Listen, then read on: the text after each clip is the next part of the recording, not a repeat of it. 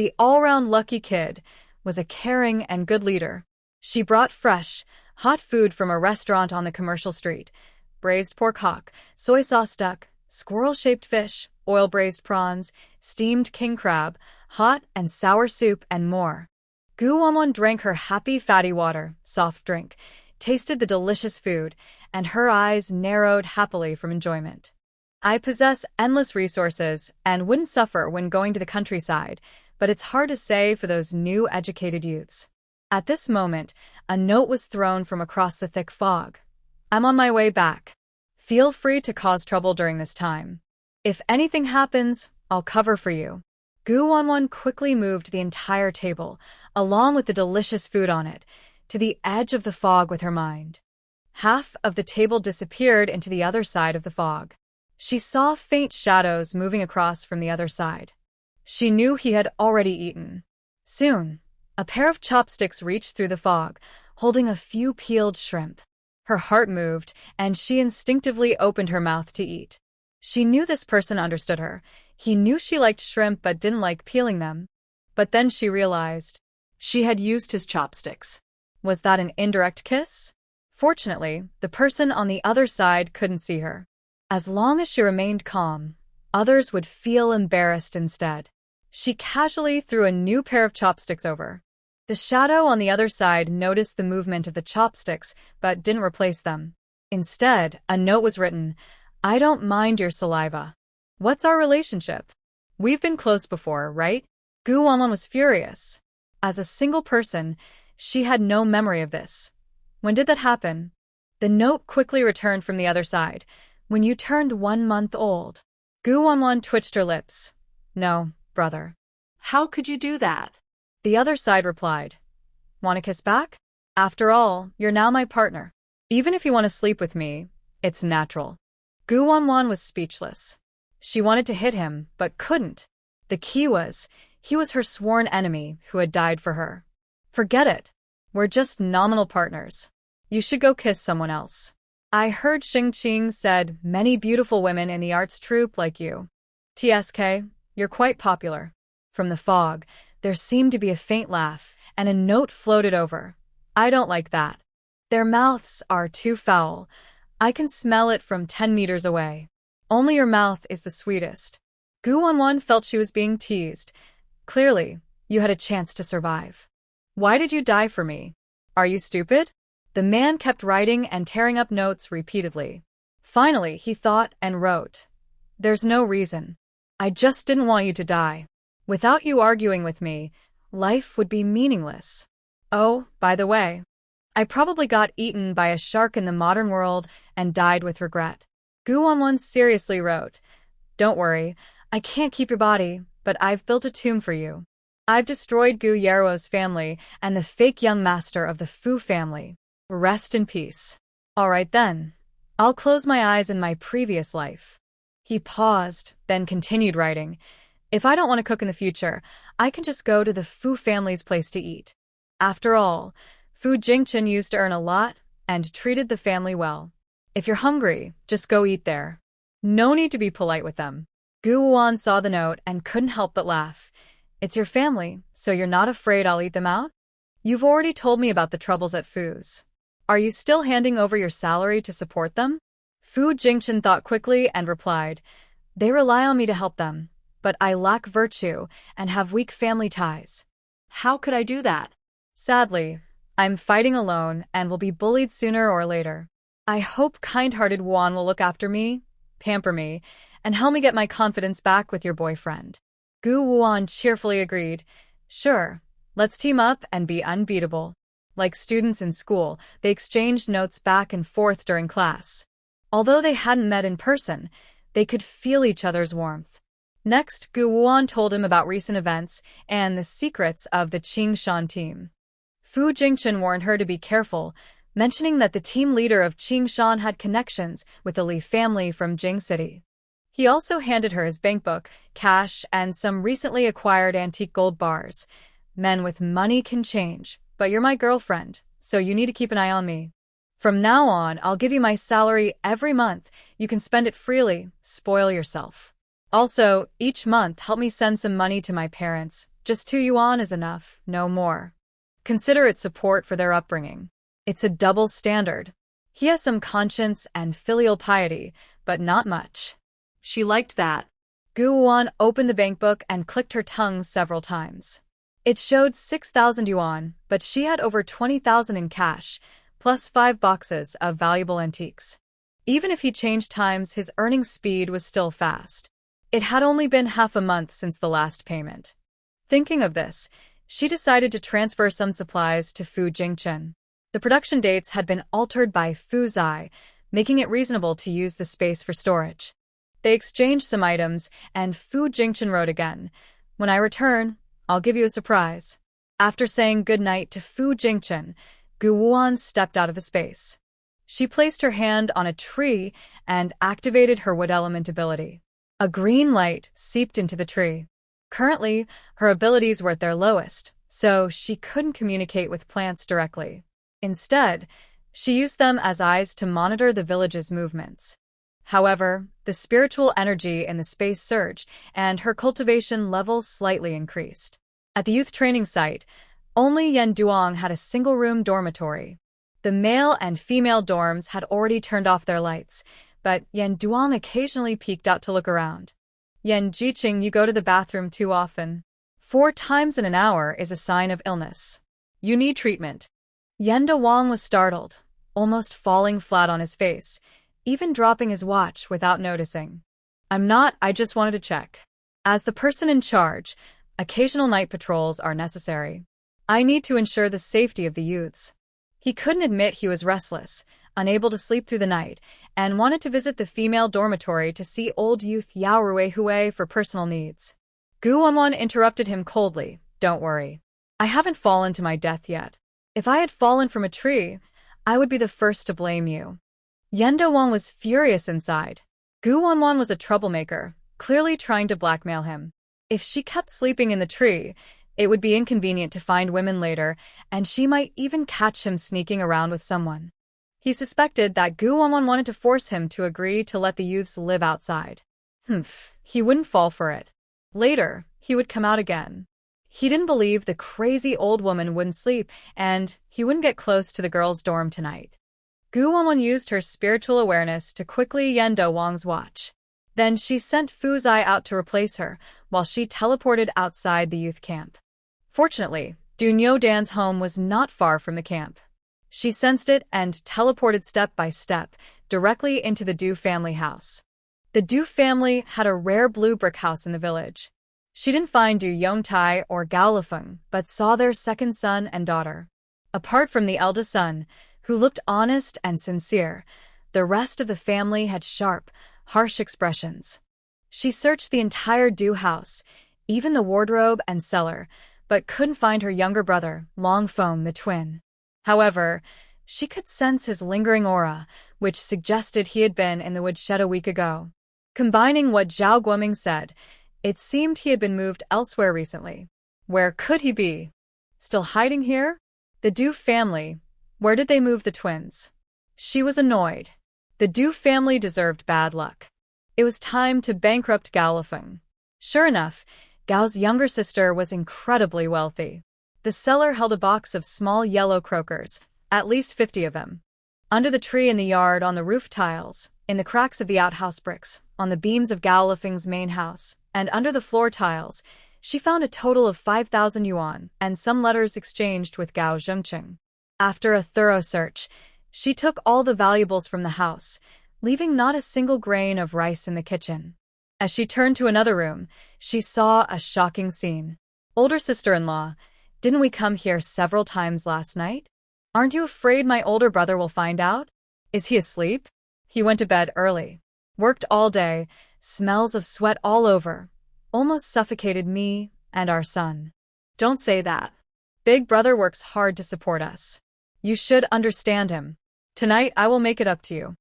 Gao Lifeng's second son pulled his unruly sister-in-law into his room. They fumbled in the dark, sweating heavily, completely unaware that their home had been robbed. As expected of relatives from the Gao family, they are on par with Feng Tsuetao. Is this a decline in morals, or a distortion of human nature? The new wife from Qingshan Brigade is very uninhibited. Seeing this, she became even more reckless in looting the Du family. When Gao Lifeng's wife returned and saw it, she might have broken down on the spot. Du Niudan, the mischievous child, carried a faint resentment. He often bullied the twin children or hurt other young kids. She wouldn't show mercy just because he was a child. She activated her powers, made him faint, then hung him up and whipped his backside a few times. She hung him there without letting him down. Besides the eldest son of the Du family, her little treasure, she had emptied their savings. She originally planned to expose the affairs between Du heir and his sister-in-law, making it known to everyone. But as soon as she teleported out, they were already done. No way, it took less than 3 minutes, so weak. What was the eldest daughter-in-law of the Du family after? His young, ugly appearance? His laziness and not bathing? Or just 3 minutes? Fine, today's looting was just an appetizer. The Du family is rich, definitely more than 5,000 yuan. She'll come back in a few days. Before leaving, she deliberately made them faint, threw their disheveled bodies into the yard, gave them a harsh beating, then threw Yenda Wang's watch onto Du heir, and left. Anyway, everyone in Xiangyang village couldn't figure out it was her. Because when Guan was sleeping hanging from the tree, the villagers had already noticed her. She entered her space and recalculated her fortune. This time, it showed, close but distant, distant but close, orphaned mother and child, bonds emerging, reunion near. Orphaned mother and child? Who does that refer to? Is there a blood relation? When she returned to the tree, Yenda Wang was still stubborn. I say, Yinjiqing, are you tired? Sneaking near the girl's dorm, trying to act like a pervert? Day after day, it's either too much or disturbing dreams. I want to fall down. Yenda Wang is about to go crazy. Is this crazy person awake all night? He deliberately came out 2 hours late, thinking she should be asleep, but unexpectedly. That crazy woman is ruthless. Meanwhile, the boys in the male dormitory also find it hard to sleep, especially the new young workers who are still getting used to the beds. They can't sleep either, listening all night to Guan complaining about Yenda Wang. Hu Jiming is almost in tears with gratitude. Wan must be staying awake all night to protect Can. Thank you, Wan. On the girls' side, they naturally hear the noise outside. Zheng Shirkan is already sleeping soundly now, with Wan acting as her protector, so her sleep quality is surprisingly good. Yenda Wang, with a wicked heart, keeps arguing with Guan. Every half hour, he sneaks out, and without surprise, he gets caught each time. From midnight until dawn, he comes out with dark circles under his eyes to wash up. But the instigator, Guan, feels refreshed. Before the young workers wake up, she has already gone into the space to wash and bathe. Good morning, everyone. Zheng Shirkan comes out with toiletries. Wan, did you sleep well last night? The scenery was beautiful, the air fresh. I used the sky as a blanket and the trees as a bed. Looking at all the small houses, how delightful. Guan raises an eyebrow and smiles. After breakfast, we'll go to the Commune to make a call. She sounds like trees are a good place to sleep. The young workers can't help but twitch their mouths. Listening to her babble, do trees really sleep? If they could sleep, she wouldn't be awake all night acting crazy and restless. Today, it's Yao Ruihui's group's turn to cook. She sees Guan sitting cross-legged in Yenda Wang's seat, which makes her a bit unhappy. Gu young worker, you got up so early. Why not make breakfast first? Are you waiting around with nothing to do? Guan doesn't like her and responds sharply, Yao young worker, laziness isn't good. You have to do your own things. I wasn't scheduled today. If it were me, would I just sit here waiting to eat and drink? Her words are reasonable, so Yao Ruihui's first attempt fails. Then you shouldn't be arguing with Yan young worker all night. Maybe he had something to do outside, or maybe he needed to go to the bathroom. Guan cut straight to the point. Going out late to cheat on someone? Haven't you seen anyone peeing and pooping in the middle of the night? If your bladder is broken, go see a doctor. Ignoring health issues can make things worse. Seeing Guan's exaggerated words, Yenda Wang has to speak up to stop her. Although he's tortured by her, he refuses to compromise. Thinking about moving out? Don't even think about it. Alright, hurry up and cook. We have to start work soon. The older educated youths worked quickly and prepared breakfast in no time.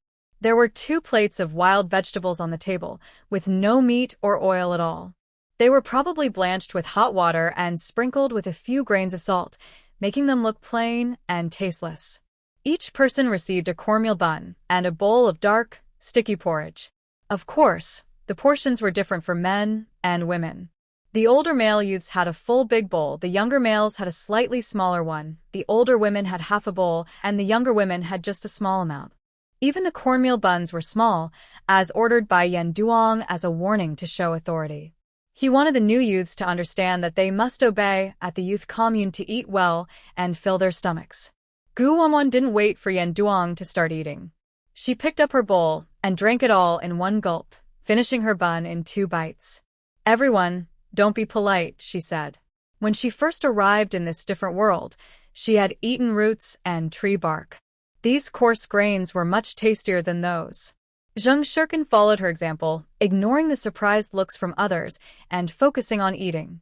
She didn't care if the buns and porridge were good or bad, she just wanted to eat well.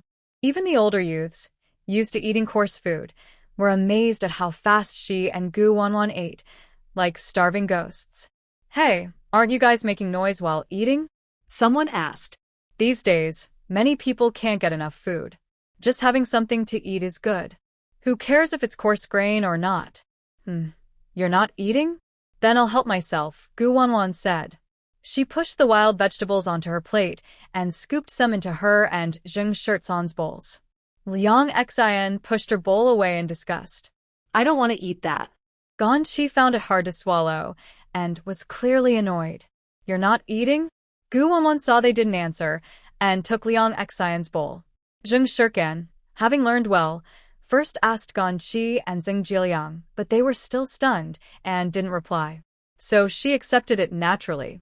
Wanwan, Kandan, are you guys full? If not, I have more, Hu Jiming offered, voluntarily giving up his share. Eat your own. Don't worry about us. We'll get our own. Yan Jiqing, you don't have an appetite? We shouldn't waste food, they said loudly, surprising everyone. In the end, even Yan Diwang's share was divided between Gu Wanwan and Zheng Shirkan. Oh, look at that. Yan Jiqing hid a big egg in his porridge. How could he secretly eat without telling us? Zheng Jiliang was furious. How can you eat mine without asking? That's stealing. Gu Wanwan wiped her mouth. We asked and you agreed. Yes, you're my fiancé. If I eat yours, it's an honor for you, she said confidently. Zheng Shirkan let out a big burp. Sisters, I thought we wouldn't have enough to eat when we went to the countryside, but now we can relax. Yan Diwang's face twisted with anger as he looked at the empty rice bowl and the leftover vegetables. He fought to control his rage and decided he had to use a second plan. Before we start working, I need to talk to you new young educated youths. Listen carefully. The new young educated youths' eyes widened sharply. They thought the old educated youths were up to something again. Didn't we agree to hand over the grain? What else do you want to say? Hurry up. Yen Duong and the other old educated youths looked very unhappy. It seemed the new youths claimed that Gu Jiqing and Zheng Jiqing could eat was already a cautious statement. I've never seen such a girl-educated youth. She acts like she's never had enough to eat in her life. They hadn't even started eating yet, but she and Zheng Jiqing had finished their meals. Even the meal for the youth leader was snatched away. Now they were eyeing the food in their hands, as if they wanted to eat it too. They thought the new youths had good conditions, brought plenty of good things to the countryside, and wouldn't suffer eating coarse rice and vegetables. They had hoped to enjoy big fish and meat with the new youths. Now, they worried the grain supply might be eaten up. They simply couldn't afford it, really couldn't. Let these 2 gluttons eat a few more meals, and the youth station might go bankrupt. Gu Wanwan looked at the various expressions on the old youth's faces with interest and elegantly wiped her mouth. Sisters, luckily we teamed up with them. From now on, we can eat freely. We should thank Yan Jiqing for his generosity. Zheng Shirkan cooperated with her sister, showing gratitude. Yan Jiqing, thank you for not minding that we can eat. From now on, our meals depend on you. Rest assured, we won't ask to cook separately anymore. Was she planning to rely on them? What should they do? They ate slower than the others, and in the end, they might get robbed. Zheng Jiliang, who was robbed of his meal by his fiancée and was both angry and hungry, expressed his dissatisfaction with Yan Duang. Yan Jiqing, we warned you long ago, but you didn't believe us. Yan Duang felt a bit embarrassed. Gu Jiqing's strange behavior was beyond his imagination. Since the youth station served communal meals, they couldn't make exceptions for two girls. They could only squeeze the new youths from other areas to make up for it. Since the new educated youth have moved into the dorms, each person must pay 2 yuan for accommodation every month. After all, the beds, cabinets, tables, and chairs are all bought with our old educated youth money, and the kitchen supplies like oil, salt, soy sauce, vinegar, pots, and bowls were purchased together with our pooled funds. You also need to pay a kitchen usage fee of 2 yuan per month. This is capitalism, exploiting the new educated youth. I've never heard of any youth station charging for accommodation or kitchen use. Liang Xian suddenly exploded with anger. You old educated youth are unfair. Anyway, my luggage was stolen, and I have no money. Yao Ruihui rolled her eyes at her. If you don't sleep on the bed or eat, you have to pay. Yan Duang patted the table to quiet everyone down. This money is paid into our youth station's communal fund. We won't embezzle it. If you're unhappy, go talk to the team leader. I have the final say over the youth station.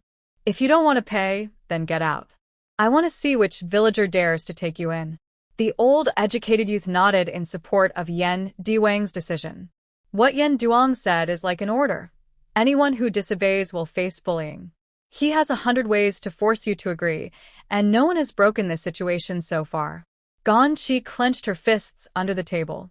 It's all because Gu Wanwan and Zheng Shirkan didn't cooperate, which caused her to be bullied by the old educated youth. She only has a few dozen yuan left, just 12 yuan for the 3 of them. Later, they still need to buy supplies at the supply and marketing cooperative, and everywhere costs money. How can they manage? Right now, she must quickly get Zheng Shirtsan's money and luggage. She still wants to keep up the image of a well-educated, noble young lady from a wealthy family. She absolutely cannot let the villagers look down on her. Yen, you are a wise leader of the youth station. You are diligent and considerate of the new educated youth. We will remember that. Can you please make an exception? We really can't afford that much money. The female educated youth looked at Guan Qi's delicate and pretentious attitude and secretly cursed her as a flirt, mocking her for pretending to be innocent and charming to someone. Yan Diwang's wicked gaze fell on Guan Qi. He liked this kind of delicate, charming, and coquettish pure woman. Playing with her would definitely be more exciting than with Yao Ruihui. All right, then. You, Liang Xian, and Zheng Jiliang each give me 2 yuan. Most of the male-educated youth had no objection. They couldn't stand seeing a beauty with tears in her eyes. But the female-educated youth, seeing Yan Duang bewitched by the flirt, felt extremely resentful. Thank you, Yan. You are really a good brother. Guan Qi smiled sweetly at Yan Duang, counted out 6 yuan from her bag, and handed it to him. Her teasing gaze then shifted to Gu Wanwan and Zheng Shirkan. Gu Jiqing, Shirkan, it's your turn now. Zheng Jiliang looked at his beloved with full affection. His neighbor sister was smart and capable, unlike his fiancée, who was always causing trouble. He decided to go get the money himself since Zheng Shirkan hadn't given any money or luggage. He had overheard that Zheng Shirkan took at least 2,000 yuan on this trip, which was a lot. It couldn't be carried easily, so it was probably hidden in her suitcase. He didn't worry about Zheng Shirkan causing trouble. He wasn't afraid of her calling to complain. As long as he was her fiancé, he had the right to manage her belongings. Chun Jili and He Yanwei each confidently handed over 4 yuan. Hu Pandai was annoyed with Gu Wanwan and Yenda Wang, thinking that if they hadn't opposed her, her wallet wouldn't be so empty. She was reluctant to give the money but had to, unless she wanted the old villagers to target her. Gu Jiqing, we all paid, so you shouldn't try to take advantage, she said. I didn't sleep on the bed, I only paid 2 yuan, Gu Wanwan replied. For once, she showed a bit of compromise. But since we're all part of the youth group, and Yan Jiqing said we should pay, we agree. She then reached into her pocket, pulled out some manipulated bills, and placed them in front of Yan Dawang. 10 yuan total, for our accommodation and kitchen fees. Was it really necessary to cooperate so much? Was no one going to cause trouble? Gu Jiqing was surprisingly flexible. Now she understood that at the youth group, it was important to watch Yan Dawang's face when doing things. The old villagers didn't understand Gu Wanwan's thinking, and the new villagers couldn't either. With her mischievous nature, she wouldn't cause trouble unless she was planning something big. Yan Dawang didn't think too much about it. Earning dozens of yuan in the morning had quickly lifted his bad mood. He hoped Gu Jiqing would keep acting sensibly like this. Gu Jiqing, it's okay if you don't pay for lodging, but you'd better pray it doesn't rain. There's no shelter on the trees, and it gets very cold in the northeast winter. Be careful not to freeze to death. Everyone has their troubles, so take care of yourself. Suddenly, the village erupted with loud crying and shouting. Villagers loved watching drama, so they hurried over after hearing the noise. Gu Wanwan naturally wouldn't miss this lively scene. She didn't even wash her bowl, and took Sheng Shirkan and Hu Jiming to the battlefield. Who did this? How dare they clear out her house? Don't they know I married into Qing Shan team? No money, no grain. What will my family do? When she woke up, her home had been robbed clean. Even her in-laws' room was looted. Her precious son had been hung all night, his bottom swollen from the beating. Mrs. Du, the eldest daughter-in-law, felt like the sky was falling, but she was more worried about her and her younger brother-in-law's scandal being exposed. The troublemaker, Gu Wanwan, was right at the front, munching sunflower seeds and watching the show. Could it be the Qingshan team or some traitor? Why does this Du Nyo Dan look different from old Du? Villagers gathered at the Du family's door, talking excitedly. Besides the Qingshan team, who else could clear out the Du house? Robbery is their usual job, but stealing from villagers, this is the first time I've seen that from them. God, I've been suspicious lately. So many villagers from Qingshan have been wandering around our Xiangyang village. Looks like they're scouting. Be careful of the brides from Qingshan village. They carry bandit blood. And that Yenda Wang from the Jiqing station looks suspicious. I saw him 2 days ago going with villagers into the Broken Mountain Temple deep in the mountains, digging and making pits around the temple. They're plotting something sneaky. I also saw them while gathering firewood. When I asked what they were doing, they said making traps to catch prey. What a lie. Do you need a compass and feng shui to make traps? That's superstitious nonsense. I even overheard them say that when they get close to the mountain god's temple, the compass goes haywire. Maybe the mountain god is angry. Du's house has traditional blue bricks and tiles. Gao Lifeng is flashy and loves showing off wealth. Who would she rob if not her own family? I suspect the eldest daughter-in-law is pretending. She's probably working with Yenda Wang to clear out her in-law's house. Over the years, all the brides from Qingshan have followed Yenda Wang's lead. Gao Lifeng's relationship with Qingshan village isn't good, right? Recently, she's been visiting her relatives there every few days. Seems like she's up to something shady. Yenda Wang usually gets along well with the Du family, sharing the same bad habits as Du ergo. Could he be having an affair with the eldest daughter-in-law? The more I look at Neo Dan, the more he looks like his son. Maybe Gao Lifeng's return will cause her to clash with Yenda Wang from Qingshan. A sharp-eyed villager suddenly exclaimed, "Isn't that Gu Jiqing hanging from the tree last night?" As soon as the words were spoken, the onlookers quickly changed the subject. Yesterday, I heard the team leader mention that this is Gu Jiqing, who drove away the Qingshan team. He's a hero from Xiangyang village. Gu Jiqing is really capable. Last night, I went out to the bathroom and saw you hanging on the tree. What's going on? I saw it too. Gu Jiqing was hanging on the tree all night. How can a young girl climb a tree normally? If she falls, it's not a joke. Gu Wanwan sighed helplessly. There aren't enough beds at the youth station, and Yan Jiqing arranged for me to sleep in the boys' dormitory. Isn't that taking advantage of me? It's like harassment. I had no choice but to sleep on the tree. The villagers all knew Yan Diwang's character. He just liked looking at new recruits' beauty and wanted to flirt. It was already known that Yan Diwang's private life was not proper, and he had affairs with some young women and widows from the village. Women changed partners every day, living more freely than ancient emperors. Yan Duang is really not a good person. The team leader should send him back to the youth bureau and not let him push young girls to sleep on trees. If it weren't for Qingshan village backing him, would he dare be so arrogant? I think our Xiangyang village should unite and stand together. Well said. Qingshan village has the village treasure, and our team leader wouldn't dare to confront them directly. Look at the women married from Qingshan village. None of them dare to argue with the team leader. They have backing and connections, so our team leader can't stand up to them. Du Jia's eldest, Du Jia Daju, was comforting Du Nyo Dan, who kept crying. He didn't notice the gossip outside. Instead, Du Jia's second son, Du Jia Ergu, clenched his watch tightly.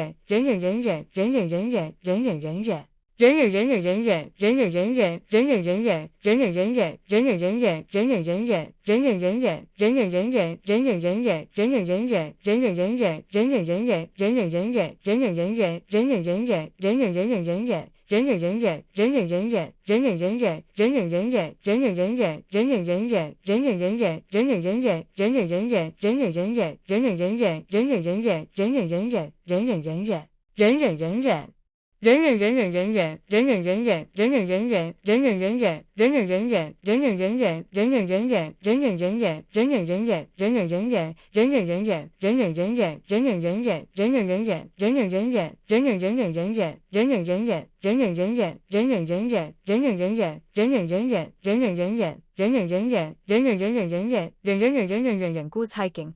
Don't pay attention to their gossip. They're just talkative and mean no harm. Since you are coming to our Xiangyang village, you are one of us. There's no need to be polite to the ants. If you need anything, just ask us. Guan smiled softly. Thank you, ants. I have a boyfriend now. Zheng Shirkan gradually noticed that so far, the villagers of Xiangyang village have been very friendly and kind. In contrast, the old educated youths like Yan Duong are much more pretentious than the villagers. Wan, the villagers of Xiangyang are really nice. Guan looked at the group of people pulling the ox cart. Her gaze lingered on a village woman for a second before she looked away. She lowered her voice and said to her, "You haven't seen much of the world. Not all village women are kind." The village woman's critical eyes flicked between Guan and Zheng Shirkan. She took the initiative to introduce herself. Hello, new educated youths. I am Yu Tsuehua, the wife of Party Secretary Deng from Xiangyang village. You can call me Aunt Yu. The other village women knew Yu Tsuehua's intentions. She was probably trying to find a city wife for her son. Judging by the situation, Guan and Zheng Shirkan might catch her eye. Because she was the wife of the party secretary and came from Qingshan village, they didn't dare to remind her openly. Hello, Aunt Yu.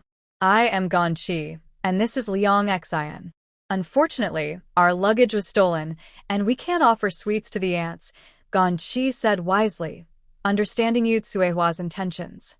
Unlike Gu Jiqing and Zheng Shirkan, whose families are well off and don't worry about food or clothing.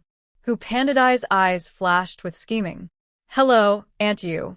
I am Hu Pandadai. Just call me Pandadai. Among us educated youths, Gu Jiqing and Zheng Jiqing are the richest. They brought several thousand yuan to the countryside. Hearing this, Yu Tsuehua was so excited, she almost jumped. Wasn't this her ideal candidate for a wealthy daughter-in-law? One for her eldest son, one for her second son. All the money from these girls would go to their husbands' families. Wouldn't the Ding family become the richest in Xiangyang village? Just thinking about it made her excited. When they returned to the village, they would find an auspicious day to go and propose marriage. Zheng Shirkan wanted to explode, but was stopped by Guan, who Ziming couldn't figure out Guan's intentions. Wan, this isn't like you. Why did we obediently give money to Yan Duong before? Guan kept her cards close to her chest, looking mysterious. My money isn't easy to get. Whatever I take, I have to give back double. Just wait and see. That traitor is about to fall. The ox cart arrived at the commune. The three headed straight to the post office to call their families. Guan called her eldest uncle. Uncle, I've arrived safely in Xiangyang village. The voice on the other end of the phone said, Actually, Uncle has some good news to tell you. Guan smiled slightly. I've guessed it might be related to the Sheng family? There was a brief pause on the line, then a light laugh. Wan, you're really accurate. The Sheng family in our military compound. Your brother Sheng Hantao has been transferred there as the police chief. Soon, he'll come personally to present you with a banner. I checked earlier, and the deputy director of your county police station is named Kagongda. He's probably sent from a lesser noble family. I suspect your grandparents have been secretly relocated to Hongqi Commune, but the specific team is hidden by the lesser noble family, and I don't know the details yet. Also, your maternal family's whereabouts are still unknown. They aren't in the same place as your grandparents. Guan had some clues already, so she mentioned to her uncle, I did a fortune-telling. My maternal grandparents and my sister are in similar positions. My sister is probably working as a youth sent-down youth in the countryside. How could Sheng's eldest brother be transferred here? Who is overseeing the Beijing Public Security Bureau? Gu Huaiwu listened to Guan's guess and felt a little relieved. The Beijing Public Security Bureau is controlled by our fifth-generation family, the Cheng family. But the pigeon tail meeting still involves the lesser noble family. Your situation, Sheng Qing and his family have told everyone. Hantao's transfer is specifically for you and your brother and grandparents, to deal with Kagongda. He'll start his new position soon. If you need help, just ask him. Oh, Wan. I heard your second brother and Sheng Qing mention that you're dating Fu Jingchen? Is there a problem? Guan couldn't exactly say. He was just a nominal boyfriend. No problem. It's good that Fu Jingchen is your boyfriend. Uncle is very reassured. After hearing her niece admitted directly, Gu Huaiwu couldn't help but laugh happily. At last, they could really show off against the He family. Everyone in the military compound knew how much Wan liked He Wenyan. He Wenyan is a good person, but his mother's snobbery held him back. Moreover, He's mother, He Ma, is close friends with Gu Yaru's mother, Shi Zhenxiang, and believes Gu Yaru is the ideal daughter-in-law. Yet, naive Wan couldn't see He Ma's disdain. Despite knowing how difficult He Ma was being, she never complained, which made their Gu family shake their heads and sigh, disappointed that she was so naive. She's the granddaughter of a hero, yet she's been bullied by the small He family into such a helpless state. The He family isn't even a lesser noble family, let alone a fifth-generation family. If it weren't for He Wenyan's grandfather saving Gu Lao years ago and asking for this marriage out of gratitude, how could He Wenyan, the son of a division commander, be a match for the granddaughter of a hero? Mrs. He prefers the second wife, Gu Yaru. Even if she chooses her as a daughter-in-law, don't think that being friendly with the second wife will gain the Gu family's support. Mrs. He probably still doesn't realize that the second wife only bears the Gu surname, but has no blood relation to the Gu family. Before the Gu family falls, Mrs. He is busy distancing herself. When she sees the second wife sacrifice her family for loyalty, she praises her secretly, often taking advantage of her. Missing out on Wan is the biggest loss for the He family in their lifetime. They will regret it deeply in the future. Now that Wan is shining brightly, she will surely make her own way in the future. When that happens, it will be too late for the He family to try to fix things. Fu Jingchen is famous as a top soldier. He also has special skills in metaphysics. In a short time, he has achieved many military successes, much more than your second brother. His official position as a team leader is just for show. In reality, he's more than just a small team leader. I heard he recently set up some kind of organization. It's quite mysterious, and the position there is as important as in the military. Also, He Wenyuan has been assigned to a rural area, probably at Hongqi Commune, though I don't know which team. It probably isn't a coincidence. For some reason, Gu Huaiwu feels a bit excited. When He Wenyuan meets Fu Jingchen, who knows what sparks will fly between his ex-fiancée and his new partner. He still thinks Wanwan is clingy and won't marry anyone but him. Debo's words sent a message to Gu Wanwan. If the male lead, Hyun Yuan, goes to the countryside, then the female lead, Gu Yaru, will follow. It will be a chase, and she'll find it hard to escape. Her fiancé, whether in modern times or in this era, is irrelevant to her. She won't be sad.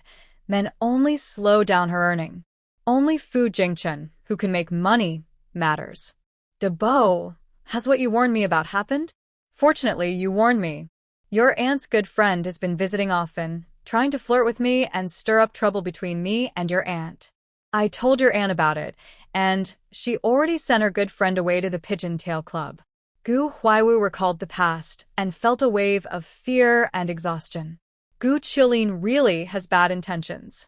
She ordered your aunt's good friend to secretly put foreign books under my bed. The next day, people came to search. I managed to hide them. I even kept several red treasure books at home. Gu Qiulin is really ruthless to her brother. But this time, Gu Yara didn't come along. According to Gu Qiulin, she left halfway and went to the northwest. I don't know what bad thing she's up to there. Gu Wanwan sneered coldly. What could she be doing? Of course, she went to find Gao Kulian to get the jade pendant. Gu Huaiwu mentioned some other matters and suddenly brought up another issue. It would be great if your eldest uncle were still alive. We haven't heard from him in years. We don't know if he's dead or alive. Now he's been suspended because of the Shin family. Wanwan, can you figure this out? Gu Wanwan thought for a moment and replied, he's not dead, but his location is unknown. When mentioning the eldest uncle, it naturally led to the Shin family. Grandpa is named Shin Huaxia, a brave and loyal old comrade-in-arms of Grandpa Gu Changcheng. Grandma is named Su Xiangrong, once a wealthy capitalist. The couple had a pair of twins, son Shin Yunzu and daughter Shin Yunshu. Shin Yunshu has 3 pairs of twins. Su Xiangrong gave her grandchildren 6 ancestral treasure locations. The eldest uncle, Shin Yunzu, is over 38 and still single. The 7th treasure location is on him. Because Shin Yunzu hasn't married or had children, other relatives of Grandpa are eyeing the Shin family greedily. They want to adopt Shin family children to inherit the family wealth and treasures in the future. Later, Gu Wanwan explained other matters to her eldest uncle before hanging up the phone. She paid the money and bought a few sets of stamps from the post office staff. Zheng Shirkan and Hu Jiming didn't understand what was happening. Following sister Wanwan's lead, they bought stamps. Afterward, they each called their parents. Hu Jiming only talked for a minute before hanging up. His father and mother were arguing, and his mother left angrily to go home. Sigh, every family has its own troubles.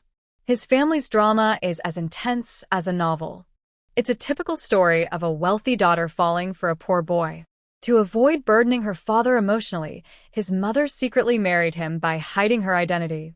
What does his mother see in his father? His smooth talking? His flirtatious nature? Or that he has a mistress outside?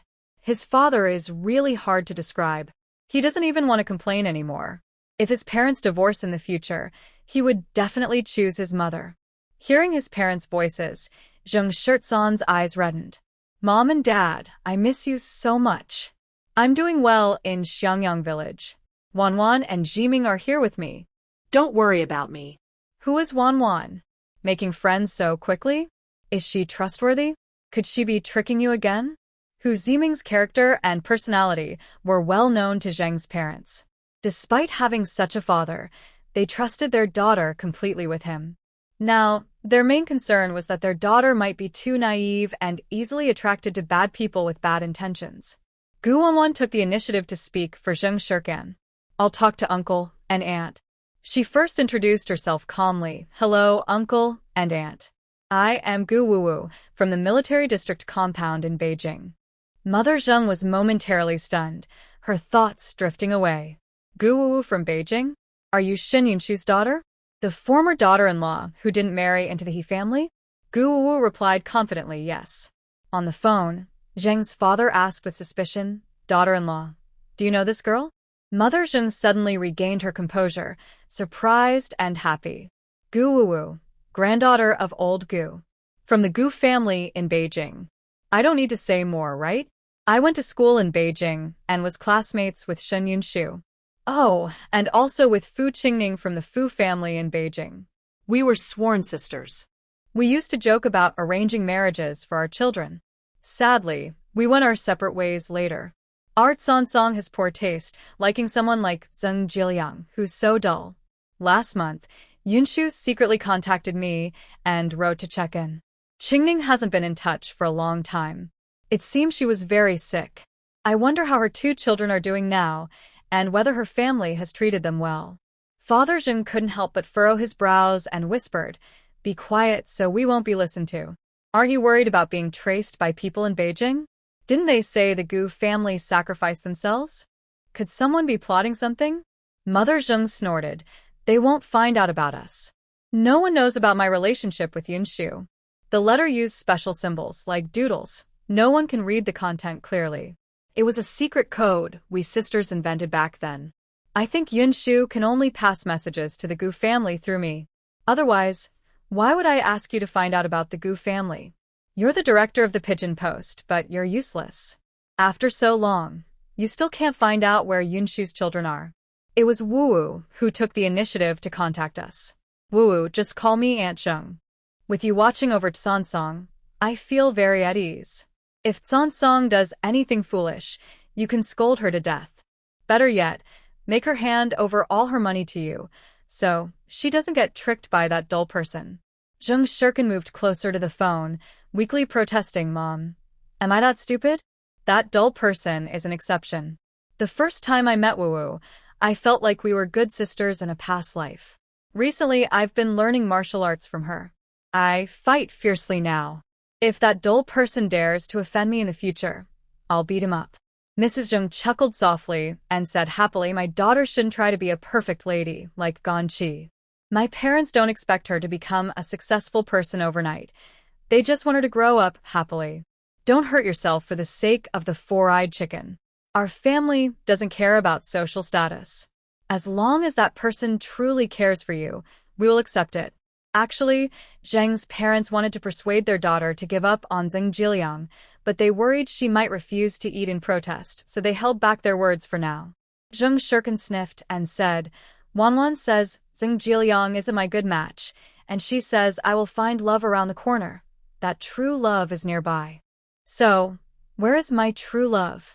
Mrs. Zheng immediately guessed that true love was probably Hu Jiming. "You're more perceptive than Wanwan. Listening to her is never wrong." Finally, Gu Wanwan briefly advised Zheng's parents, "Uncle Zheng, watch out for any illegal books at home. Be careful that Zheng Jiliang's father doesn't replace you." There was no reply on the other end of the phone for a long time. After several minutes, Zheng's father finally spoke. "Wanwan, thank you." Zheng Shirkin carefully looked around and saw Zheng Jiliang and his group outside the post office. "Wanwan, what we just said, do you think someone might overhear us?" Gu Wanwan shook her head. She had already blocked outsiders from listening. To others, it just seemed like casual chat. Zheng Shirkin relaxed a little. "Then I'll pick up a package and we'll leave. First, store it at the post office until the house is built, so no one can take it," Gu Wanwan said, glancing at Zheng Jiliang and Guan Qi with a calculating look. She explained to the postal staff, then took Zheng Shirkin and left. Liang Xian gritted her teeth in anger and shouted after Gu Wanwan's back, "I just saw my uncle at the police station. His name is Ko Gongda, and he just came down from the county to find me. Gu Wanwan, you better remember this. He'll come after you soon." "So, what if you're in the military compound? Your family probably has a colonel. Will he have time to save you?" Guan Qi saw Zheng Shirkin empty-handed, and her face darkened instantly.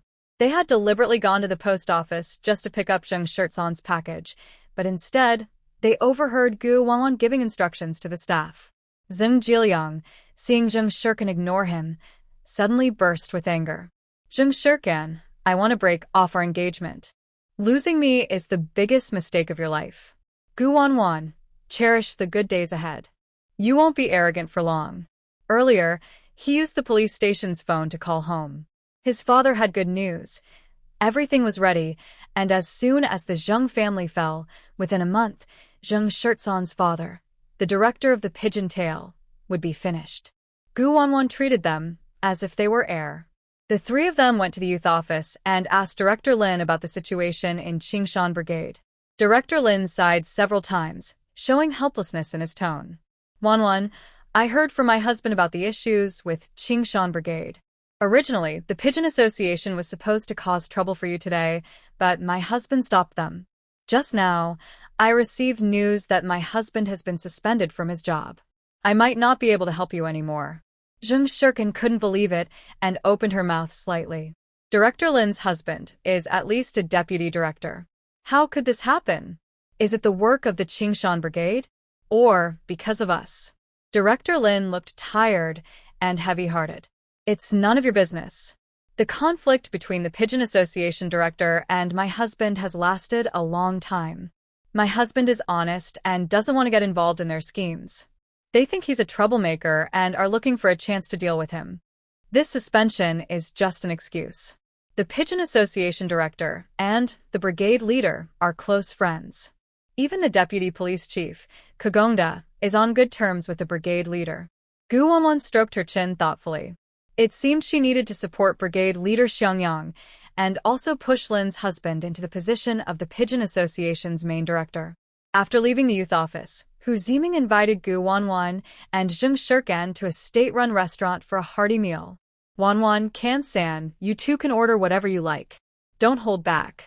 They ordered braised pork, sweet and sour pork, steamed fish, and sweet and sour ribs, along with 2 vegetarian dishes, braised eggplant and spicy sour cabbage, and a vegetarian hot pot. They also ordered 5 bowls of rice. You're wasting food. Can you 2 girls finish all that? The waitress's attitude wasn't very friendly, clearly targeting Gu Wanwan and Zheng Shirkan.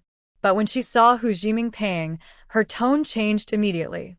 Comrade, where are you from? I live in Xiangyang Brigade. My name is Zhao Xixi. My dad is the brigade leader. If you need any help, just come find me. Hu Ziming looked expressionless and didn't plan to respond. Wanwan, Kan-san, find a seat and sit down.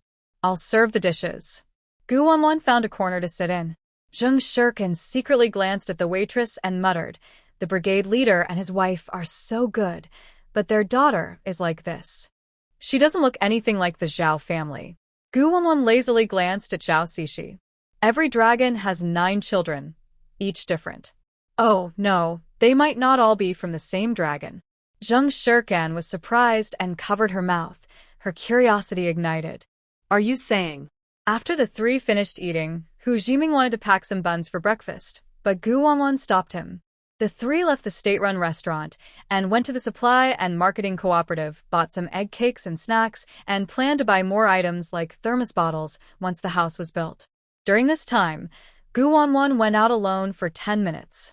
She bought some vintage kitchen tools like spatulas, soup spoons, bowls, plates for 3 people, and a large pot from a retro shop in the commercial street. She also bought seasonings like oil, salt, soy sauce, and vinegar from the supermarket. Zheng Shirkan asked confusedly, Wanwan, Yen Duong doesn't allow us to cook alone. Why do we need this pot? Gu Wanwan looked serious. Eve calculated. Yen Duong is cursed with misfortune, and he will lose both power and wealth. When Yu Tsuehua saw the pots and bowls in front of Gu Wanwan, she looked displeased. She thought, those are all Ding family's money. If the future daughter-in-law keeps spending recklessly, their family savings will be gone soon. She decided she needed to have a serious talk with her later. When they returned to the village from the commune, the youth camp was still chaotic. Du Ergo was running around chasing Yen Duong all over the village. Du Ergo, I told you it wasn't me. Yen Duong quickly ran to her, speaking in a commanding tone. Gu Jiqing, you're the only witness. You saw nothing all night, right? You were hanging on the tree. Explain to the team leader and Du Ergo. The villagers watched this scene with disgust. Zhao Wuming had already been annoyed with them that morning. Du Ergo was a village troublemaker, spoiled by Gaolifing at home, always lazy and never working. Yen Duong, relying on his relation to the Qingshan Brigade leader, openly used special privileges. He hadn't worked in the countryside for years. Every day, they ignored what the brigade leader said as if it was nonsense. Gu Wanwan chose to watch him laugh. Yan Jiqing, I don't understand what you're talking about. If you did something wrong, don't blame me. I won't take responsibility for this. She then signaled Zhao Guoming. Zhao Guoming immediately understood. Wanwan wanted him to stand firm and show authority. Guan. What does this have to do with her? She's new here. Why would she offend you? Yan Jiqing, don't be so narrow-minded. If she didn't steal, then maybe it was someone from Yangyang village. Our village has always been honest and kind. We wouldn't do such bad things. If he found out who stole, he would only praise them for doing a good job. Villagers from Xiangyang village all stood up to support the team leader, saying it's obvious that he, the traitor, is working with the Qingshan team to cause trouble. Yenda Wang, used to smooth sailing, had never felt such injustice before. No, I mean she hung on the tree all night. I went out to the bathroom a few times, and she saw everything. She can prove I didn't do it. Gu Wanwan pretended to recall and confidently said, the team leader, he had many bathroom trips all night. He took a long time to come back each time. It was too dark to see what he was doing. As a woman, I couldn't keep watching him all the time.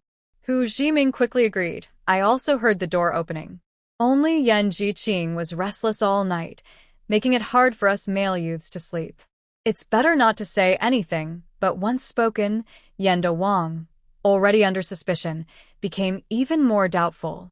The new young recruits felt very satisfied seeing Yenda Wang get into trouble. They felt like they were fighting him to the death and were benefiting from it. Gu Jiqing, you're talking nonsense. Yenda Wang almost wanted to cry. He truly felt like his brain was malfunctioning for trusting Gu Wanwan as a witness. He forgot that the crazy old woman was ambitious and always wanted to replace him. Now that she had a chance, she was taking revenge. Gu Wanwan smiled faintly. If you have something to hide, just say it. If you're innocent, why sneak out in the middle of the night? Are you bored? Yenda Wang nearly exploded with anger. He couldn't admit he was looking for a young woman to have fun with, could he? I've said it several times, I didn't steal any money. If you don't believe me, report to the police. Du Ergo spat at him and said, you still have the nerve to talk? Others might not know, but I'm not stupid. The deputy director and the Qingshan team leader are close. They naturally favor you. Don't think only you have backing. My parents and relatives are officials in Beijing. I don't believe I can't deal with you. When he said this, the villagers were stunned. They knew the Qingshan team had strong connections with the police, but they didn't realize it was so deep. No wonder they refused to report the theft of the young worker's luggage to the police. Suddenly, Gu Wanwan's calm voice sounded, team leader, whether Yan Jiqing stole anything can be confirmed by searching his room. Someone with a clear conscience has nothing to fear. Du Ergo, it's obvious someone is trying to stir trouble between us. After saying this, Yenda Wang changed the subject. Gu Jiqing, if it turns out you're slandering me, you'll have to kneel and apologize. Otherwise, you'll go to jail. Team leader, I advise you to be careful with your words. Gu Wanwan nonchalantly shrugged her shoulders. The Qing dynasty is gone. Kneeling and kowtowing are just old-fashioned nonsense. Yan Jiqing's political awareness isn't high enough. How can he be in charge of the youth station? I heard they hold meetings every day. Perfect, let's all recite the great leader's quotes during meetings to raise our spirits. As she spoke, Gu Wanwan took out a red book from her bag, carrying it everywhere to show how much she valued the quotes. The new and old youth members. As expected, only a crazy woman could do such things. Work is already tiring enough. Coming back to the youth station to recite books. How can people live like this? Yen Duong was completely speechless. If they had to recite quotes every night, what was the point of their meetings for brainwashing? Most villagers praised her, saying, Gu Jiqing has a good attitude. Zhao Guoming couldn't help but think, maybe the villagers should also recite the red book? Du Ergu regained his composure. Noticing Gu Wanwan just once, he was captivated by her beauty. Sister Gu, if Yen Duong bullies you, just tell brother Du I'll help you teach him a lesson. You're so kind. Living under Yen Di Wang's old youth, you must be suffering a lot. We're from the same village. I'll take good care of you and bring you happiness. The young and innocent youth thought she was easy to fool with a few sweet words, believing she would be lost in his gentle care. Zheng Shirkan and Hu Jiming felt a wave of disgust. Du Erge's dirty thoughts were written all over his face. Gan Qiliang and Liang Xian looked on with schadenfreude, hoping Gu Wanwan would marry Du Ergu and suffer at the Du family's hands. The old youth slightly twitched his mouth. Gu Jiqing had only been here a day.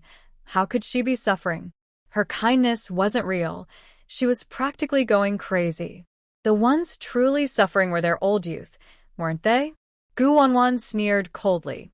I used to be quite kind. My kindness was bullied into a dog. Now I sometimes curse and fight. How happy I am. You call yourself Du Ergu, right? Being ugly isn't your fault. Blame your parents for not giving you a good face. If you're ugly and still trying to attract attention, that's your fault. Du Ergues fa suddenly fell. His words were too much. Zhao Guoming pushed him away. Are you even worth thinking about, Sister Wan? Go inside and search. Gu Wanwan secretly moved a few pieces of clothing into Yan Diwang's house. Yan Duang used threats and bribes but couldn't stop the team leader from searching the house. The squad leader is almost no longer in power, with no strong backing behind him. How did he suddenly become confident today? Even mentioning Captain Qingshan doesn't seem to help anymore. Who gave him this courage? Soon, several pieces of women's intimate clothing were found in the house. Other items included some popular snacks, rations, and a pile of money tickets locked in a drawer. Yan Duang, how come you have women's personal clothes in your house? Are you cheating and acting like a hooligan? Where did all these grains come from? Are you involved in illegal trading? As a young worker, you don't even work. Are these stolen money? Yan Duang suppressed his humiliation and argued unhappily. The money was given to me by my squad leader's uncle, and some came from my family. Is there a problem? The grains are our ration at the youth station. Is there an issue with my management? The woman's clothes were mistakenly placed in my house by a female youth worker. You know, at our youth station, washing clothes and cooking are done by female youths. You're lying. When Du Erga saw the intimate clothing, he exploded. That clearly is. Those were his sister-in-law's personal clothes, which he had just taken off last night. But could he admit it? No, he couldn't. It was definitely Yan Duang who stole them. His sister-in-law, that wicked woman, had secretly been involved with Yan Duang for a while. Zhao Guoming frowned and said, What is that? Speak if you have something to say. Don't act like a woman. Nothing. Du Ergu felt humiliated and, unable to hold it in, kicked Yan Duang hard. But those money belong to my family. I must take it all. Yan Duang let out a pig-like squeal, rolling on the ground in pain. Du Ergu, our families are enemies. In the next moment, Gu Wanwan calmly spoke, and my money too. Yan Diwang's face twisted in pain from the severe hurt, and he gritted his teeth. What do you mean? The money is mine? The new young workers understood immediately. They knew Gu Wanwan, the master extortionist, was online. You stole my money, and the evidence is clear. You still deny it? Gu Wanwan pointed to several money tickets with names written on them in the drawer. It was solid proof. Yan Jigang, I didn't return my luggage, money, or rations. Do you need to retaliate by stealing my money? Hu Jiming and Zheng Shirkan finally realized and spoke in unison. No wonder we found less money this morning. Look carefully, those tickets have our names on them. The evidence is here. Do you still want to deny it? Zhao Guoming clearly knew Yan Dui's character, but he still pretended not to see. Gu Jiqing, your luggage, money, and food are yours. Why do you have to hand them over? Gu Wan was reasonable and ignored Yan Dui's murderous gaze. Yan Jiqing wants us to hand everything over, so we can share it. He insists I must spend money to support Jiqing, and says our money is paid into the communal fund at the Jiqing station, which he distributes every month. The villagers were truly amazed and shocked by Yan Dui's shamelessness. Aunt Lu spat disdainfully. Talking about a communal fund? You're not relatives. This isn't the old days. Why are you fighting over property now? Gu Wan didn't speak at first, but when she did, she made a strong point. This isn't about property disputes. It's palace intrigue now. Yan Jiqing is like an emperor, dreaming every night of choosing concubines. I'm new here, but I have integrity and principles. I will never compromise. Yan Dui is stuck in futile thinking. Zhao Guoming took the money and looked at it. The name was written very small. If you didn't look carefully, you might miss it. Yan Dui, what else do you have to say in your defense? The villagers were furious and pointed at him. I knew it was him. Finally, the truth is out. Even the new Jiqing are stealing. Their hands are so dirty. This was the most humiliating and frustrating moment in Yan Dui's career. He had been outsmarted by Gu Wuan. No wonder Gu Wuan was so straightforward in handing over the money. She was waiting for him to be caught. That money was given to me personally by Gu Jiqing. All Jiqing can testify to that. The old Jiqing nodded stiffly. Honestly, Yan Dui had no defense in this matter. The new Jiqing were already suspicious of their food and accommodation. No one wanted to testify. Moreover, the banknotes had the names of 3 of Gu Wuan's people on them. Yan Dui's situation was hopeless. But Liang Xin, a complete fool, insisted on jumping in to defend him. Yan Jiqing is right. We knew Jiqing paid for our accommodation and kitchen fees. Each of us paid for yuan. The old Jiqing said the Jiqing station was built with their money. Gu Wuan and others also paid, so Yan Jiqing didn't steal. What a terrible teammate. The old Jiqing wanted to hit Liang Xin for his stupidity. Zhao Guoming knew the Jiqing station was absurd and didn't want it to become even more ridiculous. You're exploiting the new Jiqing. The entire Jiqing station, including the beds, cabinets, and stoves in the kitchen, was built by the village. Even the large pots, shovels, and water buckets were borrowed from the village. After using them for a while, you treat them as your own and don't return them, right? When did you start paying for building everything? Do you think you have the right to collect accommodation fees? If that's the case, should I start charging you all? The old educated youths knew they were in the wrong and were scolded harshly by the team leader, hanging their heads in shame. At this moment, Secretary Ding arrived late, saw the aggressive team leader, and was somewhat surprised, but mostly displeased. Team leader, for the sake of Qingshan Brigade's reputation, let's just overlook this. Don't cause too much trouble for the 2 villages. If it gets out, other brigades will laugh at Xiangyang village. Alright, everyone disperse and get back to work. Are you Gu Jiqing? The new person who doesn't understand the rules. Remember this lesson, sometimes losing out is a blessing. Facing Secretary Ding, Gu Wanan responded sharply, Then I wish Secretary Ding good fortune, happiness, prosperity, and peace. Secretary Ding's face darkened like a pot bottom. Zhao Guoming couldn't help but cough a few times, trying to hold back his laughter. Gu Jiqing and the others are victims. We bystanders have no right to decide for them. Stealing is illegal, and without punishment, people won't be convinced. Gu Wanan thought for a moment, then extended her hand to Yan Duong. We're all educated youths sent to the countryside. As a kind person, I don't want to make things too difficult. Yan Jiqing, pay us 100 yuan, do farm work for a month, write 1,000-word self-criticism, and read it aloud in front of the villagers. Then this matter is settled. Yan Duong was about to lose his temper. If he had to pay back the money and do farm work, he might as well be sent to the police station. You're extorting me. I'll report to the police. Gu Wanan looked at Yan Diwang's smug and provocative expression and remained calm. If you don't pay, I'll send you to the city police station. You're ruthless. In the end, Yan Duong compromised. He paid the 20 yuan he had just earned that morning, plus 80 more, reluctantly handing it over to Gu Wanan. Gu Wanan quickly snatched the money and put it into her bag. Du Ergo didn't lag behind. He took all the money from Yan Diwang's drawer. Gu Jiqing, I'll come back tomorrow.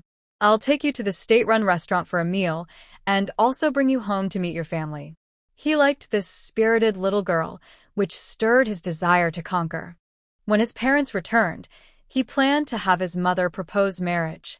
No matter what, there was no match that his mother, Gao Lifeng, couldn't handle. As he left the educated youth station, Gu Wanan quietly took the money from his bag. Zhao Guoming seized the opportunity to Yan Duong of his responsible role. After a vote among the educated youths, the oldest, Xiong Ziyuan, was elected as the new leader. Finally, the farce was over. The new educated youths went together to the brigade to collect grain. Seeing the coarse grains on the ground, Liang Xian felt dizzy. Why is it all coarse grain? Can I exchange it all for fine grain? Aunt Lu rolled her eyes. Do you have money? Having coarse grains to eat is good enough, yet you pick and choose. Who spoiled you? Liang Xian's eyes twinkled as she pointed her chin at Guan. All our money is with Guan. Just go ask her for it. When mentioning this, Ganqi and Zhang Jiliang and others felt confused. Their money was in Guan's hands, and the feeling was truly frustrating. However, they didn't have the ability to demand it from Guan. Gu Jiqing earned her compensation honestly. How can you be so eager to take it? If you keep scheming, tomorrow I'll make you do farm work. Turning to Guan, Aunt Lu immediately smiled warmly. Gu Shiheng, what do you want? I'll get it for you. Without hesitation, Guan said, 10 jin of coarse grains, 20 jin of fine grains. I'll buy them with money. The new Zhiheng looked at Guan with a puzzled expression, thinking it was foolish to buy so much fine grains since they were all sharing meals together. In the end, it only made things cheaper for all the Zhiheng. Zheng Shirkan and Hu Jiming thought hard, but still bought the same type of grains as Guan.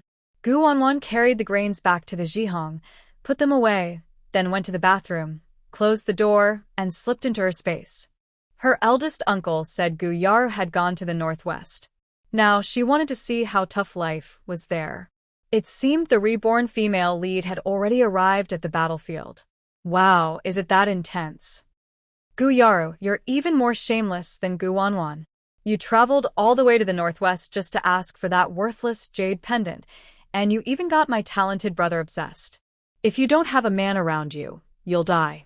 Gao Kalian, feeling confident with her space, acted completely, without hesitation. Thinking she was the chosen girl, favored by heaven, she didn't even bother when Gu Yaru arrived. She kept provoking and giving her a hard time. Gu Yaru, as the female lead in the story, had a sixth sense beyond ordinary people. She could clearly sense the jade pendant's aura on Gao Kalian. Once she retrieved the jade pendant, with her destiny as the chosen girl, she could recontract the space. Through the jade pendant space, Guan saw the confrontation between the reborn girl and Gao Kalian. If her level had been high enough, she could have teleported directly to Gao Kalian's location. It seemed she needed to find some top-tier items to increase her merits. I didn't mean to steal your man. It's your inability to control your own partner. Don't you want to leave the Northwest? Let's make a deal.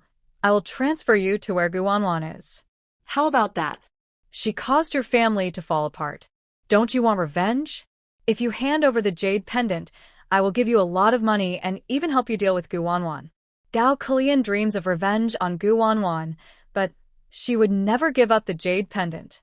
It is her vital treasure, her way to turn her life around. No one can take it from her. My family was robbed and emptied. The jade pendant was in the drawer, but it was stolen. I don't have the jade pendant. If you don't believe me, search me. I think you should go find Guan. Maybe she has it. Gu Yaru just watched Gao Kalian lie blatantly, not believing a word. The jade pendant was clearly hidden in Gao Kalian's space. She wanted to kill Gao Kalian directly, but doing so would mean never getting the jade pendant unless Gao Kalian willingly handed it over. A hint of calculation flashed in Gao Kalian's eyes. She pretended to be sincere and said, Guan is our common enemy. If you send me to her, I heard she went to Xiangyang Brigade. My aunt lives there. If you help me get there, I can ask Guan for the jade pendant. She couldn't wait to embarrass Guan. Gao Kalian had already come back stronger, with a treasure of gold and silver. Xiangyang Brigade? That's not good. Gu Yaru's expression suddenly changed. Why would she go there? Does she know something? That can't be. It's different from my dream. I have to go see for myself. Gao Kalian didn't understand, and didn't think anything was wrong. Why can't that poor brigade go there? If she goes, she won't find the twins. My Aunt Gao Lufeng isn't someone to mess with. Gu Yaru was silent for a long time before finally agreeing, fine, I'll help you. We'll work together. We can't let Guan get away with it. While Gao Kalian fought fiercely with Guan, Yaru waited to reap the benefits. The enemy of my enemy is my sister, Gao Kulian thought, planning how to use Yaru to get revenge on Guan. Guan watched their scheming, thinking they were plotting against her. In the end, they decided to join forces to scheme against her. She cleared her throat and pretended to be a system voice. Ding. Successfully bound to host. First task: slap the chosen girl Yaru 20 times within a month. Reward: beginner beauty pill. Failure: lightning strike punishment. Hai Kulian suddenly heard a voice coming from the space and was startled. Who's there? Yaru thought she was acting nervously and became more suspicious. Guan answered mechanically, I am the goddess system. Only you can hear me. I detect a large amount of gold, silver, and treasures in the space. I will immediately exchange space capacity for the host. Upgrading the space. As soon as she finished speaking, a full cubic meter of treasures was absorbed by Guan, leaving only a few banknotes lonely in the space. At the same time, the space suddenly expanded by 5 centimeters. Upgrade complete. Please continue to work hard, collect old items, especially gold bars, and aim to unlock the planting space soon. Hai Kulian was originally worried about the old items, but when she saw the space capacity increase, she was so excited she spun around in place. It turns out that the space can upgrade through gold and silver treasures. From now on, she needs to collect more old items. System: what is a beauty pill? Pseudo-system, Wan replied, a pill that makes people fair-skinned. It lasts for a month. Besides task rewards, the host can exchange it with money. 1 pill costs 1,000 yuan. Hai Kulian asked again, why is Yaru the chosen girl? Am I not? Guan's emotionless voice responded, she is the heroine. You are just her stepping stone and cannon fodder. You will die at her hands in the future, and your ending will be very tragic. Hai Kulian clenched her teeth tightly, making a grinding sound. Hai Kulian was born noble and vowed not to be cannon fodder. After tasting the sweetness of the system space, she believed that becoming beautiful and fair-skinned was just around the corner. The next second, she viciously pounced on Yaru. In a limited time of 1 month, she couldn't wait any longer. Without hesitation, she slapped her 30 times. Friendship was suddenly broken. Yaru was caught off guard, pressed down by Hai Kulian and slapped, leaving everyone stunned. The reborn heroine had some heroine aura around her. She was not a fool or a waste. Hai Kulian's attack on her would not bring her any good either. Detected that the host did not complete the task as required. Punish Yaru with 10 more hits and electrocution. This scene made Guan very happy. After electrocuting Hai Kulian, she casually crushed a low-quality beauty pill and threw it into Hai Kulian's small space. Hai Kulian was electrocuted, her hair standing on end. System: I exceeded the task requirements. Why do I still get electrocuted? Guan seriously said, because Yaru is the destined girl, favored by the heavens. Not letting the host hit her more is for your safety. The electric shock is for your own good. Can you understand the good intentions of the system? Hai Kulian was so moved that she couldn't find the words. I understand. The system is for my good. It's all because of that Yaru. I will never forgive her. Guan watched the lively scene for a while before leaving the space. Xiong Ziyuan, newly appointed official, decided that the new and old educated youths should keep their own rations and only take out their share when cooking. At this moment, the old educated youths still couldn't accept that Yan Duong had been removed from his position. This educated youth was truly a tough character. He brought down Yan Duong with just 10 yuan. Yao Ruihui was extremely upset. She was the only woman among the educated youths who had actively shown affection for Yan Duong. She had her eyes on his powerful backer and often called herself Yan Diwang's partner. Because she was with Yan Duong, the other educated youths treated her with great respect. Over the years, she had gained many benefits. Now that Yan Duong was gone, she could no longer enjoy the high status. It was all Guwan's fault. As if on purpose, she secretly spat into Guwan's bowl, even mixing in some ashes from the stove. Xiong Ziyuan clapped his hands to signal the others to quiet down. Before eating, I will reorganize the work. From now on, the male educated youths will wash their own clothes. The male old educated youths immediately looked miserable, as if they had lost their parents. They hadn't washed their clothes in years. Xiong Ziyuan, you want to change the rules of the educated youth camp?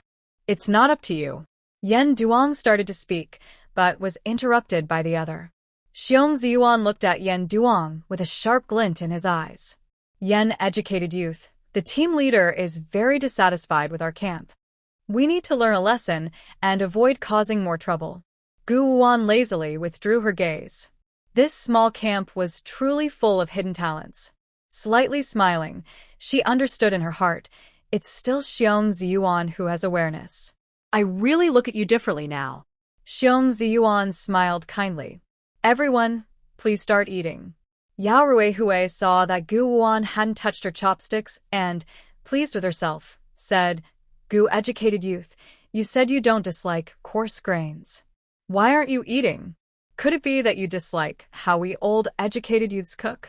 Yao Ruihui was talking happily, unaware that she was heading straight for trouble. Hu Pandai saw Gu Wuan become the target and didn't miss the chance to kick her while she was down. All the grain they receive is fine grain, but the grain they exchange is coarse. Saying you don't dislike coarse grains, that's all lies. Gu Wuan didn't say anything. She simply swapped her bowl with Yao Ruihui's in front of everyone, and they both finished eating quickly. Yao Ruihui got angry and snapped. Gu Wuan, why are you replacing my sorghum rice? Do you have no manners when eating? Bear knowledge youth, you must stand up for me. Why is the newcomer bullying the senior old knowledge youth? If Bear knowledge youth doesn't handle this, how can we gain respect? The new knowledge youths led by Zheng Jiliang all spoke up to criticize Gu Wanwan. Gu knowledge youth, can you please behave? Our knowledge youth group has become a joke among the villagers. Zheng Shirkin rolled up his sleeves. If you dare to bully Sister Wan, do you think I'll just stand by? Gu Wanwan gave her a knowing look. You eat your food, I'll do my thing. Zheng Shirkan understood immediately and, like a whirlwind, pushed the food from Zheng Jiliang and Gan Qi onto her own bowl.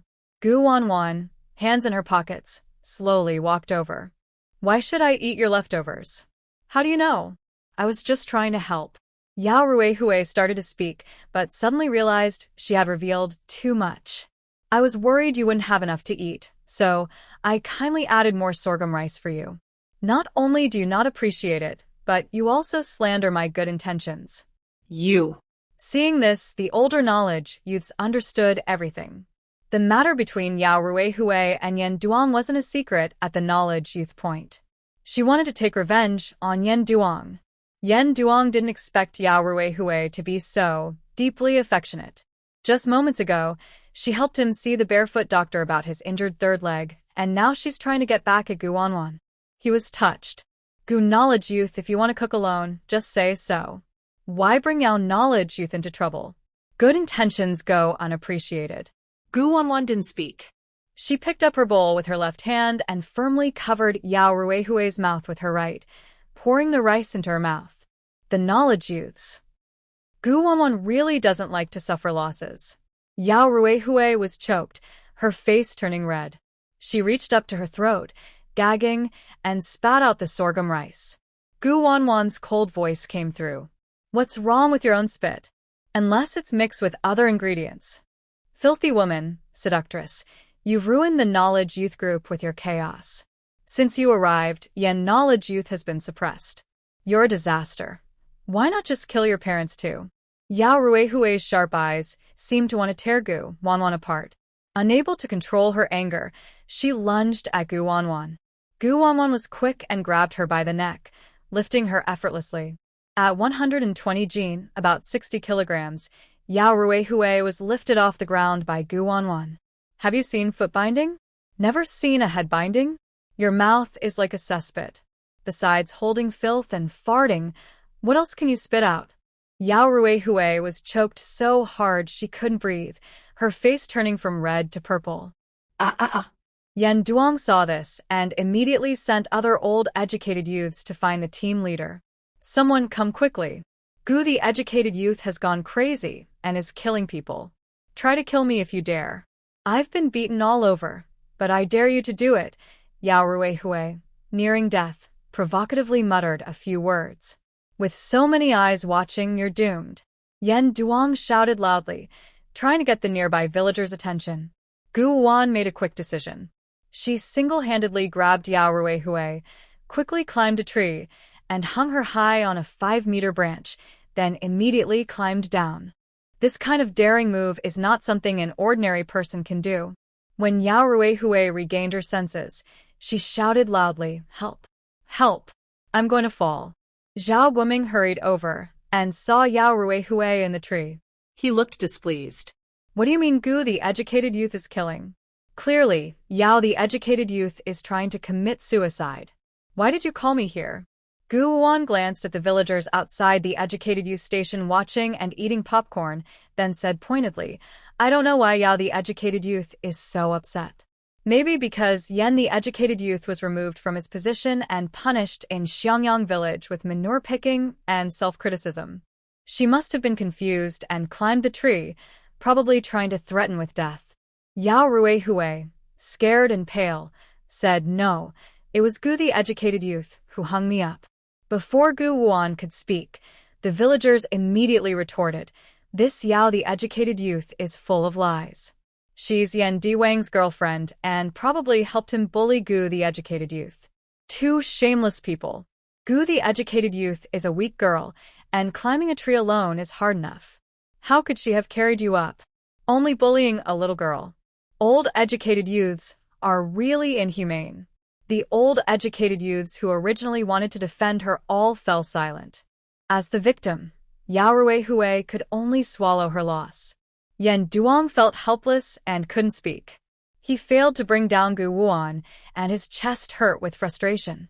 The villagers from Xiangyang village, who usually looked down on the educated youths, now all stood up to defend Gu Wuan. He wondered what kind of spell Gu Wuan had been under. In just one day, the educated youth station and Xiangyang village had begun to change because of Sister Wan. Zhao Guoming was very satisfied. Old educated youths are not allowed to bully new educated youths anymore. If anyone causes trouble, they will be assigned manure-picking duty.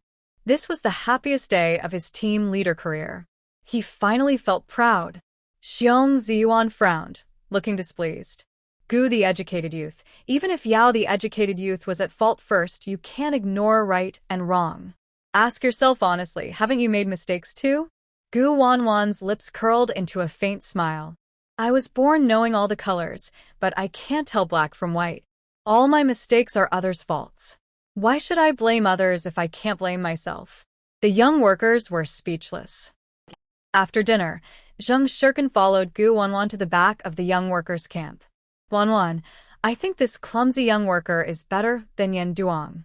He seems to understand things. Gu Wanwan looked at the pile of building materials and then at the newly built dormitory, which was only a quarter finished. She chose 3 rooms on the edge and calmly told Zheng Shirkin, I'll teach you. A dog that bites usually doesn't bark. Hu Ziming believed he wasn't good at reading people, but since Wanwan said it, he trusted her judgment.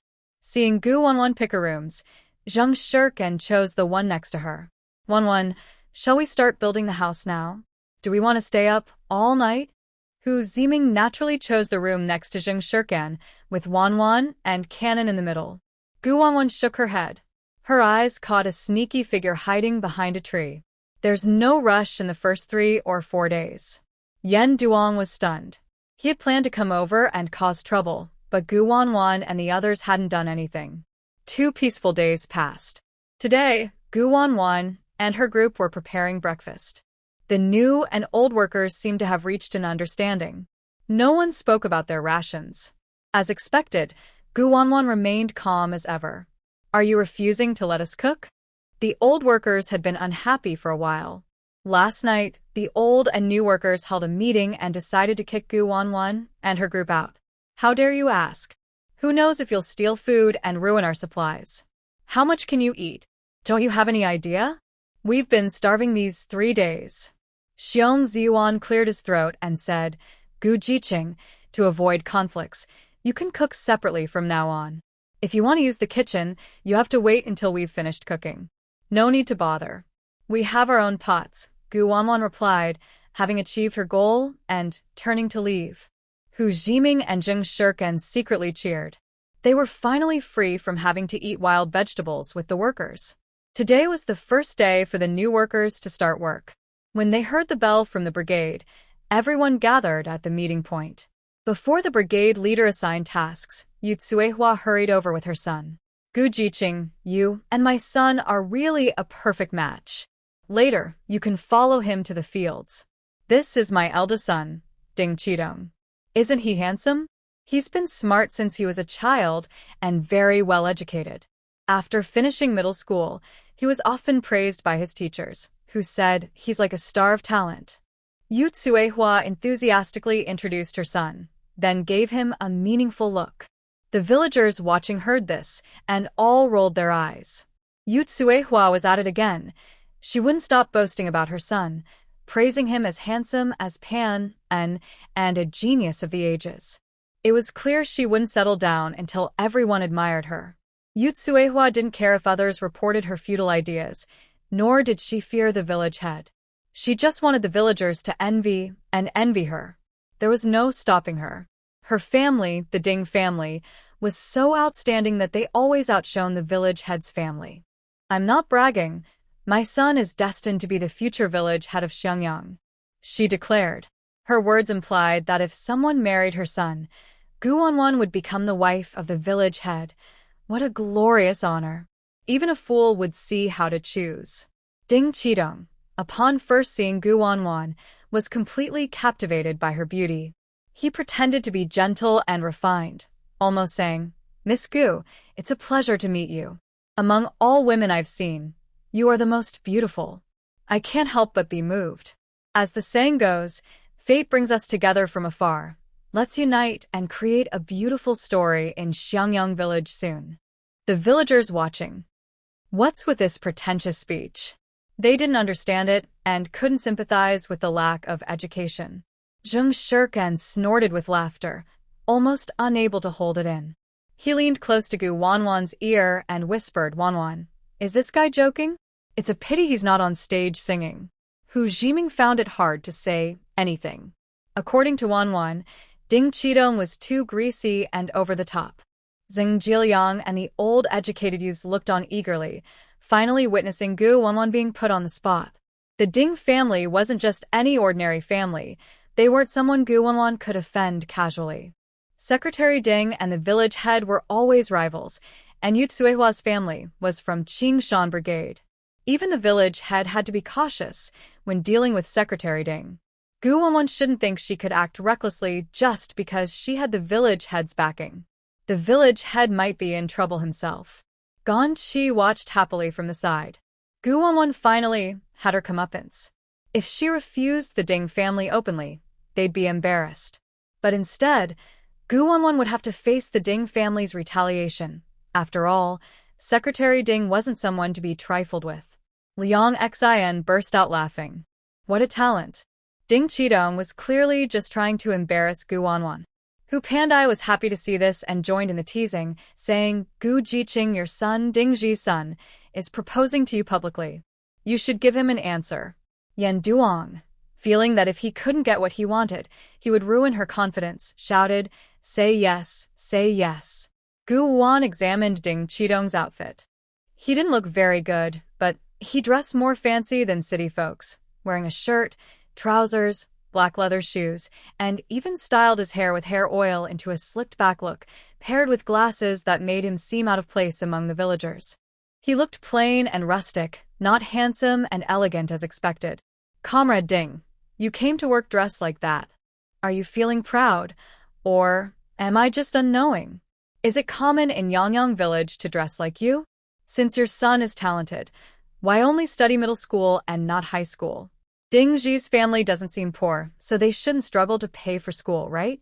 As soon as she said this, a burst of laughter spread around.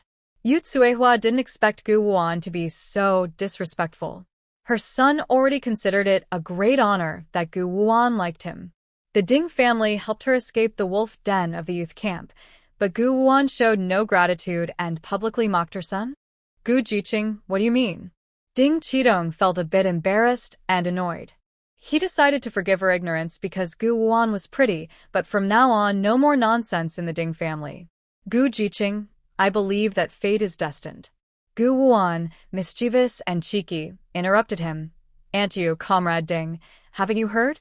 Monkey feces are actually monkey droppings. This sentence stunned the mother and son, but it was so reasonable that everyone burst into laughter again. Gu Jiqing's quick wit was impressive. Yu Tsuehua suddenly felt a sore throat and said, Gu Jiqing, aren't you disgusting?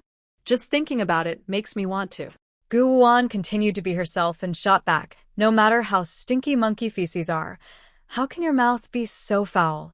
Haven't brushed your teeth in days? I can smell it from far away. Auntie, you should pay attention to hygiene. Yu Tsuehua, proud of her sharp tongue, usually knew how to handle young girls, but she didn't expect to meet such a tough opponent. She couldn't gain any advantage and wondered if Gu Wuan, who married into the Ding family, would obediently hand over her dowry. Ding Qidong felt quite displeased. He hadn't even entered the house and already offended his mother-in-law. Was Gu Jiqing still willing to marry him? Gu Wuan saw through the mother and son's thoughts and confidently admitted, I already have a boyfriend. He's a military officer. No need for everyone to matchmake for me. Yu Tsuehua was humiliated and wanted to teach Gu Wanwan a lesson, but she remembered the thousands of yuan in her hand. She had to suppress her anger. Even if she had a military officer boyfriend, as long as they weren't married, anyone could marry him. Ding Qidong thought this was just an excuse for Gu Wanwan to refuse him. He was confident he could win her over. The villagers found it hard to believe that Yu Tsuehua had calmed down. Usually, she was a troublemaker who wouldn't rest until she caused a big fuss. The most famous incident was her fight with Aunt Lu, which was sparked by a pretty young female educated youth. That happened years ago. The young woman was Aunt Lu's first choice for her eldest son, but Yu Tsuehua interrupted her plans. She wanted to bring the girl to Qingshan village to match her with her nephew. The girl refused and tried to run away. Yu Aunt pushed her, causing her to fall into the water. Yu Tsuehua's nephew saved her, but rumors spread, and she was forced to marry in Qingshan village. Aunt Lu and Yu Tsuehua often fought over this. Later, Brother Zhao married Deng Xiuxiu, a woman who favored boys over girls. Aunt Lu was often mocked by Yu Tsuehua for this. Suddenly, a shoe flew over and hit Yu Tsuehua on the head. The sole of the shoe said, Yu Tsuehua, I warn you not to bother the educated youth. Sister Wanwan is not someone you can trample on. Yu Tsuehua rolled up her sleeves, ready to fight. Lu Fengying, so you stole the eldest son's bride in your heart. Do you still hold a grudge? Don't think just because you're the village head's wife. I'm afraid of you. If you want to fight, come on. Aunt Lu picked up her shoe, put it on, and crossed her arms. Bah. With your four-eyed, pretentious, ugly son, do you think you can give Sister Wanwan a good life? And look at you, you've bleached your face with powder. Women like you don't even compare to your son in dressing up. Pretending to be a city girl? Still proud in Jing City, huh? Just be a good rural woman. As the two women were about to fight, the villagers instinctively kept their distance. Usually, such fights lasted from morning till night, and even the village head and party secretary couldn't stop them. Hu Pandai watched with a gleeful expression. Gu Jiji, you're really a troublemaker. Two women fighting because of you. Don't you feel guilty? Unexpectedly, Gu Wanwan only said one sentence, which made Aunt Lu stop. Lu Mei, we're all from the village. We see each other every day. Don't fight or cause trouble. Be more gentle, and if your hand hurts, the village head will feel sorry for you. Aunt Lu listened to Gu Wanwan and obeyed completely. Wanwan, if Yu Tsuehua bullies you in the future, just come and tell me. Everyone was stunned, doubting whether they had heard correctly. Madame Lu, a middle-aged woman, actually called Gu Jiqing Sister Wan? Is she serious?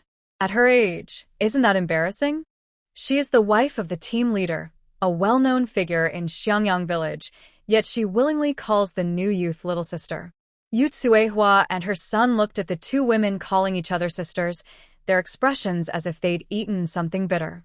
The other young workers also looked unhappy, secretly thinking that Guan was clever, having already made friends with the team leader's wife after just arriving.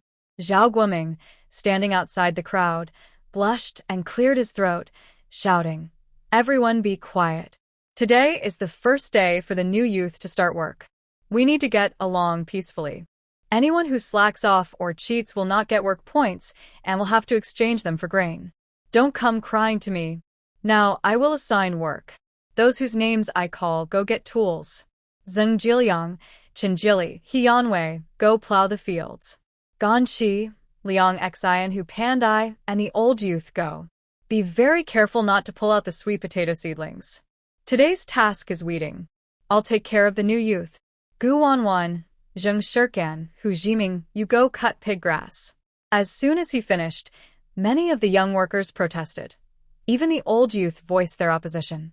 "Team leader, you're treating us unfairly. Why are Guan and the three others cutting pig grass? We want to do the hard work too." "I don't care, I want to cut pig grass too. Though it's all grass, the work feels very different. Cutting pig grass is usually done by village children, taking only 4 baskets a day, easy and not tiring. Weeding seems simple but requires strength and careful effort to remove the roots. If not careful, you might hurt your hands, making them rough. Besides, weeding isn't supposed to be the daily task, yet Guan and the others always seem to be cutting pig grass." Yan Devong felt extremely unfair. "Team leader, you're too biased toward Gu Jiqing. Why do I have to carry manure for a month while she's cutting pig grass? Your decisions are unfair. You're not fit to be the leader of Xiangyang village. I'll report you to the Commune and have them re-elect a new leader." Before he finished, Guan slapped him twice. "Shut up. You're just a thief, not qualified to complain. If you keep causing trouble, I'll beat you so badly even your mother won't recognize you." The villagers were stunned. Who was just advising Madame Lu to stay calm and avoid fighting. Suddenly, she started fighting herself. The old youth had always thought Guan was just sharp-tongued, but they didn't expect her to really fight. She was related to the village chief of Qingshan, and hitting him would be like insulting the village chief himself. Secretary Ding frowned and said, "Gu Jiqing, I thought you were a good person because you try to stop the fight. How could you get into a fight?" Zheng Shirkan proudly replied, "Is it wrong for me to support my sister's double standards?" Yan Duong was beaten and unconscious. "You hit me?" Guan was fearless. "Yes, I hit you. Do I need to choose a good time? If you can't be a man, then be sisters with Yao Ruihui. Do you have to feel so inferior? Is it necessary to take it out on the team leader?" Yan Duong was distracted and suddenly lost his temper. "Sisters? Explain yourself clearly." Guan shot him a sidelong glance, still sarcastic. "You've been ruined by Du Ergu. According to old rules, you're like a nobleman, but nowadays, you're just a sister. Since you can't be a man or have children, the villagers in Xiangyang are simple and kind. No one will laugh at you, sisters, after all. Yelling at us won't help. I didn't cause your problems. If you want to blame someone, blame the Du family."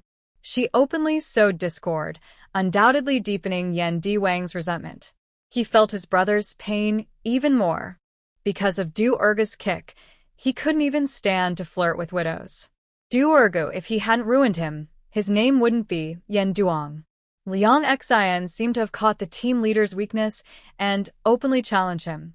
"Team leader, you can't just give Guan easy tasks because she's saved your family.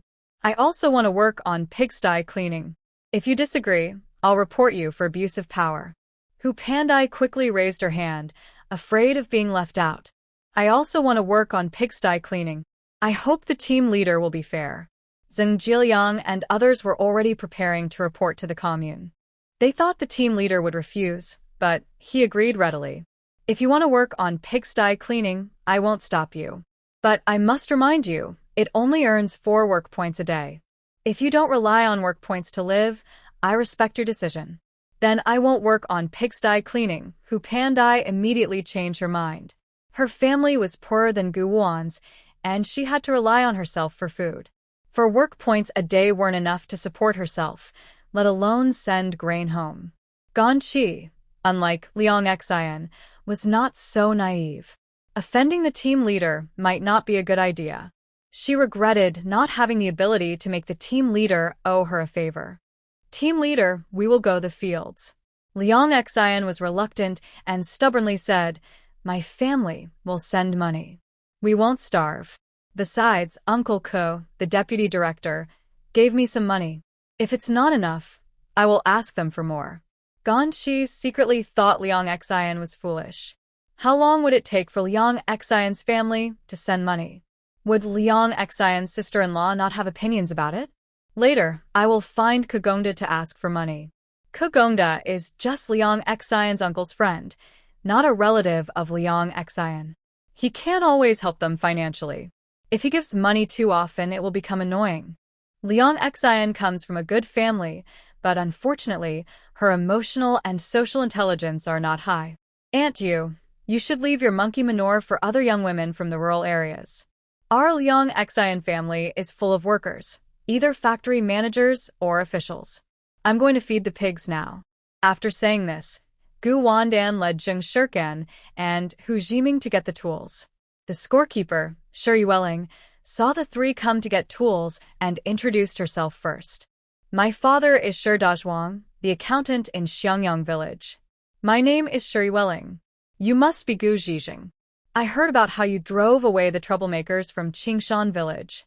Our village is very proud now. I heard that Qingshan village recently killed many mixed-breed wolves. The troublemakers from there were bitten to death when they returned.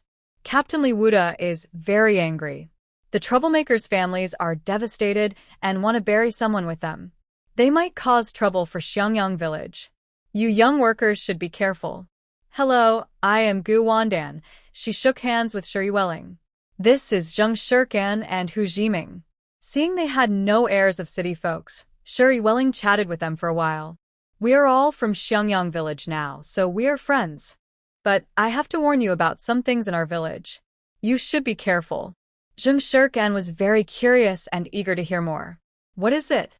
Tell me quickly. The son of the Ding family is truly useless.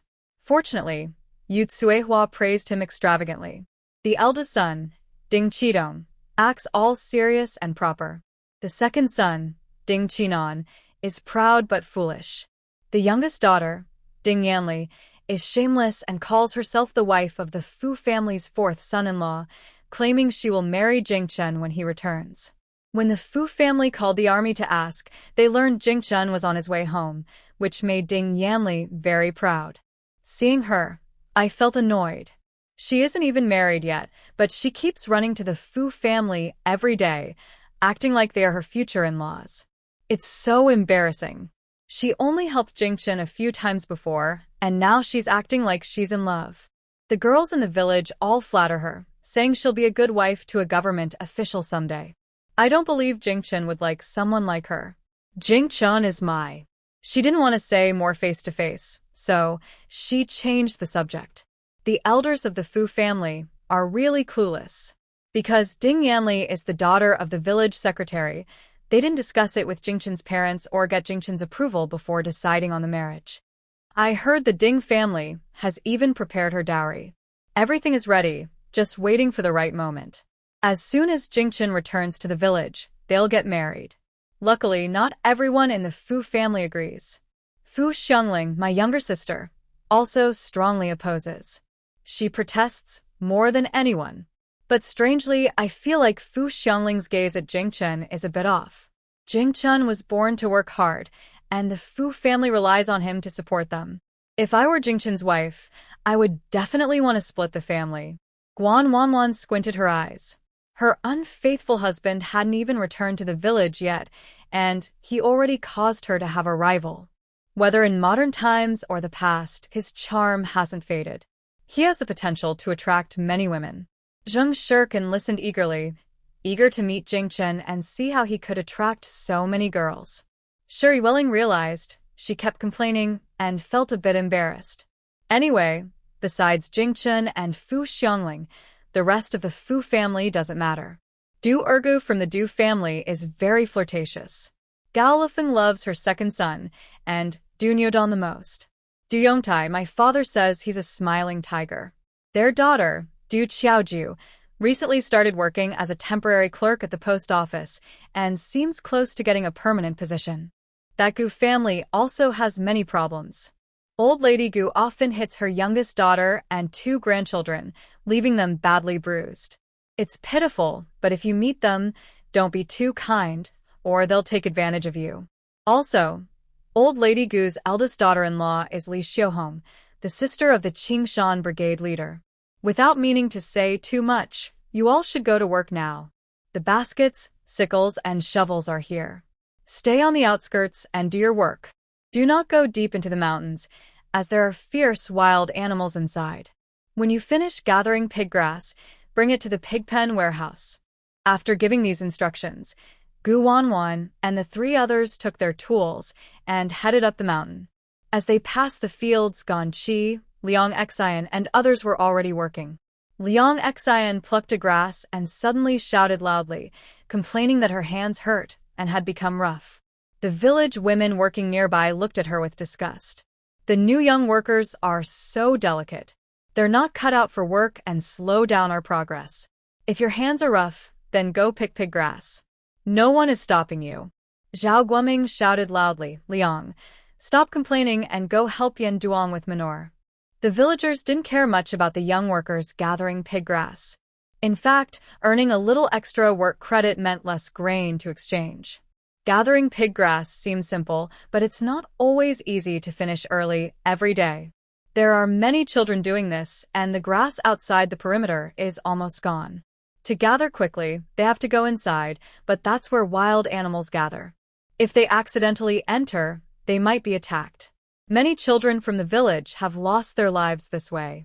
However, there is one safe place in the mountains, the Mountain Spirit Ruin Temple. It was once the most sacred place in Xiangyang village. According to village legends, a shining dragon pearl fell into the Mountain Spirit Temple, illuminating the entire mountain. It was said that dragons and phoenixes appeared in the sky, a rare sign of good fortune for the village. Since then, the temple's incense burned brightly, and no wild animals dared to come near within 100 miles. Since the crackdown, the temple has been abandoned. Without incense, the mountain spirit is considered fallen and can no longer protect the land. Wild animals have appeared more often. If someone accidentally enters the animal forest, they can hide in the mountain spirit temple to stay safe. Even though the temple is abandoned, wild animals have never entered it. It's said that the dragon's power still remains inside. Guan carried her basket and walked into the mountains. Along the way, she saw many children gathering pig grass. The oldest was about 7 or 8 years old, the youngest around 4 or 5. Most of them were girls. They wore old clothes with patches. Their sleeves and pants were noticeably short. Some came from poor families, most from families that favored boys over girls. Guan quickly looked away. She wasn't a savior and couldn't help everyone. Zheng Shirkin felt very sad. In this poor era, many village children are struggling. At their age, they should be in school, but these children not only lack education, they also have to work in the fields. Their families are so hard that they have to grow up early. Thinking about Guwan's earnest advice, she hardened her heart and decided not to be kind-hearted anymore. Wan said it right. Kindness can sometimes lead to trouble. There are so many poor families in the world. Can she help them all? If she tries to help everyone, she might cause trouble for herself. Among them are the granddaughter of the team leader, Dinyo, and the second girl, Nyo. They are the best-dressed girls, with only 2 patches on their clothes. The team leader's grandson, Zhao Godan, whose real name is Zhao Tsongming, was sent by Aunt Lu to fetch pig feed. Instead, he was lying against a tree, lazily working, telling his older sisters to bring the pig feed. If they didn't, he would go back and tell their mother. Dinyo and Nyo are used to enduring hardships and are afraid of their mother, Deng Xiuxiu. They dare not disobey their brother's orders. Their mother once told them they were born to serve their brother, and only when he is happy will they be happy. Last night, Dinyo and Nyo saw Guan and her friends. They shyly greeted them. Big sister Gu, sister Zheng, brother Hu, hello. Zheng Shirken looked at the two sisters, feeling uncomfortable inside. She took out 2 big white rabbit candies from her pocket and handed them to Denyo and Ernyo. Be good, sisters. Here, have some candy. Zhao Guodan immediately ran over and snatched the candies from the girl's hands. Gu Jiqing, are you going to fetch pig feed? I'll take you to find it. Just give me a pack of white rabbit candies. Gu Wan snorted softly. 1 pack of white rabbit candies? This naughty kid really dares to think like that. She thought she wouldn't even give him a single piece of sugar to ask for directions. She didn't slap him, mainly because she considered the team leader's family. Your mother told you so, she said. Wow, you really are clever, Gu Jiqing. Cao Guodan exclaimed, surprised. He then reached out with a finger covered in nasal mucus. My mother said you 3 are the richest among the educated youth. If I want something, I can just ask you. My mother said that because you need my grandfather, he will satisfy my requests. If you make me angry, I will ask my grandfather to give you a hard time. My daughter said I am the eldest legitimate son of the Zhao family, the rightful heir, and will inherit everything from the Zhao family. My grandfather's position as the head of the team will also be passed down to me. She also said that women like you are useless and don't deserve good things. If you have money or valuable items, you can bribe my mother. I will speak nicely for you in front of my grandfather, but if not, you're not allowed to feed the pigs. Zhao Guodan pinched the little fat boy's waist, acting bossy and confident, as if daring Gu Wanwan and the others to oppose him. Zheng Shirken was furious. He had never seen such a shameless brat. If you don't get it, then forget it. What can you do to us? If you keep talking nonsense, you'll cause trouble for your grandparents. What a troublemaker. Sooner or later, the team leader's family will be tricked by Deng Ziyunu and her son.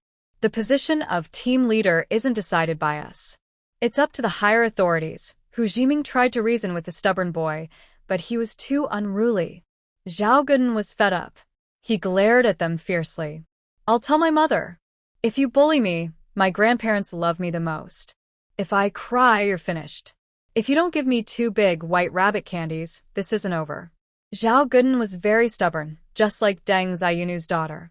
When Denyo and Ernyo came to persuade him, he pushed them to the ground. Useless troublemakers. You're meddling too much. My mother was right, you should have been strangled at birth. Gu Wanwan wouldn't keep coddling him just because he was the grandson of the team leader. She picked up a dry branch from the ground and swung it at his bottom, hitting him until he behaved. If he didn't listen, she would keep hitting him. After 10 hits, she casually threw him to the ground. Ignore him. Let's go. After Gu Wanwan and the others walked away. I won't let you go. I'll tell my grandpa and my mother. You're dead. Zhao Guodan cried out in pain. When the other children saw him being beaten, they felt ashamed. Furious, he ran into the crowd and started punching and kicking. Shin Yinyu, I'll beat you up for laughing at me. Shin Yinyu was busy looking for his sister and didn't notice Zhao Guodan. When Guodan pushed him, Shin Yinyu fell into the trap hole. Danyu was shocked. Little brother, he fell in. How could you push him? He might die. Little brother, you'll ruin our family. What if Grandma Gu comes to complain? Ernyo quickly put down her basket and reached inside with her small hand, but the hole was too deep for her to reach the person inside. Zhao Guodan was spoiled since childhood by Deng Ziyunu, so he didn't take Shin Yinyu's life seriously. Grandpa is the team leader, the boss of the village. Our family in Xiangyang village has the final say. Who dares to trouble us? Because Shin Yinyu got in my way. He's an orphan with no father. The Gu family hopes he will die soon. He fell by himself. It has nothing to do with me. After saying this, he stopped bothering about the weeds and ran down the mountain to complain to his mother. The older girl looked around nervously. Can someone help us pull him out? The children working on the weeds seemed to have a silent agreement and stayed far away. No one wanted to get into trouble. Big sister, let's go ask Gu Jiejie for help, the second girl said, pulling the older girl to run toward where Gu Wanan had gone. Gu Wanan used her spiritual awareness to check the nearby area. With her wood element special ability, she could clearly identify the weeds. She could find the weeds quickly and accurately. If she didn't want to fight the weeds, she could use her power to grow more. Zheng Shirkan and Hu Jiming didn't ask questions. They just followed Wanan. These are the weeds. Gu Wanan led them to a large patch of weeds and showed them how to recognize it. I didn't expect this mountain to be so rich in resources, with so many mushrooms and wild vegetables. The forest was fresh and green, filled with wild vegetables and fruits besides the weeds. Wow. Wanan, are those raspberries? So many. Zheng Shirkan casually picked one, wiped it on his clothes, and then ate it. Sweet and sour. No wonder people say the Northeast has rich resources. Wanan, let's pick some wild vegetables and mushrooms to add to our meal later. I wonder if there are any wild chickens? Hu Jiming looked at Shirkan, who was drooling as he spoke, and couldn't help but laugh. Let's focus on the weeds first. I'll see if I can catch a wild chicken. Walking beside Gu Wanan, the two quickly learned to identify the weeds. Soon, they filled a basket. At that moment, the older girl and the second girl hurried over, panting. Someone fell into the pit. What? Let's go quickly. When Gu Wanan and the others arrived at the hole, they saw a mischievous child led by Dunyodon, spitting into the hole. Stupid brat, get up and hit me if you dare. La la la. Your father is dead, Chinshimi. We don't want you and your family anymore. Your mother is almost beaten to death. This pit is your grave. We won't save you. Haha, I need to inside and make you smell it. Your sister, who caused trouble, was tricked deep into the mountains by us. Now she's probably been eaten by tigers and wolves, leaving nothing behind. From the pit, the boy's angry and hopeless crying can be heard. You're lying. My dad isn't dead. My dad is a hero. He just went to work. He promised Mom he'd come back. He'll come back. Give me back my sister. Dunyodon stuck out his tongue at the boy. Your twin sister, Shinjitian, is dead. As soon as he finished speaking, Gu Wan took out a whip from her bag and swung it toward the naughty kids' behinds. Zheng Shirkan rolled up his sleeves, grabbed some dry wood from the ground, and ran toward the kids, shouting, Naughty kids, stop right there. Frightened, Dunyodon and the others ran away, crying as they left, I'll remember you. I'll find my grandma and get revenge. Wah. Hu Jiming frowned and looked at the hole. It's a bit deep, and there might be traps inside. I'll go down and get him. No need, I'll do it, Gu Wan said, squatting in front of the hole. She leaned forward and carefully lifted the little boy out. When she saw his face clearly, she was shocked. Who are you? This little boy looks very familiar. He looks a lot like someone from my memories. Unconsciously, she recalled the divination from that day. The boy's face was pale and thin, his clothes ragged. His tear-filled eyes were full of pain and despair. Sister, sister. Is your name Shin Yinyu? How old are you? What's your dad's name? Shin Yinyu suddenly became alert, like a hedgehog. He struggled hard in Gu Wan's arms. My dad isn't Shin Shimi. He wouldn't abandon Mom and us. Gu Wan brushed the dirt off his body and comforted him softly. Your dad is a hero. He just went far away, right? Sister, I'm very dirty. Please put me down. Shin Yinyu looked up and met Gu Wan's kind eyes. He felt a strange sense of familiarity and kindness from her, like someone he knew before. He had met many young workers, but they all looked down on his family, thinking they were orphans and widows. They kept their distance, afraid of being caught by the Gu family's matriarch. From a young age, his parents taught him and his sister to be grateful and to repay kindness. The young worker's sister saved him from the pit. He couldn't let her get into trouble or be harmed by the old lady. Zheng Shirkan crouched beside Gu Wan and took out a handkerchief to wipe the boy's face. Wan, this child is so pitiful. His clothes are torn beyond repair, and he has old wounds all over his body. He's also been bullied by many mischievous kids. Look at his feet, no shoes, and his bare feet are also scraped. Seeing him being bullied reminded her of her own experience of being excluded and bullied at school. These mischievous kids are just as bad as the bullies.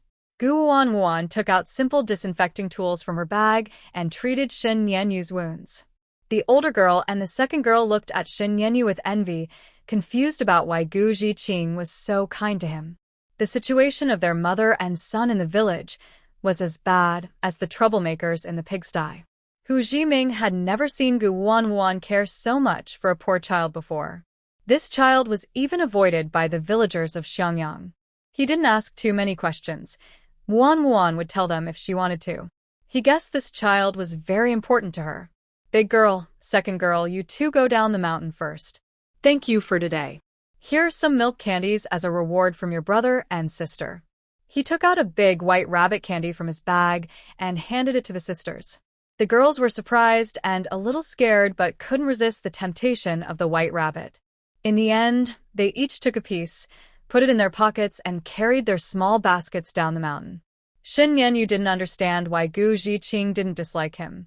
He struggled to stand up, bowed deeply to Gu Wanwan and the others, then looked up with a serious face. My father's surname is Shen. My mother is Gu Qingtang, the youngest daughter of the Gu family in the village. My name is Shen Yanyu. My sister's name is Shen Zhitian. We are twins, 5 years old. Thank you, Ziqing's sister and brother. When I grow up, I will repay you. After speaking, he limped away barefoot toward the deep mountains. Suddenly, Gu Wanwan picked him up. You, a fragile little kid, are not even enough for a tiger to chew on. I couldn't save you, and I might even risk my life. Can Khan and Zhiming take him down the mountain first? I need to go find someone. Zheng Shirkan disagreed. I'll go with you. More people, more strength. Khan, if you go, it will affect Wanwan's performance. Gu Ziming knew his own strength compared to Ken going together would only hold Wan Jie back, so he took the initiative to hug Shen Yanyu. Let's wait here. If Wan Jie doesn't come out late, we'll go find the team leader for help. The three of them happily decided this. Gu Wanwan went alone into the deep mountains inside the inner area. She released her spiritual awareness to check the situation inside the mountain.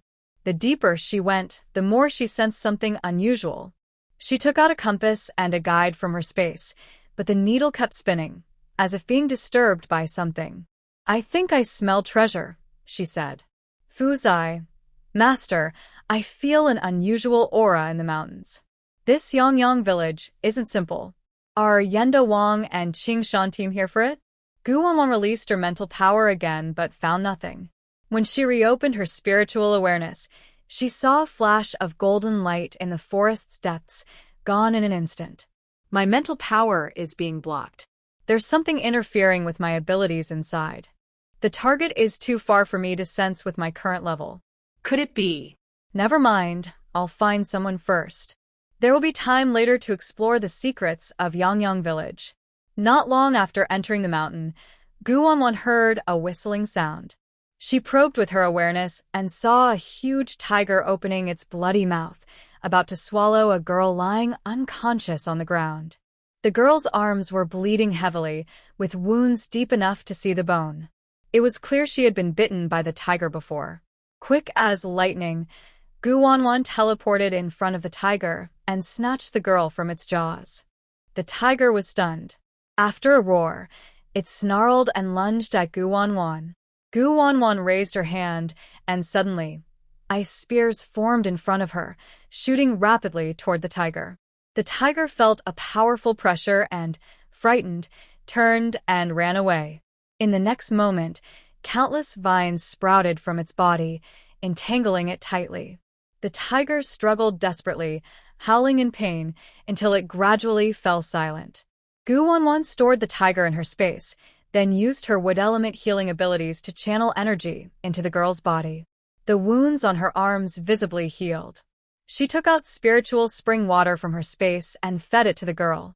In a short while, the girl slowly opened her eyes. Her stunning face appeared before Gu Wanwan. Is sister a fairy? Did I ascend to heaven? Gu Wanwan softly said, Shinji Tian, you're not dead yet. Shinji Tian blinked, looking at her intact arm. She vaguely remembered her arm being bitten by the tiger until her bones were exposed.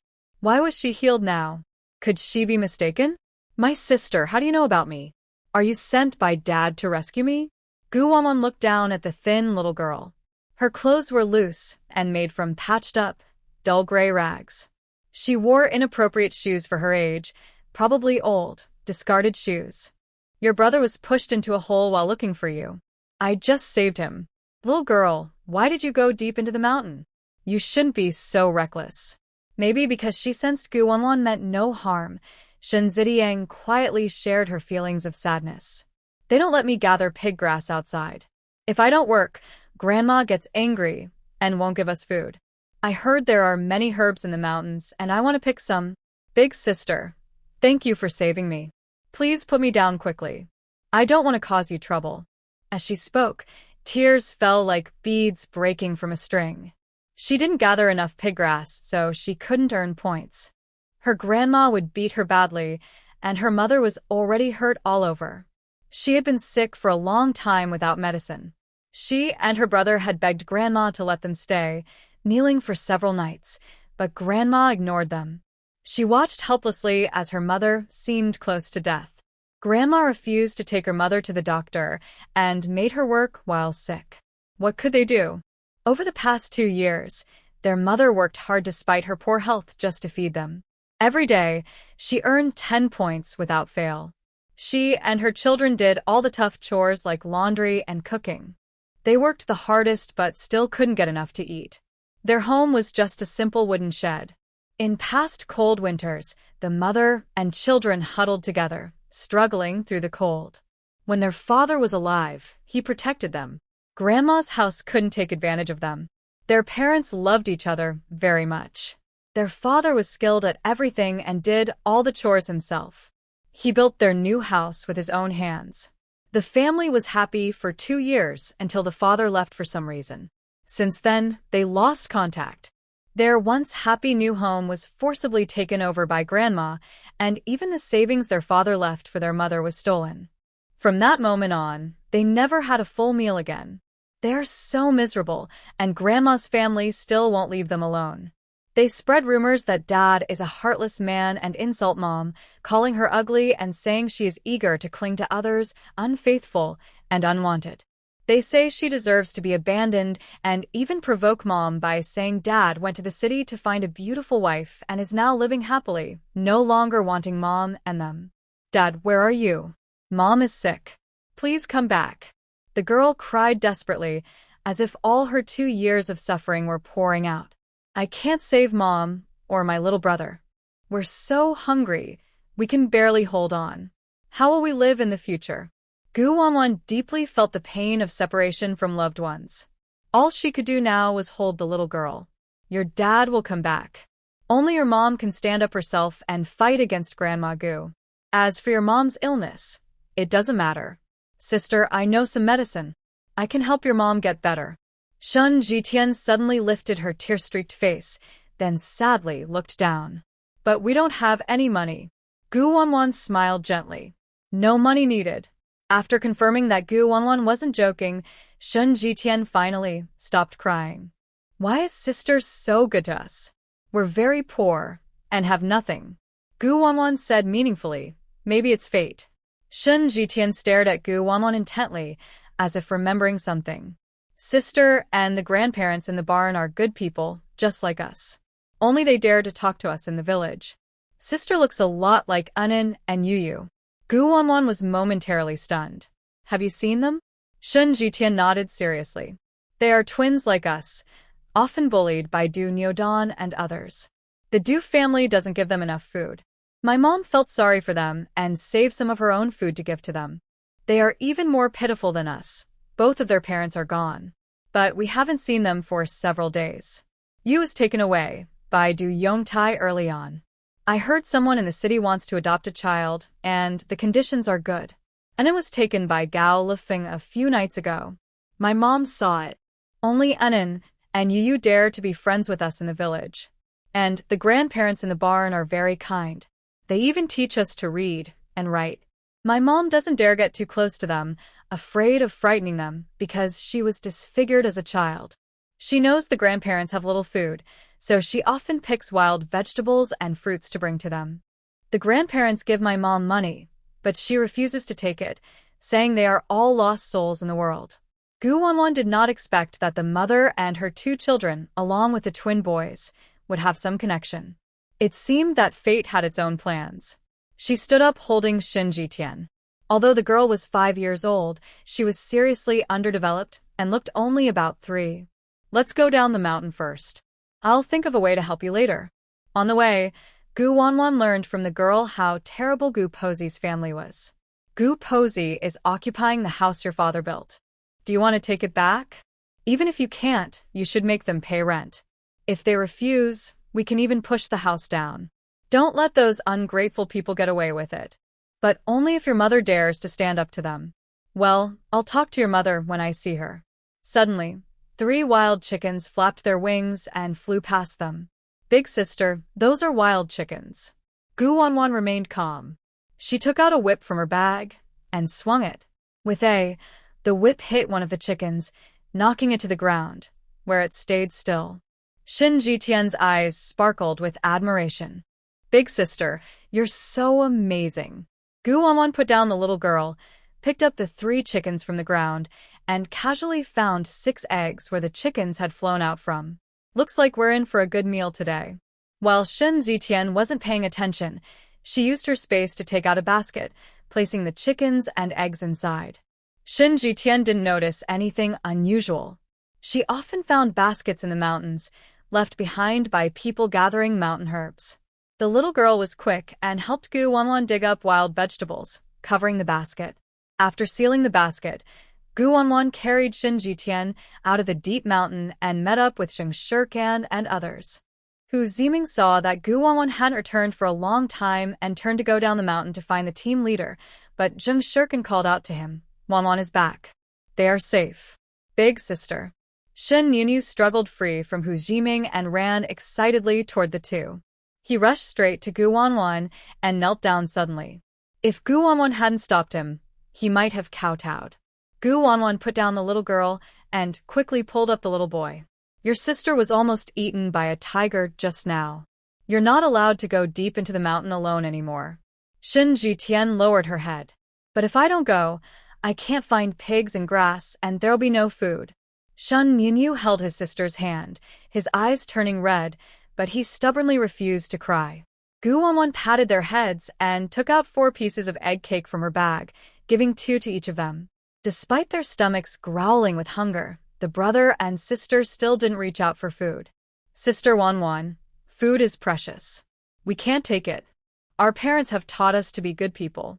We shouldn't take what isn't ours, cause trouble for others, or repay kindness with harm. If Gu Posi finds out you helped us, the Gu family will cause you trouble, they said. Gu Wanwan simply stuffed some food into their mouths.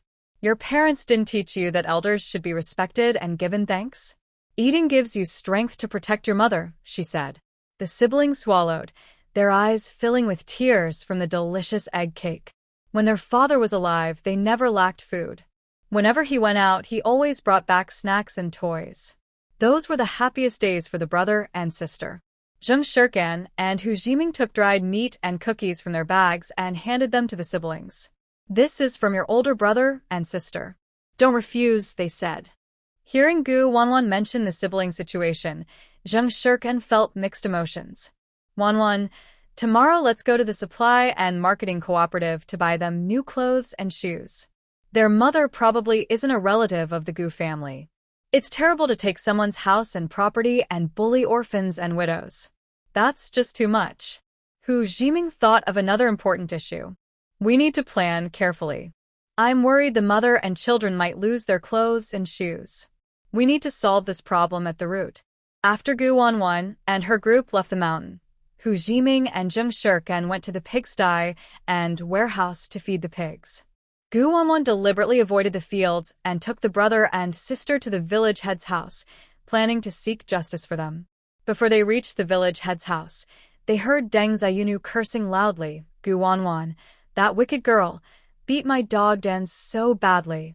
Is she not ashamed to bully children? Shin Yunyu and Shin Jitian looked worried. Wanwan, maybe we should go home. We don't want to cause trouble for you with the village head's daughter-in-law. Gu Wanwan was never afraid of trouble or causing trouble. I'm not afraid. From now on, you two are under my protection. If anything happens, come find me. Because I am an Inyuyu's real older sister. Shen Yinyu was stunned, opening his mouth wide.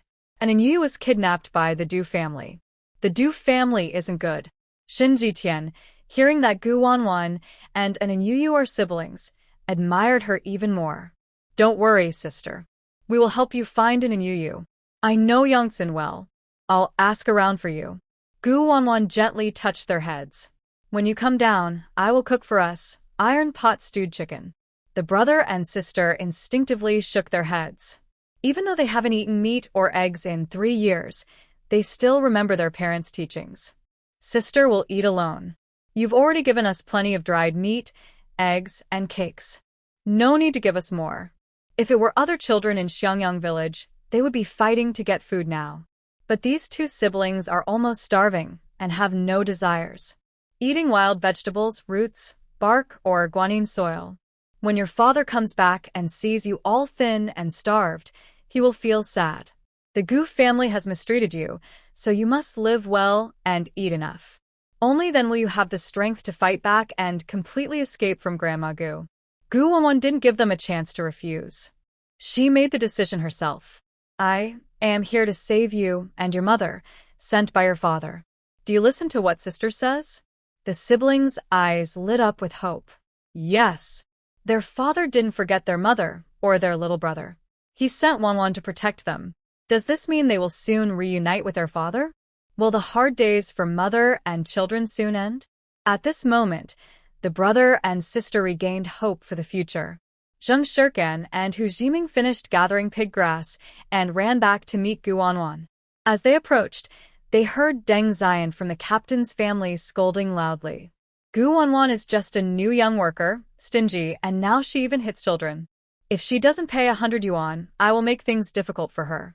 Now Zheng Shirkan was almost like a noble young master. His previous weakness and fear were gone. He was not afraid to fight or curse. When he couldn't win, Wanwan was there to support him. He was tough now. Maybe he used to have some worries and didn't want to trouble Wanwan. But after learning that his biological mother and Wanwan's mother were sworn sisters, he realized they are true family. All his worries disappeared. If it weren't for the captain and his wife, I would have torn her apart. She's just as bad as Li Qiangjio, the eldest daughter-in-law of the Du family. When we passed by the Du family earlier, Du Nyodon even complained to Du Ergo about us. Du Ergo wanted to settle accounts with us, and ended up spanking us. Li Qiangjio couldn't stand it and started a fight with her brother-in-law. Du Dezhu tried to stop them, but couldn't. Hu Ziming almost burst out laughing when he mentioned Jing Shirtson's fighting skills to Gu Wuan. Can is so fierce. While the villagers were watching, he secretly kicked Li Qiangjio. Li Qiangjio fell onto her own brother-in-law on the spot. Du Dezhu's face turned green. Now, the villagers are secretly gossiping that Li Qiangjio and second dog Du are involved, so Li Qiangjio forgot to come bother us. Gu Wuan looked pleased, happy that her gentle guidance helped Jing Shirkan escape the plot's control. Tomorrow morning, start exercising. I'll teach you some simple self-defense boxing. Whoever tries to hit you, give them a good punch. Zheng Shirkan clenched his fists and made a few gestures. Alright, from now on, we're going to do big things. The brother and sister raised their hands at the same time. Wuan, we want to learn too, to protect mom. Okay. Gu Wuan agreed happily. Zhao Guoming and his wife went back home halfway through. Seeing Gu Wuan and the others outside their door, he smiled and walked over. Wuanjia, what are you doing here? Finish the pig grass? Aunt Lu warmly took Gu Wuan's hand. Wuanjia, you're just in time. Come to my house for dinner tonight. I asked the third son to buy some meat from the commune. Let's celebrate. Zhao Guoming nodded happily. His mood was very good. Beating down Yin Duong, that scoundrel, made me so happy. Now, Secretary Ding doesn't dare to look at me the same way. That's all thanks to Wuanjia. Because of her, Yangyang village is changing every day. As long as I stay the head of the team, Secretary Ding's son, Ding Qidong, won't take my place. Mom and Dad, I'll go home and start cooking, said the second daughter-in-law, Sun Chunlian, returning from the fields. Before entering, she secretly glanced toward Guan. Aunt Lu, who had been a mother-in-law for many years, clearly understood her daughter-in-law's thoughts. She was just worried that they might be watching them at home, afraid Guan and the others would take advantage of their kindness. Regarding the dinner and inviting guests, Brother Zhao and second brother Xiao thought it was right. Third brother Zhao even paid out of his own pocket, buying an extra gene of meat and some vegetables. Since meat was rare at home, the two daughters-in-law, Deng Ziyunu and Sun Chunlian, were naturally happy. But when it came to sharing the meat with Guan and the others, they suddenly felt unhappy. There was only so much meat, and if Guan and the others ate it, they would have less. Moreover, these days the sisters-in-law often heard complaints from the youth workers at the youth station. They said Guan and Zheng Shirken could eat a lot, almost ruining the youth station. Bear Ji Yuan had to step in and decide to send them away, letting them cook separately. Considering Guan's large appetite, 30 gene of grain wouldn't be enough. If it finished, would the in-laws come to help? These days, food and money are very precious. People only eat meat during holidays. Even their own family doesn't have enough, and the parents-in-law don't leave anything for their beloved son and grandson. Yet, they are so generous to invite others to eat, showing they don't care much about their family. Zhao Guoming just noticed the two siblings behind Guan. Aren't they from the Gu family? Why are they covered in blood? Aunt Lu frowned and whispered to Guan. Wan, I forgot to warn you. Don't get close to the Gu family. The old lady Gu is very harsh, even her own daughter. I know these two children are pitiful. Old Zhao once said that the Gu family is unrepentant, and he told him not to interfere. Some young people tried to help them, but the old lady Gu scammed them out of everything. Most importantly, Gu's eldest daughter-in-law, Li Xiuhong, is Li Wutie's sister. If she gets involved, she will go back to Qing Shan Brigade for help. Old Zhao was warned about this. It's not that we don't want to help, but we are too weak. There are so many poor children in our village. Wan, why are you so kind to them? Hearing this, the siblings lowered their heads, tears welling up in their eyes. But then, Guan said something that shocked everyone. They are my cousins, Guan said simply. Although she had no direct proof, the fortune-telling showed that the three of Xin Yanyu's family were likely orphaned or widowed. Zhao Guoming and his wife were stunned. What? Zheng Shirkan and Hu Jiming recovered from their shock. No wonder Wan treated the siblings so kindly. The siblings' faces flickered with disbelief, excitement, and complex feelings, mostly happiness. Wan, you're our cousin? We have other family besides Dad? Guan smiled softly. She quickly adapted to being their cousin. Whether they were truly relatives or not, she decided to accept this identity. As long as they had this connection, she could help the mother and children escape the abuse and control of the Gu family. Your cousin is your strong support. The siblings couldn't help but cry happily, hugging each other tightly. I want to go back and tell Mom the good news. Guan held them back. Don't rush to leave. You still need to find the captain's family to seek justice. Zhao Guoming and Aunt Lu exchanged looks, full of helplessness and emotion. They never expected that the usually quiet and hardworking Gu Qingtang and her family would have such a big background. Now, what should they do? From what they knew about the old lady Gu, Wan and her friends might be in serious trouble. Even if you siblings speak out, does that mean Madame Gu is no longer acting properly? I will stand up for you. Later, I will go with you to the Gu family and see what Madame Gu has to say. Guan won't give him face just because he's the team leader. Old Zhao, you caused this trouble. Aunt Lu knows well the character of her daughter-in-law and grandson. She claps her thigh and says, oh no. Before Zheng Shirkan can complain, the eldest daughter-in-law, Deng Xiuxiu, sees her parents-in-law and, like a lifesaver, pulls Zhao Guden out of the house. Guan, you still have the nerve to bring those two unworthy kids here? Is it because you think you owe our family a favor and feel proud enough to act superior? Don't think that just because my mother-in-law calls you Sister Wan, you are a senior in our Zhao family. Usually, my parents-in-law don't even scold Guden. Why do you hit him?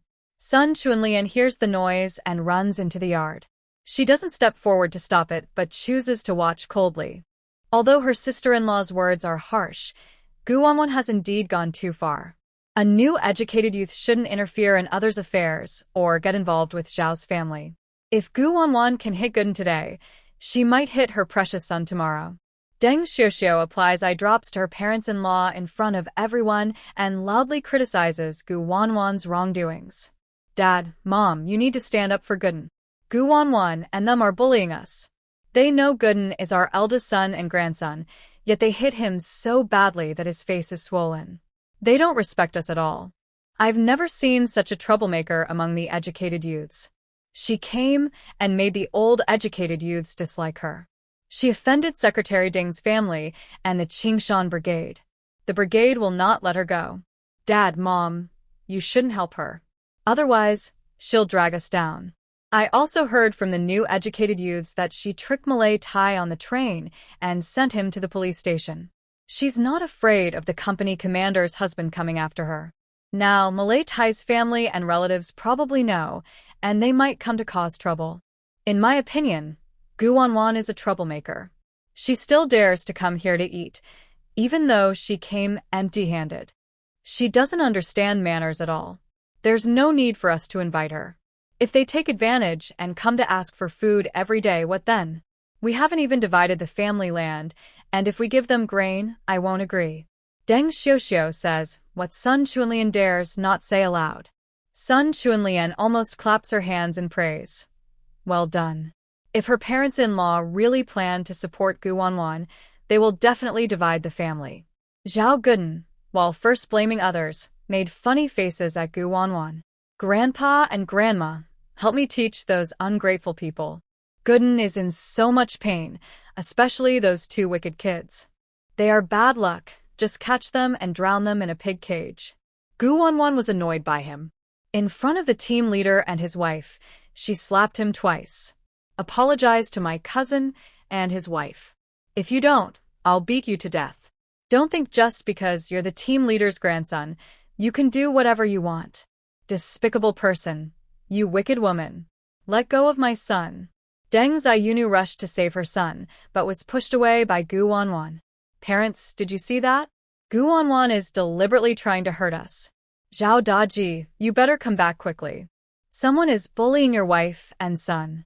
Zheng Shirkin stepped forward and slapped Deng Ziyunu twice. Who is the wicked person? It's you, right? How dare you curse my sister Wan? Who gave you the courage? The team leader and his wife will be harmed by you and your son someday. Hu Jiming didn't try to stop them. Instead, he allowed Wan and Zheng Shirkan to teach the troublesome mother and son a lesson. Uncle Zhao, Aunt Lu, Gooden has been spoiled by his mother. He talks about feudal ideas, thinking he's the eldest son and grandson, and wants to inherit everything from the Zhao family. That's their family matter. We don't interfere. But he insults Wan and Shirkan, calling them unworthy, and says they don't deserve good food. They even bribe his mother, Deng Ziyunu, claiming she told him to do so. If we don't give her benefits, he'll have the team leader target us. It's like stepping on the team leader's reputation. Zheng Shirkan added fuel to the fire, exaggerating. If we don't bribe her or give him 2 big white rabbits, he'll have his mother arrange for us to do dirty work. Not just small favors. Gooden is so arrogant. He says that when he cries, old Zhao gets angry and hits us. The team leader's position will soon be passed to him. Gooden is so powerful now, he even makes decisions beyond the commune. Guan always spoke harshly and directly. Old Zhao Lumei, you don't teach your grandson properly. I'll help you discipline him.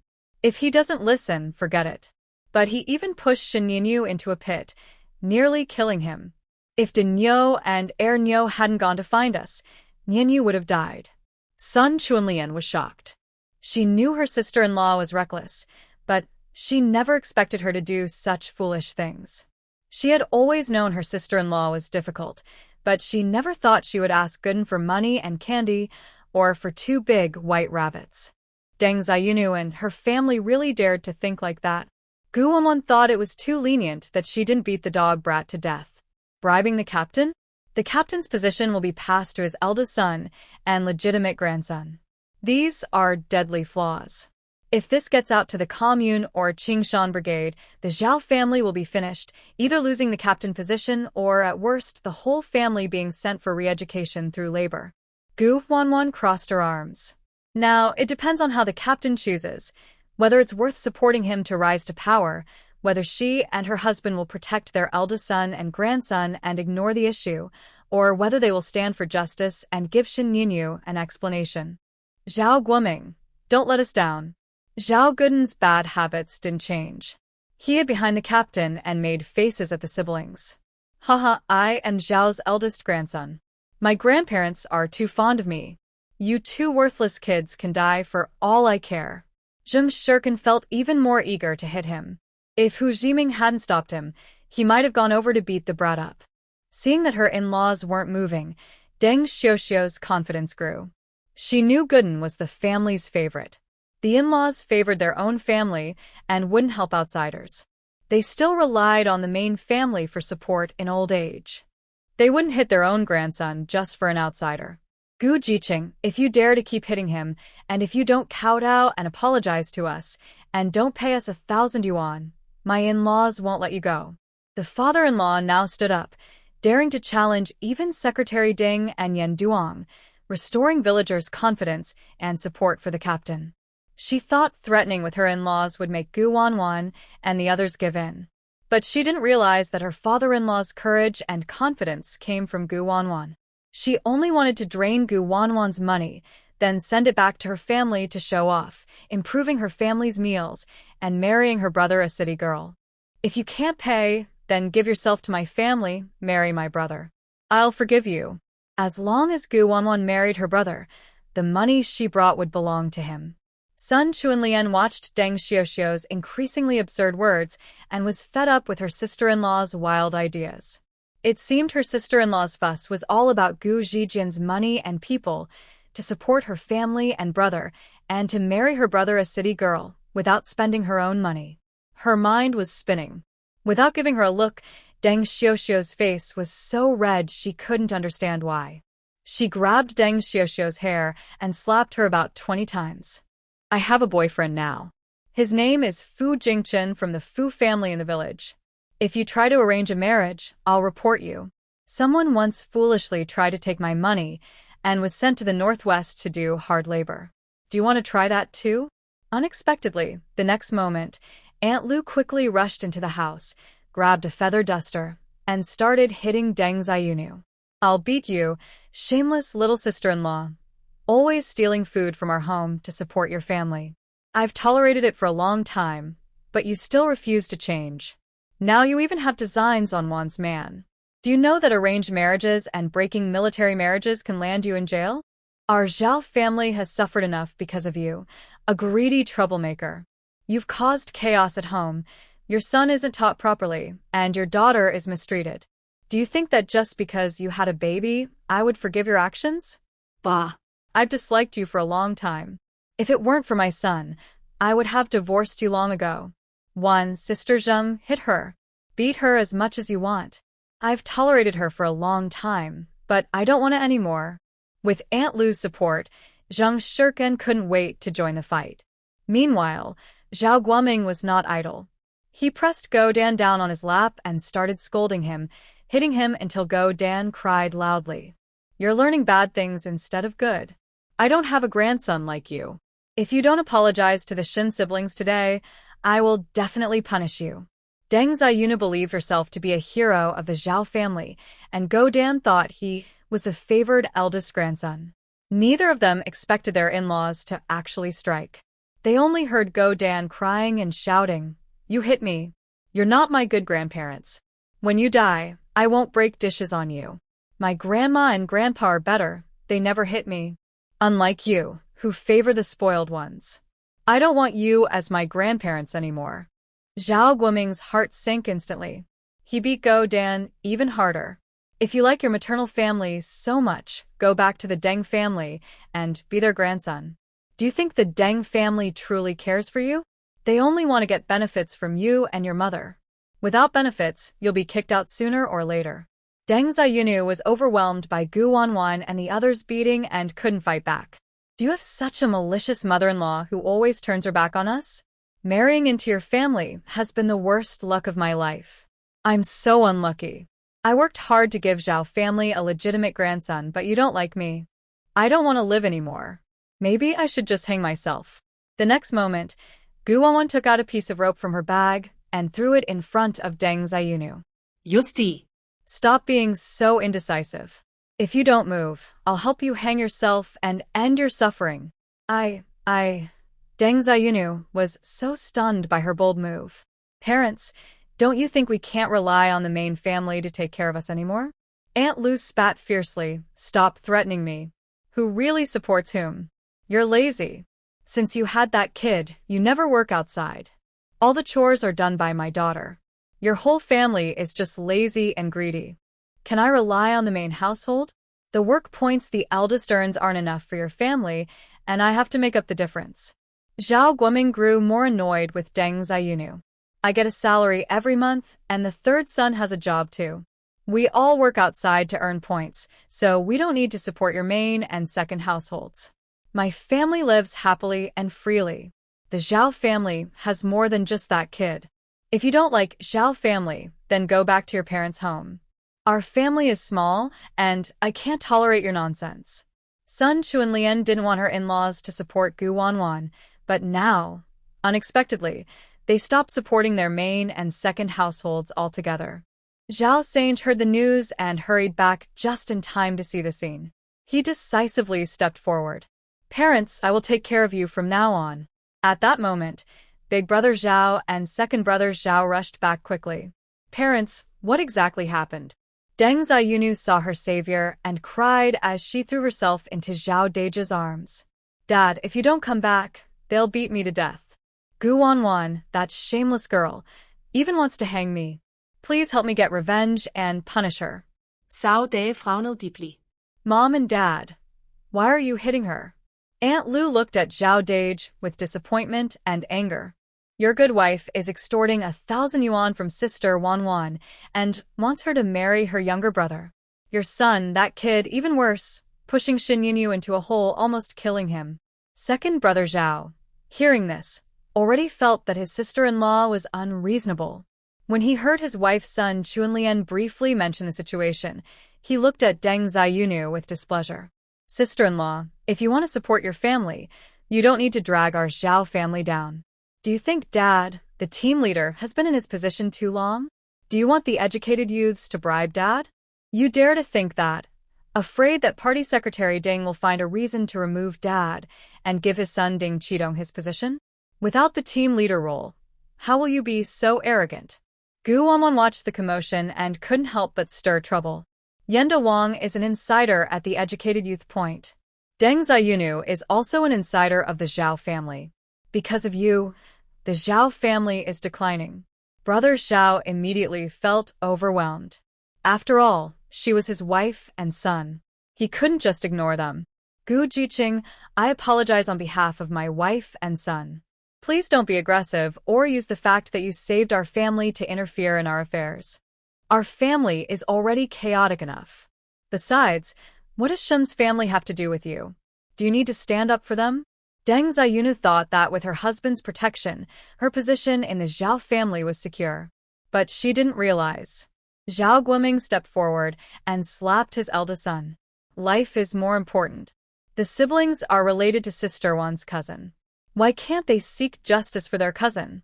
I really regret having you, a rebellious son. Aunt Lu looked at her eldest son and found him very annoying. Can't the victim defend themselves? I gave birth to you, but I might as well have given birth to a roast pork. Sons grow up and forget their parents. Having a wife makes you forget your parents. That's true. When the three Zhao brothers learned this news, they were stunned. The family everyone in the village avoided, Gu Qingtang and her children, turned out to be relatives of Gu Wuan. Given Gu Wuan's stubborn nature, she would definitely clash with the Gu family. Oh my, it seems Xinyang village is becoming more and more unstable. A big fight is coming soon.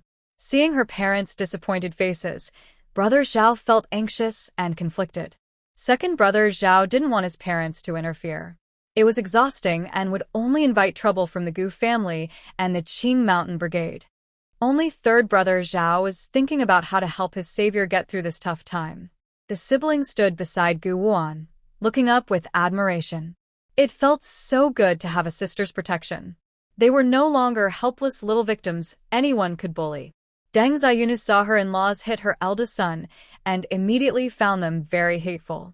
They didn't defend their own son but helped outsiders who paid money. Don't expect them to take care of the family in the future. Gu Jiqing managed to cheat Yan Duang out of 100 yuan. Why can't I do the same? Besides, she hit my son, so she must compensate. Third brother Zhao was furious. That's because Yan Duang stole Gu Jiqing's money. That's why she got compensated. Did she steal from your wife? Do you have money for her to steal? Big brother Zhao warned. Take good care of your wife. Otherwise, the family might be stolen from by your wife's family. Big sister-in-law has the nerve to ask for compensation. Shin Yinyu almost got killed by your son. She hasn't even asked you for compensation. Deng Xiaoyunu felt guilty, but still didn't think she was wrong. What was wrong with helping her own family? Only her maternal family and younger brother are good. In the future, if she suffers injustice in her husband's family, her maternal family can stand up for her. Lu girl, old Zhao, since your son is grown up and only cares about his small family, it's better to split the household, Guan said directly, analyzing the situation for the couple. Deng Xiaoyunu and her son, holding the titles of village head's daughter-in-law and grandson, are acting arrogantly in the village. They've made many enemies in the Zhao family and are probably accepting bribes secretly. With her greedy nature, if Secretary Deng and Qingshan Brigade plot against her, your Zhao family will fall. Deng Xiaoyunu's face twisted with anger, as if she wanted to tear Guan's mouth apart. You're not even a member of our Zhao family. What right do you have to decide on splitting the household? When it came to the interests of the second household, Sun Chuanlian refused to back down. Big sister-in-law, why are you still causing trouble? You already made mistakes. Apologize to Gu Jiqing and the others quickly. Deng Xiaoyunu clenched her teeth tightly and refused to apologize. Her in-laws were just trying to scare her into submitting and admitting fault. She wouldn't give them that satisfaction. She truly wanted to split the household. In Xiangyang village, the elderly are cared for by the main household. She didn't believe her in-laws would really give up their eldest son and legitimate grandson. Zhao Guoming deeply agreed that Wan was right. He couldn't let one rotten apple ruin the whole Zhao family. Let's split, he said. Aunt Lu spoke impatiently. Split what? Split how? Deng Xiaoyunu raised her eyebrows, just as she expected. But her happiness was short-lived. She heard her mother-in-law say, cut ties, so we don't have to be burdened by the supporting younger brother problem. Brother Zhao was completely unprepared for the situation to escalate so seriously. Mom, you don't want your son and grandson anymore? Can't we just not cut ties or split the household? Aunt Lu set a condition. Fine, if you divorce Deng Xiaoyunu, I won't cut ties either. Guan usually advises separation rather than reconciliation when dealing with enemies. Old things must go to make way for new ones. If you divorce and find a kind and caring daughter-in-law, that's better than raising a rat that bites the cloth bag. Lu girl, you must watch over your son carefully. There's a saying, marry a virtuous wife, and 3 generations will prosper. Marry a foolish wife, and it will ruin the family. With the eldest son and grandson gone, we can raise a small heir. Our roots are strong and red. In the future, father will be kind, and children will be filial, with grandchildren filling the hall. These words touched Aunt Lu's heart. Wan, you're absolutely right. If I find a filial and likable daughter-in-law, wouldn't that be wonderful? I would be very happy. Either divorce or cutting ties. These were choices brother Zhao couldn't make. He couldn't understand why his parents listened so obediently to Guan. When Guan said to split the household, they did so. When she said to hang Deng Xiaoyunu, they didn't even blink. Deng Xiaoyunu finally realized that her in-laws were not joking. She cried as she crawled in front of Guan. Gu Jiqing, I know I was wrong. My son, and I apologize to you. Please talk to my in-laws. I don't want to divorce the head of the family. Doggy quickly apologized to Shen Yinyu. Zhao Guden stubbornly refused to lower his head. I don't want to. They are bad luck. Deng Ziyunu was furious. She grabbed her son and spanked him. If you don't apologize, do you want your grandparents to kick us out? Not listening to me anymore? If you keep being naughty, I'll send you to feed the wolves.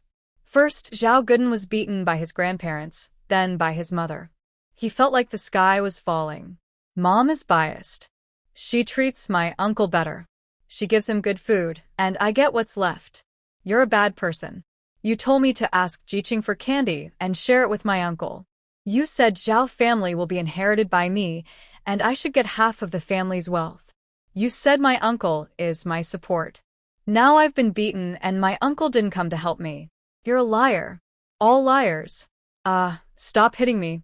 Can't I just apologize? Don't throw me to the wolves. Geu Jiqing, Zheng Jiqing, Hao Jiqing, I'm sorry. Shen Yanyu, I'm sorry.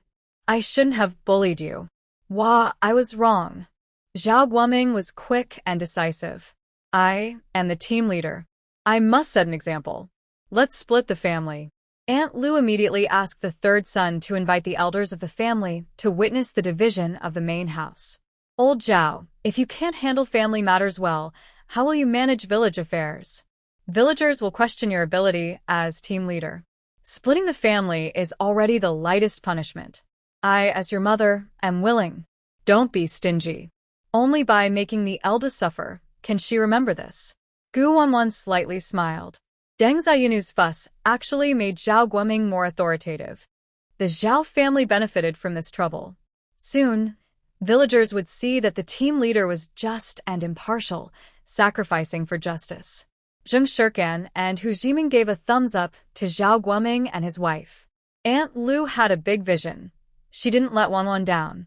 If the team leader ignored fairness and favored someone, Wanwan would surely withdraw her support. Despite Zhao Lao and Deng Ziyunu's desperate pleas, the team leader and his wife successfully divided the main house, giving them a room and 40 yuan as a separation fee. Aunt Lu initially wanted to advise the eldest to be careful with the money, not to give it all to Deng Ziyunu. Gu Wanwan subtly pulled Aunt Lu back. Children's happiness is their own. He's upset now. If you help him, he won't appreciate it. Future hardships will make him see who truly cares for him. Zhao Guoming sighed repeatedly and decided not to interfere in his eldest son's family matters. Whether it's good or bad, it's the eldest son's choice. Sister Wan is from the military compound in Beijing, just like Shen Yinyu and Shen Jitian's father, who are also from the military area. Since she is Sister Wan's cousin-in-law, he, as the squad leader, can no longer ignore this. Anyway, he would have to deal with Secretary Deng and punish Yenda Wang, so he doesn't mind defending Qingshan Brigade once more. I'm going all out. Sister Wan, I'll take you to the Gu family. Sigh, a tough fight is coming. Dad, we shouldn't interfere in the Gu family's affairs. Old Mrs. Gu has a high status and is not easy to mess with. Son Chunlian still didn't want her parents-in-law to provoke the Gu family. Although her sister-in-law's family had moved out, and they could benefit more if her parents-in-law got involved in the conflict between the Gu family and Gu Wanwan, the Zhao family would definitely be affected. The Gu family, Du family, and Ding family all have relatives, and she's worried they might team up to remove her father's squad leader position, which would spell trouble for the Zhao family. Not only did Sun Chunlian not understand this, but even Zhao Urge and Zhao Deja's spouses couldn't understand why their parents always listened to Gu Wanwan's words. The siblings were led by Gu Wanwan, feeling both nervous and worried, but mostly feeling a strong sense of security. Aunt Lu could see through her second daughter-in-law's cautious thoughts. When the sky falls, I'll stand up for Sister Wanwan and them. If you're my good daughter-in-law, you should take the broom and come with me. How can a fight happen without weapons? The feather duster she held was very useful. It had been used from old Zhao's childhood to beat Zhao Guden, passing through decades of wear. It was a family heirloom left by the Zhao family. Zhao Guoming waved his hand. Eldest and second brothers grabbed the tools. As soon as he finished speaking, Zhao Sen quickly ran inside to grab his dog beating stick. Zhao Er and Sun Chuanlian couldn't disobey their parents' wishes, so they found some branches and followed their in-laws. A large group headed toward the Gu family, attracting curiosity from villagers as they passed the fields. Where is the squad leader's family going? Are they planning to fight Qingshan village? It seems they're going to old Mrs. Gu's house. Is the squad leader going to settle scores with her? Oh, usually the squad leader avoids the Gu family, but now he's getting more assertive. Hey, why is Gu Jiqing holding Shen Yinyu and Shen Jitian's hands? Isn't she afraid old Mrs. Gu will cause trouble? I heard from Du Nyodan and the kids that Gu Zhiheng is very stingy. She doesn't even give a sugar cube for asking the way. Why doesn't she dislike the Shen siblings? Depending on the situation, the team leader seems ready to stand up for Gu Qingtang and her children. Has our team leader recently been possessed by a ghost? He's become very confident, showing the same commanding presence as the leader of Qingshan team. Am I the only one curious about the relationship between Gu Jiqing and the Gu family? Since they all share the surname Gu, maybe we should go and take a look. Zhao Guoming sternly warned, don't come over to join in, or I'll deduct your work points. On the way, Shen Jitian briefly explained the Gu family situation to Gu Wanwuan. Cousin, Li Xiuhong and her eldest daughter-in-law are aunt and niece. They both married into the Gu family from Qingshan team. They're better fighters than men. The head of the Gu family is named Gu Yongsheng. His wife is named Du Ju, known as Grandma Gu, and she is the cousin of Du Yongtai from the Du family. The couple has one son and two daughters. Their son, Gu Liju, married Li Xiuhong. They have two sons, big son Gu Yuqian, who married Li Pengni and has two daughters and a son, and second son Gu Yuquan, whose wife is Miao Xiangxiang, also with two daughters and a son. Gu Yongsheng and Du Ju's eldest daughter is Gu Chuyan, who married and now works as a clerk at the supply and marketing cooperative in the city. Their second daughter is Gu Qingtang, who is the biological mother of Shen Yinyu and Shen Jitian. The father of her children is still unknown. Zheng shirk and listen more and more confused. The Gu family's relationships are so complicated. Both aunt and niece married into the Gu family. Aren't their blood relations quite close? Sun Chuanlian secretly thought, new young people really lack knowledge. Many marriages in the village are between relatives. Even ancient emperors married their cousins and sisters. What's so surprising about that? Gu Wanwuan raised an eyebrow. Probably no blood relation. Lu Shunzi nodded approvingly. That's right, Sister Wuan. The brother of Qingshan team leader was brought in by his stepmother. She married Li Xiuhong's father, so they're like siblings now. Li Xiuhong often uses her brother's status to look down on old Zhao. Before they reached Gu's house, they overheard Li Xiuhong's mother-in-law and her daughter-in-law arguing loudly with Gu Qingtang. Good for nothing. Are you pretending to be sick? You spilled water on me when you fetched water. Are you unhappy with your mother-in-law? Are you deliberately taking your anger out on me? Li Xiuhong angrily kicked Gu Qingtang, then grabbed her by the neck and squeezed tightly. You and your two daughters are worthless. You can't even do a simple job. Don't eat tonight. Gu Qingtang weakly tried to resist. Big sister-in-law, I didn't do it on purpose. I really have no strength left. Li Xiuhong pulled her hair and spat at her. Don't call me big sister-in-law. I'm not your sister-in-law. You're not part of the Gu family. You're just an unwanted, worthless person. You say you have no strength? Spit. Are you implying that I stay at home and don't behave properly, deliberately mistreat you, and refuse to feed you? Li Pengni was not idle nearby. She held a basin of foot-washing water and poured it over Gu Qingtang. You're so ugly, no wonder your mother doesn't like you. No wonder your husband abandoned you without a word, even rejecting his own children. Auntie, if I were you, I'd be ashamed to live in this world. It's better to just run your head into a wall and die, to avoid embarrassing yourself and ruining the family's reputation. Gu Qingtang was soaked through, feeling cold and in great pain all over her body.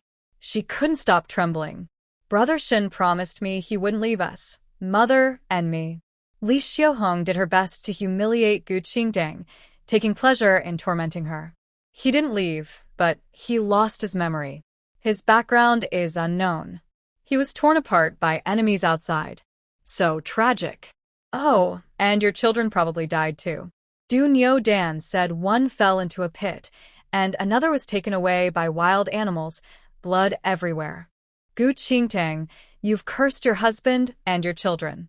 Do you feel heartbroken? Gu Qingtang's already sickly face turned even paler. Hot tears rolled down her cheeks as she sank into deep sorrow and despair. You lied to me. Brother Shen isn't dead. My children aren't dead. I want to find them. Seeing her resist, the aunt and nephew teamed up to beat her. Li Xiaohong even pulled out a rusty needle and crazily stabbed her. Rebel. If the two traitors die, so be it. The Gu family can spare a few mouthfuls of food. If you dare run away from the family, I'll stab you to death. Even in death, you'll stay here working for the Gu family. You still believe that your husband's family will come to take you and your children back to enjoy happiness? A man who's lost his memory doesn't even remember his own name, let alone where his home is. The scene resembled the old maid from a traditional story. Li Pengmi, while hitting her, reached into Gu Qingtang's and took out a pocket watch. She fiddled with it with an expression of disgust. A broken pocket watch, still pretending it's valuable? Dead people's things are bad luck. That's a keepsake from Brother Shen. Give it back to me, Gu Qingtang said with all her strength. She suddenly pushed Li Xiaohong away and lunged at Li Pengmi, desperately grabbing the pocket watch back. She clutched it tightly, refusing to let go despite their abuse and beating. The more she treasured it, the more the aunt and nephew intensified their cruelty. It was just a broken pocket watch, not a treasure or something valuable that could be sold. Was it worth risking her life to protect? Li Pengmi, unable to bear it any longer, raised the water basin and threw it forcefully at Gu Qingtang's head. Goody. Let's see who will come to save you. Your brother Shen can't save you, and your in-laws don't even know you exist. No one will come to bury you. Zhao Guoming shouted loudly, Gu family's members, stop right now. Li Xiaohong was stunned for a moment. She frowned as she looked at the family of the squad leader armed with tools. Even facing Zhao Guoming, her arrogant attitude didn't change. Squad leader, I advise you to mind your own business. I'm not just any ordinary girl from Qingshan. I'm Li Wutia's sister. If you provoke me, aren't you afraid I'll complain to my family? Li Pengmi paused briefly, then completely ignored Zhao Guoming and the others, continuing her work. Suddenly, a brick hit the water bucket, knocking Li Pengmi flying 5 meters away. Wow. Is a brick this powerful? Zhao Guoming and Zhao Sange had seen how strong bricks could be before, so they weren't surprised. Aunt Lu opened her mouth in shock. So this was the brick that Gu Wanwan used to hit the troublemakers in Qingshan village. Truly a magic tool, with excellent quality. Both husband and wife of second brother Zhao were stunned. It's over, it's over. Gu Zijing and the Gu family have openly declared war. Things are getting out of control. Luckily, Gu Pe and her husband went to the Commune to see their eldest daughter this morning, so no one was at the Gu family's house. Otherwise, it would have been even worse. Sun Chunlian saw the situation spiraling out of control and couldn't help but blame Gu Wanwan for being too impulsive. How could she just start fighting? Li Xiaohong is the niece of the squad leader of Qingshan. Her actions are definitely causing trouble for the Zhao family. Shen Yinyu and Shen Jitian hurriedly ran to Gu Qingtang, shielding their mother with their small bodies. Li Xiaohong, you're not allowed to hit my mom. Seeing that the children were safe, Gu Qingtang burst into tears. She hugged her children tightly and carefully checked their wounds. It's okay, you're fine. If not, I wouldn't be alive. The mother and children had always been used to suffering silently, but now they were fighting back. Li Xiaohong felt like she was losing control over her children. Is the dead kid really dead? No, it was the squad leader who saved you. Now even your aunt doesn't call you anymore. Who gave you the courage? Are you lazy and not feeding the pigs? Do you think because the squad leader is backing you, you can ignore the Gu family? Sun Chunlian couldn't hold back and explained, Aunt Xiaohong, Sister Pengmi, it's not our family's fault. It was Gu Zijing and the others who saved us. Her words implied that if anyone wanted trouble, they should look for Gu Wanwan and her family. After all, She was thinking about the safety and future of the Zhao family. She believed her in-laws would understand her good intentions. "Shut up, old woman," Aunt Lu glared at Sun Chunlian. "Second, control your wife's mouth, or I'll split your second household apart." The first words scared Sun Chunlian into silence, making her dare not speak again. Li Pengni crawled up from the ground, glaring resentfully at Gu Wanwan. "Mother, who cares about those educated youths? It's none of their business. What if we beat Gu Qingtang and her son to death? Try it if you dare." Gu Wanwan swiftly moved like the wind, picking up a brick and patting it. "Gu Qingtang and her son are under my protection. I am the person you call the mother-in-law." The uncle and niece widened their eyes. What? Shen Yunyu faced the fierce-looking uncle and niece again. No longer afraid, he gathered his courage and loudly said, "Mom, her name is Gu Wanwan. She's our cousin. Cousin told us herself that she saved us. She's a hero sent by Dad to protect us." Gu Qingtang stared steadily at Gu Wanwan. An unfamiliar sense of familiarity suddenly arose. What was going on? She knew she had never seen this girl before. Why did she look so kind? Her mind raced, but soon she was filled with disappointment. Shunge had lost his memory and didn't remember their family. If her in-laws knew about their existence, they would have come to take them away in the past 2 years. So, Gu Jiqing was deliberately claiming to be their cousin to comfort them, representing her in-laws to help them seek justice? The uncle and niece never expected Gu Qingtang to truly have a family. As the saying goes, marry a chicken, follow the chicken. Marry a husband, follow the husband. If Gu Qingtang was taken by her in-laws, what reason would they have to control her? Moreover, her mother-in-law absolutely refused to let Gu Qingtang out of her sight. She disliked Gu Qingtang and wanted to keep her confined in Xiangyang village, not allowing her to contact outsiders. Li Xiaohong finally realized and remembered the recent exaggerated praise for the new educated youth in Xiangyang village. "What cousin? You, a girl who randomly claims relatives, I've heard about you. You caused my nephew, Yan Duang, to be demoted and toiled in the fields, and injured villagers from Qingshan Brigade. I won't bother you, but you came here voluntarily." Zheng Shirkan, braver than Sun Chunlian, crossed her arms confidently. "You old gossip, confusing right and wrong. What's wrong with chasing away the bandits from Qingshan? Do you want the thieves to steal our luggage?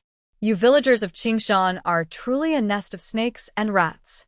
Hu Ziming stood beside Zheng Shirkan, observing the situation and helping her confront others.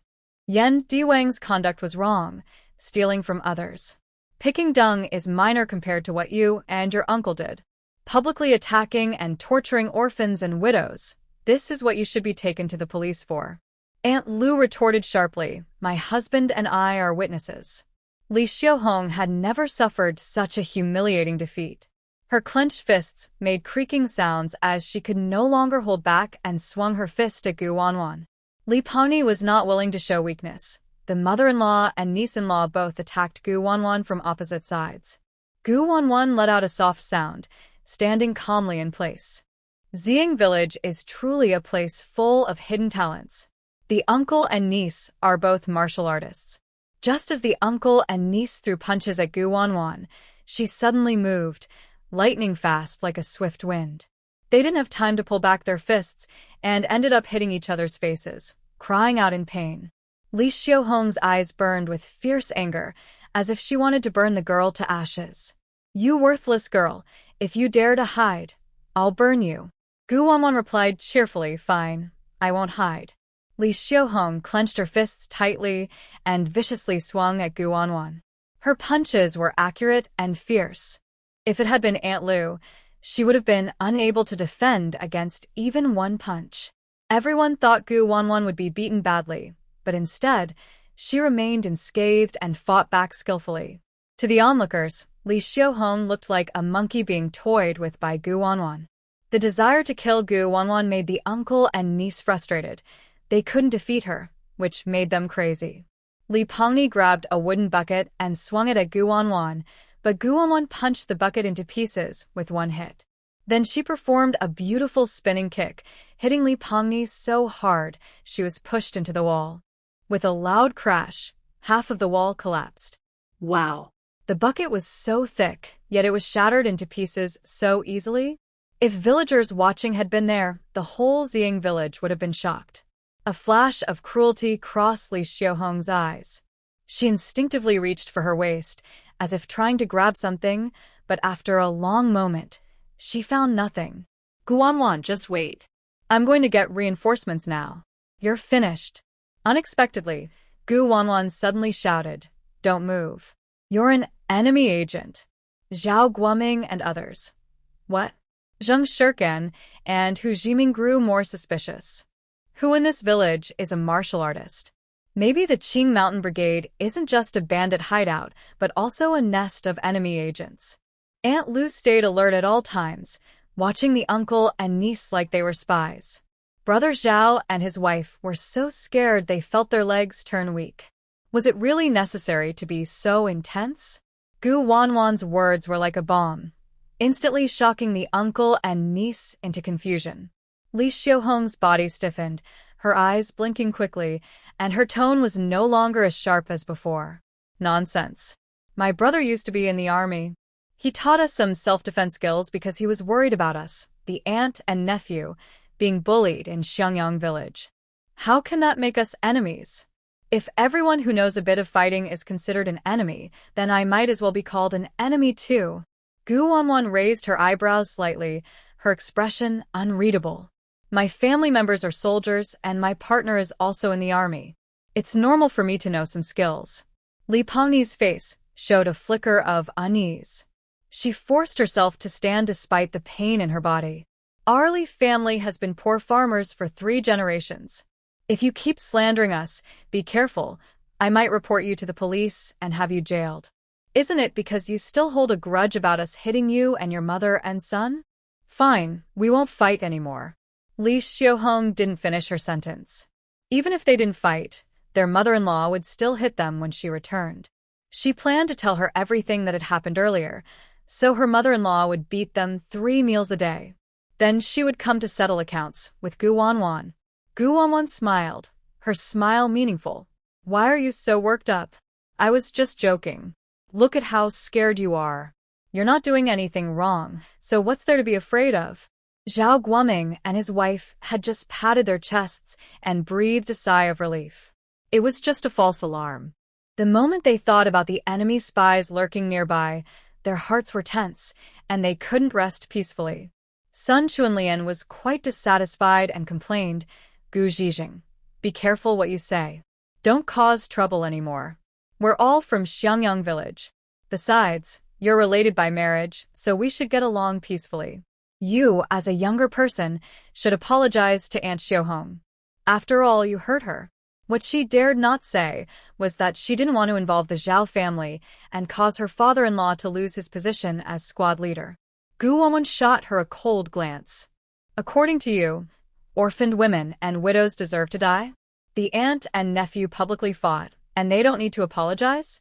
Lu's sister, your daughter-in-law's mind is more complicated than a mountain road with 18 twists.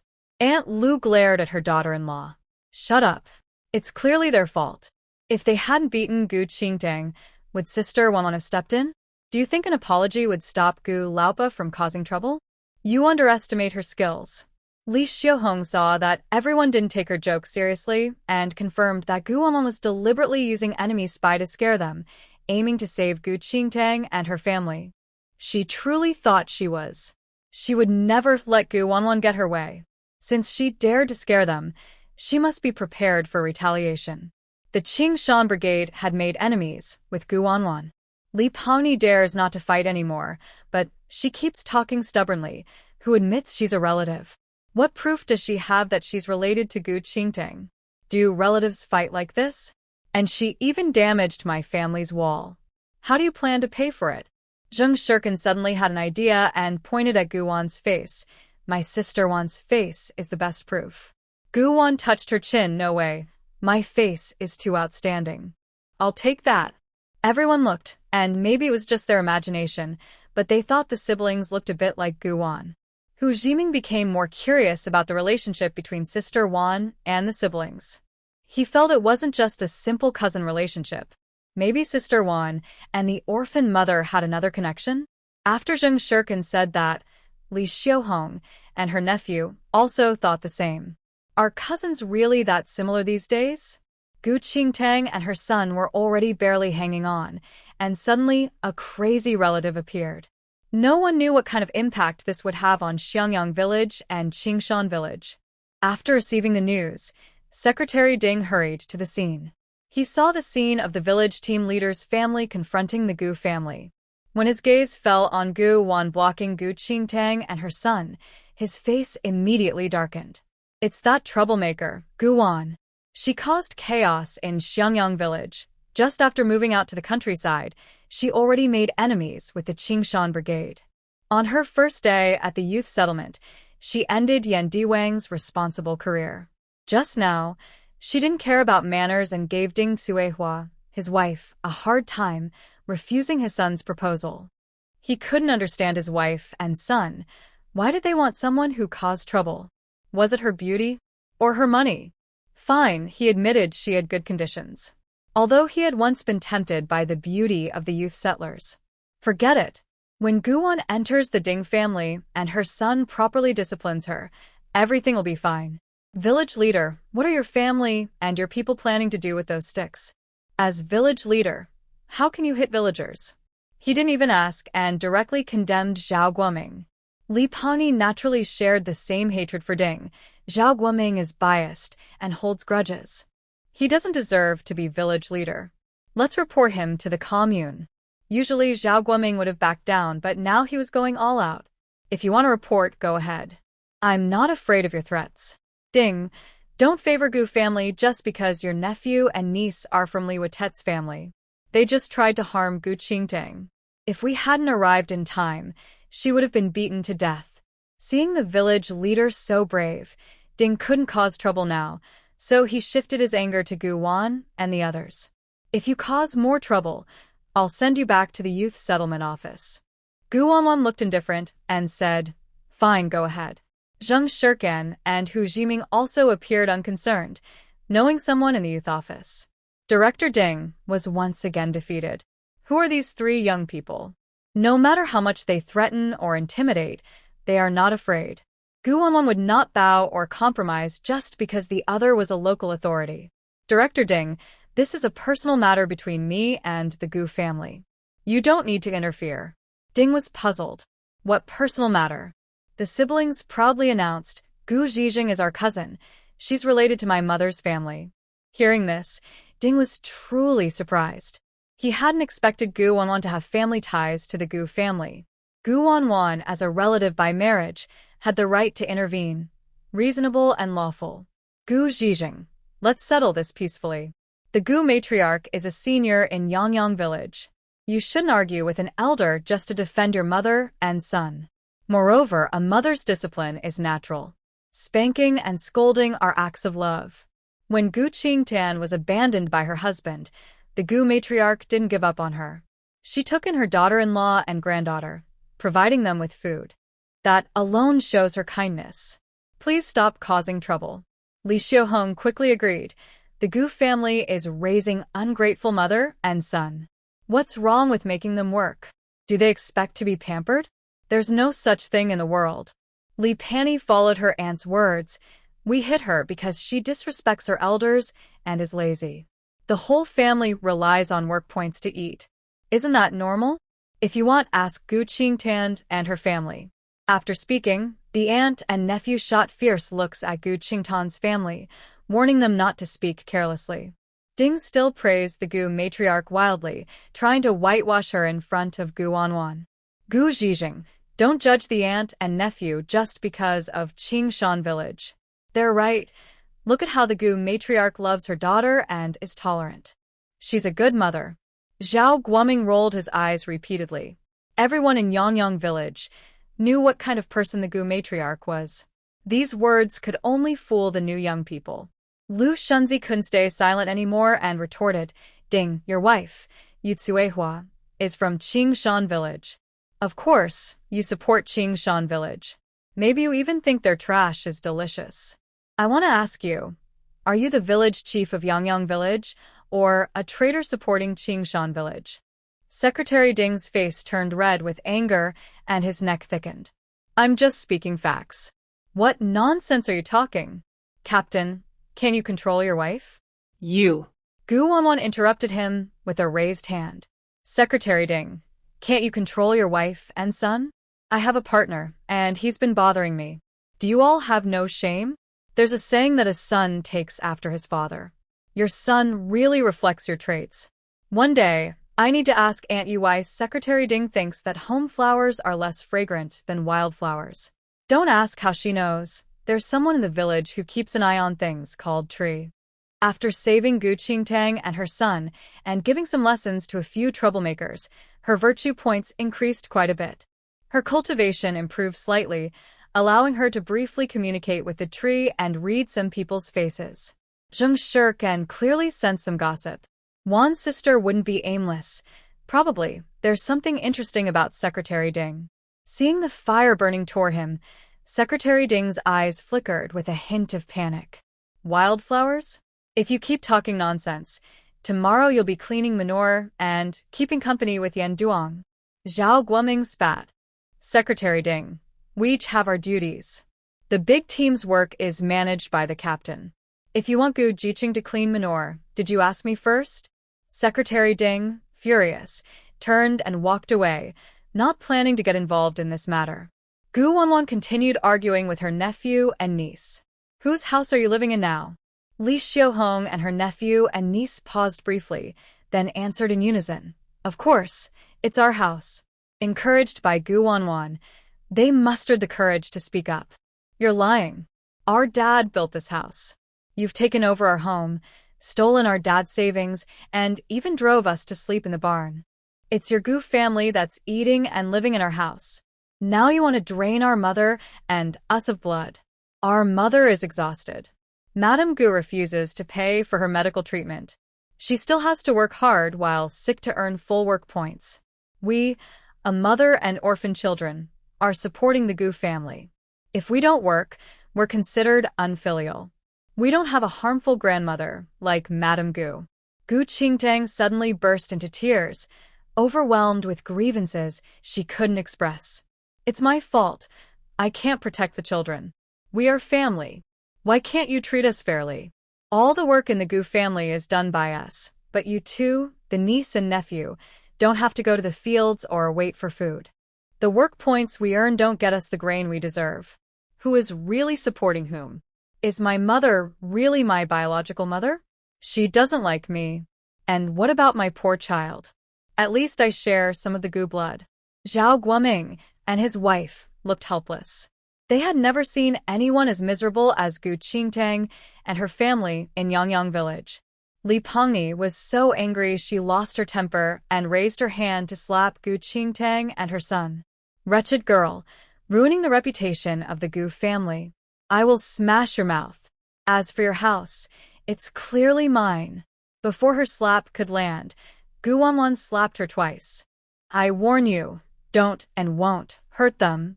Her strength was so great that Li Pengni was knocked to the ground. Wicked woman, you hit me again. Do you think I'm easy to bully? I'll tell my uncle when I go back to my family. Gu Wanwan remained calm from start to finish. The other person's threats and intimidation didn't scare her. Go ahead. Who's the coward? I hope your uncle Li Wutai comes to find me. The villagers in Yangyang are afraid of your Qingshan village, but I, Gu Wanwan, am not afraid. Ninyu knows sweet things. Cousin, I give you a task. Watch the Gu family carefully. If they bully you again, come tell me. Though she said this, her cold eyes glanced at her niece and nephew. The brother and sister didn't hesitate and said together, Cousin, we understand. Li Xiaohong's heart skipped a beat. Is Gu Wanwan crazy? She's brazenly placing 3 spies in the Gu family, claiming to watch them but actually monitoring her? Could Gu Wanwan know something? What do you really want? Gu Wanwan extended her hand. Money. 100 yuan to treat the mother and son. Li Xiaohong's mouth twitched. It seemed she had overestimated Gu Wanwan's intelligence. The family's money is managed by my mother-in-law. Now that my in-laws are not here, they've gone to the commune to find my eldest aunt. She was causing trouble, probably trying to extort money. She's not like Yen Duong. She won't let Gu Wanwan get her way. Gu Wanwan didn't step back at all. Qingshan Brigade is rich and prosperous. They made their fortune by robbing. Don't tell me you have no money. Just give me 150 yuan. Yes or no? Seeing Gu Wanwan raising her price, Li Pengni exploded. You scoundrel, more shameless than my grandma. If we don't give it, so what? This is learned from your Gu family. When it comes to extorting, your Gu wife is the ancestor. Gu Wanwan smiled, looking crazy and mischievous. If you don't give it, nothing will happen. I have nowhere to stay, so I might as well live in your house. You'll treat me well and feed me, right? Don't worry about my pride. I won't be polite. Li Xiuhong was terrified. Letting Gu Wanwan stay was like inviting a wolf into the house. In the end, she had to compromise temporarily. She went back to her room, took out 100 yuan, and before leaving, she thought for a moment and decided to be cautious. She secretly wrote her name on 10 banknotes and then handed them to Gu Qingdang. This was just to have Gu Qingdang keep them temporarily, to be retrieved after Gu Wanwan left. Gu Wanwan quickly grabbed the money, roughly counted it, and naturally her sharp eyes caught the writing on the bills. A faint smile appeared at the corner of her mouth. I'm just keeping it for my cousin to prevent anyone with bad intentions from stealing it while I'm away. Sun Chuanlian looked at her niece and nephew with anger, as if she might explode. Her dissatisfaction with Gu Wanwan deepened. Gu Jiqing, you don't care about anything, but what about our Zhao family and Gu Qingtang's mother and son? When Gu Posey comes to my house and threatens to hang herself, you'll see how difficult she can be. Gu Wanwan sneered coldly. I don't care how difficult Gu Posey is, because I'm also crazy. And the Gu family might not be as crazy as I am. Li Xiuhong was so anxious, she almost lost her temper. Luckily, she had kept a backup plan. Secretary Ding is coming back. Everyone help me report to the police. Gu Zhiheng stole 100 yuan from my house. Gu Wanwan snorted. Such a low-level trick. In just a second, the bills in her hand were secretly swapped out. If you give you a chance and you don't pay, you're useless. Then keep paying and paying. Secretary Ding heard Li Xiuhong shouting from afar and immediately turned around to rush back. Gu Zhiheng robbed your house. Do you have proof? Zhao Guoming secretly thought something was wrong. The niece and nephew were openly lying and framing in front of him, the team leader. They were really brazen. Aunt Lu immediately understood. Li Xiuhong, those bills were clearly you voluntarily paying to Gu Qingtang's mother and son. Do you think we, the Zhao family, are fools? Zheng Shirkan and Hu Jiming frowned. Li Xiuhong was definitely not a kind person. She used the same trick Wanwan used against Yen Duong to deal with Wanwan. Now, how should they resolve this? Gu Qingtang's mother and son hurriedly spoke up. That's not true. It was the niece and nephew who framed us. Li Xianini pointed at the 10 large bundles of money in Gu Wanwan's hands and lied blatantly in front of everyone. Secretary Ding, look, Gu Zhiheng is so arrogant. She directly came to my house to steal and rob. Those bills in her hand are clear evidence. I don't understand why the team leader's family is protecting Gu Zhiheng and letting her do whatever she wants to rob my house. It's obvious that the team leader and Gu Zhiheng are in cahoots. Maybe the team leader ordered her. After all, the team leader has always disliked the Gu family. Perhaps it's a revenge scheme. Li Xiuhong looked confident, as if she had the upper hand. Both her niece and nephew believed that Wanwan's arrogance was just because she had the backing of the team leader. Once they could bring down the team leader, Wanwan would no longer fear any threat. It seems the team leader is unworthy of his position. We ask the village secretary to uphold justice for our Gu family. We have witnesses, and the money and bills are physical evidence. Secretary Ding had long wanted to find trouble. Only by removing the captain could his eldest son take his place. Captain, how can you break the law? Let's go to the commune together. As for Gu Jiqing, you should compensate the Gu family 200 yuan. That will settle this matter. Zhao Guoming finally confronted Secretary Ding openly. Ding Yusheng, you might as well be called Ding Wuda. Are you just trying to make my son step down? You're so hypocritical. Zhao Sen was not as cowardly as Zhao Er and his wife.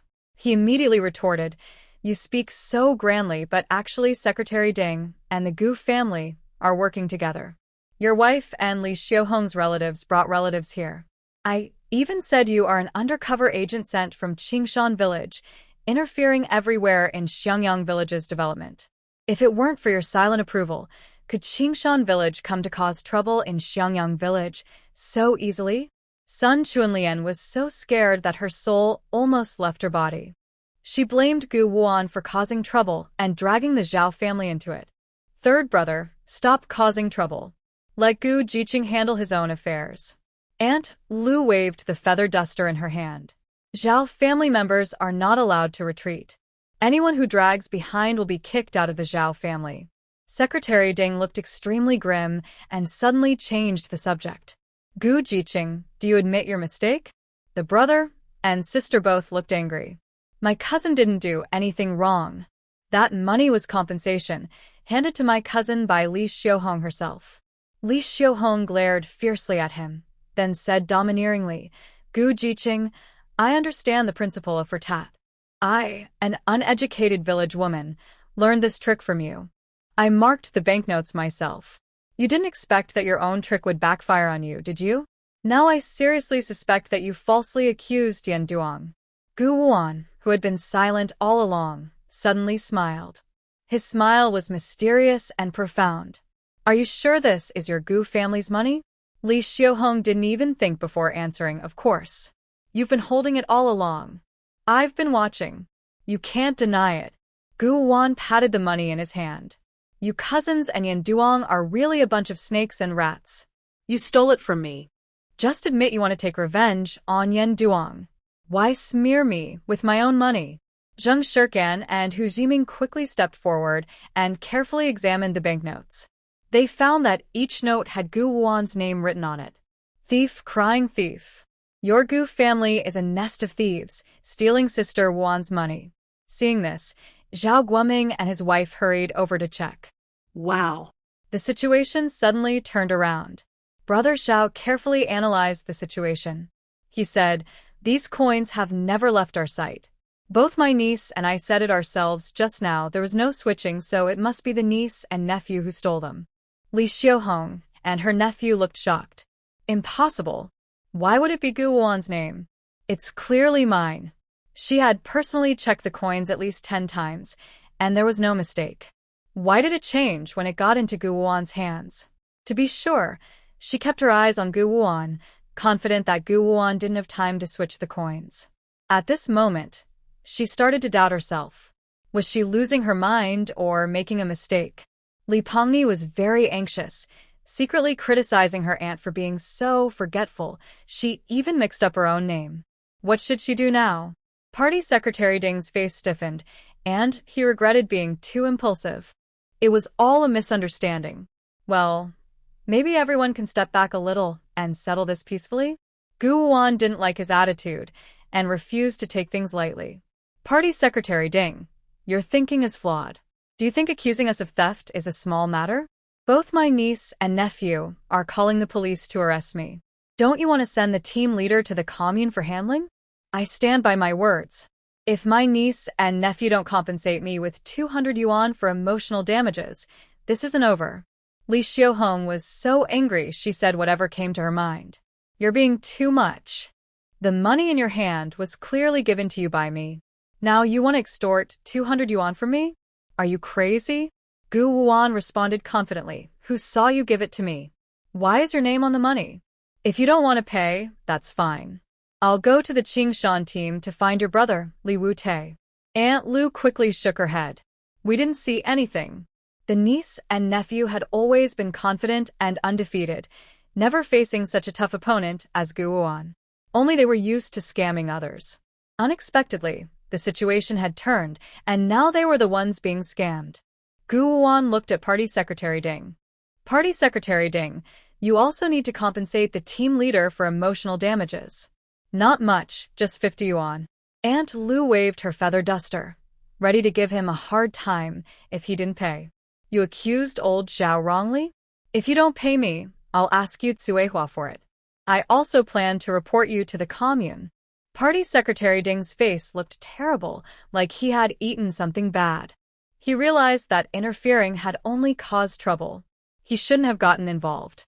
Not only did he fail to take down the team leader, but now he had to pay 50 yuan. What bad luck. Finally, Li Xiuhong went back to her house, counted 20 more large union notes, and reluctantly handed them to Gu Wuan. Gu Jiqing, remember this. With so much money on you, be careful not to lose it. Gu Wuan took the money and checked it in front of everyone. Very good, no names written. I will kindly forgive you, the uncle and niece. If you have such good fortune in the future, remember to come find me. Earning 200 a day is easy for me. I am quite clever. Party Secretary Ding was silently brooding. Zhao Guoming cleared his throat. Now it was his turn as the team leader to perform. Li Shiwon, Li Pani, listen up. Everyone must go to work tomorrow. Since you married into Xiangyang village, I will take charge, Zhao Guoming said firmly. Our village does not follow old-fashioned ideas. We support capitalism and progress. I didn't make you carry manure with Yan Duong. That was a light punishment. Starting tomorrow, I will strictly supervise your family. This big accusation left the uncle and niece speechless. Party Secretary Ding finally understood. Zhao Guoming had the courage to openly challenge the Qingshan Brigade. This was asking for trouble. He didn't stop him. Let's see Zhao Guoming suffer. Seeing that they were holding back their anger but not speaking, Zhao Guoming felt very pleased. Gu Qingtang and her son are seriously ill. They should rest and recover. You don't need to work. The work points you earn this year will be allocated to your Shin family account. Since she married outside, there's no need to keep her with her family. Unfortunately, there were no suitable houses in the village. If there had been, he would have arranged a place for the mother and son already. Auntie? Gu Wanwan was unsure if that was the right way to address her, but she didn't dwell on it. She decided to use that term for now. Auntie, if Gu Posey refuses, just come find me. Thank you, Gu Jiqing. Thank you, team leader. Gu Qingtang couldn't help but tear up with gratitude. She felt a surge of emotion like being reborn. All of this was brought by Gu Wanwan.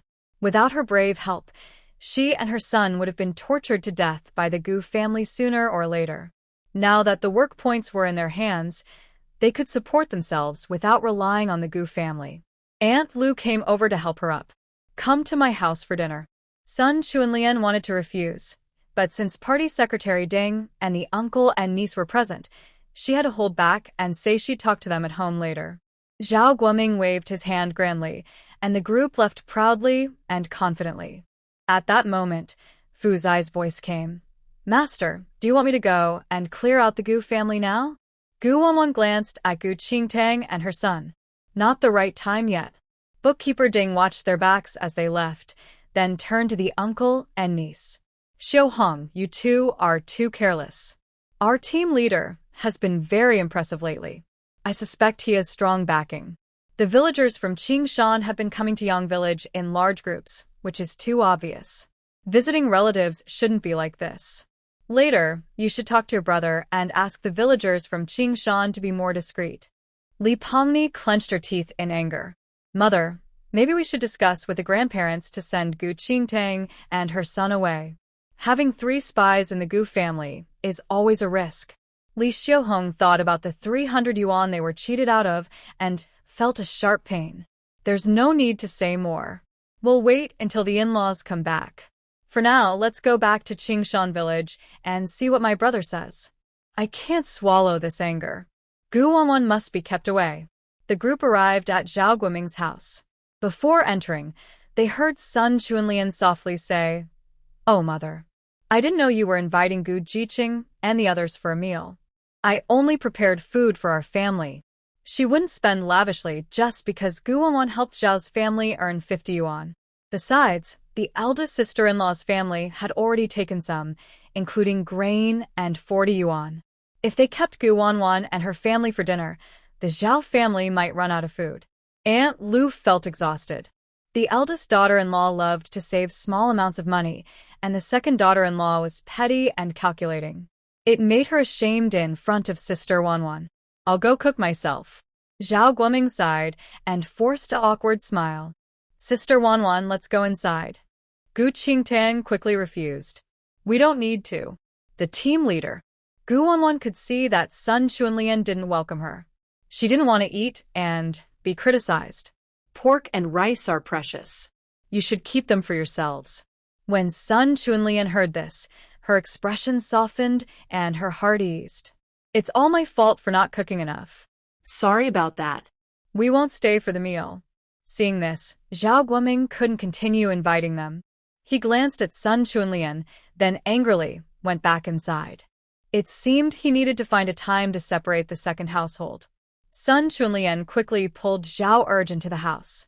Without the eldest sister-in-law's family and Gu Wanwan, they could eat more meat. Aunt Lu felt guilty toward Sister Wanwan. "Wanwan, it's my fault for not disciplining the second daughter-in-law. I promised to invite you all for a meal." "Every family has its own difficulties," Gu Wanwan said kindly. She then reached into her basket, grabbed a wild chicken, and handed it to Aunt Lu. "Caught this morning. It's extra for your family to enjoy." Mrs. Lu refused to accept the money, saying, "No, you helped us earn 50 yuan. I should treat you to meat, and it's not right for you to treat us. Keep the money for yourselves." Gu Wanwan didn't give her a chance to refuse and quickly left with Zheng Shirkan and others. Mrs. Lu, feeling helpless, carried a wild chicken back to the house, but she overheard Zhao Guoming angrily scolding the second son's family. Sun Chunlian didn't think she was wrong and argued confidently, "Dad, everything I do is for our family. These days, no family is very rich. I know you want to repay kindness, but there are many ways to do that. Dad, arranging for them to gather pig feed and supporting Gu Jiqing under pressure is the best way to thank them. Besides, who is so generous to invite others to eat meat? Didn't you see your grandchildren are thin? I just want them to eat more meat. Dad, I don't understand why you listen so obediently to Gu Zhiheng and help her oppose Qingshan Brigade." Brother Zhao, silent nearby, couldn't help but complain. He was angry at Gu Wanwan because she mentioned splitting the family, and her wife had run back to her parents' house with Zhao Guden. Zhao Guoming looked at his unruly sons and daughters-in-law and was furious. "Because my confidence comes from Gu Zhiheng. She's the one supporting me, understand?" Brother Zhao and second brother Zhao's wife looked stunned. "How is that possible? She's just a little girl." Mrs. Lu, carrying the wild chicken, entered and said, "Old Zhao, Gu Zhiheng sent us a wild chicken. Wanwan isn't the kind of person to take advantage or be rude." Her words made Sun Chunlian blush with embarrassment. Zhao Guoming disapproved and asked, "Why do you think it's okay to take it?" "She forced it on me. I couldn't refuse." Mrs. Lu placed the chicken in the kitchen, took an empty basket, and filled it with vegetables and eggs, then specially cut a pound of pork. "I'm taking this to Wanwan."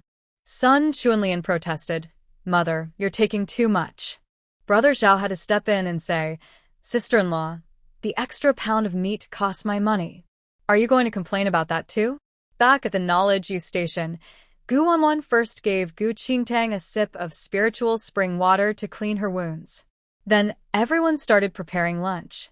Gu Wanwan built a simple stove with bricks and placed a large pot on top. Gu Qingtang didn't want to wait and eat, so she volunteered to handle the chicken. "Gu Zhiheng, I'll take care of the chicken." As the bell rang signaling the end of work, the tired new and old youth returned to the station and saw a scene in the yard. "Gu Jiqing, you all finish work so early. Why didn't you prepare dinner for us in advance? We've worked so hard, and when we come back, we can't even enjoy a hot meal. There's no sense of unity at all." Most of the old educated youths didn't speak, but they agreed with Yao Ruihui in their hearts. "When we first went to the countryside, whoever finished work early would help cook. The weather is quite hot now. If you prepare the meal early, it will be just right when we return, warm and tasty. You have an easy time cutting pig grass, but you can't understand how hard we work in the fields. We are all educated youths from all over the country. We should help each other. Is it necessary to be so selfish?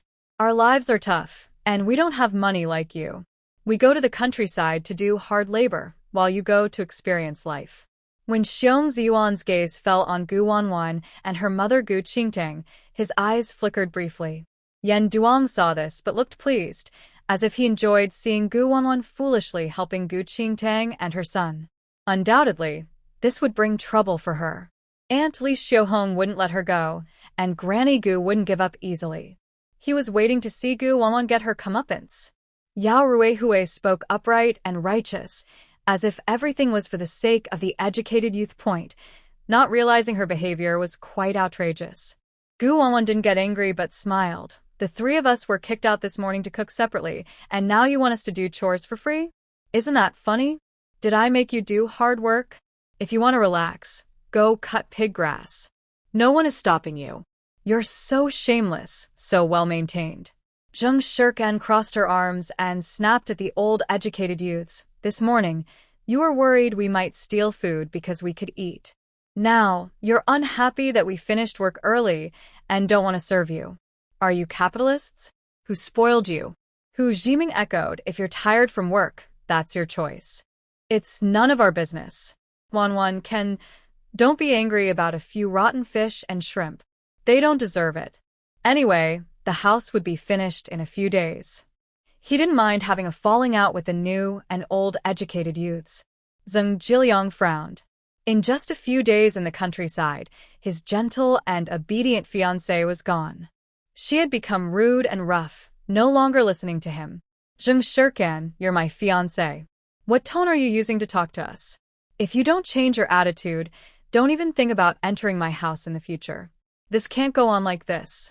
He needs to find a way to have Zheng Shirtsan's parents come personally, to educate Zheng Shirkan properly and at the same time, use their help to punish Gu Wanwan. So, he decided to take a day off tomorrow to go to the post office. The more Zheng Shirkan looked at Zheng Jiliang, the more annoyed he felt. All the filters about his fiancée were shattered. Why did he like this guy before? I'm not willing to marry you. Don't call me your fiancée anymore. Let's go our separate ways. We're strangers now. Zheng Jiliang didn't believe that the love-struck Zheng Shirkan would cancel the engagement. He was confident in his own charm. Zheng Shirtsan's words were just a way to tease him and attract his attention. The more his fiancée got jealous, the more his pride was satisfied. Guan Qi grabbed Zheng Jiliang's sleeve. Brother Jiliang, Shirkan is upset with you. Talk to her nicely later. Don't let small things ruin your relationship as an engaged couple. Zheng Jiliang gazed deeply at the girl next door. For his and Ganqi's future, and so his father could succeed in replacing Zheng's father as the leader of the Pigeon Association, he decided to endure and accept Zheng Shirkan. Yao Ruihui was furious after being scolded by Gu Wanwan and the others. The vegetables in the backyard are all grown by us old educated youths. You can't pick them. If you want to eat, exchange money. Who cares about your wilted vegetables? Who knows if you'll or on them or water them with foot wash water? Gu Wanwan said indifferently. She had endless supplies in her space and could use her abilities to grow vegetables and fruits. A single seed was enough to produce plenty. She never lacked fresh vegetables. With a loud gag, the new educated youths all felt nauseous and started thinking about cooking alone. After all, the old educated youths had a record of misdeeds, and the thought of eating vegetables nourished with foot wash water made them again. Gu Zijian, can you be a bit more polite? Stop talking about, and all the time. Are you even letting people eat? At this moment, Aunt Lu carried a basket to the educated youth station. What and? That's natural fertilizer. Gu Wanwan casually said, those young educated youths are just looking for trouble. They act like capitalists, saying we finished work early and should cook for them. Aunt Lu looked disdainfully at the old and new educated youths. Didn't they separate you into your own groups? Why should you cook for them? Because they have big faces? I get it. Is it because you're upset that old Zhao arranged heavy work for them? Fine. Tomorrow they'll all go cut pig grass. Cutting pig grass is good. It's short and can reduce grain distribution. The villagers are happy, someone said. The old and new educated youths quickly shook their heads and refused. We won't cut pig grass. Led by Zheng Jiliang, the new educated youth wanted to go pig grass cutting, but their strength was limited. When they worked, they heard that many children were also cutting pig grass. The surrounding pig grass was almost gone. To cut pig grass, they had to risk going deep into the mountains. If a big tiger suddenly appeared, they would be in serious trouble. Liang Xian learned her lesson this time. She knew she couldn't cut pig grass. She even hoped Guan would be taken away by a tiger. These new educated youths are so strange. They won't do such easy work as pig grass cutting, Aunt Lu said, unable to understand. Then she handed a basket to Guan. Guan, I brought some vegetables for you. After you finish eating, come to my house to pick more. We help each other, so don't refuse. Before Guan could speak, Aunt Lu quickly ran off, as if afraid someone was chasing her. Guan looked at the food in the basket and couldn't help but smile. Aunt Lu was quite bold. Yao Ruihui felt her face was swollen from the beating. She had just made things difficult for Guan and the others, not allowing them to pick vegetables. Now, the team leader's wife had brought a basket of food. Lu Jie is so kind, she said, surprised. These vegetables are much fresher than those grown by the old educated youths. Zheng Shirkin opened the basket and exclaimed unexpectedly, Quan, Lu Jie also gave us eggs and a pound of meat. Let's make braised pork tonight. The other educated youths looked on with envy. Wow, this is real benefit. The team leader's family was generous, giving meat just like that. Chun Jelly couldn't understand it. Meat is very precious these days. Gu Jiqing, why did Aunt Lu give you meat for no reason? Hu Pandai suddenly seemed to remember something. She pointed at the meat and shouted, I know. Gu Jiqing, you're not allowed to keep it all to yourself. That meat was specially sent by the team leader to entertain us new educated youths, to welcome us. Both new and old educated youths agreed. Hu Pandai was right. They finally got to taste some meat and couldn't wait to cook it. Yao Ruihui even walked over and reached out to take some. Give me the meat, and when it's cooked, I'll share some with you. Guan saw her try to the meat and slapped her. Getting hit so many times and still not learning? Do you want to be hung on a tree again? Yao Ruihui covered her swollen face, furious. I'll tell the team leader that you're hoarding the youth's meat. Liang Xian looked pleased, sneering, Gu Jiqing, you're such a bully. The meat belongs to everyone. Why do you get to keep it all? Come on, let's go to the team leader's house. Guan smiled mysteriously and sarcastically. You're asking for trouble.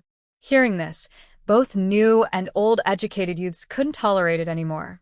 When Yao Ruihui and the other educated youths were preparing to leave the youth station, Brother Zhao San happened to walk in holding a few pieces of clothing.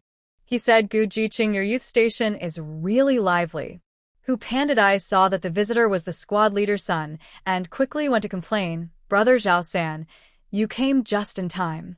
Aunt Lu was giving out meat to the youth station, but Gu Jiqing took it all. She's so selfish. That meat was specifically sent by the squad leader to welcome the new youths. Brother Zhao San looked troubled and said, Who told you that the meat was for the new youths? The welcoming event was 3 days ago. If anyone hosts a feast, it's the old youths. Do you think it's my family's turn? Ask the old youths. They didn't have a meat feast when they first arrived. The old youths stayed silent. Was it really so hard for them to get some meat? Hu Pandai and others were disappointed. So, that meat wasn't for us, the new youths? Brother Zhao San didn't hold back and scolded the youths, nonsense. Gu Jiqing caught a wild chicken and gave one to my family. We returned the favor with some meat. Is there a problem with that? We have pride, unlike some people who want to eat for free and take advantage. After speaking, he handed the clothes to Guan. Gu Jiqing, these are old clothes and shoes for my mother and some children. Let your aunt and cousins wear them for now. These are for my family. I believe the Gu family will be cautious and won't easily let others take them. Guan took the clothes and said, Thank you, Brother Zhao San. Please thank Sister Lu for me. Gu Qingtang was very grateful, and the siblings politely said, Thank you, Brother Zhao. You're welcome. Just a few old clothes, Brother Zhao San said, scratching his head and blushing. He hesitated for a moment before saying, Gu Jiqing, I heard your partner is Fu Jingchen from the Fu family? Be careful of Ding Yanli from Secretary Ding's family. My sister-in-law isn't very kind and holds grudges. She might go to Ding Yanli and talk badly about you. Gu Wanwan looked calm and said, "Thank you, Brother Zhao-san. I understand." Only after Brother Zhao-san left the youth station did the youths realize that Gu Wanwan had eaten wild chicken for lunch. 2 of them. Not even capitalists were so extravagant. Was it easy to catch wild chickens on the mountain? The new youths were tempted. But why was Gu Wanwan so close to Gu Qingtang and his mother? The work of chopping chicken was given to Hu Jiming. He skillfully cut the chicken, clearly experienced from cooking often. It was good news for Shirkan. Zheng Shirkan had never cooked before, but she was quick to learn. She cut potatoes and prepared scallions and garlic according to Gu Wanwan's instructions. Gu Qingtang and her son were nearby, washing vegetables and mushrooms. Zheng Shirkan was chopping and commenting, "Wanwan, our 2 chickens for this meal are so luxurious. After I finish eating, I'll catch more." "It's not a big deal," Gu Wanwan, responsible for cooking, said. During these days in the countryside, she had no extra expenses, mostly eating what Hu Jiming and Zheng Shirkan shared. Others hurried to save their own food, but they occasionally fed her, which made her feel a bit embarrassed to eat so freely. Zheng Shirkan was now feeling protective, saying, "That's great." All the ingredients were ready. Gu Wanwan started frying the chicken pieces. Soon, a delicious aroma spread throughout the youth commune. The brother and sister stood by the stove, eyes shining as they smelled the tasty chicken. "Meal will be ready soon. When it's time, you can eat as much as you want," Gu Wanwan said. She added the chopped potatoes and other vegetables she prepared, along with some dried beans sent by Aunt Lu. Meanwhile, Hu Jiming kneaded dough into small balls, soaked them in water for a while. When Gu Wanwan lifted the lid, he spread the dough onto the hot iron pan, pressing it around the edges. The pan was full, with about 2 pieces per person, plus leftovers. When it was time, they uncovered the pot and started eating. The fragrant chicken stew filled the air. Gu Wanwan and her family first served chicken to the mother and son, giving each a large chicken leg and wing, along with the vegetables and bread. Gu Qingtang was given a big bowl, and as she ate, she silently started to cry. She hadn't tasted meat in over 2 years and missed the warmth of home. "Eat, Mom. My sister's cooking is so good. Sister Zheng's potatoes are so flavorful, and Hu Gij's thin pancakes are crispy and fragrant. They taste so delicious with the sauce," the siblings said happily, enjoying the meal and occasionally being fed by their sister, their stomachs getting rounder. The youth workers listened to the lively chatter from next door, looked at the 2 dishes of wild vegetables on the table, then at their own bowls of sorghum rice, feeling more and more bored. Hu Pandora ate her rice, but kept glancing toward the chicken. "Some people, they don't know the difference between close and distant. They'd rather generously share with orphans and widows than with fellow youth workers," she said bitterly. Yao Ruehue gritted her teeth and said angrily, "Exactly. Gu Jiqing doesn't know how to behave. He ate 2 chickens and didn't even think of sharing some with us. Our Gu Jiqing is generous to himself, but stingy with us." Yan Duong glared at Xiong Ziyuan. "They shouldn't have been separated." Liang Xian said unhappily, "They won't share the food. Just wait for them to eat us out. It's only 2 chickens. I can afford it." Zheng Jiliang was waiting for Zheng Shirkan to bring him some chicken, but no matter how long he waited, Zheng Shirtsan's figure never appeared. "Chichi, you wait here. I'll go get the chicken myself." Ganqi was also craving the chicken, but she tried to act indifferent. Shirkan is so unreasonable. He cares more about orphans and widows than Jiliang. I can't tell who is more related. Zheng Jiliang took a big bowl to find Zheng Shirkan, but he saw the empty iron pot, with nothing left inside. "Zheng Shirkan, you're too much. You didn't leave me any chicken, even though I'm your fiancé. The villagers avoid orphans and widows. They're bad luck. Why are you so kind to them? Do they deserve chicken?" Zheng Shirkan had a reason. "Because they are related to Wanwan, her aunt's cousin's wife. They are my elders. If I don't respect my elders, why should I respect you, a selfish person? I'll say it again. You are no longer my fiancé." What?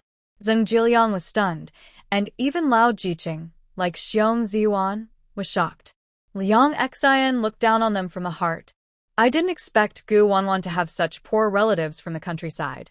Suddenly, a loud voice came from outside the youth camp. Who is Gu Jiqing?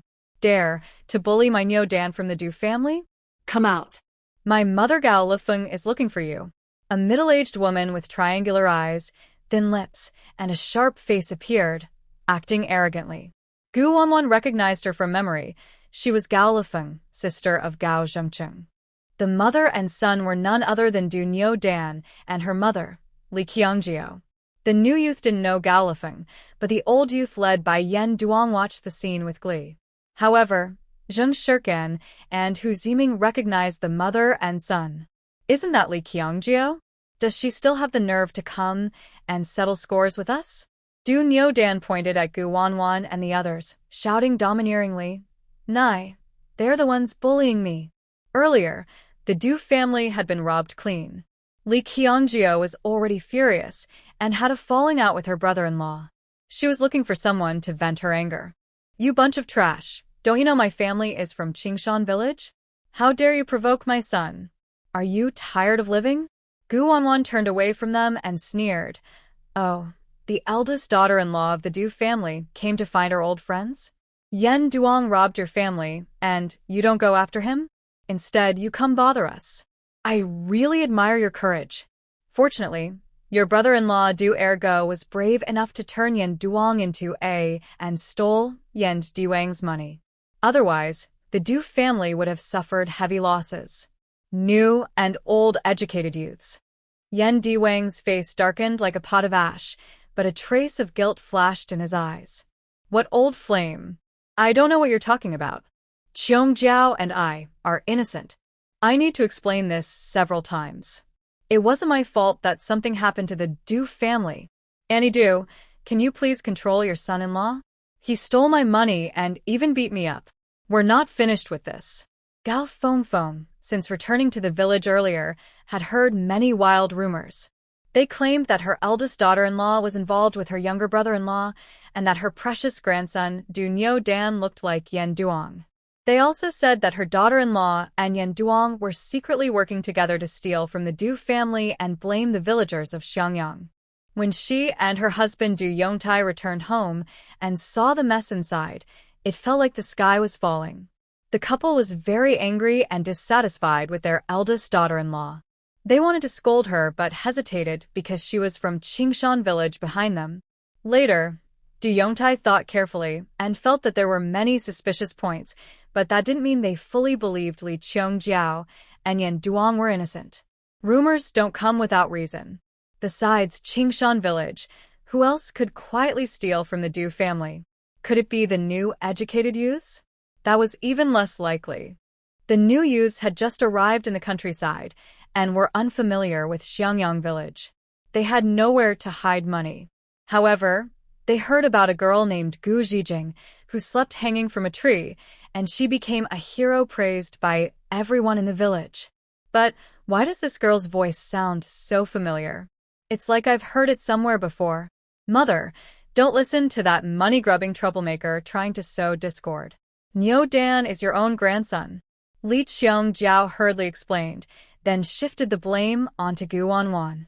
Right now, Gu Zhijing and the others are against us. Maybe our family is working with them to steal. When she said this, even the old educated youths didn't believe it. First, there were countless villagers in Xiangyang as witnesses. Second, they had listened all night to Gu Wanwan chattering in the tree, proving she never left the tree during that time. Moreover, the Du family was some distance from the educated youth camp, and Gu Wanwan wasn't a fairy who could teleport instantly to the Du family. Li Qiangjio knew her guess was far-fetched, but she just couldn't help but look for trouble with Gu Wanwan. After all, Gu Wanwan was the woman Du Ergo liked. For her, Du Ergo had even beaten Niu Dan. Mother, you have to stand up for Niu Dan. I'm not sure if misfortune is following the Du family. Originally, Du Ergo found a large sum of money from Yan Duong, but on the way home, it was stolen by some thief. As a result, The Du family has had to survive on wild vegetables and coarse grains these days. Gao Lifeng kept staring at Gu Wanwan's back, feeling that she looked very familiar. Gu Jiqing, why did you hit my grandson? Gu Wanwan suddenly turned around to face her. Gao Lifeng, I didn't come to find you. You came here yourself. What? How is it you? Gao Lifeng took 2 steps back in shock, her mind swirling with turmoil. You didn't go to the northwest countryside? Why are you here in Xiangyang village? She had once stayed at her brother and sister-in-law's house and met Gu Wanwan and her siblings. At that time, Gu Wanwan looked at her like a mouse seeing a cat. She had helped the brother and sister-in-law discipline Gu Wanwan, demanding to know the whereabouts of a large sum of money stored in a bank book, and the burns on Gu Wanwan's body were caused by hot water she poured herself. But the Gu Wanwan in front of her didn't seem as weak and easy to bully as before. She dared to call her by her full name and shout at her? Could it be that she has regained her memory? Or has something happened to her brother and sister-in-law? That seems unlikely. Their higher-ups still have a cousin and the 5th-generation family backing them. No matter what Gu Wanwan does, she is just struggling to survive. She received news from her brother and sister-in-law over half a month ago. They sent the twin dragons and phoenixes to her place and mentioned that Gao Qiliai had registered Gu Wanwan for the Northwest. Now that Gu Wanwan is in Xiangyang village, is she really here to save the twin dragons and phoenixes? Did her brother and sister-in-law not stop her? Or did Gu Wanwan take the opportunity to escape? Are you curious about how your brother and sister-in-law's family is doing? Gu Wanwan said slowly as she walked toward her, slightly leaning in. They ate some peanuts. Are you surprised? Or shocked? Soon it will be your turn. Gao Lifeng's eyes widened with suspicion and doubt, but she quickly regained her composure. The Gao family was at least a distant relative of the 5th-generation family and had married into the Du and Li families. Their higher-ups wouldn't just let things go. Most likely, her brother and sister-in-law weren't careful enough, giving Gu Wanwan a chance to escape. Gu Wanwan's words were just to scare her, to find out where the twin dragons and phoenixes were. She wouldn't be foolish enough to fall for it. Moreover, the county town and the Commune team had people from the 5th-generation family planted everywhere. How could Gu Wanwan fight her alone? Since Gu Wanwan has come to Xiangyang village, she plans to escape again in this life. Li Qiong Jiao asked confusedly, Mother, do you know her? Gao Lifeng tried to act warm and friendly, taking the initiative to introduce herself. This is your cousin, the sister of the twin dragons and phoenixes. I am her aunt. From now on, we are family. This time, everyone was shocked. Liang Xian sneered, Our cousin Gu Jiqing really has a lot of poor relatives from the countryside. The expected farce didn't happen, and Guan Qi felt uncomfortable. Zheng Shirkin didn't believe it at all. The person in front, Gao Lifeng, had a look of calculation that couldn't be hidden. It was clear she wasn't a good person. I hear you talking nonsense. Your surname is Gao, and my sister Wan's surname is Gu. What kind of auntie are you? Hu Ziming looked back and forth at Sister Wan and Gao Lifeng, confidently saying, Still an auntie? Aunt Qingtang looks more like Sister Wan than you do. At least she has the same last name. Gu Wanwan said clearly, You're not my auntie. You're a human trafficker. Everyone was stunned again. Both sides argued, and no one knew who to believe. Before the mother-in-law and daughter-in-law could speak, Gu Wanwan continued, We had a deep blood feud before. Gao Gizi, you and your family are utterly wicked. Your good days won't last long. Zheng Shirkan hated human traffickers the most in her life. She remembered how she was almost kidnapped once. If it weren't for her lifesaver risking everything to save her, she and her parents would have been separated forever. Human traffickers. How dare you bully my Wanwan? I will fight you. I know you took Sister Wan's twin siblings. Where did you hide her brother and sister? Unable to contain her anger, she rushed forward and hit Gao Lifeng. Gao Lifeng was no pushover. As the younger sister of Gao Zhengqing, she knew how to defend herself. She clenched her fists and struck Zheng Shirkan. Shut up. Don't slander me. Gu Wanwan quickly stepped in front of Zheng Shirkan and kicked her away. Traffickers aren't allowed to speak. Your Gao and Du families have done so many bad things. causing my siblings to be separated. Gu Wanwan will make you pay. Gao Lifeng was stunned by the kick, feeling her insides almost shattered. This Gu Wanwan had indeed regained her memory. Li Qiangjie was both surprised and scared. She didn't expect Gu Wanwan to fight back so fiercely. Even if she's not a relative, my mother is your elder. How can you disrespect elders? Unexpectedly, Gao Lifeng didn't get angry. Instead, she sat on the ground weakly, tears and snot streaming down her face. Is my cousin not really a cousin? It was your own aunt who entrusted you to my brother to take care of for a while. We kindly took you in, but in the end, you turned out to be a human trafficker. You've really hurt me. The young people from the countryside heard this and began to criticize Gu Wanwan. Gu Jiqing, you're too young to hit your elder sister. That's disrespectful and unfilial. Everyone says they're just helping to take care of her. People should not forget kindness or act ungrateful. You should apologize to your cousin-in-law quickly. We are all from the same village. Even if you go to the team leader or report to the police, they ignore you. Gao Lifeng saw Gu Wan become the target of everyone's blame. She secretly thought that someone who just wants to cause trouble is still too inexperienced to fight her. If you don't believe, your cousin-in-law can tell the police station. I am honest and straightforward. I know you hold a grudge against our Gao family for not treating you well. You blame your aunt for leaving you with us. But think about it, if your family hadn't had problems, would your aunt bring you and your siblings here to hide? Also, the twins have already been taken back by your aunt. Don't falsely accuse the Du family of being human traffickers. You can ask your aunt yourself. Did I lie to you? From what she intentionally revealed, the young people understood that something had happened in Gu Wan's family. Liang Xin was eager to celebrate with fireworks. She guessed Gu Wan's family must have offended someone and been dismissed from their job. Guan Qi didn't show much on her face, but was secretly very happy. Hu Pandi's happiness was written all over her face. When a family falls on hard times, they are no better than chickens. Without family support, how will Gu Wan act arrogantly in the future? Gu Wan hit the mark directly. Everyone knows someone from your family in the county city commune. Even your Du ergo has told on you. That's what my son said. Gao Lifeng said confidently, not afraid of Gu Wan making trouble. She pretended to be a kind and caring elder. You're still young. Your aunt is willing to forgive your unruly behavior.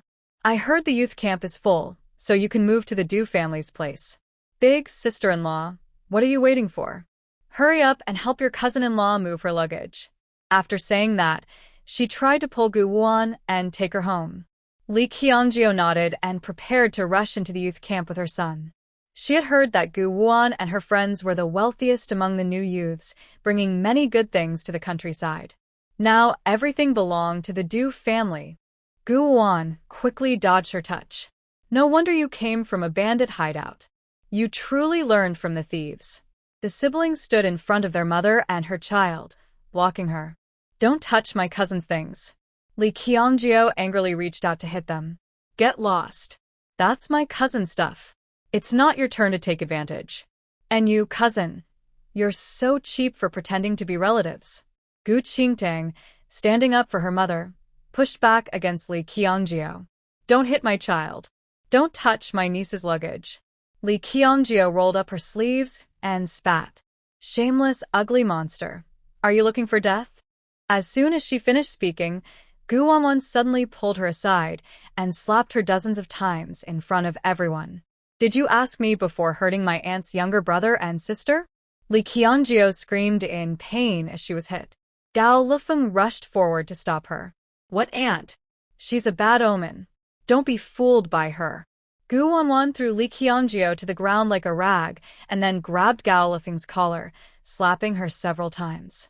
Your human trafficker brother-in-law and sister are cheating, and they were publicly shamed and shaved.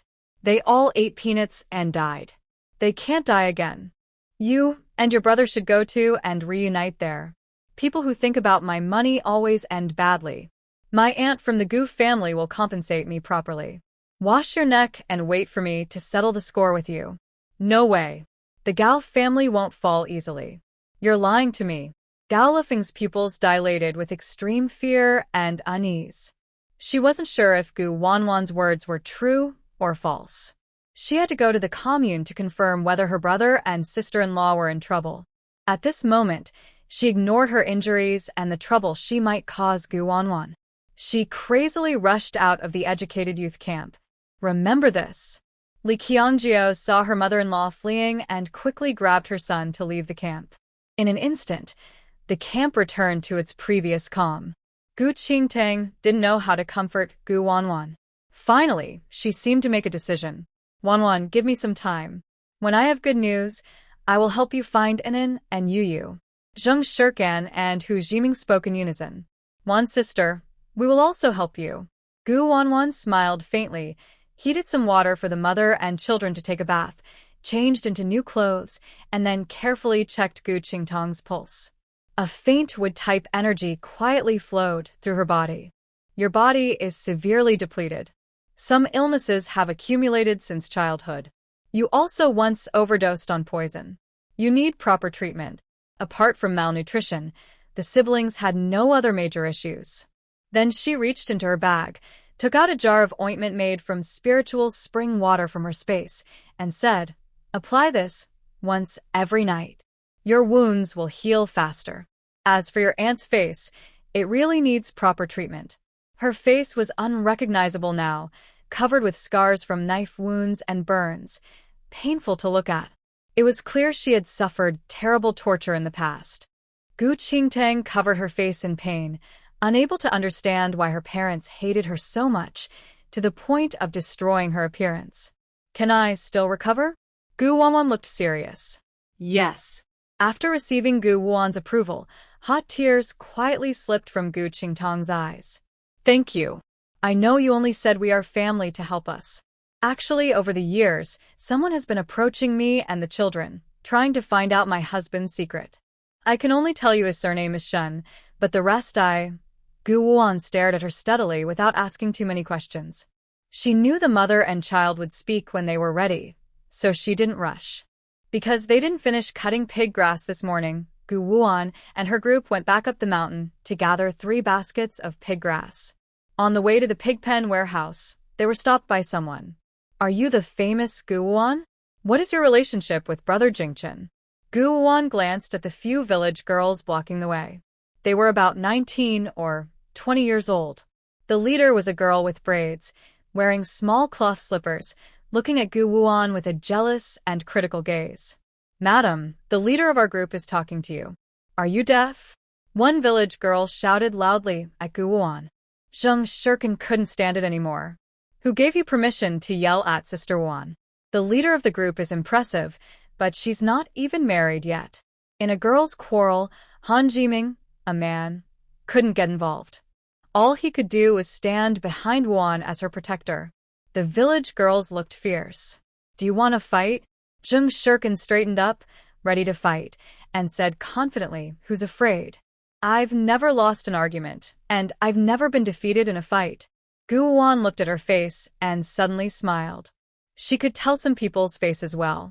The village girl with braids was one of them. You must be Ding Shushu's daughter, Ding Yanli. As expected, a tiger father has a dog daughter. I've heard of you, famous as thunder. You know me? Ding Yanli was surprised. She had never seen Gu Wan before. She only heard about her from her brother Ding Qidong and Deng Xiao from the Zhao family. Before seeing her in person, she didn't see Gu Wan as a threat. She was the village flower of Xiangyang village, known as a rare beauty. Her mother had praised her that way since she was young, and villagers also called her a fairy. She felt very confident, especially since many villagers had come to propose marriage over the years, almost breaking into the Ding family. But seeing Gu Wan in person made her feel an unprecedented threat. How could there be a woman so perfect and delicate in the world? Although Gu Wanwan dressed simply and modestly, her natural elegance could not be hidden. The girl's face was without makeup, her skin smooth as jade. How does she keep it so well? Unlike herself, who covers her face with thick foundation to hide scars and spots. Using an ancient phrase to describe her beauty, she truly has a flower-like face and a moon-like appearance, capable of captivating a nation. She was wildly jealous, as her own advantages seemed to turn into disadvantages next to Guan. No wonder this girl could make her brother Qi Xiangdong fall head over heels. Guan openly admitted, "I am dating Fu Jingchen. I am the one he cares about. Do you have a problem with that?" Zheng Shirkan immediately understood. "So you want to compete with Sister Wan for him? Are there really so many shameless third parties these days? Dare to show off in front of the original wife. So rude." Hu Jiming hated third parties very much. His unfaithful father had a mistress outside, and she even boasted in front of his mother, demanding her to step down so she could take her place, which made his mother sick with anger. His father, relying on his mother's favoritism, refused to report his affair, instead using her money to support his mistress and enjoy a life of indulgence. The village women were upset upon hearing this. What third party? Sister Yanli is the rightful wife of the Fu family. Only she is recognized by the Fu family. Unlike you, a girl from the countryside with no status, claiming to be Fu Jingchen's girlfriend without any proof. Fu Jingchen doesn't even know you. You don't even know how good Fu Jingchen is to Sister Yanli. They grew up together as childhood sweethearts. He often gives gifts to Sister Yanli. The entire Xiangyang village can testify they love each other. The elders see this and have tacitly approved their relationship. If you're going to make up a story about being his girlfriend, at least know someone he actually knows. Let me tell you, Fu Jingchen has already taken leave to go home. The wedding plans between the Fu and Ding families are ready. As soon as he arrives in Xiangyang village, they will get married immediately. You're out of luck. I advise you not to ruin Fu Jingchen's reputation, or the Ding family might give you a hard time. Why pick a fight with Sister Yanli? You're asking for trouble. Guan was very sure that the person giving gifts to Ding Yanli was definitely not the current Fu Jingchen. Because she knew Fu Jingchen well, he was usually very blunt with women. Once, a wealthy young lady pursued him, but he rejected her. She didn't give up and even came to provoke him, shouting at him. That very night, Fu Jingchen shaved her head, turning her into a nun with nothing left. You tell me it's useless to talk. If you have the courage, go speak directly to Fu Jingchen. Since I started dating him, he has only loved me. I told him not to be so clingy, but he wouldn't listen. He is only fond of me, cares for me, and spoils me. It's such a sweet trouble. You have no shame. My brother Jingchen and I are a perfect match. What are you, a newcomer? I barely allowed you into the Ding family, just to show some kindness. I might report you for causing trouble. Instead of getting angry, Guan smiled. Dating someone is not causing trouble. Has the world gone crazy? Shi Weling, who was about to go back to the warehouse, saw the confrontation. She laughed loudly. Haha, Ding Yanli, are you ashamed? You're a year older than Jingchen, yet you keep talking about him. You're just chasing after younger men. Most girls your age in the village are already married, but you're picky. Be careful. You might never marry, and then you'll be the biggest joke in Xiangyang village. And you guys, your followers, aren't you working? You act like village troublemakers. This isn't a class-based society.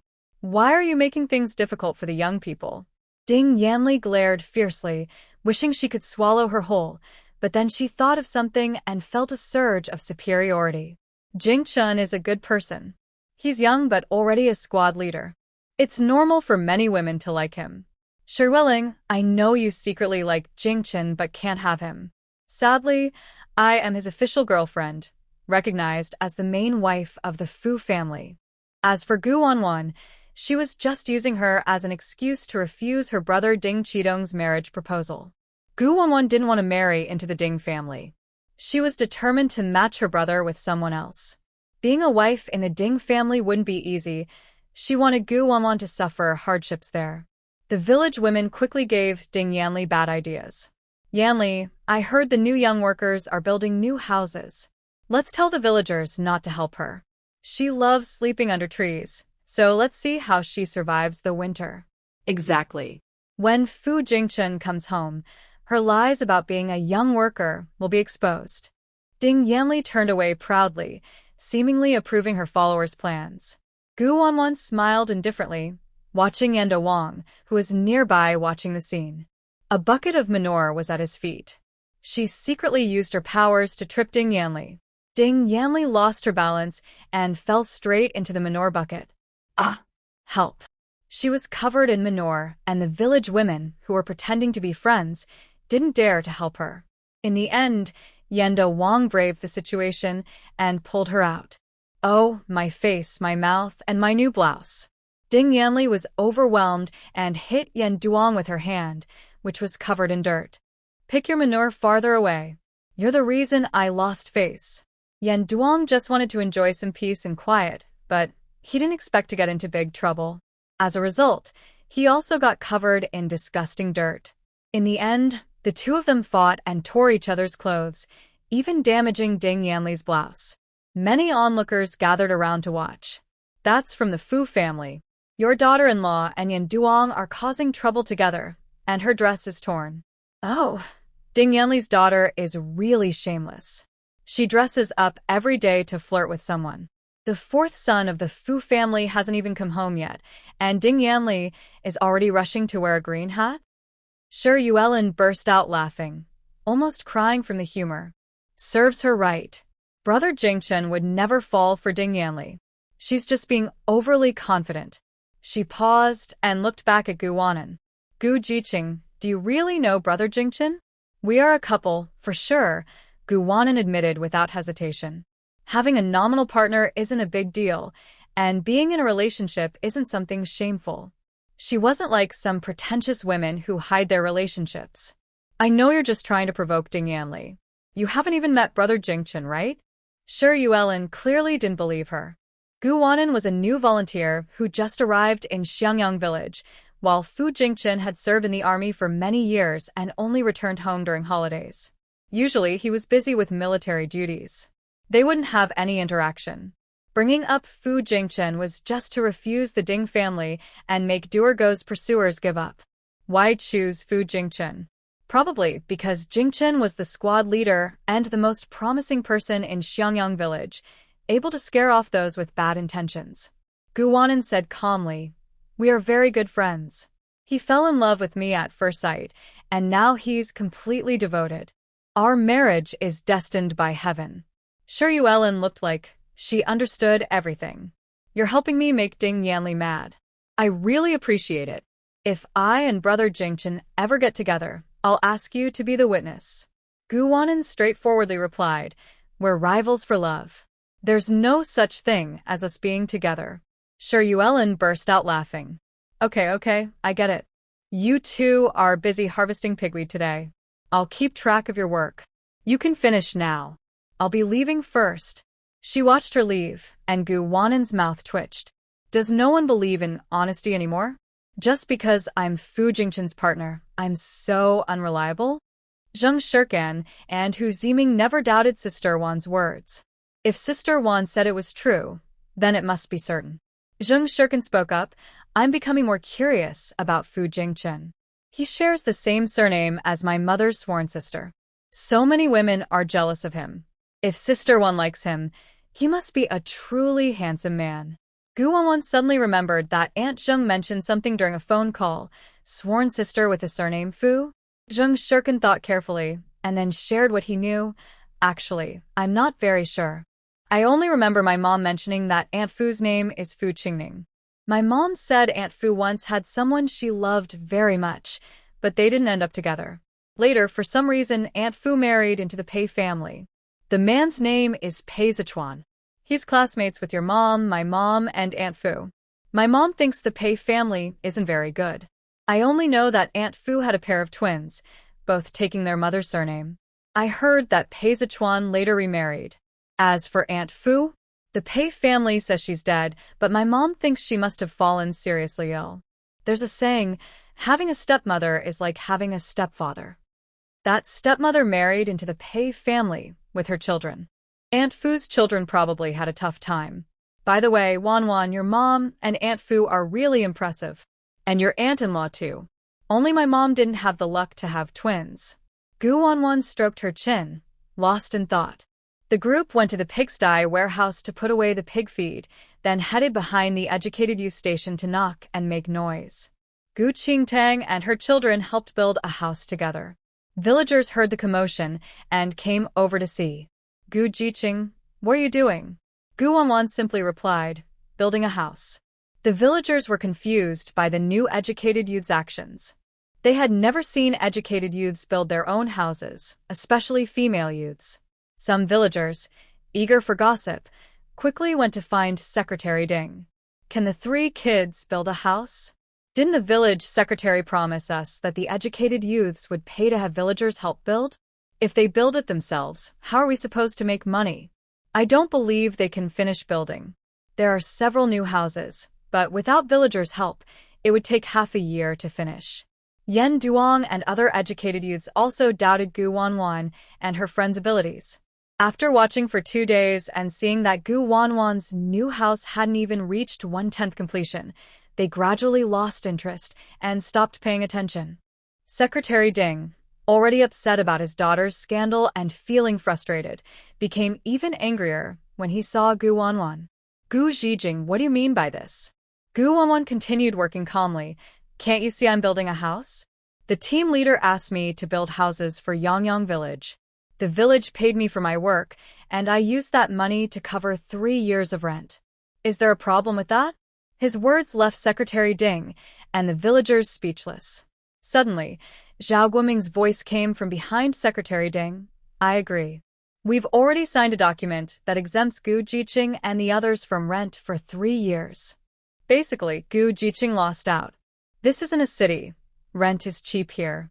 You should carefully calculate how many days and how many workers are needed to build 5 houses. How much wages will the villagers earn per day? I told you to finish building the houses quickly, but you weren't happy. Now it's too late, and the money has already gone to Gu Jiqing's 3 people. The villagers immediately felt regret, thinking they had missed out on a huge opportunity. They blamed Secretary Ding for insisting on showing off, saying he claimed the new young workers were spoiled and couldn't handle shared sleeping arrangements. He said they would pay extra to have the houses built, and then they could ask for more wages. But they didn't expect Gu Jiqing to act unexpectedly and take away their chance to earn money. If meals weren't included, each person could earn about 80 cents to $1 a day. Over 10 days, they would earn $10 less.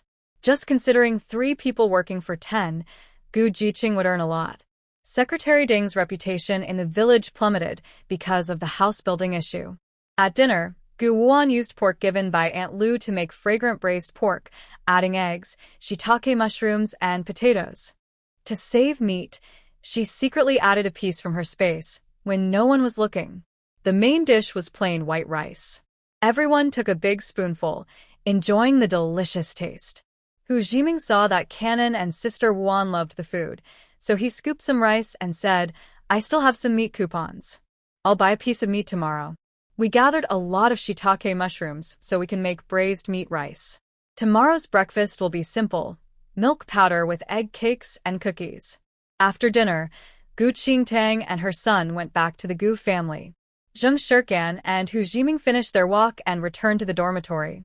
Wuan entered her space and drew a fortune, a pearl in the ocean, a dragon transforming into a phoenix, a marriage full of ups and downs, imprisonment and hypnosis, forgetting past memories, hidden truths inside and out, treasures revealed in the world.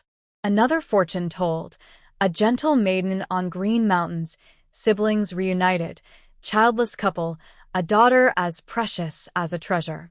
It was clear that the twins currently had no life-threatening issues, but Yo-Yo's condition was a bit complicated. Unexpectedly, the twins had escaped the control of Gu Yaro's novel plot. Night fell, and it was the perfect time for mischief. She quickly teleported to the Gu family, activated her ice powers, transforming into countless ice needles to attack the niece and nephew. Stab, stab, stab. Killing them. After revenge, she planted a seed into their bodies. The next morning, Gu Wanwan had breakfast in the space. When she went to the warehouse to get tools, she was stopped by Gao Lifeng. Good niece, if you want to see the twins, come with me to the Du family. I allow you and your brother to be reunited. Seeing that the visitor was not friendly, Hu Jiming immediately stepped in front of Gu Wanwan. Thinking back to how San Song was almost kidnapped by human traffickers, and how he had to rescue her at the last moment, otherwise she might have been sold to some mountain village. Based on his understanding of the noble families in Beijing, Gao Lifeng and Du Yontai are probably from the lower branches of the family, which is why they are so confident. Reporting to the police won't work unless someone from a higher family suddenly appears to oppose the lower family, which is unlikely. Zheng Shirken quickly grabbed Gu Wanwan. Wanwan, the traffickers want to kidnap you. They are deliberately tricking you to leave. Gao Lifeng almost wanted to strangle Zheng Shirken.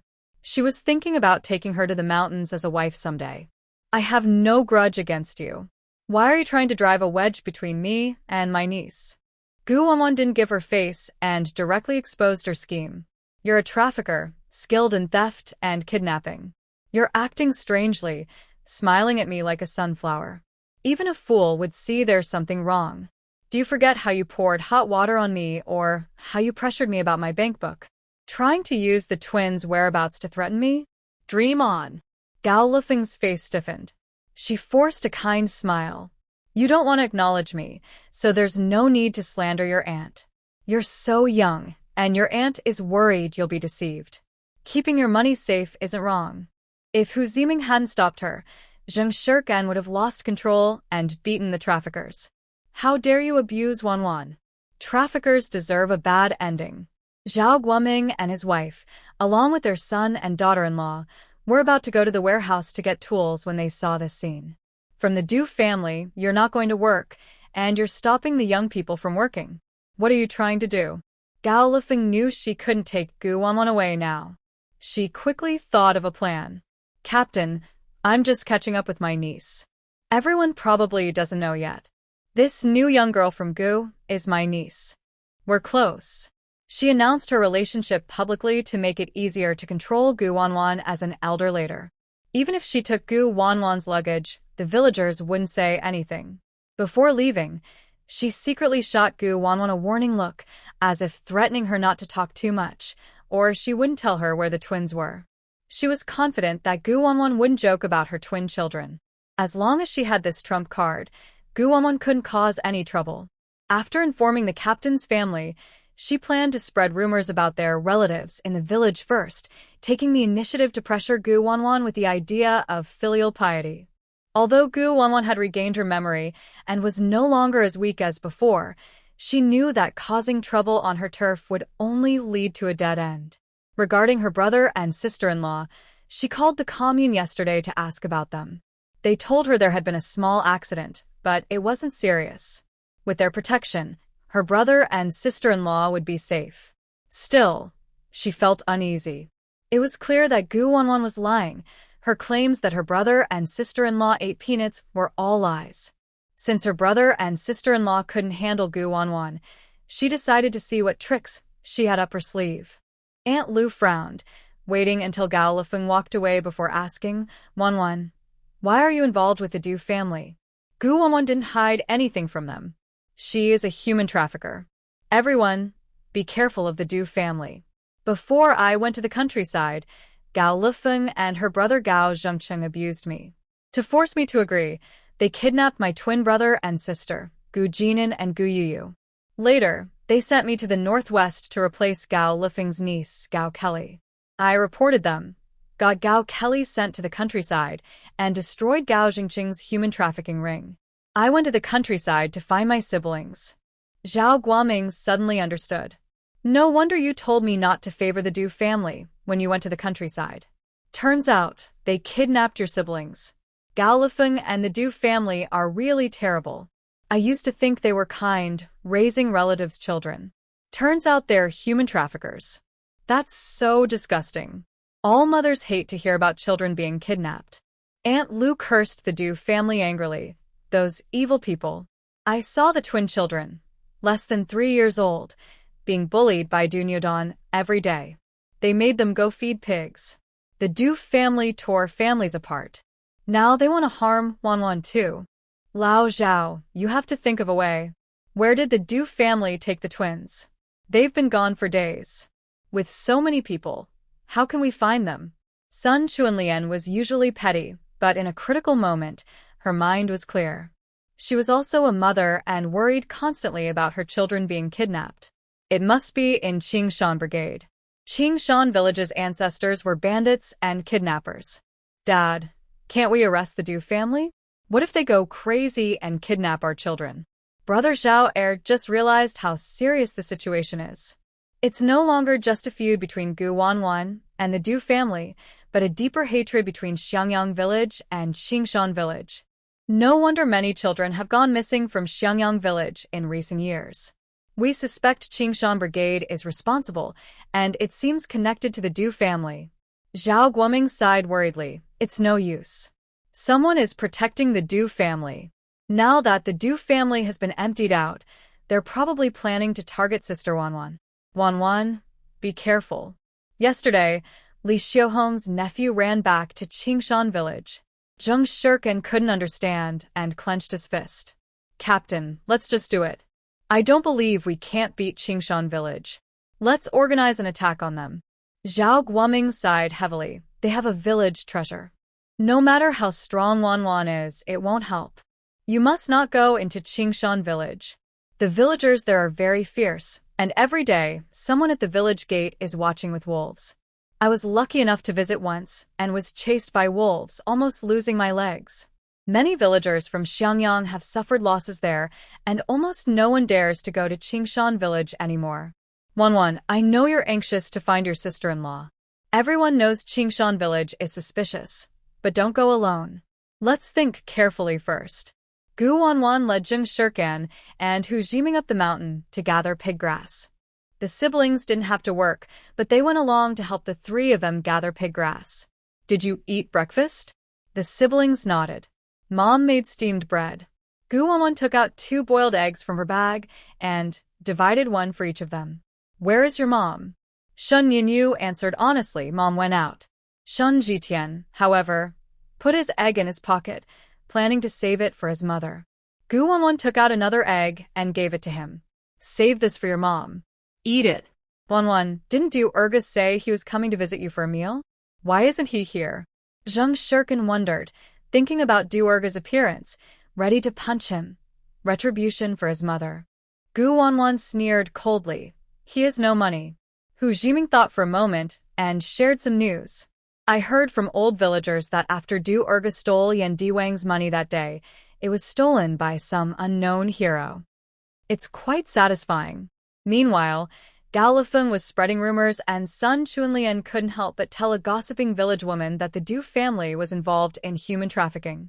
The women's gossiping skills were impressive, and Gao Lifeng didn't realize she was becoming famous in Xiangyang Village. Have you all heard? The Du family is involved in kidnapping children and women. No wonder they have those brick houses and so much money. On the other side, after returning from the island, Gu Qiulin heard that her parents were working on the farm, so she set out to find them. Mom and Dad. Gu Qiulin exchanged a look with the manager, who then called out, Gu Chongcheng, Shen Qinghao has someone looking for you. The couple from the Gu family had to stop what they were doing. Captain, what's the matter? When Shen Qinghao saw Gu Qiulin behind the captain, her face showed surprise, but it was quickly replaced by worry. Qiulin, why are you here? You should leave quickly to avoid being noticed and causing trouble. Gu Qiulin took a step forward and, without hesitation, hugged Shen Qinghao. Mom, I'm fine. I've taken care of everything here. I miss you so much. Let's find a place to talk. Gu Chongcheng looked calm, showing no clear thoughts. Let's go to our house. The couple led Gu Qiulin to a shabby, thatched hut. Seeing the broken furniture and smelling the foul odor around, Gu Qiulin held back her nausea. Mom and Dad, I am unfilial. I couldn't save you. Back then, my second brother and I didn't really want to cut ties with you. It was just a temporary measure. Our family couldn't fall apart completely, or the Gu family would be finished. The scene of her daughter Gu Qiulin and her adopted son Gu Huaiyan sacrificing themselves to protect the family was still vivid in Shen Qinghao's mind. It was painful, but she understood that her daughter and her adopted son did it to protect themselves. I understand. Mom doesn't blame you.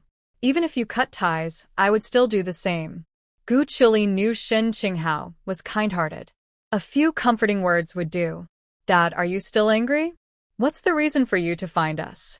Gu Changqing's face was stern, and his attitude was not as kind as Shen Qinghao's. He used to love his daughter, but her act of cutting ties was truly heartbreaking. Where are Wan and the others?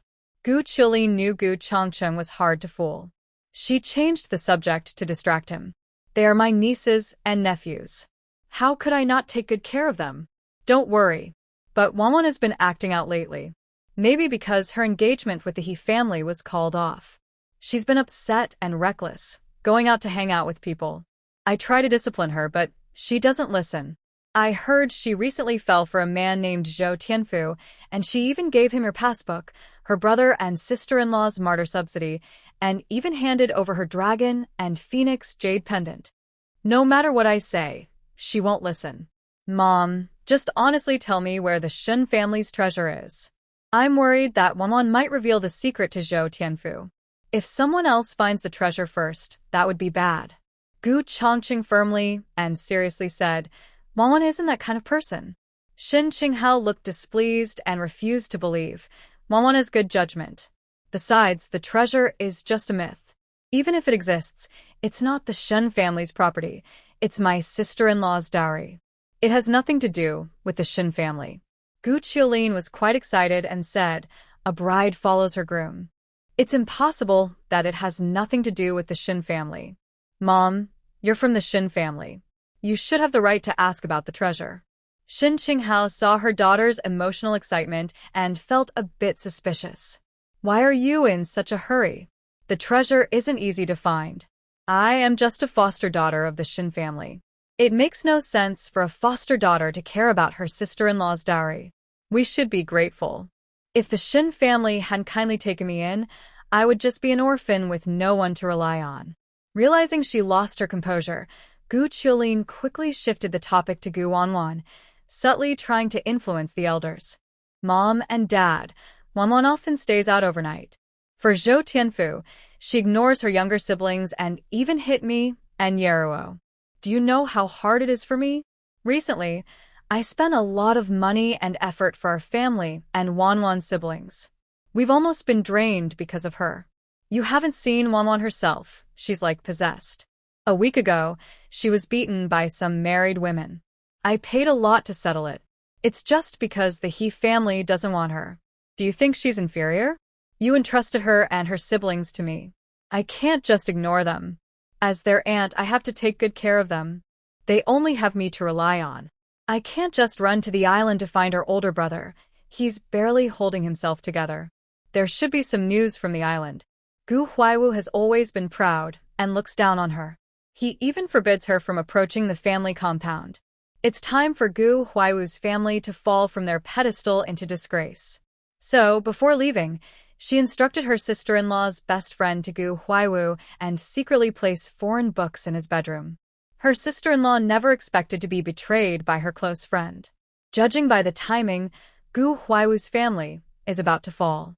When she returns to Beijing, she will receive good news. As for Gu Wan and her siblings, she doesn't need to worry about them. The three of them will never escape Gao Jingqing's control. But she has one question. Why did Gao Jingqing's children go to the northwest to work in the countryside? Niece Gu Yara didn't explain the full situation to her. She left for the northwest in the middle of everything. She didn't think much about it. Gao Jingqing was just a to her, not worth her attention. Her daughter spoke confidently, but the two elders suddenly felt unsure. They wondered how much the granddaughter admired the young man from the He family. Everyone could see that, so did Wan really choose to give up? The He family really doesn't know how to behave. They asked for this marriage and also withdrew from it. When they heard about the Gu family's trouble, they immediately cut ties. Gu Qiulin saw her parents silent and decided to be straightforward. Mom, do you still have money? The money you gave me has been spent by Wan. Also, there's a problem with my older brother, and I need to use connections to handle it. Gao Changqing frowned, lost in thought. Shen Qinghao, hearing about her brother and sister's trouble, became very anxious. We can't let my older brother and Wan be in trouble. I have some savings hidden in the barn. I'll get it when I go back. Gu Qiulin initially wanted to go back with her parents to get the money, but she changed her mind. First, She lived comfortably and couldn't stand the poor rural environment. Second, going to the village would mean meeting that family, and if someone saw, it could cause big problems. All right, your farm work is almost done. I'll talk to the team leader to let you go back to the barn early. I'll arrange for someone to bring the money to you. Remember to give me the seal, or you can't withdraw the money. Shen Qinghao could only agree. Not long after Gu Qiulin left, the two elders received news that they were returning to Xiangyang village. Meanwhile, led by Gu Wanwan, the three of them had filled 4 baskets with pig feed early in the morning. They went to the warehouse to exchange the feed and tools.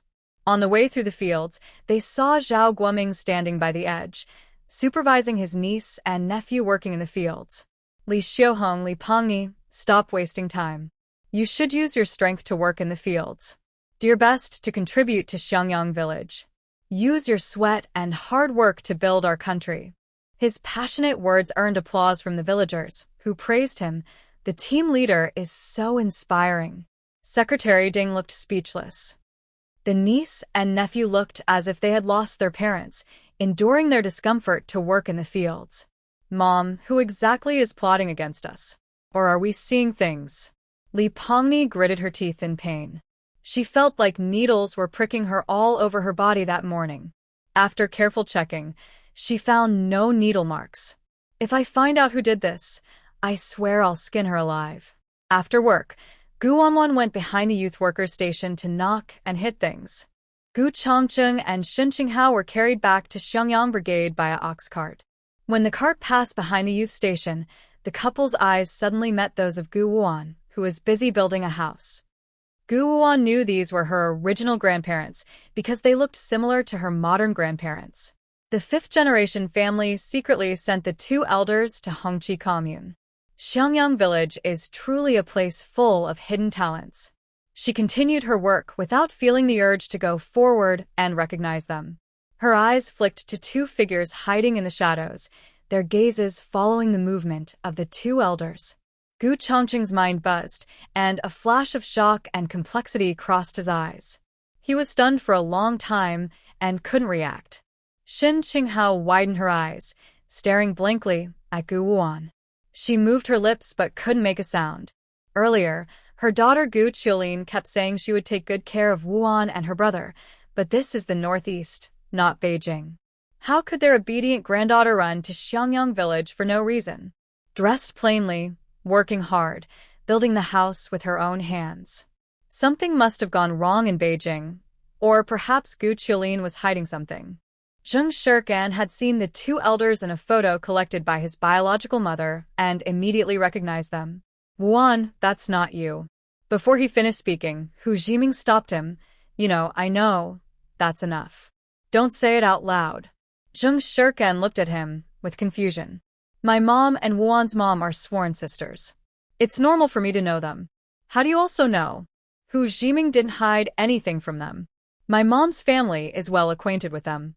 The 2 elders returned to the cattle shed, naturally attracting villagers' attention.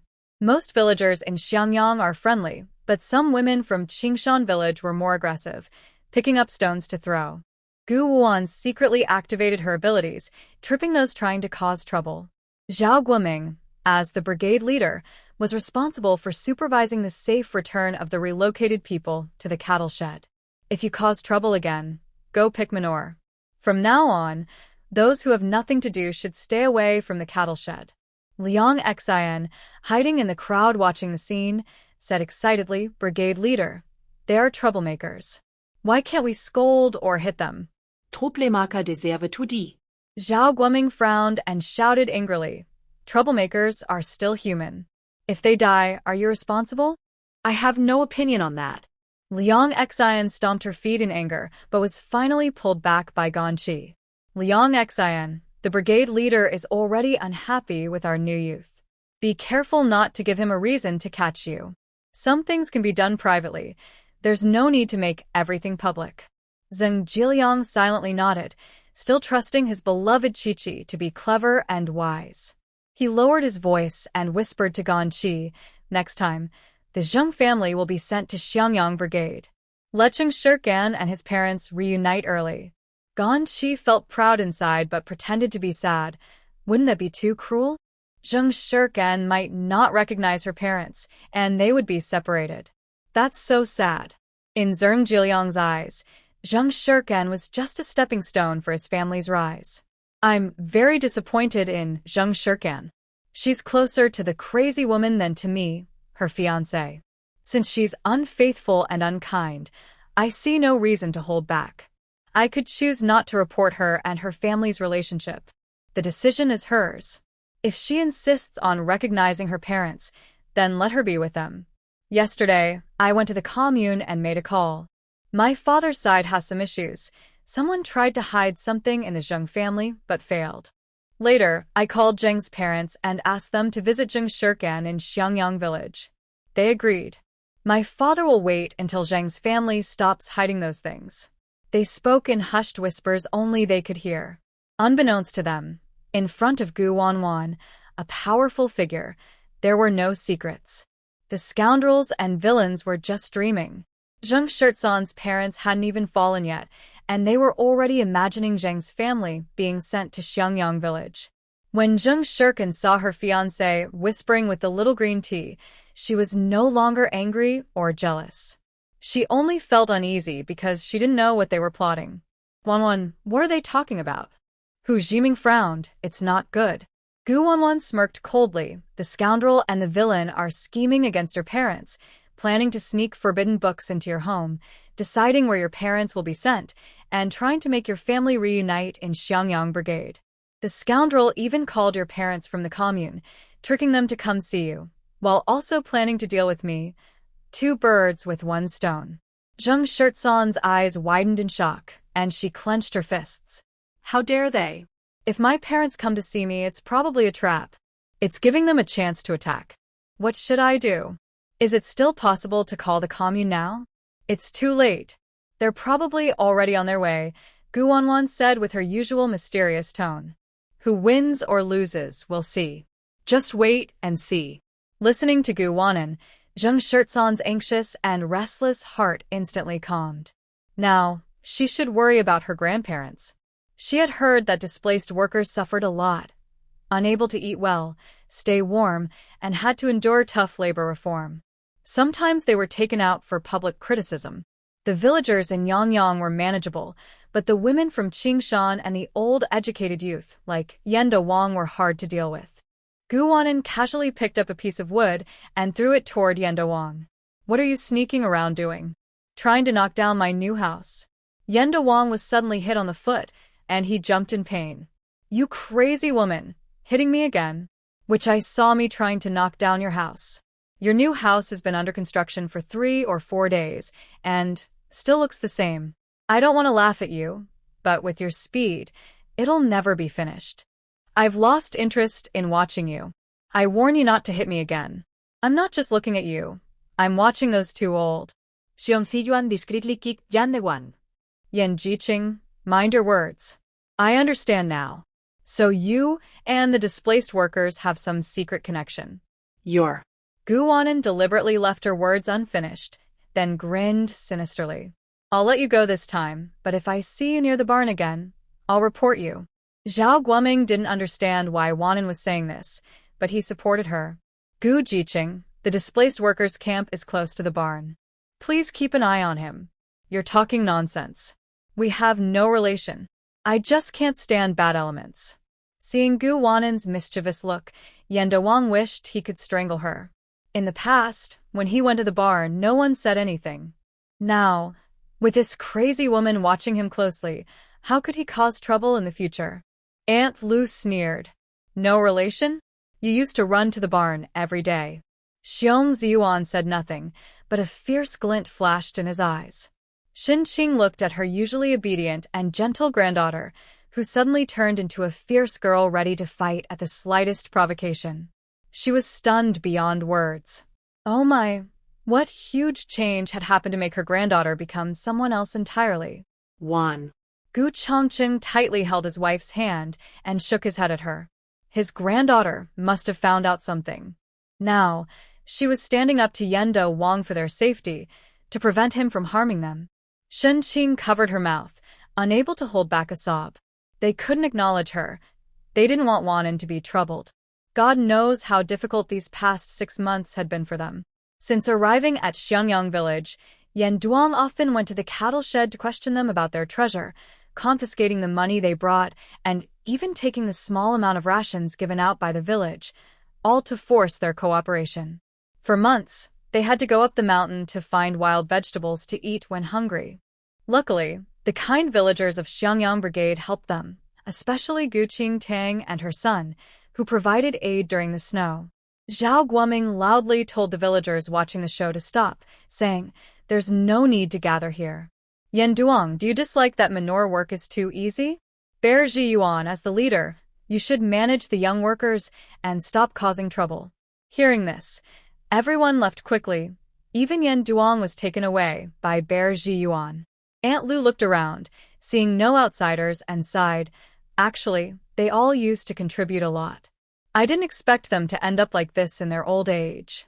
Some were falsely accused. They didn't do anything wrong, just became victims. Funny enough, that old man also has the surname Gu. Yan Duang and the villagers from Qingshan often went to bully them in the cattle shed. Once, some young workers pitted the old people, but in the end, they were reported and had a bad ending. They were sent down to be exiled. Old Xiao couldn't say much or intervene. But in Xiangyang village, the exiled people are better off. Qingshan Brigade is not a place for humans. Those sent there are tortured to death. Be careful when passing by or going to the cattle shed. Don't let Yan Duang or Qingshan's wife catch any evidence. Zhao Guoming said this, and then left with his hands behind his back. Aunt Lu hesitated, but followed her husband. Zheng Shirkan and Hu Jiming looked at each other, thinking, the brigade leader is quite clever. Gu Wanwan nodded at the couple opposite her, then continued working on the bricks. Zheng Shirkan whispered to Gu Wanwan, "Wanwan, let's prepare some clothes and food for Grandpa and Grandma. You can go find them without worry. We'll cover for you." Shan Yunyu pointed in the direction of the elderly couple. "Cousin, they are the Gu family grandparents I mentioned." In the cattle shed, there's also a pair of grandparents with the surname Pei Xingtao and Yi Sijuan. They are university professors. Gu Wanwan touched his head gently. "They are my, and in Yu Yu's real grandparents." Shun Jitian opened his mouth as if to say something. "No wonder I always felt Gu Grandpa and Grandma were so kind, much more than my harmful grandmother.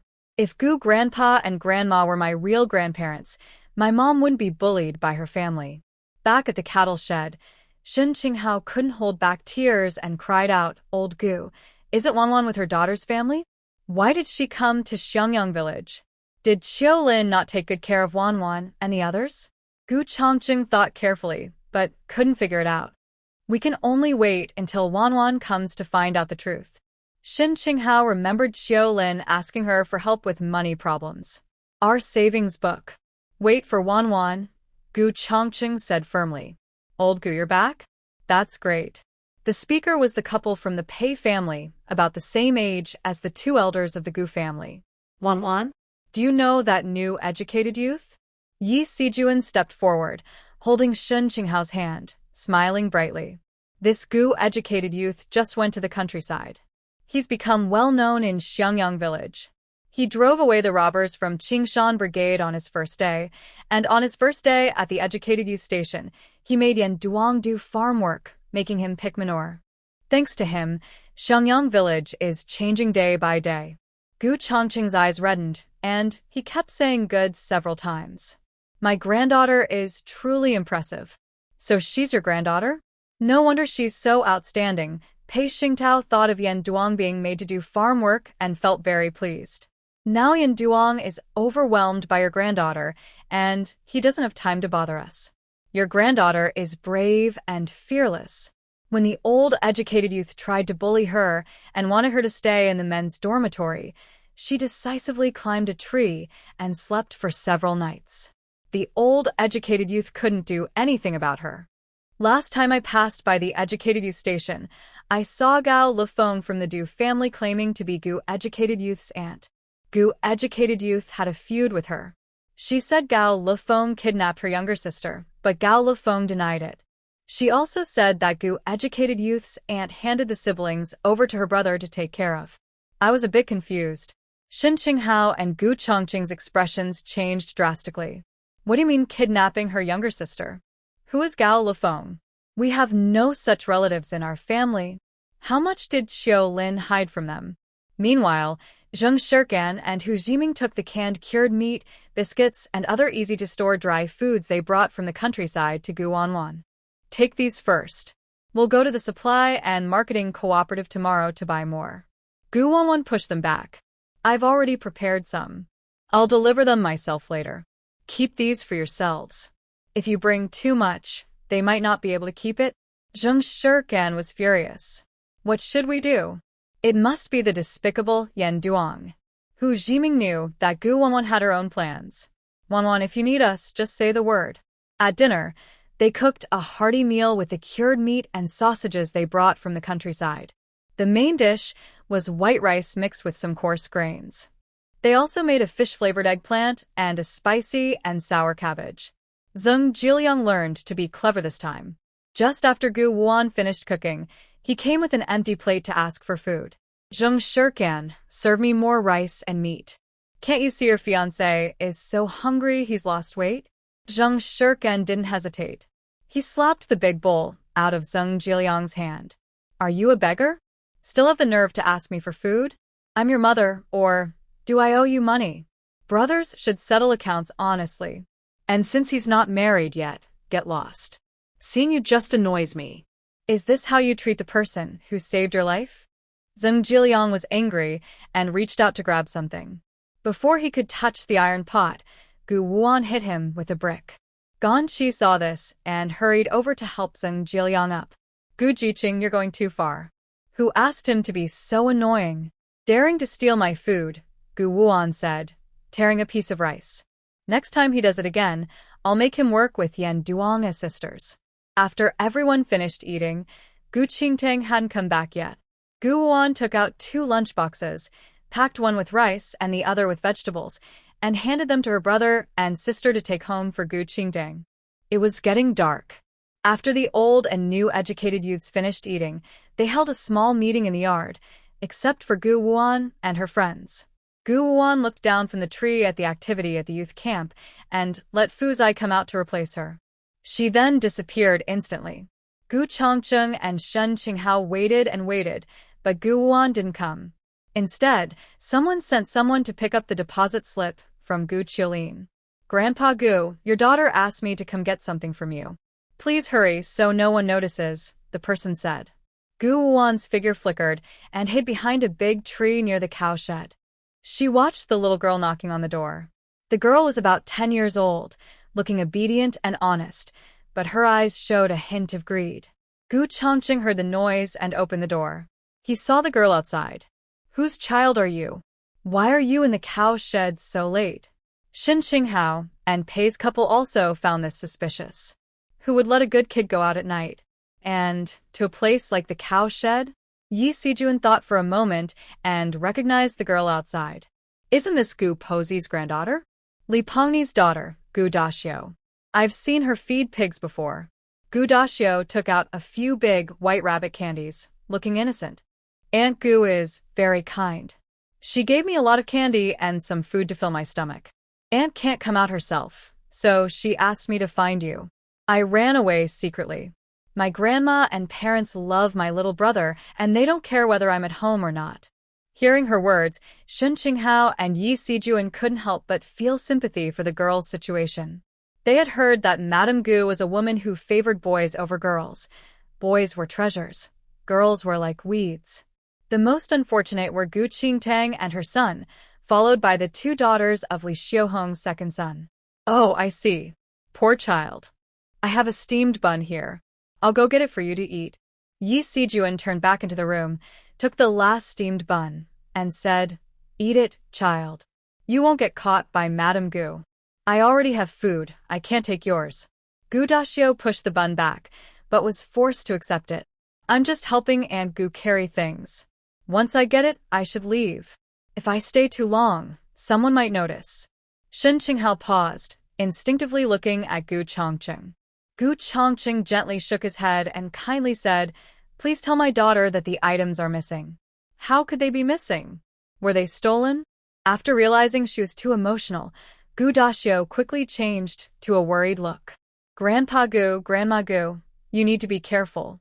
The Du family in the village was robbed recently. If you have anything important, I can help hide it for you.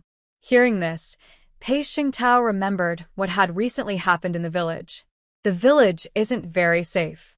When you went to the farm, the villagers from Qingshan often came to Yangyang village to wander around. They even went to the cattle shed with Yan Duang, went deep into the mountains, and carried a compass. I wonder what they were looking for? Gu Chongqing's face was serious, lost in thought. Shun Qinghao was worried. What could they be looking for? Probably just treasure. Although she was Shun's adopted daughter, she truly didn't know where the treasure was. Long ago, the Gu family and Shin family were exiled partly because of a family treasure and partly to weaken the 5 great families. There was another legend about the family treasure. It was said that each treasure site had a dragon pearl protected by a dragon's blessing.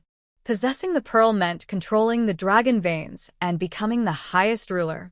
Collecting all the dragon pearls would grant the ultimate divine power, fulfilling any wish, immortality, wealth, power, ruling the world, all possible.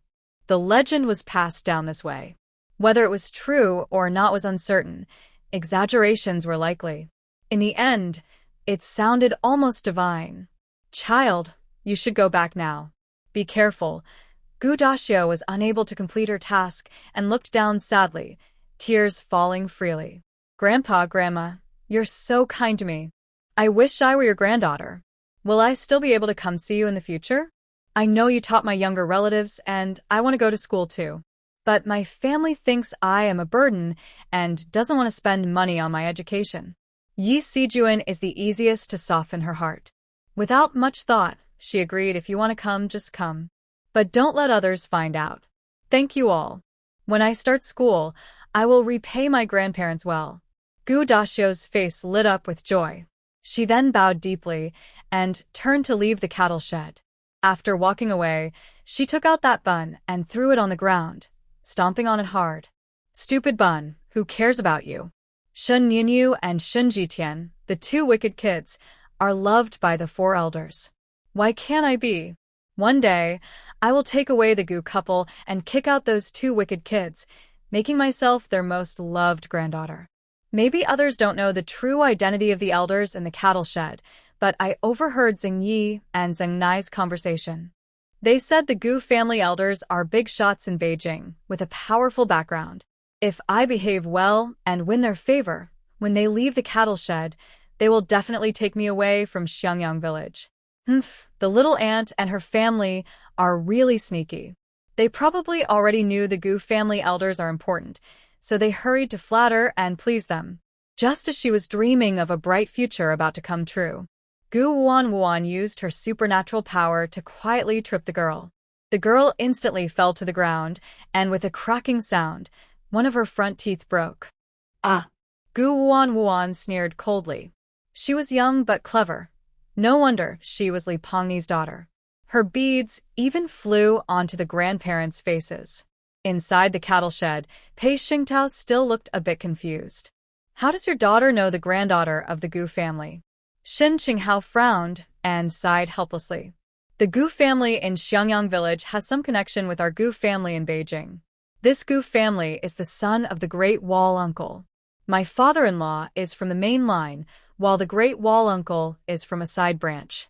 In fact, the Great Wall Uncle is the son of his wife's previous husband, and he changed his surname to Gu after coming to the Gu family. He has no blood relation to my father-in-law. The Gu family's wife's family is a branch of the main family. Actually, my Gu family and that branch are not close. Early on, the main and side branches had a falling out. The grudges of the previous generation shouldn't be taken out on the younger ones. Whether it's Gu Qingtang and her son, or Gu Dashio, they are all pitiful. Maybe my daughter doesn't trust other villagers, so she sought out Gu Dashio. The Pei couple suddenly understood. I see. I didn't expect you and the Gu family's side to have such a connection. Gu Wanwan quickly teleported behind the cattle shed and took out a basket from her space. She packed 2 jean of rice and flour, 2 taels of brown sugar, a can of malted milk, and 2 days' worth of cured sausages and meats. She also prepared some clean clothes and blankets. Of course, everything was specially treated, with Fuzai patching the clothes and blankets frantically. Finally, she packed rice and a pot of stewed chicken soup from the street restaurant. When everything was ready, she knocked on the cattle shed door. "Who's there?" Gu Chongqing's cautious voice sounded. Gu Wanwan casually replied, "It's me, Gu Wanwan." With a creak, the door was opened, and Gu Chongqing and Xin Qinghao looked at their granddaughter in shock. The grandfather, grandson, and the two exchanged glances, tears in their eyes, but no words. It was Pei's couple who spoke first, reminding them, "Come in first. We can talk inside." Gu Wanwan looked at her modern-looking grandparents, her eyes slightly reddening. "Grandpa, Grandma, I brought you some delicious food. Eat your fill first." "Grandpa, help you carry this," Gu Chongqing said as he took the clay pot from Gu Wanwan. But she had already stepped inside, so he could only close the door tightly. Yi Sijuan took the kerosene lamp from the kitchen, saying, "You grandparents probably have a lot to talk about. We'll stand guard for you." Xin Qinghao held her good friend's hand, signaling the couple to stay. "We are family. We already know about your affairs, no need to hide." Gu Wanwan placed the clay pot and white rice on the table, then took out the items from her basket one by one. Seeing the table full of supplies, Gu Chongqing choked up and said, "These are some rare goods. Keep them for yourselves. Don't worry about us, we're old. You should keep them. I have connections. Grandma and outside grandma gave me a lot of money before they left. I have a job and don't lack these things. Giving too much would be too obvious. The new youth station is close to the cattle shed.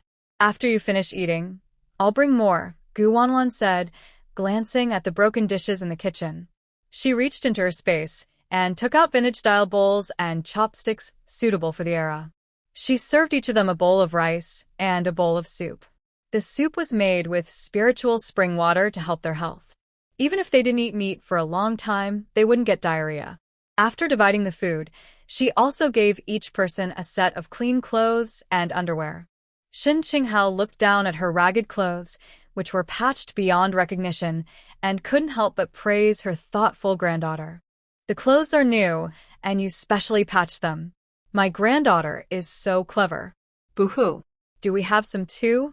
The Pei couple was moved to tears. They had been exiled for so long and had never tasted meat or worn new clothes. First, Gu Qingtang and her son provided help in the snow, and then Grandma Gu sent warmth and care. "Good child, you've worked hard. You and Qingtang's family are kind, and good things will come to you." Yi Sijuan wiped her tears and ran back into the room. She found some small items in the corner of the wall and handed them all to Gu Wan. "These are just some worthless things. If we manage to clear our name in the future, Grandma Pei will give these to you. They were originally meant for my daughter-in-law." Sigh. "I won't mention it. Just don't let those bad relatives of the Pei family take advantage. My family was involved in red capitalism and handed over all our property. I never thought my husband and I would be reported by my in-laws. It's because old Pei is only a foster son and not favored by the elder brother. We teach at a university and were exiled just like that." Gu Wan looked at the items in her hand, antique jewelry, worth a fortune in later generations. "Grandma Pei, do you have children?" When she mentioned her son, Yi Sijuan looked sad and full of longing. "We adopted a boy, surnamed Fu. He's in the army. My son is very filial. He even found a good partner, same surname as him. But he hasn't come home for many years, and we have no news of him. When we were exiled, we immediately announced on the newspaper that we cut ties with him. Poor daughter-in-law." She couldn't go on and only sobbed softly. Xin Qinghao hugged her gently and patted her shoulder. "We will be fine. I believe my son and daughter-in-law are not dead. They are just missing, not sacrificed." From Grandpa and Grandma Pei's expressions, your son isn't someone with a short life. You must take care of yourselves, and when we clear our name, we'll reunite with him, Gu Wuan said. Then she changed the subject. My parents are not dead. They recently wrote to Ansheng to report they are safe. But don't tell anyone else, especially Gu Qiulin. Gu Chongcheng and Shin Qinghao were stunned at first, then their joy was obvious. Shin Qinghao covered her mouth, crying softly. Really? Thank God. I know who Aunt Zheng is now. She's your mother's sworn sister. I know her. She even visited us before. Gu Chongqing just noticed how Gu Wuan addressed her own aunt by her full name.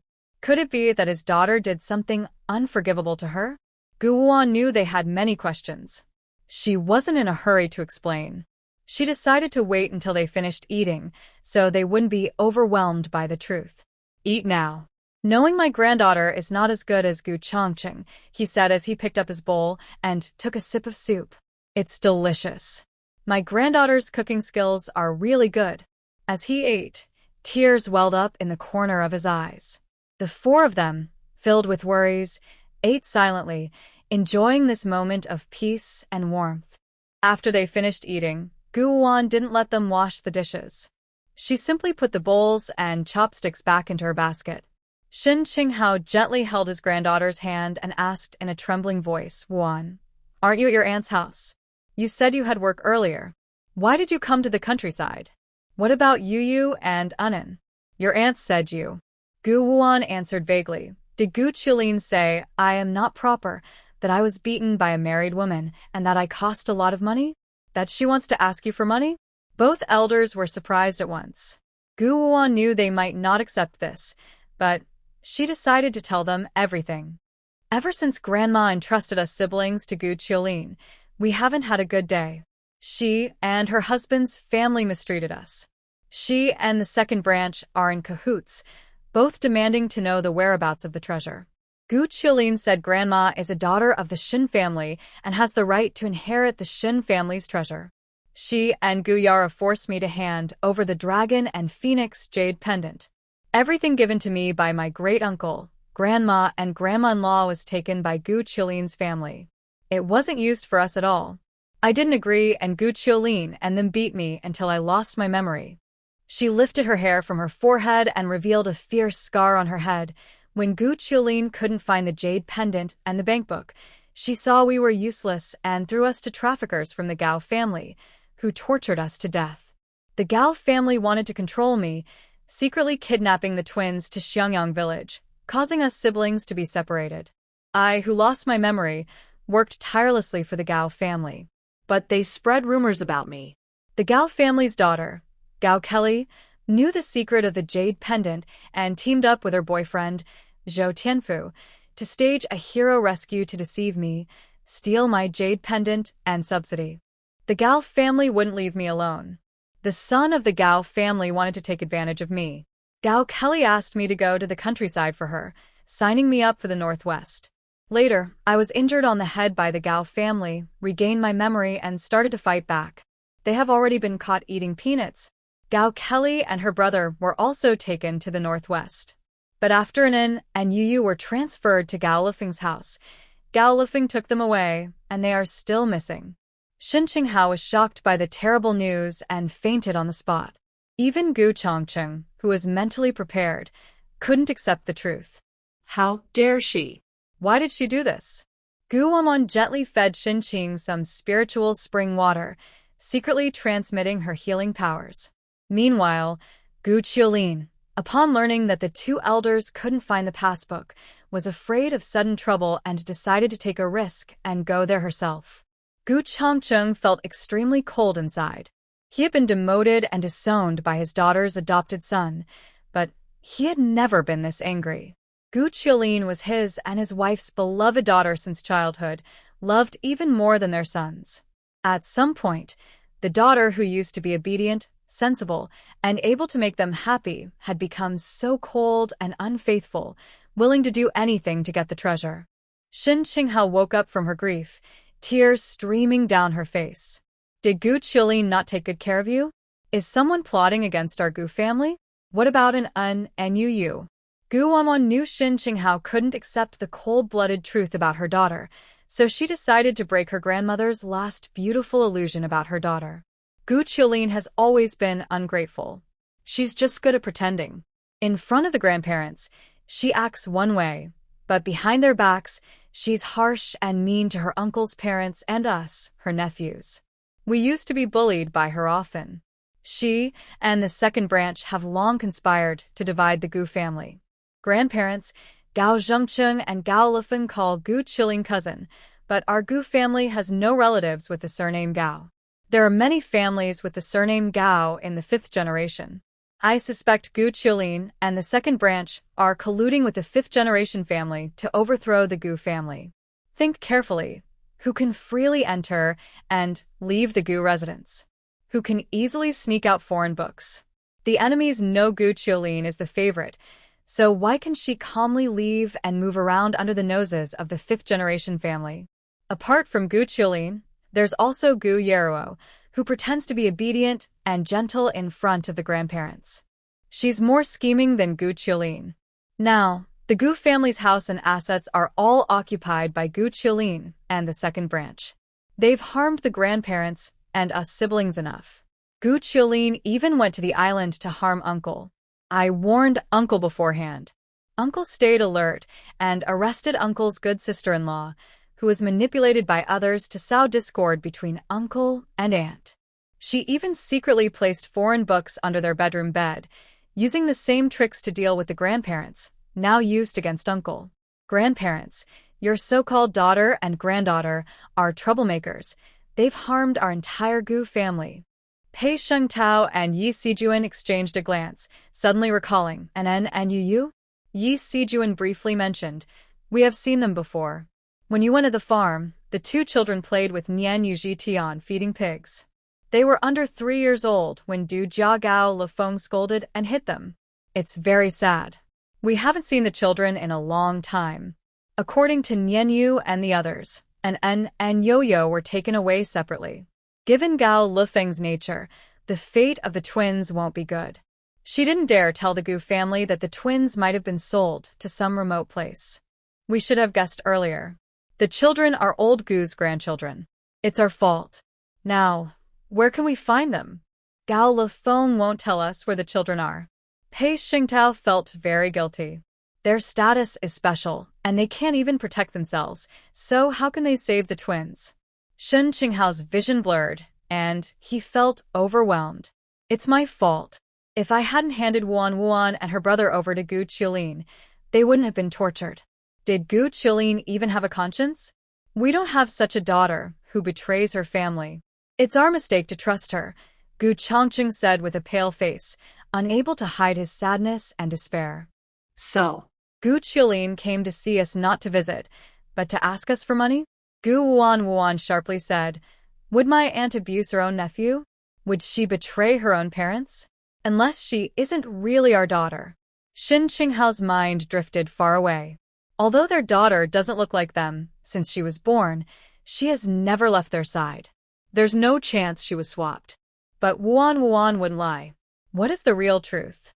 In fact, Gu Chongqing once suspected Gu Qilin.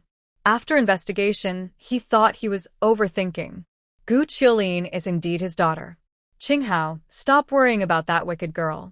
Over the years, she and her in-laws have used the Gu family's name to do wrong. We've handled it for her.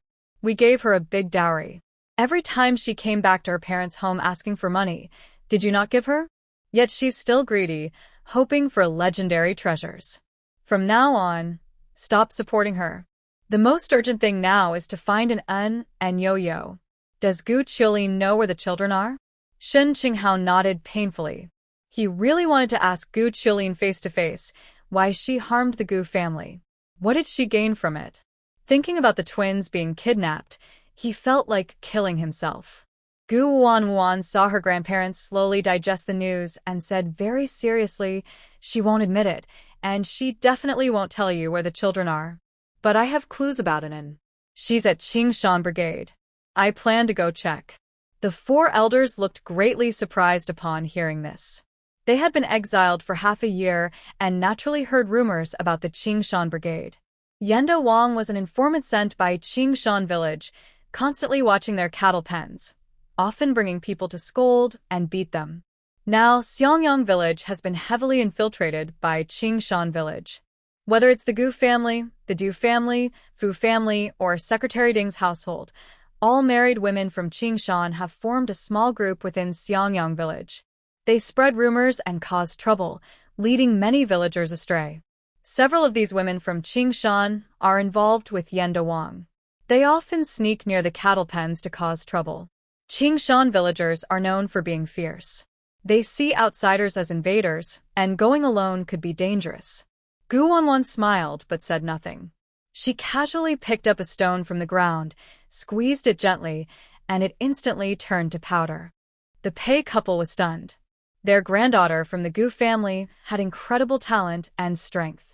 Gu Chongcheng and Xin Qing, after realizing it, noticed their granddaughter and daughter-in-law had changed a lot in personality, possibly influenced by mystical forces.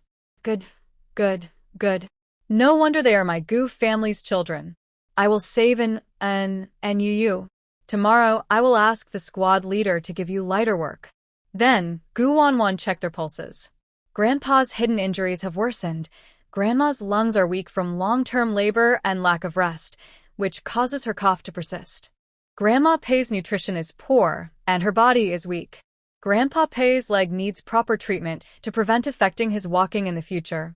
Pei Shengtao's eyes lit up. He nodded vigorously and praised, Old Gu, your grandchildren are all amazing. Wan even knows medicine. What else can she do? Wan, with a tone like a street healer, said, I can predict and read faces. Grandpa Pei, you have a blood disaster coming soon. Don't go into the mountains in the next 2 or 3 days. Remember. Yi Si-jun reached out to hush him. After the founding of the country, no more becoming spirits. Don't say that outside, or you might get reported. After giving some advice, Guan carried her basket and left the cattle pen. Xin Qing watched her granddaughter's back as she left, holding back tears and choking up. Old Gu, is Wan really? Gu Chongcheng collected his thoughts and sighed deeply. Wan really has come back, just like Huai and the others. That fortune-teller back then was very accurate, wasn't he? Our granddaughter's skills are even better than Huaiwen's. No wonder Yan Duang isn't her match. Saving and Yu is just a matter of time. From now on, our Gu family will rely on these children. Guan instantly teleported back to the tree, while Fu Zai returned to the space. Guan looked out from the tree and waved towards the barn. Shun Qinghao laughed and cried, sniffing, this kid is really brave. I'm afraid she'll fall down.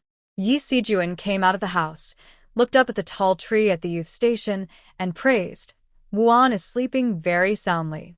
No one climbs better than her. Any movement nearby, she sees everything. Ever since Wuan went up the tree, the barn has been very quiet. Yan Duang hasn't dared to come for days. Since Lao Pei and I moved here, I've slept so peacefully for the first time. Later, Mr. and Mrs. Pei talked with the 2 elders of the Gu family about funny stories of the new youth coming to the countryside. Until the grandparents went back to rest, Gu Wuan quickly returned to the space. Just then, some spiritual rice was sent over from the thick fog opposite. Gu Wuan used her mind to write a note and threw it over. Today, your fiancé came to find me and declared war. Fu Jingchen quickly replied, Isn't my fiancé you? Which arrogant fool is this? Name him. Gu Wuan smiled and wrote, Ding Yanli, the fiancé your Fu family openly acknowledged. They say you two are childhood sweethearts, with love on one side and affection on the other. The family wants to match you two, and she even boasted that you gave her many gifts before, proof that you like her. Fu Jingchen could only tell her, It's not my fault. That Ding Yanli is really greasy. I don't even remember what she looks like. The so-called childhood sweethearts are nonsense. No one can decide my marriage. I think they're just dreaming. As for why I gave her things, I'll explain the reason to you when I get back. Gu Wuan, you don't have a choice. When you return, we'll hold the wedding immediately. The bride price and dowry are ready, just waiting for the groom. Fu Jingchen, I unilaterally declare that I've broken off with the Fu family. I'll go back and show them. Gu Wuan, you have quite a lot of admirers. Besides Ding Yanli, there's also the accountant's daughter, Shuri Welling. I told you you fell in love with me at first sight, and I'm the only one for you. She doesn't believe it. Fu Jingchen, you speak so clearly and simply. You need to be a bit more greasy. In my past life, I liked you very much. In this life, I like you too. In the next, I'll like you even more. I love you. Till the end of the world, till the earth's end, forever and ever. I lack virtue in my 5 elements, and you lack me in yours. Guan. Why does it feel like Fu Jingchen is confessing to her? Wow, Fu Ge is really impressive. It made her too embarrassed to even complain. Before dawn, Guan was the first to wake up at the Knowledge Youth Camp. After climbing down the tree, she gently knocked on the doors of the male and female dormitories. Zheng Shirkan and Hu Jiming heard the noise and quickly dressed, grabbed their toiletries, and left. They didn't bother to be quiet, just did what felt comfortable. As soon as they got up, they woke the other young people. Yan Duong and Yao Ruihui were worried about being caught doing something wrong, so they quietly followed behind. Xiong Ziyuan heard the noise and came out to see what was happening, only to find the 3 of them in the yard. Guan raised an eyebrow and deliberately called out to them. Hey, young comrade Xiong, young comrade Yan, young comrade Yao, good morning. Let's all do some exercise together. We'll run a few laps around the village to improve our health and raise our spirits. Let's sweat it out and work hard for the country, building our Yangyang village. Zheng Shirtsan's eyes lit up, and he raised his hand to ask, what if we get hungry while running? Guan waved her hand confidently. Comrades, bring your own snacks. Let's move forward toward the future. Xiong Ziyuan's mouth twitched suddenly. Gu comrade, I have a bit of a cough and shouldn't exercise. You guys go ahead. Seeing this, Yan Duong and Yao Ruihui secretly cursed in their hearts, thinking they might be taken away for more exercises. They quickly slipped back into their beds. They thought the 3 of them looked suspicious, but it turned out Guan was just acting strangely because she was unwell. Everyone was already tired from working, and they all wanted to sleep a little longer. Yet, the crazy woman was full of energy before dawn. The 3 quickly ran out of the Knowledge Youth Camp. After checking that no one suspicious was around, Guan headed toward the cow shed. The 4 elders in the cow shed woke up early. As soon as they stepped outside, they saw Guan and the others running toward them. Guan took a paper package from her bag and handed it to Gu Chongqing. Grandpa, you can cook porridge with this. It's important to eat well in the morning. Zheng Shirkan and Hu Ziming each gave some eggs and biscuits for the elders as snacks. Guan, you all came openly and honestly. Did Yan Duong and the others see you? Gu Chongqing couldn't help but admire his granddaughter's boldness. His gaze fell on Zheng Shirkan and Hu Jiming. You are Shirkan, right? You look just like your mother. And you are Hu Jiming? You seem familiar. Guan explained what had happened, and Shin Qinghao finally relaxed. So, you went out to exercise just to bring us breakfast. You're such good kids. We can cook ourselves, no need to trouble ourselves every day. Zheng Shirkan waved his hand. Grandma Gu, it's not a trouble at all. We had already decided to exercise, and Wan still wants to teach me Kung Fu. You all eat slowly. We're leaving first. Gu Chongqing carried a paper bag into the house. When he opened it, he saw 4 salted duck eggs and 8 large meat buns, enough for 2 each. My obedient granddaughter is so filial. We won't eat wild vegetable soup anymore. We need to rest well so we can meet our children happily in the future. Shin Qinghao and Yi Sijuan started cooking porridge together. Since having a good granddaughter, their living standards had greatly improved. The days of eating only when hungry were gone. The educated youths gradually woke up and washed up. While Guan was away, Yan Duong sneaked secretly to the cattle shed, planning to break in, when he heard a sinister voice. Yan Jiqing, what are you doing? Yan Diwang's body was covered in sweat. An unprecedented feeling of guilt rose in him. How could this crazy woman be so persistent? I was just wandering around. Is that okay? Seeing the 4 elders come out of the door, he quickly pointed at them. They changed clothes. Who gave them these? They are troublemakers. Did someone support them? I gave them these. Is there a problem? Zhao Guoming arrived before he finished speaking. Troublemakers are still part of Xiangyang village. Their clothes are so torn they can't be patched anymore. They can't hide their bodies, which is really inappropriate and damages our village's image. How can we be considered an outstanding team in the future? Nearby villagers supported the team leader one after another. Exactly. Yan Jiqing is overreacting.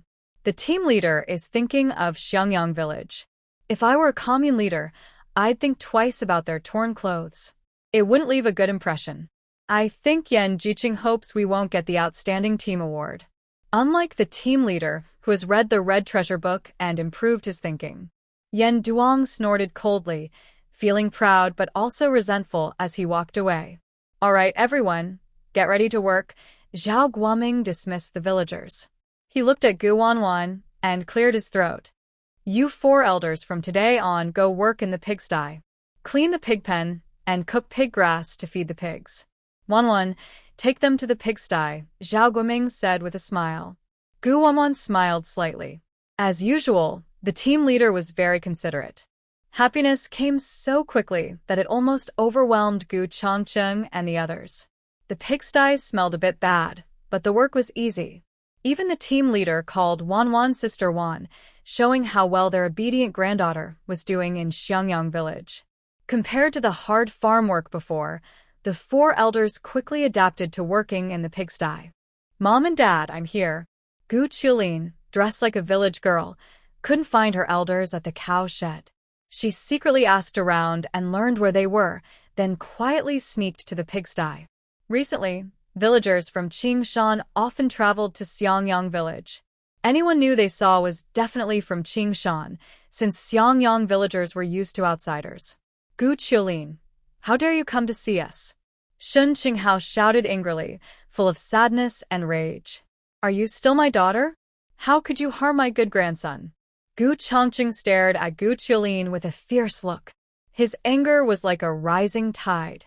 He quickly grabbed his wife and shook his head at her. Qinghao, from now on, we have no daughter named Gu Qilin. Seeing her parents' bitter expressions made Gu Qilin shiver. Their attitude toward her changed so much in just one day. Mom and Dad, what did I do to make you so angry? Please tell me the reason, and I will try to fix it. Gu Changqing suppressed his anger and tried to stay calm. I ask you, where are Sister Wanwan and her brother? Gu Qilin hesitated, feeling an inexplicable guilt. She had told her parents yesterday about Wanwan and her brother. Did they notice something strange today? Mom and Dad, who is spreading rumors in front of you. They are at my in-law's house, temporarily cared for by my mother-in-law. You know her nature, she's stingy and mean. Wanwan has been rebellious lately, and I lost a lot of money. My mother-in-law is upset with me. Wanwan and her brother might get scolded. Shin Qinghao was completely disappointed in Gu Qilin. Even now, she was still lying to them. She truly was their good daughter. Go away. Just pretend we never had you. You're no longer my daughter from the Gu family. Gu Qilin understood now. Her parents were worried that too many people might cause trouble and drag her down, so they were deliberately cutting ties with her. Mom and Dad, you're so kind to me. I will always be your good daughter. Don't worry, I won't give up on you. When you are cleared of the false charges, I will take good care of you. But Mom and Dad, I know you don't trust the little girl from yesterday. You're worried she might deceive you. You hid the bank book in the cow shed, which isn't safe. Please take it out and give it to me. Things are urgent with my older brother. I need to find a way to help. Again, this excuse. Every time she mentioned her older brother and nephews, Shun Qinghao always felt soft-hearted and was tricked. Do you swear you're not lying? Gu Qilin stretched out her hand and swore solemnly, I swear to heaven, risking being accused of futile ideas, that if I tell a lie, let heaven strike me down. Suddenly, thunderous roars echoed across the sky, and a lightning bolt flashed overhead. Gu Qilin staggered, nearly falling flat on her face. Since the founding of the country, people aren't allowed to turn into spirits. What's going on with the sky today? As long as it didn't strike her, it was just a coincidence. Shin Qinghao looked up at the sky and said to Gu Qilin, people do things, heaven watches. Do evil, and you will face consequences. We have no money, and the bank books were taken by the villagers of Qingshan village. Gu Qiulin was struck by a shock, but she stubbornly asked again, "And what about the dowry you hid in Beijing? Tell me the exact location and I'll go get it myself. Time is running out. Mom and Dad, I can't stay long in Xiangyang village, or people will get suspicious." Shen Qinghao kept a close eye on Gu Qiulin's reaction and spoke firmly, "That dowry is for my 3 granddaughters. Unless I see Wan and the others, I won't say a word. Don't feel upset, you know how much dowry I gave you when you got married." Gu Chongqing continued, "Honestly, I hid the dowry near you, but you'll never find it. Inside, there are dozens of boxes of good silk and even gold bars and luminous pearls embedded in the walls. If you have the guts, knock down your house. Now, get out of Xiangyang village. I don't want to see you." When Gu Qiulin refused to leave, Shen Qinghao grabbed a broom and started to chase her. Gu Qiulin had never seen her mother angry like this. She remembered her parents loved her more than her siblings, and they never even hit her. Now, she was actually being physically pushed. She couldn't accept this sudden change. She was Shen Qinghao's daughter, inheriting her mother's dowry. This was natural. Why should her granddaughters Wan and the others compete with her? "Mom, stop acting. No one's paying attention to us. I know you're thinking of me. I'll leave right away." She refused to let Wan and her parents meet. She wouldn't give Wan a chance to complain. Her parents hinted at knocking down the house. Could the dowry be hidden at her home? The house she lived in was a Western-style villa Shen Qinghao had given her as a dowry. It was 2 stories with a yard. Since the Gu family was relocated 6 months ago, she and her husband and children moved to a military zone compound, and the villa was left to her in-laws. Now that she knew where the dowry was, she had to quickly return to Beijing to sell the house and prevent her in-laws from taking advantage. There was no treasure found, but receiving Shen Qinghao's dowry was also good. Honestly, her parents were very kind to her. She used to think the house was too small, but now she realizes there is more to it. She misunderstood her parents' intentions. But what does it matter now? If a person doesn't look out for themselves, they will be punished by heaven and earth. She only took back what belonged to her family. Until Gu Qiulin left, Pei Xingtao patted Gu Chongqing on the shoulder. "Old Gu, aren't you worried your daughter will find her dowry?" Gu Chongqing looked serious. "It's pointless to hope. Wan has made many enemies in Yangyang village, and she wants to go to Qingshan village to find my grandson. I can't let Gu Qiulin interfere anymore. She must leave Hongqi Commune soon." Gu Wan and the others finished gathering pig feed and went to put it away in the pig pen warehouse. Shen Qinghao poured out the pig feed and chopped it on a cutting board. Wan, "Gu Qiulin just came to see us but was sent away. She's busy going back to dismantle the house now, so she doesn't have time to take care of you. I wonder where an inn is in Qingshan village?" The brother and sister following Gu Wan saw the Gu family elders and happily ran over. "Grandpa, Grandma, you're back." The elders smiled naturally and reached out to hug the children. For some reason, when they first saw the siblings, they felt an inexplicable sense of familiarity, like seeing their own well-behaved grandchildren. Especially the children's looks. They seemed familiar somewhere. During this time away, if not for the support of their mother and brother, they might have starved in the cattle shed. "Oh, it's been a while. Do you know if Tian Yan and Yan are doing well? Did your former nanny hit you? Did she give you food?" Shen Qinghao looked at the children with growing concern. She took out 4 pieces of egg cake from her small bag and divided 2 to each sibling. The brother and sister shook their heads and cheerfully said, "Grandpa, Grandma, you eat. Cousin Jia and Canon Jia and brother Jiming gave us lots of food. We're full." Everyone was surprised. "Cousin Jia? Which cousin?" The siblings looked up at Gu Wan with admiration. "Gu Wan is our cousin. With a cousin, we won't go hungry anymore, and we don't have to work gathering pig feed for points." The elders saw that Gu Wan didn't seem to be joking and became more curious. "Wan, who are they?" Gu Wan nodded seriously. "Although I have no proof, I figured out that Gu Qingtang is temporarily my aunt." The Pei couple was also stunned. They didn't expect Gu Wan and the siblings to have this kind of family connection. Gu Chongqing couldn't help but marvel at the magic of fate, as separated family members unexpectedly reunited in Xiangyang village. Originally, my wife and I wanted to recognize Tang as our adopted daughter, but those people sent us here. They probably didn't expect that it would actually bring us together again. Shen Qinghao suddenly realized, I should have thought of this earlier. These two children have the surname Shen, so they are very likely my brother-in-law and sister-in-law's grandchildren, my nephew and niece. According to our family rules, your mother should call me Annie, and you siblings should call me Grandma Shen. Suddenly, two more relatives appeared, making the siblings very happy. They cheerfully said, Grandma Shen, Grandpa Shen. Shen Qinghao wiped her tears and said, Good, good, good. Be good children. Your father is definitely not a traitor like Qin Shimi, who abandons his family. Don't listen to old Lady Gu's gossip. I watched your father grow up. He is a brave and upright man. He's probably out on a mission because he's a soldier defending the country. Hearing this, the siblings' eyes sparkled with joy. All their previous worries seemed to melt away, replaced by pride and happiness. They proudly said, Dad is amazing. Dad didn't abandon us. Nianyu, you should also become a soldier like Dad when you grow up. Gu Changchun lovingly hugged Shen Nianyu. Where is your mother?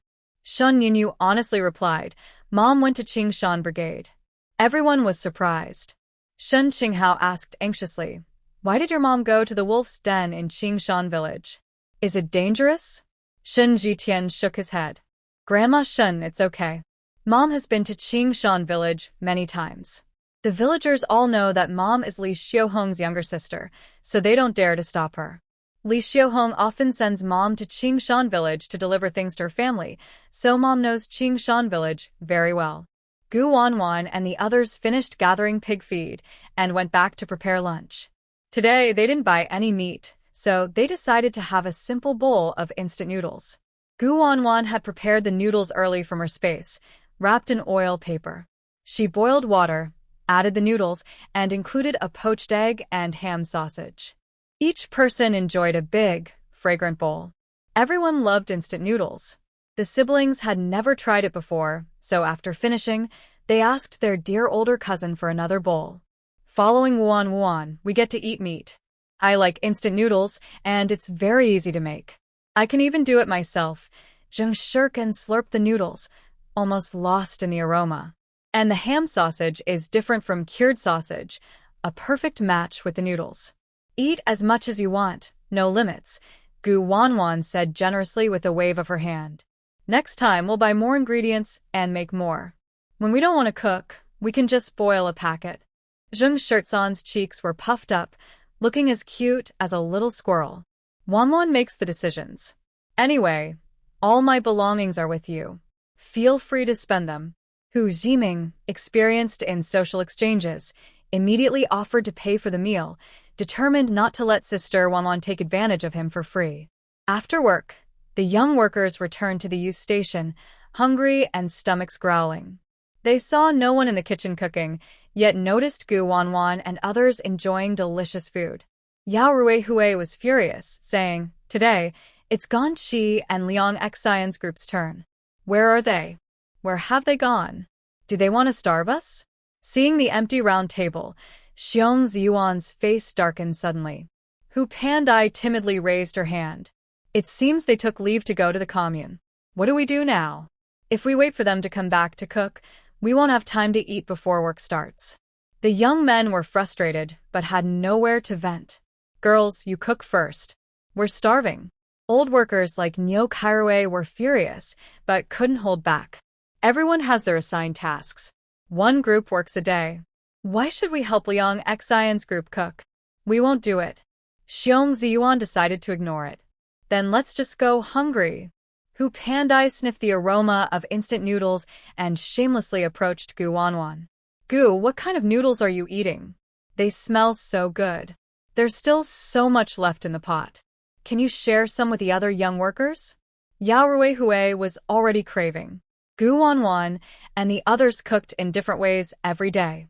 Unlike them, who only had sorghum rice or plain boiled vegetables, she started regretting letting Gu Wanwan and her friends cook alone. If they hadn't split up, They could also sneak some meat. Gu, we allow you to come back and cook together. We don't mind if you eat more. It's lively when everyone eats together. Her words made it seem like inviting Gu Wanwan and her friends to join was a gift to them. Gu Wanwan shot her a sidelong glance. I refuse to let anyone take advantage. Yao Ruehue, still not giving up, tried to persuade her. Even a family can reunite and share meals. Why not cook together? You wouldn't have to cook every day, and it would be easier. Gu Wanwan straightforwardly exposed her intentions. Cooking is a pleasure for us. We don't find it hard. We eat how we like. Being able to eat meat every day is our skill. You can't envy that. It's just an excuse for laziness and gluttony. Zheng Shirkin rolled her eyes. It's better for the three of us to eat meat than for a bunch of people fighting over it. Do you think we're fools? If you want to blame someone, blame Guan Qi and Liang Xian. They went to the Commune and probably bought a lot of things. Maybe they bought me today to add to your meal. Yao Ruehue knew there was no hope of sharing a meal together, so she lowered her expectations and hoped Guan Qi and Liang Xian would return with full loads, preferably bringing back braised pork packed from a state-run restaurant.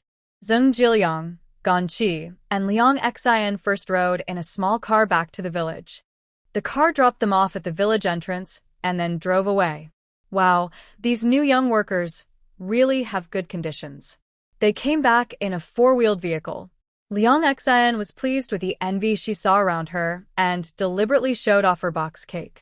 This was specially brought back by Uncle Ke.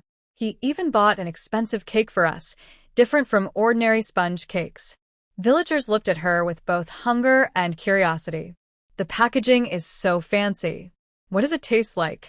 Guan Qi enjoyed this feeling of pride and said in a sweet voice, "It has a very fine texture, with a light, sweet milk aroma. Its rich scent reaches your palate. Ordinary sponge cakes only taste sweet on your tongue, but this delicate cake's milk fragrance fills your entire mouth and even your nose." The villagers listened very attentively. Young intellectuals really are different, cultured and elegant, speaking softly, and even eating cakes with such refinement, unlike their rough manners. Gu Wanwan passed by Guan Qi and said, "Including your chest cavity, pelvic cavity, and your internal organs, they all can be filled with this rich, charming milk aroma." The villagers couldn't help but burst into laughter. Guan Qi's face instantly turned red, mainly from anger. Zheng Shirkin laughed so hard his mouth twitched. "Guan Qi, do you have to be so pretentious? It's just a cake with a milk aroma. Are we supposed to pretend we've never eaten cake?" After saying this, she caught up with Gu Wanwan. Liang Xian shouted angrily after them, "You're clearly just jealous." On her way to Gu's house, Gu Wanwan coincidentally met Gu Qingtang, who came looking for her. "Wanwan, I've found An's whereabouts. I saw him just now," Gu Qingtang, panting, said, "and it has been hidden at Li Qiangjio's house, the daughter-in-law of Gao Lifeng." Zheng Shirkan and Hu Ziming exchanged smiles, finally discovering An's exact location. Gu Wanwan was not very surprised by the prediction in the divination chart. She took out a water bottle and handed it to Gu Qingtang. "Auntie, I know An is in Qingshan village. Even if you don't go there, I will go in the next couple of days, morning and evening. Your situation is awkward, so don't risk going to Qingshan village again." Gu Qingtang initially wanted to refuse, but Gu Wuan forcibly handed her something. She took a small sip, and the sweet taste flowed down her throat. Instantly, all her fatigue seemed to disappear. "You saved us and helped us so much. I just want to repay you." Although it's unfortunate to be born into the Gu family, at least the title of Little Sister Li Xiaohong in Qingshan village is enough for now. Few villagers in Xiangyang dare to go near Qingshan village. Only the women from Qingshan who bring their husbands home, or I go there to gather information, so I won't attract attention. Everyone in Qingshan recognizes my face because I look ugly, so it's safe for me there. You don't need to worry about my safety. That day, you hit Li Xiaohong's nephew, and they went home that night to complain. But they came back later. I overheard that they want Li Wuda to come forward and negotiate, and they plan to send you all to Qingshan village as educated youth. Recently, they've been cautious, especially the families of those villagers bitten to death by the mixed-blood wolf. They blame everything on the new educated youths and are demanding revenge in Xiangyang village. They insist you marry into Qingshan village or marry their daughter to atone. Zheng Shirkan is a doer and acts quickly. Bah! They deserve it. They can't steal our luggage and now want us to marry into Qingshan village? Are they crazy? Guan, let's take some tools and fight it out with Qingshan village. Since we know Anne's whereabouts, why wait? Let's act now and go rescue her directly. Hu Jiming couldn't hold back anymore and thought Qingshan village deserved a lesson. Rescuing someone is like fighting a fire. Let's prepare and set out. Gu Qingtang hurriedly stopped her. No, you three can't go. You wouldn't even get past the village gate. Waiting 2 more days is a good idea. I've checked. 2 days later, the entire village will go out hunting and gathering mountain goods. Very few men will stay in the village. Most are old, weak, or children. That's when we can go and save her. Wuan, don't be anxious. Anan is safe for now because the Li family can't have children. Granny Li wants to adopt An as her grandson. Besides a few scoldings and some hunger, she's been forcing him to call her mom and dad. It's much better than staying at Gao Lifeng's house. After all, Granny Li still hopes and will carry on the family line. Wuan paused thoughtfully before calmly saying, Don't act rashly. I'll go alone. None of you are suitable. I have a feeling that soon we'll be reunited as siblings. Your task is to watch over the Cowshed and Auntie's son and husband, and don't let Yan Duong bully them. Unable to go to Qingshan village to fight, Zheng Shirkan initially felt disappointed. However, when he heard Wanwan entrust him, he instantly felt revitalized and understood his important responsibility. Don't worry, Brother Jiming, and I will support you. While you're fighting at the front, we will take care of Grandpa, Grandma, and Auntie. After the 3 of them divided their tasks and worked together, they returned to the youth station. Gu Qingtang also helped with building a house. As they passed by the yard of the youth station, the new and old young workers inside were arguing again. Liang Xian clearly didn't realize her mistake. She glanced at the gloomy-faced young workers and said, Huh? Haven't you eaten yet? Do you not need to work later? Niu Kairui, holding back her anger, asked, Have you eaten? Of course we ate. We went to the Staterun restaurant and had braised pork, soy sauce pork knuckles, sweet and sour pork, and fish-flavored eggplant, Liang Xian said proudly, eager to make the young workers envy her. Uncle could even send us fancy cakes, drove us back to the village, and bought many popular goods. We packed some braised pork and rice, so you can cook your own. Oh, and you don't need to cook lunch for us today. Guan Qi, not a fool, clearly saw that the young workers were in a bad mood. Sorry, we came back late. I apologize. Yao Ruihui thought Liang Xian would pack some braised pork for them, but instead, she just cooked it without sharing. What do you mean we don't need to cook our food? It was your turn to cook today. You went to the Commune without telling us, making us come back hungry. How do you plan to settle this? Niu Kairui and the other young women were so angry they confronted Liang Xian and Guan Qi.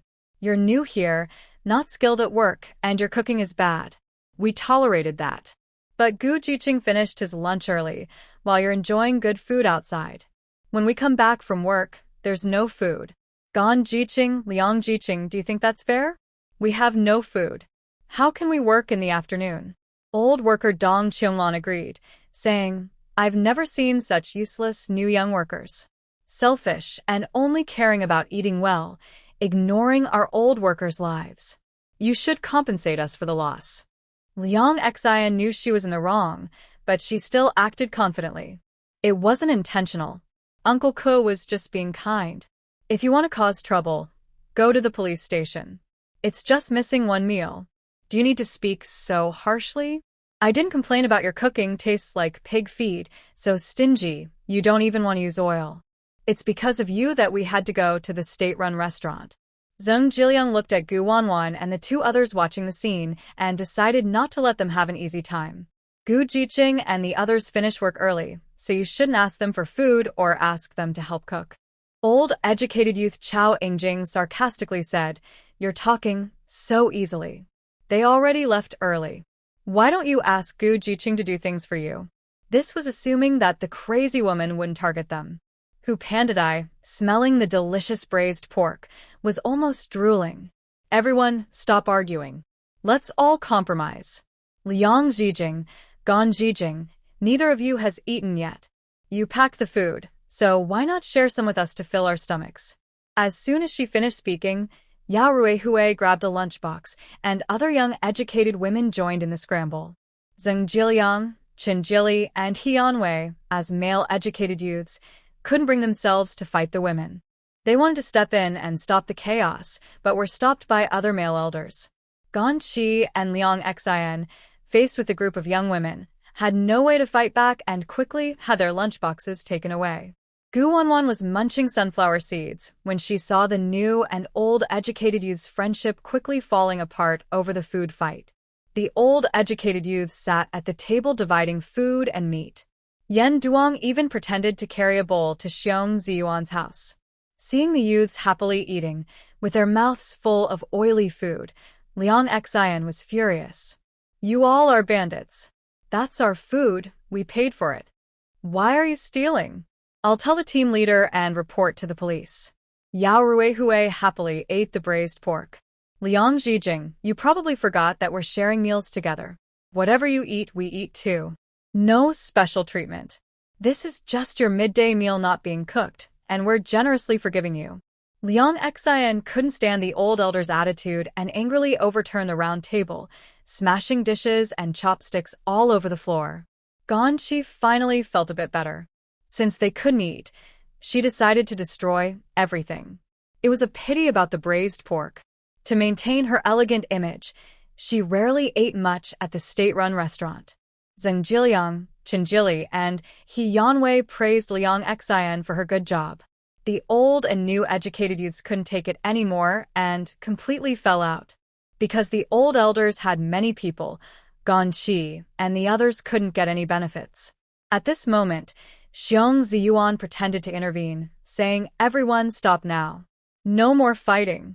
Gu Zijing, Zheng Zijing, Hu Zijing, don't just stand there.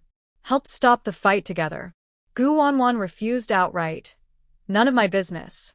In the end, a nearby kind villager went to find the team leader. Only Zhao Guoming stepped in to stop the chaos. Everyone stop. If you keep causing trouble, you'll all be sent to do farm work. You young intellectuals just love to stir up trouble. Liang Xian was so upset her hair was messy. She ran over to Zhao Guoming to complain. Team leader, these old young intellectuals are just like Yan Duong.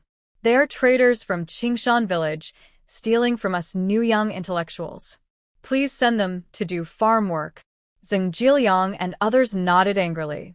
Team leader, we bought some braised pork with our own money. These people shamelessly stole our meat. That's just like stealing our money. I want them punished more harshly. Zhao Guoming listened to the story and mainly blamed Yan Duong. He was happy to make Yan Duong suffer. Yan Duong, it's you again. You will do farm work for another half-month. Yan Duong was stunned. It was the female young intellectuals causing trouble. He had only eaten a few pieces of meat. Why was he being blamed again? Team leader, I don't accept this. Are you deliberately punishing me? The new young intellectuals are at fault first. They only care about their own fun, not cooking for us, which delays our work. Old young intellectuals, led by Yao Ruihui, protested. Exactly, team leader, you can't favor the new young intellectuals. Everyone stop arguing. Everyone is at fault. All of you go do farm work for 3 days. After saying this, Zhao Guoming turned and walked away with his hands behind his back. The grudge between the old and new young intellectuals was now deep. Each side hated the other. Zheng Jiliang took the opportunity to suggest, the 5 of us will go out and cook separately. Now, only Hu Pandai, a new young intellectual, was sharing a kitchen with the old young intellectuals. Hu Pandai wanted to leave, but no one wanted to team up with her. Besides, she couldn't afford to cook alone. Liang Xian was so angry, her chest hurt. She looked at Gu Wanwan and the others with a sarcastic smile. Do you feel proud to mock us? You're so strong and watch us get bullied by the old young intellectuals. but you don't help us. Are you crazy? Who would want a wife like you? Be careful, you might never marry and end up an old maid. Guan, mischievous and rebellious, replied, I have a boyfriend. What am I afraid of? Are you not worried he'll see your true nature? Liang Xian secretly decided that once Guan's boyfriend appeared, she would go tell him the truth about Guan. She was waiting to see Guan get abandoned. Guan shrugged casually. These fools probably didn't know that Fu Jingchen was also a bit crazy. The crazier I act, the more he likes me. He has a strong taste and just loves my personality. Yendawang was both surprised and angry. He couldn't stand the smug look of the crazy woman and mocked coldly, still seeing him? Everyone in Yang Village knows about your scandal. Fu Jingchen is Secretary Ding's son-in-law. What does that have to do with you? Don't be shameless and think about his fiancée. The Fu family has publicly announced only one daughter-in-law, Ding Yanli. When Fu Jingchen returns, your lies will be exposed. If Guan still insists on arguing, he will have a valid reason to report her for causing trouble and damaging the military marriage. Guan raised her eyebrows slightly, smiling instead of getting angry. You don't need to worry about us. Just focus on your chores. Collecting manure at the youth training site with the old and new youth is truly a big spectacle in Yang Village. I will go observe it properly tomorrow. Zheng Shirkan thought about the scene of the scoundrel and the wicked woman collecting manure, and he laughed loudly, ha. Yang Village, Du family recently, rumors spread wildly. Du ergo found that his friends were avoiding him. Mom, what did you do? The village is spreading that our family is involved in human trafficking. I'm afraid to go out and look for Gu Jiqing now. Turns out those two kids are Gu Jiqing siblings. Did we mistreat them? Does Gu Jiqing still give me a good face? Mom, I don't care. Think of a way to get Gu Jiqing to me. Gao Lifeng didn't expect Guan to be so ruthless, even exposing the Du family's shameful secrets. Don't worry. Once I trick that girl back home, you can do whatever you want with her. I won't let her go. She acted immediately, rushing to the back of the youth training site. My goodness, it seems you really don't want to see your brother? What if I have someone mistreat him? Would you also ignore his life and death? Or how about this? You marry my son, and I'll return your brother to you. Everyone will be happy. Think carefully. Give me an answer in 2 days. You're smart, so you shouldn't joke about your brother's life. If you refuse, I'll have to use your brother as a hostage. No matter how much they threatened or tempted her, Guan remained unmoved. She simply kicked Gao Lifeng away lightly. We'll settle the account in 2 days. Gao Lifeng's old wound reopened, and she sustained new injuries. She almost died from Guan's kick, but a kind villager passing by carried her back home. As night fell, Guan still brought dinner to the oxen shed. She took out a big pot of dumplings from her space, seasoned with soy sauce, vinegar, garlic, and other condiments. So many dumplings, what a feast. We are so lucky today. Shen Qinghao and Yi Sijuan cooked a couple of vegetarian dishes to go with the dumplings and enjoyed the meal together. Guan saw that they had almost finished eating, so she took the initiative to explain, Grandpa, Grandma, I am leaving for Qingshan village. When I am gone, please take good care of yourselves. If anything happens, find Shirkan and Jiming, or else find the team leader and mention my name. Gu Chongqing and Xin Qing's hearts were very heavy at this moment. They felt helpless because of their awkward status and couldn't help their granddaughter. All their hopes were placed on her to successfully rescue her brother. All they could do now was pray for her success. Be careful. The night before her departure, Guan visited Zhao Guoming's house. Tomorrow, I will take leave to go to Qingshan village to save my brother. Zhao Guoming and his wife looked at each other, knowing they couldn't stop her. They only reminded her to be careful about which family she approached. Zhao Guoming even roughly drew a map of Qingshan village from memory, marking the approximate location of Li Qiongjiao's house. Early the next morning, Guan left Xiangyang village alone. Following the map drawn by the team leader, she headed toward Qingshan village. Guan stopped not far from the village gate, releasing her spiritual sense to check the village's situation. As Gu Qingtang had said, there were more women than men in the village. Originally, About 20 villagers guarded the gate, but now only 2 people and 2 wolves remained. Most of the women and some elderly, weak, and sick villagers were working in the fields. There were a few men patrolling back and forth, and judging by how respectfully the villagers treated them, they were likely managers of Qingshan Brigade. This time, she wanted to take her brother openly and legitimately. "Stop. Who are you?" The gatekeeper was fat and big-eared, holding a large cleaver to intimidate outsiders entering the village. They looked at Gu Wanwan greedily, as if inspecting goods, stunned by her stunning beauty. "I've never seen such a beautiful woman in my life. She's way prettier than our village flower. This woman, we want her." Luckily, others are out hunting in the mountains, or else this kind of good fortune wouldn't come to us. Anyway, if she ends up in Qingshan village, women only have 2 choices: either have a son or serve men. Once we're tired of playing, we can sell her elsewhere. She's so beautiful and valuable, and she can also bring more income to our village. They made decisions about Gu Wanwan's future without realizing they were heading straight toward danger. Gu Wanwan glanced at them calmly. "So, does that mean you admit that Qingshan village is a kidnapping village?" A burly man thought Gu Wanwan was a naive young girl and laughed wildly. "You're scared now, huh? Too bad, you won't come back. Qingshan village is for women. If you have a daughter, you sell her. If you have a son, you keep him. If you dare to resist, you'll be thrown into the bone pit. We're not afraid of you turning into a ghost after death." Over the years, many young people and troublemakers have died here. Have they come back to seek revenge? Our team leader is well-versed in feng shui and Taoist magic, and he fears no evil spirit. I advise you to surrender now. Once you step into Qingshan village, there's only one way to die. Gu Wanwan clicked her tongue, realizing this Li Wu was somewhat capable. But so what? No matter what sect he belongs to, in the face of true supernatural power and skill, it's not worth mentioning. "You're unlucky to meet me." She raised her hand and gently waved it. Countless vines shot up from the ground, tightly wrapping around them. Then she lifted into the air, hanging them in midair. The 2 men were terrified, feeling like they couldn't breathe. Who are you?" Gu Wanwan paused. Gu Wanwan, the nightmare and punishment of Qingshan village.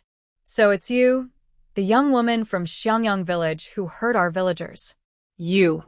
The burly man was almost suffocating, flailing his arms and legs. "You wicked wolf, hurry up and rescue your master. Get rid of her." 2 mixed-breed wolves prepared to attack. Unexpectedly, Gu Wanwan gathered a few ice spears and threw them at the wolves. The wolves, showing their teeth, were instantly subdued by a powerful pressure. They lay trembling on the ground, whimpering. "Useless dogs, I should have just cooked and eaten you," the 2 men kept shouting even as they faced death. "If you let us go, we won't bother you. Otherwise, we'll tell the team leader to catch you and cut you into pieces." Gu Wanwan reached out and planted a seed into their bodies and the wolves. Then she withdrew her supernatural power and issued a command to the wolves to attack the burly man. The 2 men thought they had a second chance at life, but in the next moment, they fell back into, bitten back by the wolves they had raised. "Ah! The wolves have turned against us. Help, team leader!" They screamed in horror, realizing they couldn't say anything about Gu Wanwan. The incident of the wolves attacking people happened again in Qingshan village. The villagers gathered quickly. Although they managed to kill the raging wolves, many were injured. The burly gatekeeper was not so lucky. His face was disfigured, and he even became foolish. Repeated wolf attacks have caused great fear among the villagers of Qingshan village, leaving them deeply traumatized. They have decided to get rid of the remaining mixed-blood wolf in the village. Village women and young educated youths working in the fields watched numbly, their eyes dull and lifeless. Long-term suffering and fear have pushed their mental state to the brink of collapse. Even when they see Gu Wanwan walking past without recognizing anyone, they do not blink. Gu Wanwan glances at the men and women working in the fields. "Are you all young educated youths?" They nod instinctively, frowning at Gu Wanwan. "You're so pretty. You should leave quickly. This isn't a place for people. If the team leader's son finds out you're here, you won't be able to leave." My name is Gu, and I am a new young educated youth from Xiangyang village. I came to find my brother, she says confidently. As long as I want to leave, no one can stop me. The young educated youths shake their heads, thinking she hasn't experienced real hardship and is just bragging. Recently, many people have come to Qingshan village looking for children and women, but all have returned injured, without exception. Meanwhile, at Li Qiong's home, the men have all gone into the mountains. Only the mother-in-law, daughter-in-law, and granddaughter are left. Gu Jinan is currently locked in the firewood room, guarded by 2 mixed-blood wolves outside. A small child is lying on the door, watching for danger. The baby desperately wants to escape. Seeing no one outside, the child quietly moves to the corner of the firewood room, lifts the straw pile, and reveals a small dog hole, his midnight digging project. Carefully, he crawls out of the hole, sticking his head out, but his bottom is still stuck inside. A howl sounds. The mixed-blood wolf notices the movement and starts to become agitated, running around. Gu Jinan's face panics. She forces herself out of the hole, and in the next moment, the firewood room collapses with a loud crash. Oh no! The baby has never seen such a scene before. He quickly runs away on his short legs. Li's mother and daughter-in-law are startled. As they step outside, they see the collapsed firewood room and immediately worry. Why did the firewood room suddenly fall? Did the little one get crushed? If he's dead, our family will have no descendants. I wish I hadn't locked him inside to reflect. Li Dahu points at a small figure not far ahead and shouts loudly, "Grandmamom, the little one escaped." Li's mother slaps her thigh.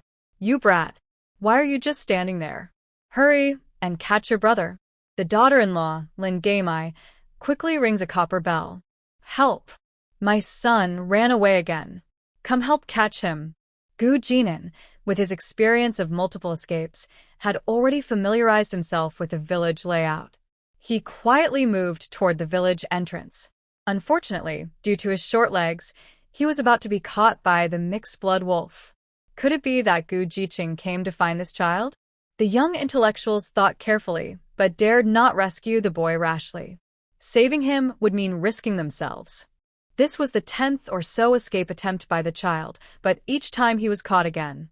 All they could do now was call others over. "Gu Jiqing, your brother is here." Gu Guan had already reached the Li family, but found the place in chaos. Suddenly, he heard a female young intellectual shouting. He quickly released his spiritual awareness and saw the mixed-blood wolf chasing the small child.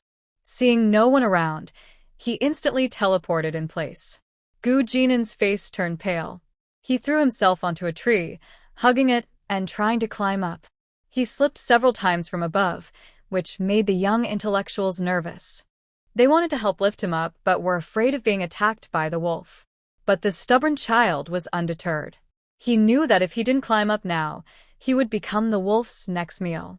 Just as the wolf lunged forward, Gu Jinan suddenly unlocked a new skill like a rocket, shooting up the tree with a whoosh. Looking down, he found himself too low and kept climbing higher. "Come up here. Come catch me. I'm not afraid of you." The young intellectuals were speechless and couldn't help but sweat for the child. This foolish little boy, facing death, was still daringly provoking the wolf. Just because the wolf couldn't climb up didn't mean humans couldn't. Gu Guan teleported out of an empty space, looked up at his brother in the tree, and called, "Big sister." Gu Jinan cried out, tears flowing freely. He reached out his small hand toward Gu Guan, not realizing that his balance was unstable, and he fell from the tree. Below, the mixed-blood wolf was opening its bloody mouth, ready to catch its prey. Unexpectedly, the child didn't land in the wolf's mouth, but instead was hit by Gu Guan with a kick. Gu Guan swiftly caught Gu Jinan with lightning speed, saying, "As expected of my little brother, smart and brave." He even managed to topple the enemy's barn. Gu Jinan reached out his small hand to touch his sister's face. His panicked, terrified heart suddenly calmed. He realized this was no dream. It was real. His sister was here. "Big sister, why did you come so late? I missed you so much." "My sister is gone, Wah." He cried out loudly, tears falling like thunder. Gu Wanwan gently rocked the baby in her arms, sending some wood-based energy to him. Once they safely left Qingshan village, she planned to give in and a full checkup. Anyone who bullies and bow, sister won't let them go. Gu Jinan hugged Gu Wanwan's neck with one arm and pointed at the mixed-blood wolf with his small hand. You're doomed. Sister is going to get revenge for me. The villagers' foreheads darkened with worry. Child, you're tattling on your family. Please pay attention to the current situation.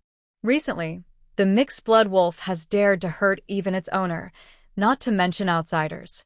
Whether your sister can get out of this is uncertain. This silly baby has such strange confidence in her own sister. Gu Wanwan took out a whip from her bag and started to hit the wolf fiercely, knocking it away. The mixed-blood wolf kept losing in fights and was eventually chased and beaten by Gu Wanwan, trembling and running away in fear. Everyone had never seen such a scene of someone fighting a wolf. Grandma Li and her daughter-in-law rushed over, pointing at Gu Wanwan's nose and scolding, "Who are you, a worthless person? You beat my wolf and even took my grandson." Lin Gaimai looked at Gu Wanwan with a calculating expression, her face full of scheming. "Mother, this worthless girl and the little brat look quite similar. He's handsome too. Perfect to be my brother's wife." "To your brother?" "No, better to be my nephew." Grandma Li happily decided Gu Wanwan's future, speaking in an elder's tone. "Worthless girl, you better come back with us and get ready. I'm willing to let you marry into Qingshan village. It's a blessing from your past life. Our village is famous for being rich. Other villages are eager to marry into us just to enjoy the wealth. You're lucky. Gaimai, go bring the little brat back. Our family still hopes he can carry on the family line." Lin Gaimai hurried forward, determined to the baby from Gu Wanwan. Gu Jinan shrank into his sister's arms and made a face at Grandma Li and the others. "I'm not afraid of you. Sister will protect me. You're done for." Gu Wanwan immediately kicked Lin Gaimai's stomach. "No one can take my brother away from me. If you have the guts, come at me." Caught off guard, Lin Gaimai was kicked away and clutching her stomach in pain. Seeing this, Grandma Li quickly rang a bell and shouted for help. "Someone come. They're trying to steal the child." Gu Wanwan waved her hand and knocked Grandma Li aside. Then she took out a harness from her bag and hung Gu Jinan in front of her, making sure the enemy had no chance. Li Sanyi, the third son of Li Wutai, arrived quickly. Seeing Gu Wanwan openly trying to take the child, he rolled up his sleeves, ready to teach the reckless girl a lesson. At his command, the villagers rushed forward fiercely. Gu Wanwan kicked twice, and with two cracking sounds, 2 large trees fell, crushing many villagers. Suddenly, screams filled the air. Wow. Gu Jiqing was so brave and strong. Originally, Li Sanlang had underestimated Gu Wanwan, but now he dared not take her lightly. He prepared to fight, asking, "Who are you? How dare you cause trouble in Qingshan village, injuring so many villagers? Do we have a grudge? Stealing my brother. We are enemies for life." Gu Wanwan beckoned to him with a challenging look. "I've seen Li Xiuhong's nephew's skills. I wonder how capable Li Wutia's son is. I want to learn a thing or two." When had Li Sanlang ever been so provoked? He swung his fists at Gu Wanwan. She didn't dodge but punched back, clashing fists with him. "You're too slow." The next second, Li Sanlang cried out in pain as he was knocked flying. He clearly felt his hand bones breaking, a sharp pain reminding him of his defeat. His eyes turned red, and veins bulged on his forehead. Unwilling to accept defeat, he launched another attack with his injured fist. Gu Wanwan easily handled him, playing around as if it was a game, exchanging a few moves. "You're too weak. I overestimated you. You're even worse than Li Xiuhong's nephew." After Li Sanlang was defeated again, the villagers couldn't hold back anymore. They grabbed hoes and started attacking. The young workers saw Gu Wanwan swinging a whip wildly, striking everyone in her path, causing wails of pain everywhere. The scene was so impressive it looked like divine action. The villagers' eyes on Gu Wanwan were almost like those of saviors. There weren't many male villagers left, only about 20, and they were no match for Gu Wanwan. "And let's go home." Guan said confidently, leading her child away. Before leaving, she looked at the young workers, who were begging for help. Without words, she seemed to say, "Please save us." Tonight would be a nightmare for the young workers in Qingshan, because once the villagers returned from hunting, their innocence would be lost. "I'll come back. Until then, take care of yourselves," Guan said before leaving. The young workers had already settled in Qingshan village. They couldn't just leave. Unless they found jobs elsewhere or married into other villages, the situation was ignored by the Youth Affairs Office. The villagers of Yangyang didn't want to get involved, and there was nowhere to place the young workers from Qingshan. A serious incident occurred in the village. The remaining villagers hurried up the mountain to inform the team leader to seek justice. Grandmother Li struggled to get up from the ground. "We can't just let this go.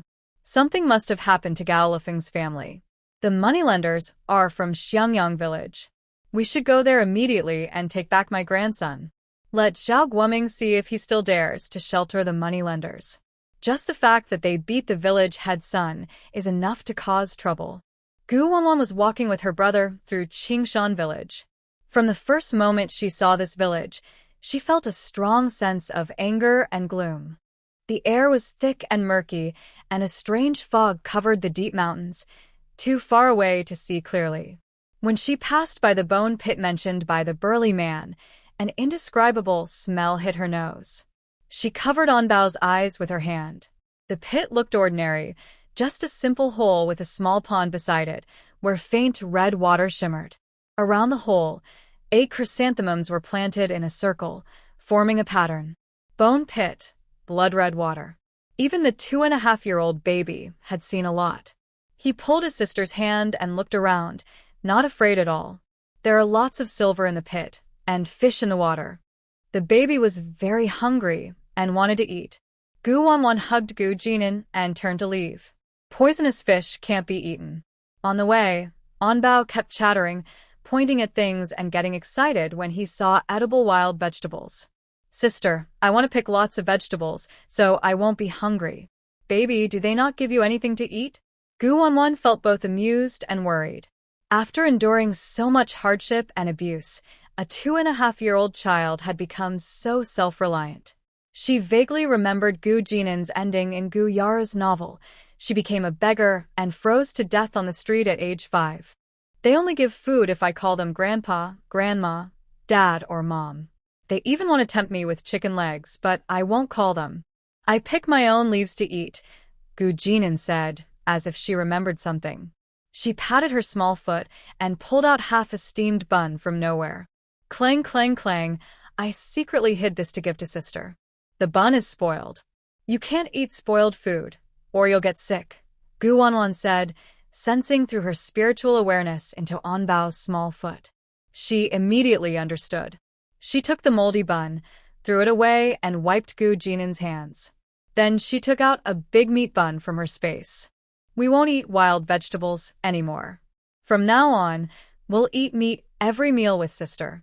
Gu Jinan held the large meat bun, which was bigger than her face, and her big round eyes widened.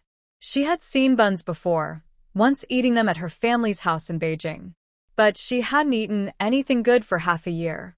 Her mean aunt hadn't given her any meat. "Eat first, sister."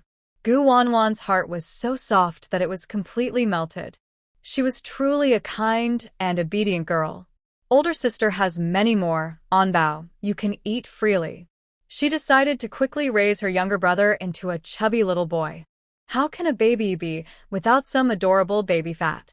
Now that her brother was found, the new house needed to be arranged soon. Since she saved her brother, Qingshan village was bound to cause trouble. "I wonder how Gao Lifeng will feel when she sees him?" Fuzai watched from the space, feeling very happy. "Master, I will help you take care of your brother in the future. Do you want to bring him into the space to wash and change into clean clothes?" Guan wouldn't neglect her space just because she was taking care of a child. Using the space well is important. Otherwise, all those supplies would be wasted. Worrying about everything is pointless. It's better not to have a space at all. She dared to use the space because she was confident she could keep it secret. No one else would find out, especially since she set restrictions. and couldn't tell anyone about the space. As for grandparents, forget it. They weren't from a different world. Gu Jinan happily ate a big meat bun, his eyes squinting with happiness. Gu Wanwan carried him and instantly teleported back. Even if Qingshan village chased after them, they couldn't catch up. When they reached the village gate, they saw Zhao Guoming and his wife, Gu Qingtang with her children, as well as Zheng Shirkan and Hu Jiming. We're back. Gu Qingtang wiped her tears. Shen Nianyu and Shen Zaitan saw Gu Wanwan holding the child from afar and rushed over excitedly. Big cousin, little cousin. Zheng Shirkan ran over and hugged the siblings tightly. Great. Wanwan, you're amazing. You finally rescued your brother. You are on Bao, and I am your older sister. Come here for a hug. Gu Jinan shrank back a little, feeling a bit scared when facing a stranger who called herself sister. Hello, sister. Zheng Shirkan was overjoyed to be called sweet sister. She really wanted to hold the baby. Hu Jiming knew Zheng Shirkan dreamed of having a younger brother or sister. He couldn't help but smile and said, Kandan on Bao is shy. Don't scare him. The more you get along, the more you can hold him. Zhao Guoming looked around and hurriedly urged, there are too many people and eyes here. Let's take a small path back to the Jiqing station first. As for Qingshan village making trouble, they would deal with it later. Aunt Lu looked at the thin, bony baby and cursed silently in her heart about Gao Lifeng's family. I still have a few sets of clothes that my dogs can't wear. I'll bring them over for you. Gu Wanwan smiled faintly. Sister Lu, I appreciate your kindness. You don't need to send so many clothes. My younger siblings' clothes are enough for now. There are 2 petty daughters-in-law, and Zhao Guoming is also feeling tired. His eldest daughter-in-law, Deng Ziyunu, holds grudges and secretly told Ding Yanli that sister Wan stole her fiancé. Now, the whole village is spreading rumors that sister Wan is shameless and interested in someone else's fiancé. Be careful of Gao Lifeng. If she finds out and is back, she might cause trouble again. Gu Wanwan walks along a small path, avoiding the villagers working in the fields. When she passes by the pigsty, she happens to meet her grandparents. Gu Jinan points at her grandparents with a small finger and pouts, Grandpa, Grandma. Fortunately, the pigsty is far from the fields, so most people won't go there to smell the stench. Zheng Shirkan and Hu Jiming volunteer to guard outside the pigsty, giving the grandparents and child some space to be together. Gu Wanwan carries Gu Jinan into the piggrass cooking house. Anan has been found. Next is Yo-Yo, but Yo-Yo is a bit tricky. We haven't figured out her exact location yet. My poor grandson. Shen Qinghao sobs uncontrollably, holding her grandson close. She remembers that before she left, her grandson was a chubby, adorable baby. But after half a year, he hasn't grown taller, looks emaciated, and is so hungry that he's just skin and bones. His hair is dry and dull. Initially, Shen Qinghao still had a little maternal affection for her daughter and thought she wouldn't be so cold-blooded. But the harsh truth hit her hard. Seeing her grandson so miserable and destitute, her hope and good feelings toward Gu Qiulin completely shattered. Gu Chongcheng, heartbroken, tears streaming down his face, says, Gu Qiulin, she's ruined my grandson. She's not even my daughter. Pei Xingtao looks worried and asks, Wanwan went to Qingshan village. She probably alerted the villagers. They will definitely come to the children. We need to think of a way to solve this. There are spies in Qingshan village. I suspect they are conducting some experiments. I need to go back and rescue those educated youths. To truly solve the problem in Qingshan village, I can't do it alone. How to settle the relocated youths there is also a problem. We need reinforcements. When Fu Jingchun returns, we can uproot everything. Of course, Gu Wanwan wouldn't miss this chance to make a difference. She could just wipe out Qingshan village, but this isn't a fantasy or apocalypse world.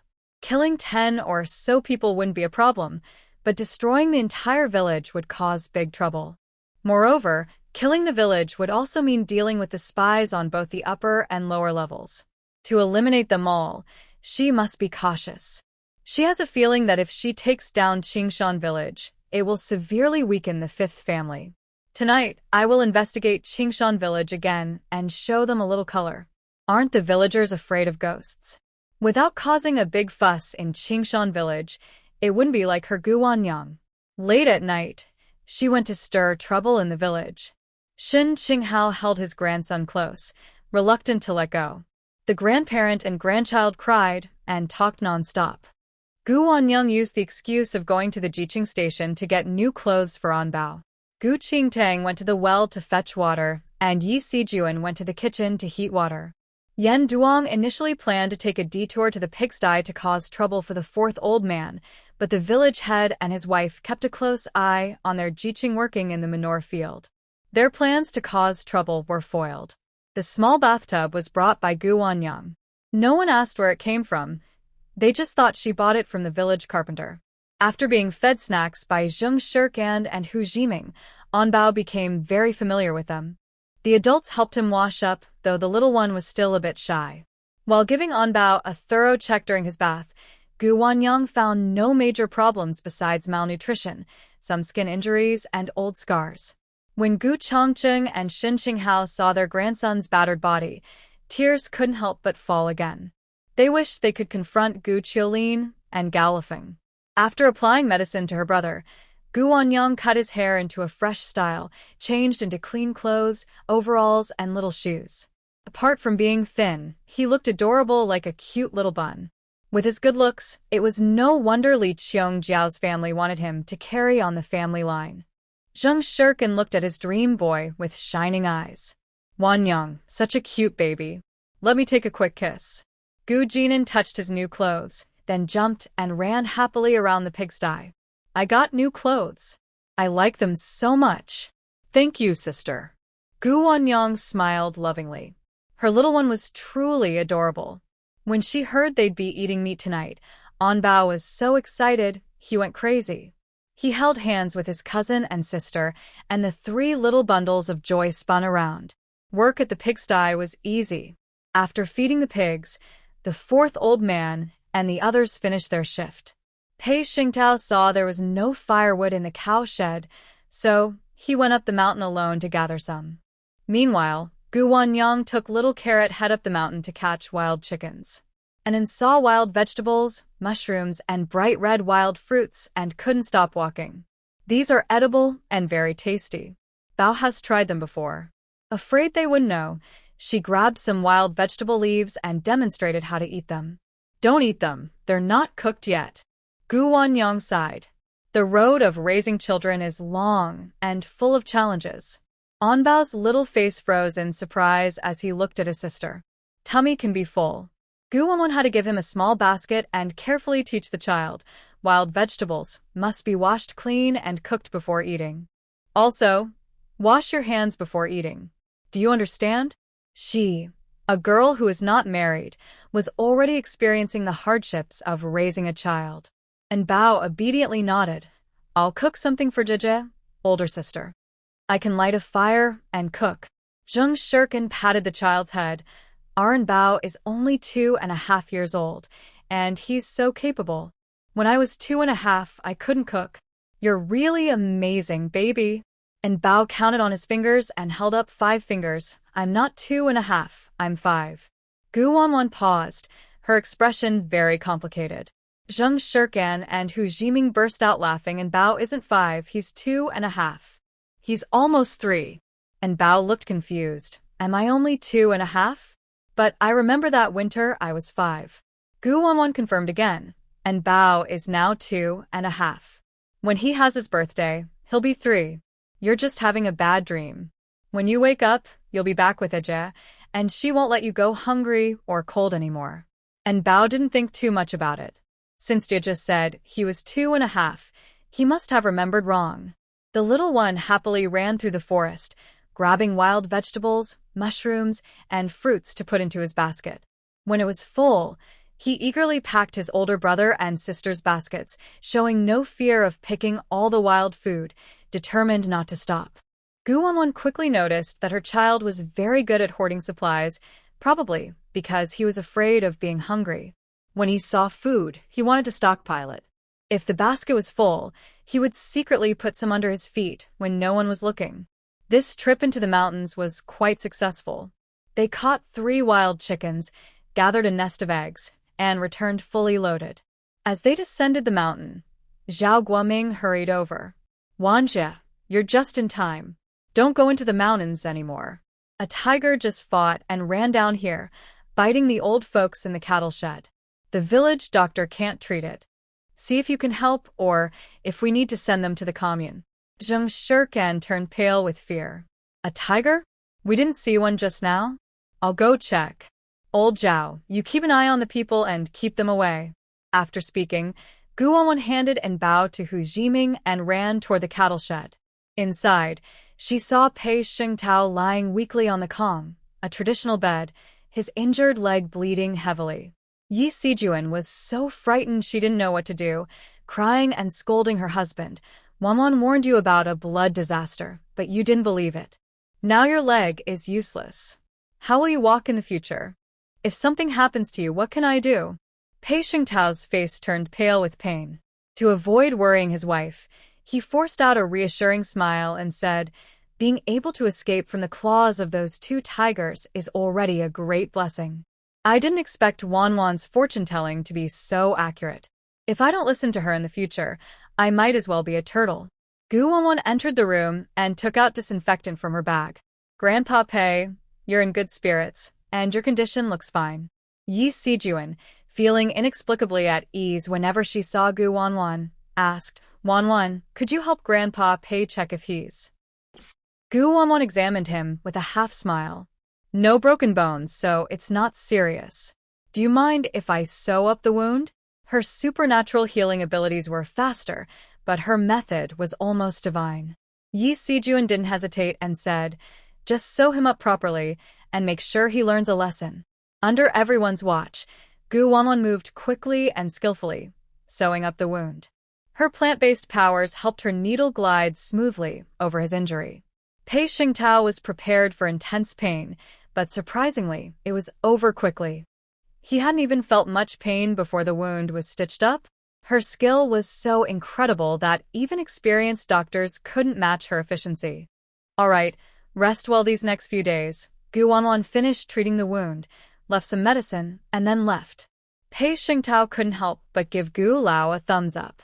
Old Gu, your granddaughter must be a medical fairy in her past life, right? For dinner, they cooked a big pot of potatoes and chicken stew. And Bao ate happily, his mouth full of delicious food. After the new and old youth volunteers finished work, they discovered that Gu Wanwan had a younger brother.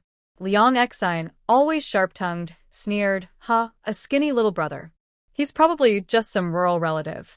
Since they started cooking separately, life for Gan Chi and Liang Exine's group became even harder. They had a clueless girl who couldn't cook, no matter how much rice and flour they had. It wasn't enough. The food was either undercooked, burnt, or half-raw, wasting supplies. They heard that this brother was going to stay at the youth volunteer camp, which annoyed both the old and new volunteers. Originally, Hu Jiming planned to let Bao stay in the boys' dorm since there were extra beds, but Yan Duong strongly opposed it. Now, Bao's accommodation was a problem. All the male volunteers supported Yan Duong. I hate when kids cry at night. We're not as relaxed as you guys harvesting pigweed. We still have to work in the fields tomorrow. Our youth camp isn't a shelter where anyone can bring pets or strays to stay. Besides Niu Kairue and Wang Sui, all the other female educated youths refused to join her. Some didn't like Gu Wanwan, and others said there weren't enough beds. Yao Ruihue looked at Gu Wanwan with pride, thinking she could use this to put her down. Gu Zayuth, if you cooperate with us, we'll agree to take in your brother. But your house isn't finished yet. If the villagers built it, it would be done by now. It seems we overestimated the strength of the three of you. You've been building for so many days, but it's not even halfway done. It's hilarious. Most of the new and old educated youths looked happy to see Gu Wanwan's trouble. Every time they heard the banging from behind, they thought she was capable. But it was all show. They didn't even need Yan Duong to help tear down the house. Now, even Yan Duong and Secretary Ding didn't bother to supervise anymore. Gu Wanwan didn't want to bother with them. The unfinished house was just a lie. Building a house was easy for her. In a few days, they would realize the house was already finished. Yen Diwang's attempt to stop it would be too late. Onbao, do you want to sleep in the tree with sister? Onbao's eyes lit up, and she nodded obediently. Where sister sleeps, I sleep. I'm sister's good baby. Zheng Shirtsan's heart softened. Whose little angel is this? I want to take her home. Onbao cuddled in her sister's arms, looking adorable. Sister's home. Yao Ruihui didn't expect Gu Wanwan not only to resist, but to even bring her brother up the tree to sleep. Gu's Zayith, children are fragile. They shouldn't be exposed to the wind at night. What if he gets sick? And he doesn't sleep well. Falling from the tree, losing his life, just like that. Can you believe this is your brother? How can you joke about his life? Gu Wanwan sneered coldly. No need to worry. If he falls, my kid won't fall. Does anyone think this child looks familiar? Asked old educated youth Tang Shuqing. When she mentioned this, the others also felt like they'd seen him somewhere in the village. Yen Duong racked his brains but couldn't remember. Something about this felt strange. The old and new educated youths had never seen Gu Jinan before. They didn't react much. Only Gon Chiliang Xian and Hu Pandai secretly thought, since they couldn't beat Gu Wanwan, they could take her brother as a way to get back at her. He was a thin little kid who couldn't even speak properly. How could he fight back? Zheng Jiliang looked at her with disdain, imagining countless ways Gu Wuwu could fall into ruin, and fantasizing about Zheng Shirkan regretting his actions, crying and begging for forgiveness. It seems Gu Jiqing's family really had trouble. Even her brother went to the countryside. Probably someone reported them for being capitalists. Zheng Shirkan, you better stay away from her. If she drags you down, don't expect me to save you. Yen Duong echoed. Some families eat big meals every day and don't know how to be modest. If you shared a little with us, we wouldn't complain. Gu Wuwu, determined to punish thee and make him furious, said, Thanks to your generosity, Yen Jiqing, I can eat well. Tomorrow, I'll go to the Commune to use your compensation money for a good meal. People like you, who have money to burn, are rare. When there's a chance to earn more, remember to look out for me. My good life depends on you and the Qingshan Brigade. By the way, your relative Li Xiaohong paid 200 a few days ago. That's quite a big spend. From Gu Wuwu's words, the young intellectuals understood that her income was legitimate. Even Li Xiaohong's family couldn't stand against her, which explained why they hadn't been seen arguing with Gu Qingtang and her mother lately. They thought it was just a rumor, since Li Xiaohong and her relative hadn't spread it around, but Gu Wu openly admitted it. Yen Duong pounded his chest in frustration, looking as if he had eaten something bitter. Thinking about the huge sum Gu Wu had taken from him made him feel heartbroken. This crazy woman dared to cheat even the Qingshan Brigade's money. He felt like going crazy himself. After dinner, Gu Wu took her child for a walk outside. Zheng Shirkan and Hu Jiming stayed behind to watch the old young man. On the way, her child saw wild vegetables by the roadside and wanted to pick them. When they saw trash heaps, they wanted to rummage through them, almost digging in manure pits for food. They dirted their clothes again. Baby, we're not short of food. But her child refused to listen. The child loved to hoard supplies, which made Gu Wu both amused and worried. Let them hoard. The child had been hungry for half a year and was still adjusting to better days. Without food, they'd feel uneasy. It would be fine in a few days. Onbao, where should I put this? Onbao was holding a handful of wild vegetables and trying to stuff them into her shoes. Seeing no one around, Gu Wu took her child into the space. When Onbao saw the colorful marketplace, her mouth opened wide in amazement. She was adorable. Sister, there's so much delicious food here. It's so pretty. This is my secret base. Don't tell anyone outside. Gu Wanwan patiently explained to her child, holding his small hand, and quickly transported them to the large villa, where she gave Onbao a new bath. I know. Onbao sat in the bathtub, happily blowing small bubbles. Don't tell the bad guys. It's a secret. My treasure and secret base, I didn't tell the bad guys either. I wouldn't tell even if they ask. Gu Wanwan smiled affectionately. Our little one is so smart.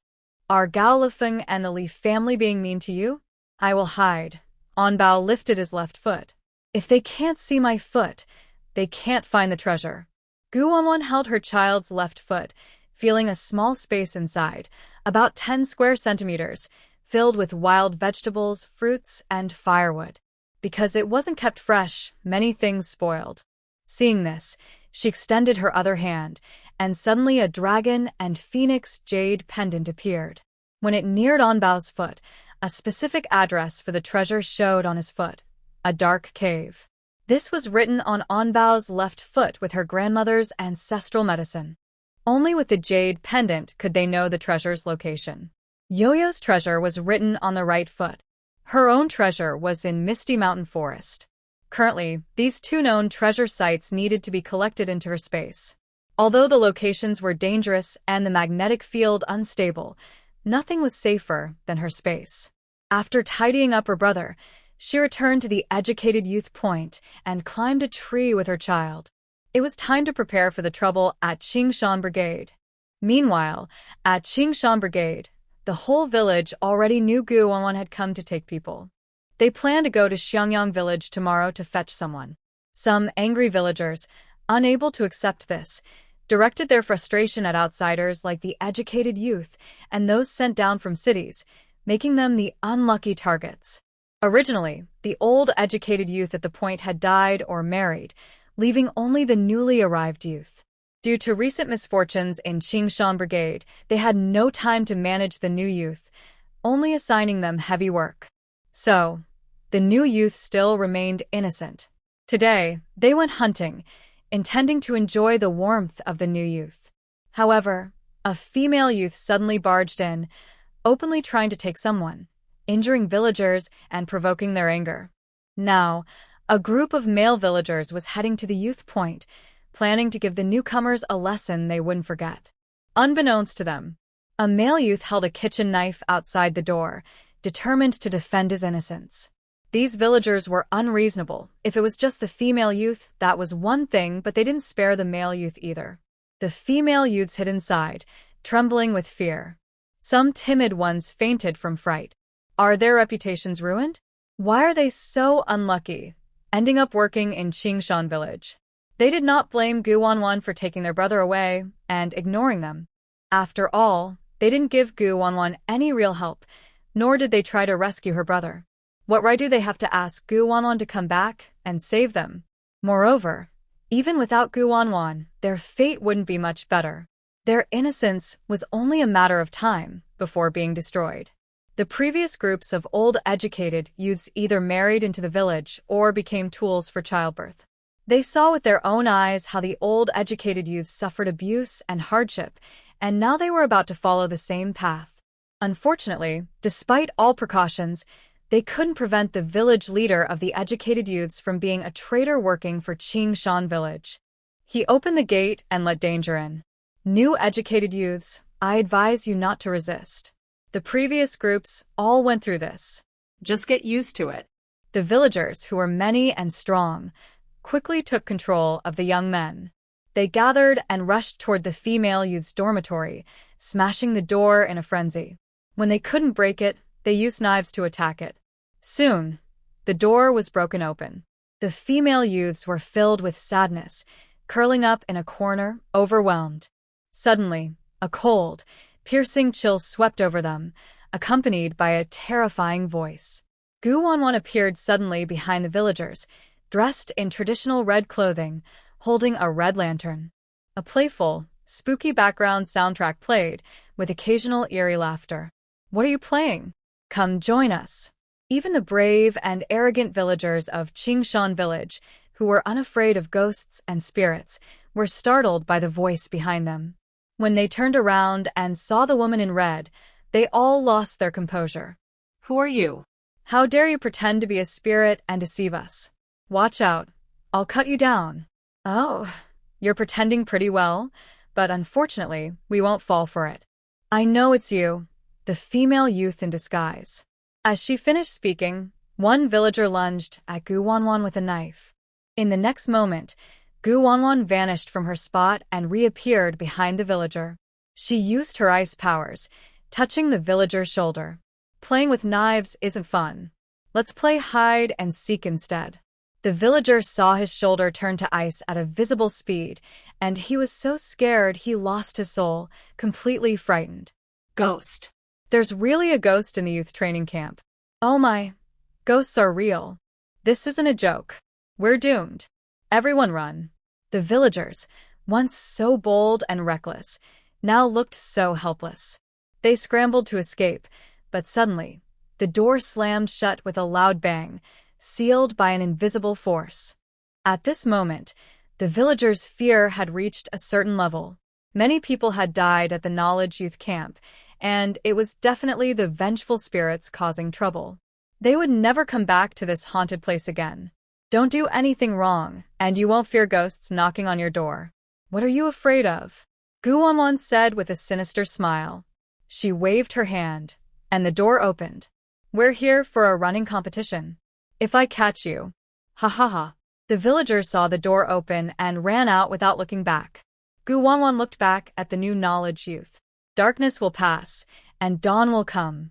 Stay united and protect yourselves. The young people looked at the woman in red as if she were a fairy. They all knelt down to thank her. Without her, they might have been in real danger. As for the leader of the youth camp, he didn't dare stay there anymore. He ran away with the villagers. Soon, they realized that no matter where they ran, the terrifying music would appear. You're running pretty slow. I'm catching up. The villagers instinctively looked back and saw the woman in red floating in the air, still chasing after them.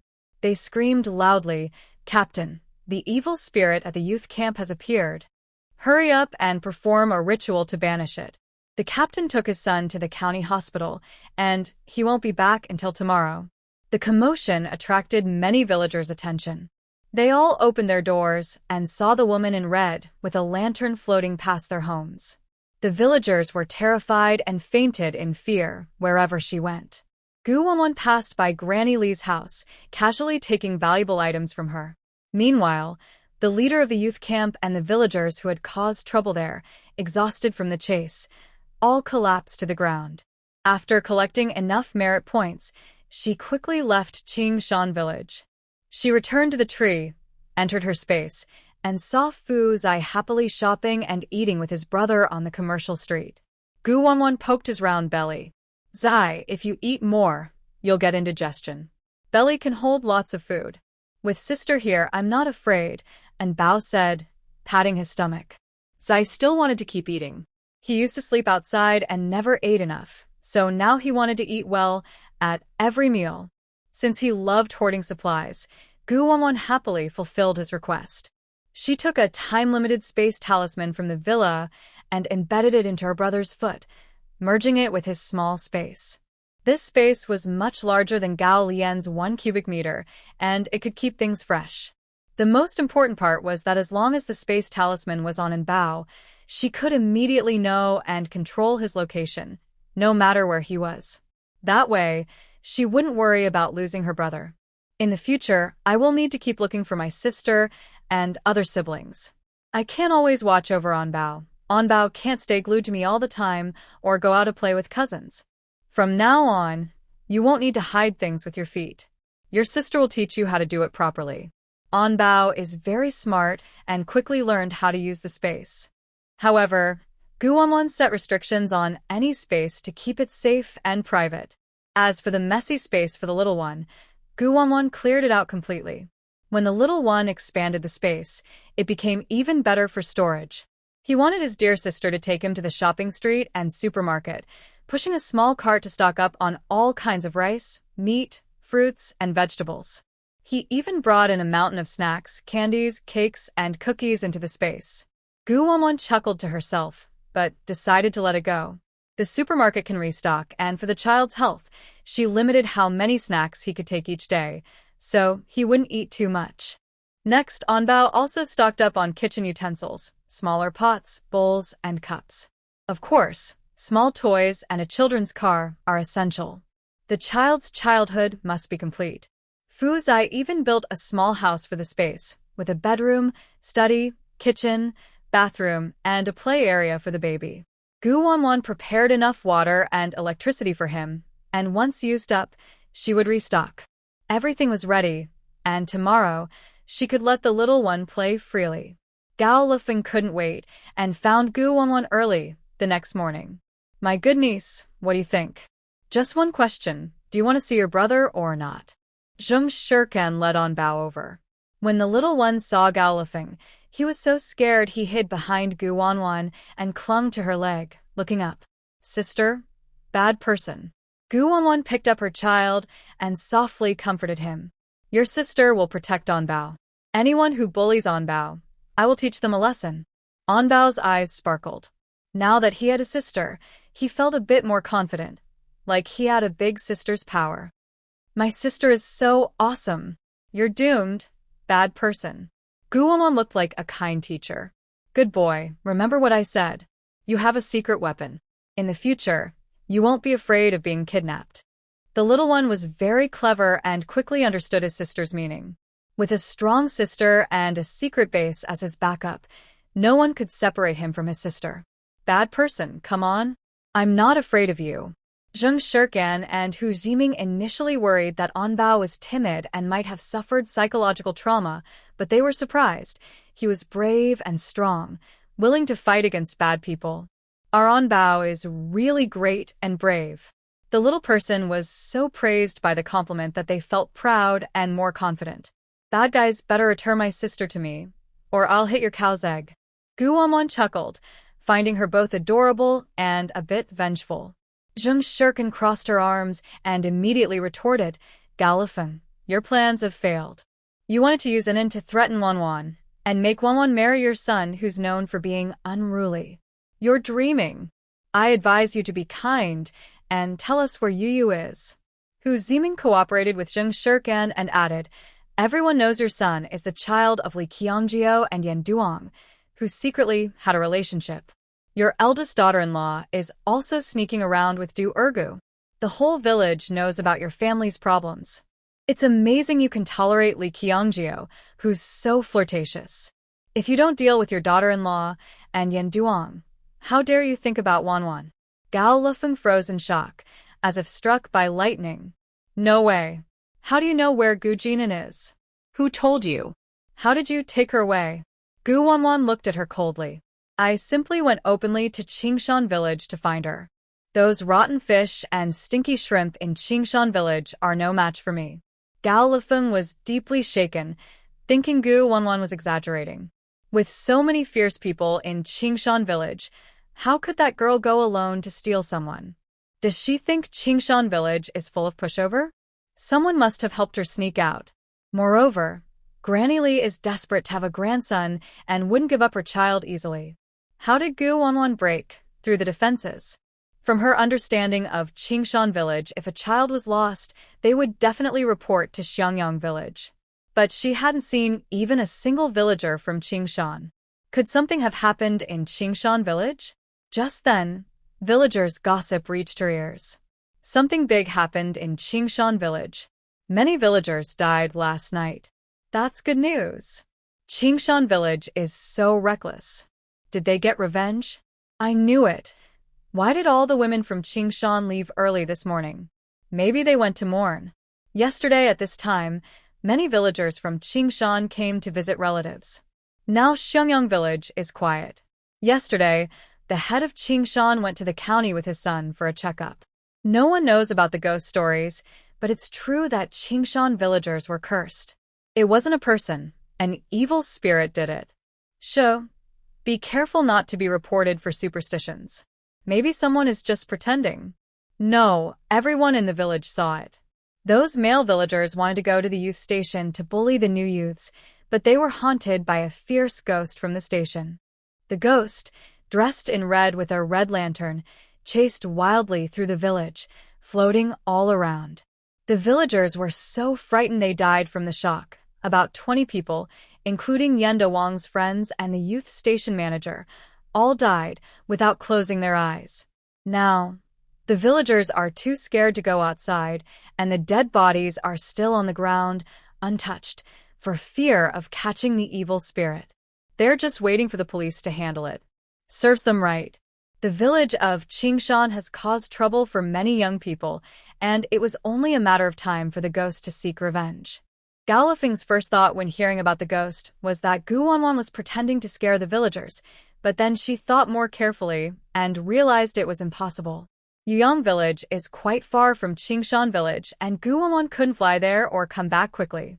Besides, Gu Wanwan had just finished a walk and was hanging on a tree resting. Both the youth station and the villagers could testify to that, unless Gu Wanwan could split into multiple parts. So, the ghost story. Could it be? Good nephew, come here and let Annie hold you. Your big brother Nian Dan misses you so much. How about I take you to eat a big chicken leg? She could trick the little kid once, so she could do it again. A 2.5-year-old child is naive and easiest to deceive. But little did she know, and Bao was no longer the same as Gu Jinan. You liar, go away. I'm not a 3-year-old kid, I won't fall for your tricks. Gu Wanwan patted her child's forehead. My kid is only 2.5. Gao Lifeng, besides threatening and tricking kids, what else can you do? Gao Lifeng was furious. Are children so hard to fool these days? Without Gu Jinan, she still had another, Gu Yuyu. Gu Wanwan, don't be too proud. It seems you really don't want to know if Gu Yuyu is safe? Based on the timing, Gu Yuyu should already be in the mountain valley working as a child bride. Are you so sure that Yuyu is in your accomplice's hands? My kid was raised in a military compound, exposed to all sorts of things since childhood. How could she be easily caught? My twin children are experts at breaking out, Gu Wanwan thought with her toes. She could guess what the other was thinking. The story of Yuyu falling into the mountain valley was originally from a White Lotus novel, but now Yuyu had escaped the control of that plot. Childless couples value daughters highly, and Yuyu is just such a treasure. But no one knows her exact whereabouts. She probably already left for the northeast, making it a bit difficult to find her. What? The military compound? Are you trying to scare me? Gao Lifeng hesitated for a moment, feeling uncertain. Since Gu Wanwan moved to Xiangyang village, everything has become uncontrollable. Without the trump card of the twins, can she still keep Gu Wanwan under control? Currently, she only knows that Gu Wanwan and her brother are nieces and nephews of Gu Qiulin, but she doesn't know Gu Wanwan's exact identity. After all, Gu Qiulin never mentioned it. According to guesses from her brother and sister-in-law, Gu Wanwan's grandmother might have been a red capitalist, which is why Gu Qiulin reported her and sent her away. Even if she is from a military district compound, at most holding a small position like a company commander or battalion leader, the Du family and Gao family are still the main lineage of the lower generations. How can a powerless, unimportant person like Gu Wanwan fight back? Moreover, all of Beijing is controlled by Gu Qiulin, so Gu Wanwan has no way to seek help. Du Erga saw that his mother hadn't returned for a long time and couldn't wait any longer. He went out to find someone and saw Gu Wanwan there. Excited, he ran over and said, Wanwan's sister, how much bride price do you want? Just tell me. As long as you marry me, I will fulfill all your wishes. Oh, is this my future brother-in-law? Come, let your sister-in-law give you a hug. Gu Jinan lifted her little foot and kicked Du Erga fiercely. Bad boy, don't bully my sister. I have a brother-in-law now. My brother-in-law is Fu Jingchen, not you, you rascal. Caught off guard by the kick, Du Ergu let out a pig-like squeal. You little brat, are you trying to kill your own brother-in-law? That's treason. Gao Lifeng couldn't bear to see her son hurt. She rolled up her sleeves and tried to hit the child. You little brat. Dare to hit my son? If I don't teach you a lesson, do you think you can fly to the sky? Before she could touch on Bao, Gu Wanwan slapped her away. After so many beatings, you still don't learn. Seeing her mother fly into the tree, Du Ergu swallowed nervously. Wanwan, how can you hit your future mother-in-law? You should respect your husband, follow him, and be filial to your elders.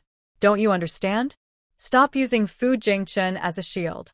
Everyone in the village knows he's engaged to Ding Yanli, and they're about to get married.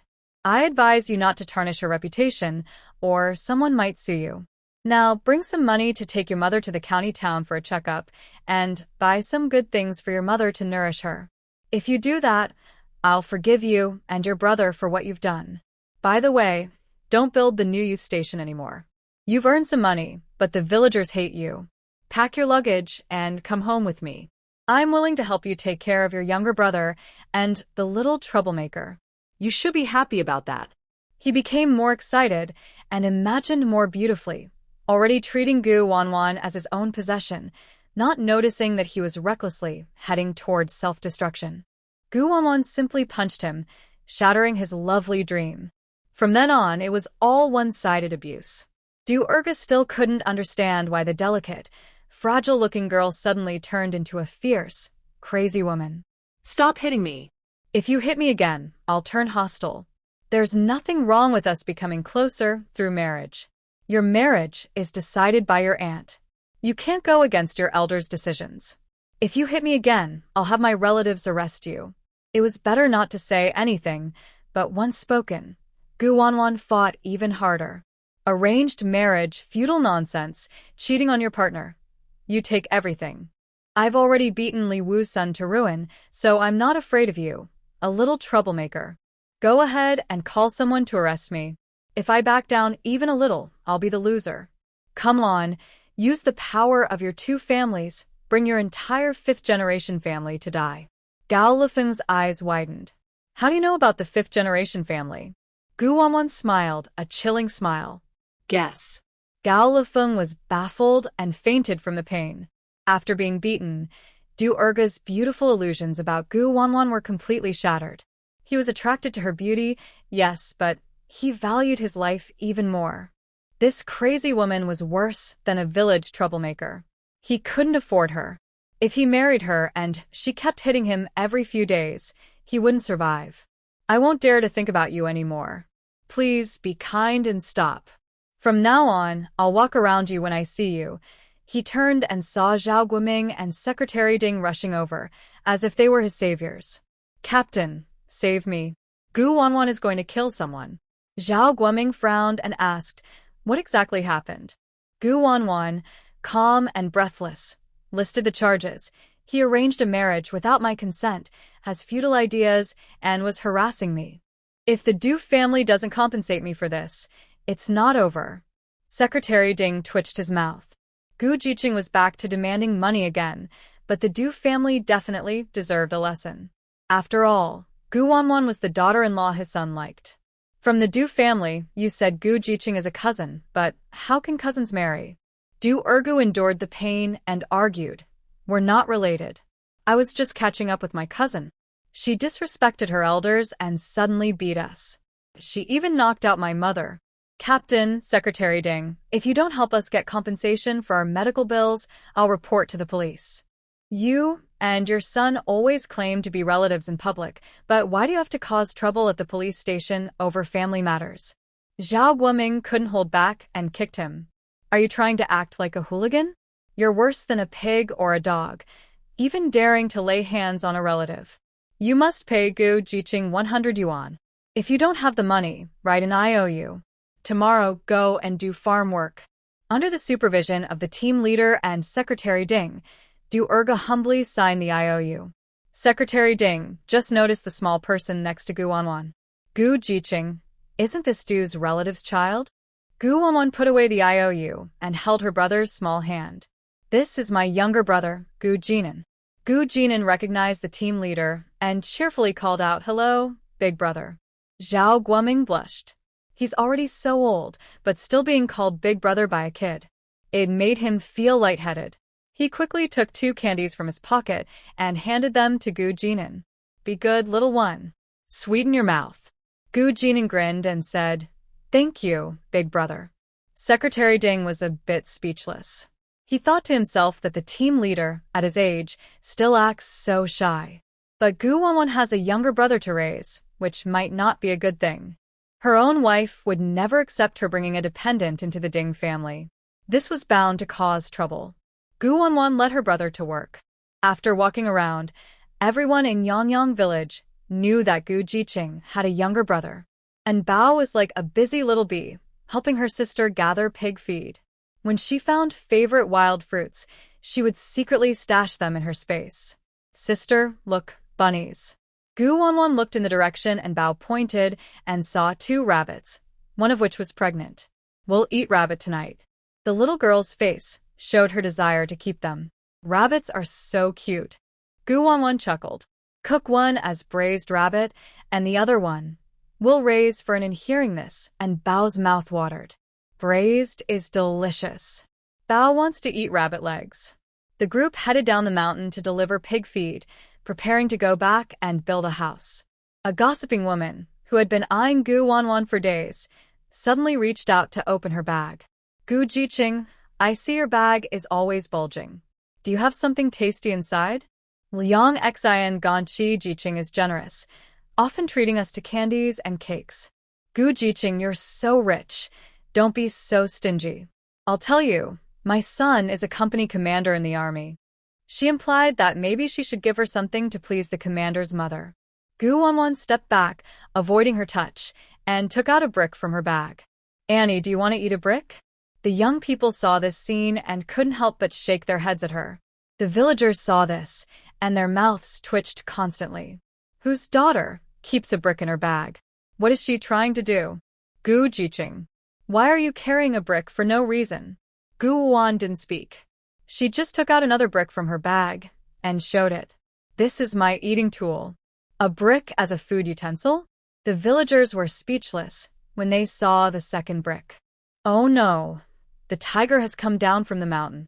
In the next second, everyone saw a big tiger rushing towards the fields, attacking anyone in its way. With Ganqi Liang Xian scream, the big tiger ran toward Gu Wan. Suddenly, the incident happened and the villagers were caught off guard. Fortunately, the big tiger only pounced on people. Seeing the tiger change its target, Aunt Lu roared, Sister Wuan, run quickly. The tiger is heading your way. The gossipy woman was so scared her legs went weak, and she collapsed to the ground, unable to move. I have elders at home and children to care for. I'm tough and not tasty. Don't eat me. Someone save me. No matter how she begged, no one dared to step forward to fight the tiger. Before the tiger even reached them, Ganqi Liang Xian yelled loudly, screaming as if she was afraid the tiger hadn't noticed them. Zheng Shirkan was speechless. With so many people in Yang village, was she afraid of a mere tiger? Not her, because she had Wuan. When it comes to Sister Wuan, a tiger would be unlucky. Yes, she was so confident in Wuan, who Pandadai and the villagers ran to the nearby villagers' roofs to watch. When she saw the tiger approaching Gu Wuan, she felt excited and thrilled. She hoped the tiger would carry Gu Wuan away. Gu Jiqing, you're so powerful. You even killed the mixed-blood wolf from Qingshan village. You're probably not afraid of the tiger, right? She deliberately wanted to tarnish Gu Wuan's heroic image among the villagers, implying that her story about driving away the troublemakers from Qingshan village might be exaggerated. Seeing the big tiger getting closer, Liang Xian instinctively pointed at Gu Wuan. Tiger, don't come over. That crazy woman and the burdened one are free for you to eat. This was very cruel, but when life was at stake, everyone was selfish. Zheng Shirkan frowned deeply. But seeing Sister Wuan's calm face, she knew the situation was under control. Shut up, Sister Wuan, and Anbao won't be eaten. You just talk nonsense. Zheng Shirkan knew well the treacherous nature of the White Lotus and Green Tea types. She worried they might secretly hurt the children, so she quickly picked up Anbao and kept an eye on the scheming women. In her eyes, the White Lotus and Green Tea women were more sinister and terrifying than the tiger. Anbao had a pair of grape-like eyes, shining brightly as she looked at the tiger. Sister, a big white cat. Gu Wanwan also stared at it steadily. This tiger was not an ordinary large tiger. It was a rare albino tiger. Taming and taking it for walks would definitely turn heads, more impressive than the mixed-breed wolf in Qingshan village. The big tiger was only 5 meters away from the siblings, about to pounce on the gossiping old woman. The old woman had only one thought: my life is over. Suddenly, a brick hit the tiger's left face. The tiger was stunned, snarled fiercely, and prepared to attack. In the next second, another brick struck its right face. If Gu Wanwan hadn't restrained her strength, the tiger might have been knocked flying. The tiger was furious. Every time it was hit in the face, did it have no dignity? Just because it was white, did it deserve rejection by its own kind? Was it fair that it was abandoned by its parents? Now, even humans were bullying it. Why was it so unlucky? Anbao tilted her little head, watching the tiger complain. Sister, the big cat says its dad suspects it's not the real cub, and its mom thinks the big cat was swapped, so its color is different. The tiger parents are looking for the real tiger heir, and they kicked out the fake one. Hu Zhiming and Zheng Shirkan thought Anbao was joking, but Gu Wanwan didn't believe so. Her family believed in some mystical stuff, and her brother had special abilities. The color difference is due to a gene mutation in the big cat of a very rare top-quality tiger. It's now gone down the mountain, probably chased out by the tiger group because it looks gentle and not fierce like others. It's never bitten anyone and is considered an outsider in the group, so it ran down the mountain to prove itself. Zheng Shirkan nodded and said, "Oh, so it's a poor thing." The big tiger almost cried. Its paw, surprisingly human-like, wiped its eyes. Yes, it was a pitiful creature. The group didn't allow it to stay in the mountains, and it had nothing to eat, so it came down to find a sense of existence. Gu Wanwan clicked her tongue. This tiger had quite a lot of inner thoughts. Anbao, do you want to keep the big cat? Anbao nodded eagerly, her face full of desire to adopt. The tiger's eyes showed a clear, naive innocence. Soon, it sensed the strange looks from the siblings. Instead of running away in fear like normal animals, why were they getting closer? Why did their expressions gradually look suspicious?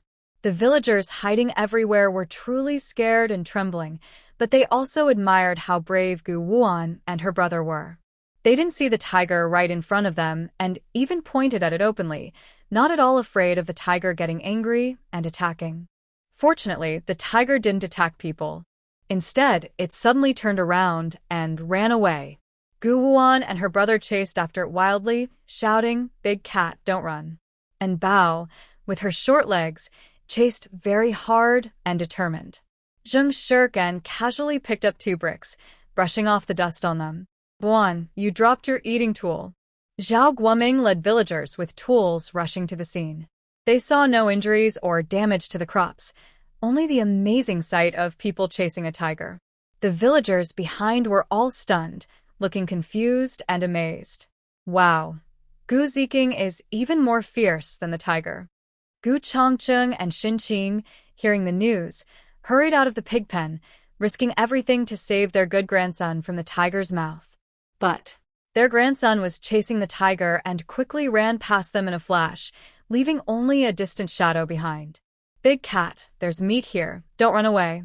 And Bao was behind, running non-stop after the tiger. The 2 elders of the Gu family looked at each other, both laughing and crying. Their grandson's short legs made him roll like a ball so fast. It seemed they should be more worried about the tiger's safety. Gu Wuan entered the mountain and instantly appeared in front of the big tiger. "Where are you running to?" The tiger, startled by Gu Wuan's sudden appearance, let out a loud, pig-like roar. Gu Wuan waved her hand and summoned some cooked meat from her space, weighing about 30 pounds. "You're a clever tiger. You should know when to eat enough and when to eat more. Do you want to stay with me?" The tiger's eyes widened, then it lifted its head, transforming into a gentle, adorable big cat. "From now on, your name is Xiaobai," Gu Wuan said, petting its head. She also planted a seed into its body, completing the contract. "You will be our guard tiger." And Bao, guided by her space, successfully found her sister's location. "Sister, did you catch the big cat?" "The big cat is called Xiaobai. It will stay at home to play with you," Gu Wuan said, holding in Bao. She casually put Xiaobai into her space, so she could release it later, avoiding frightening the villagers of Xiangyang village. Zhao Guoming saw that Gu Wanwan and her siblings returned safely, and he felt relieved. "Wanwan, it's all thanks to you. Everyone should learn from Gu Jiqing. Stay calm in danger, don't panic when things happen, and be brave to fight back. Gu Jiqing is really talented, a hero who fought tigers to protect our village, preventing injuries and loss. Let's give her a round of applause." Liang Xian couldn't stand the admiration for Gu Wanwan. "Gu Jiqing, You call yourself a hero of Xiangyang village. Why don't you just feed yourself to the tigers? Sacrifice yourself to keep the village safe. What if the tigers get revenge and attack us? Can you handle that? This talk was so harsh that even the gossiping old woman couldn't stand it. Without even needing Gu Wanwan to act, she tore into her herself. We're all young people from the same youth brigade. How can you be so unkind? Your life is precious, but Gu Jiqing's life isn't? Why do you expect her to sacrifice herself? And you, how dare you talk about Gu Jiqing? If you hadn't been shouting so loudly, would the tigers have come over here? You're so heartless, ordering the tigers to eat Gu Jiqing and her brother. If Gu Jiqing hadn't bravely chased the tigers away, I'd be dead now. Gu Jiqing is kind and brave. Can't you young people learn her noble virtues? The gossiping old woman was named Qian Mei. She was notorious in Xiangyang village for being difficult. She was good at farm work and didn't hold back when hitting Liang Xian, quickly swelling her face.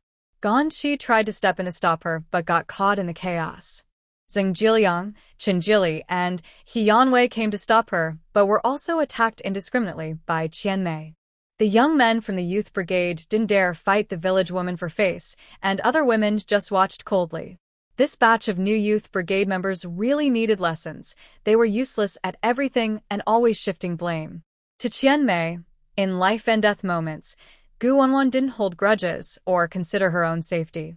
She helped chase away the tiger, saving her from danger, giving her hope for a new life. Aunt Lu was amazed and couldn't believe what she saw. Who was this troublemaker? It was Qian Mei, a good friend of Gao Lifeng. This gossiping old woman, brainwashed by the women of Qingshan village, had suddenly turned against her? Gu Wanwan didn't realize that Qian Mei was trying to manipulate her. If Qian Mei knew she just wanted the tiger, she might have fainted. But since this aunt was teaching Guan Qi and Liang Xian a lesson, Gu Wanwan decided not to argue about her rummaging through her belongings. Auntie Qian, your fighting spirit is pretty strong. Auntie Lu was beside her, roughly mentioning, Qian Mei has a son in the army, a company commander.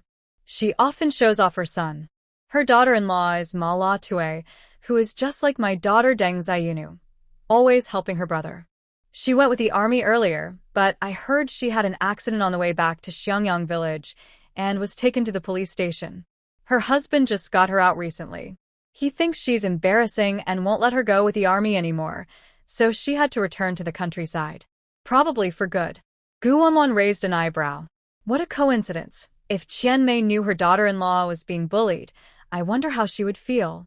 Meanwhile, Qian Mei was still pushing hard, fighting for her hero's rights. Guan Qi Liang Xian, you've hurt our tiger-slaying hero's feelings. You must pay Gu Jiqing 200 yuan. Guan Qi Liang Xian looked as if she was about to cry. She said stubbornly, why should we pay? Gu Wanwan is completely innocent. If she has the ability, she should help remove the tiger. What's wrong with that? You're trying to extort my money, no way. Qian Mei, used to dealing with the village's worst, had her own way with new recruits. So, my life isn't worth 200 yuan? You refuse? Then get out of Xiangyang village if you won't pay. Liang Xian argued back, Gu Wanwan and your daughter-in-law have a grudge. You should settle it with her. I'm not leaving. Can you really kick me out of Xiangyang village? Be careful. I'll report you to the youth affairs office and the police. Guan Qi hated her so much. Gu Wanwan loved to show off, making her the scapegoat. Why was Gu Wanwan so popular? Even the worst old lady turned against her. Auntie, we didn't mean to. We know your daughter-in-law Ma La Tue, and we get along pretty well. Qian Mei ignored their words, only thinking about money. Stop talking nonsense. If you don't pay me, I'll ask the team leader to give you a serious warning. If your evaluation isn't good, it could affect your chance to return to the city. When she said that, even Zheng Jiliang and others, who wanted to argue, immediately shut up. Though they were unhappy, they had to accept it. We'll pay. Guan Qi quickly grabbed Liang Xian to stop her from doing something impulsive. Liang Xian had just received 100 yuan from Uncle Ko, still warm, but she handed it all over. Guan Qi only had about 20 yuan left and didn't give it. In the end, She borrowed money from Chen Jili and Hianwei to gather the 200 yuan. She was reluctant and thought to herself, once she went to the commune, she would tell her uncle to arrest Gu Wanwan and the rude villagers. Qian Mei counted the money and shoved it all into Gu Wanwan's hand. Gu Jiqing, this is what you deserve. Madam Qian did a great job. You have done a wonderful thing for Xiangyang village. Gu Wanwan praised her generously. She looked at the 4 elders in the crowd and suddenly had an idea. She quickly handed the money to Captain Zhao Guoming. Captain, this money is a donation to Xiangyang village. Captain Zhao was surprised. Sister Wanwan, this. This is 200 yuan. Gu Wanwan then took out 300 yuan from her bag. Our village doesn't have a school. Let's use this money to build one so children can go to school. We can also start a literacy class so everyone can learn to read, raising the village's awareness. Our youth are part of Xiangyang village. On behalf of us siblings, I will donate 300 yuan. Yan Duong rolled his eyes. Most of the money Gu Wanwan donated was from her own contributions and her cousins. The crazy woman didn't spend a cent herself. She just used the money to buy people's support. How frustrating. It seemed she was just using him as a stepping stone to get ahead. Zheng Shirkin raised his hand high. I support Wanwan. I will donate 100 yuan to help build our Xiangyang village. Hu Jiming followed. Although Sure can, and I don't have much money, I am willing to donate 100 yuan so our village can have its own school and aim to become an outstanding team. Zheng Jiliang and other new youth workers smirked. Among them, you 3 are the wealthiest. Gu Qingting nodded at Gu Wanwan and handed the unity banner to the captain. I donate 100 yuan in the name of my husband Shingo and my children. Gu Chongcheng and his wife, along with Pei Shengtao and his wife, each donated 10 yuan. The villagers were once again moved. Aunt Lu wiped her tears. My family will lead by example and donate 50 yuan. Encouraged by the captain's wife, Miaoya bit her lip and said, my son is serving in the army. As a mother, I should be aware and contribute. I donate 50 yuan. The villagers were shocked by Gu Wanwan and her friends' selfless donations. Even the poorest villagers, Gu Qingtang and the old man from the cattle shed, took out their savings to donate. They couldn't stay indifferent. Everyone donated money, mostly small amounts like a few cents or a dime. Unlike Miaoya, whose son sends money home monthly, they still showed some kindness. If they had no money, they offered their help. The youth looked at each other. Not donating would seem out of place. To improve their chances of getting a teaching position, they actively donated small amounts like a dime or 2. Fortunately, the women from Qingshan village had gone to Qingshan village for a funeral, so there was no troublemaker stirring things up. The villagers of Xiangyang finally united. Captain Zhao, holding the full amount of money, was moved to tears. Thanks to Wanwan's presence, Xiangyang village was slowly getting better. Okay, build a school so children can study nearby without traveling 10 miles to the commune. How much money do you donate? I will record it and post it at the new school. The teachers will be chosen with input from Gu Jiqing and 2 others. Does everyone agree? The villagers all agreed, no problem. Just let Gu Jiqing and the others be the teachers. The educated youth, knowingly young people, had opinions but dared not speak up because Gu Wanquan and her group donated more. However, regarding the teaching work, the old and new educated youth had different thoughts. Teachers get paid and don't have to work in the fields. Now, those who had conflicts with Gu Wanquan felt regretful. If they had known she would become so successful, they would have tried to build a good relationship earlier.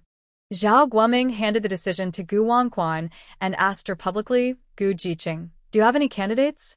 At this moment, Gu Wanquan was like a pillar of support, and everyone's eyes focused on her, waiting for her answer. Gu Wanquan thought for a moment and said, let's have a test. Everyone competes fairly for the teacher positions. Zheng Shirkan understood her meaning and asked knowingly, can anyone participate? Villagers, educated youth, and people from the cattle shed? Gu Wanquan stroked her chin, pretending to consider. Of course. As long as they are members of Xiangyang village, even the daughters-in-law from Qingshan village can take the test. Hu Ziming continued, Our Xiangyang village is the fairest, most just, and most broad-minded big village, unlike Qingshan village. The villagers couldn't help but lift their heads proudly. That's how warm-hearted Xiangyang village is.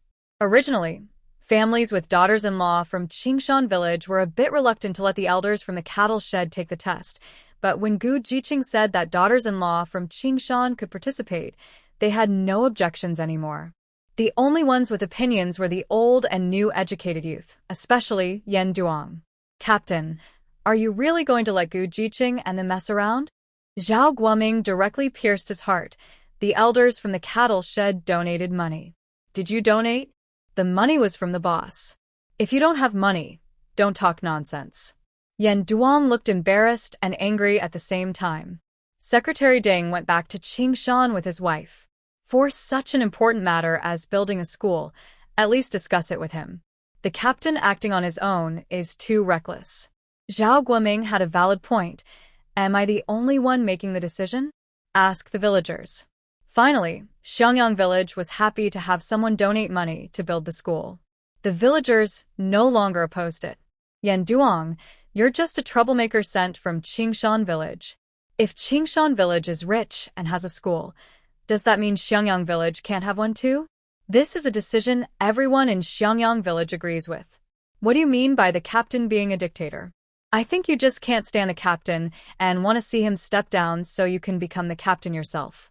Yan Jiqing is probably jealous that Xiangyang village is developing better than Qingshan village and fears Xiangyang will get an excellent team. We have always been tolerant of people being assigned elsewhere, unlike Qingshan village, which is cruel and inhumane, torturing people to death. Even the old men in the cattle shed donate money, so why can't they take the exam? The villagers collectively criticize Yendo Wang for his malicious intentions. Yendo Wang feels that Xiangyang village has completely lost control under the meddling of the madwoman. If the 4 elders from the cattle shed are allowed to take the exam, how can he continue causing trouble there? How can he complete the task assigned by his uncle? Xiong Ziyuan remains expressionless, but his clenched fists reveal his feelings at this moment. Liang Xian is extremely unwilling and can't help but sarcastically say, Gu Wanning, you use my money to buy favors and win people's hearts. Don't I have the right to be a teacher? Gu Wanning looks serious and earnest as she replies, I don't accept flattery or bribes. Everything must be fair and just. We speak with strength. Her attitude once again wins the villagers' support, and applause breaks out. Zhao Guoming immediately declares, the exam questions will be decided by me and Gu Jiqing. Everyone, disperse. Knowing that Gu Jiqing's house hasn't been built well, the villagers come enthusiastically to help. Gu Jiqing, after work, let's go help you build your house. Gu Wanning jokes, no need, I can finish it soon. Please don't all rush to earn money for me. The villagers are deeply touched. Gu Jiqing donated several hundred yuan. How much money does she earn once the house is built? Some villagers who previously hindered Jiqing from building her house feel a bit ashamed. On her way back, Gu Wanning exchanges a meaningful look with her grandparents before taking her brother to the backyard of Jiqing's place to build the house. Gu Changcheng and Xin Qinghao are moved by their granddaughter's thoughtfulness. She spends her money and effort just to help them escape the cattle shed life.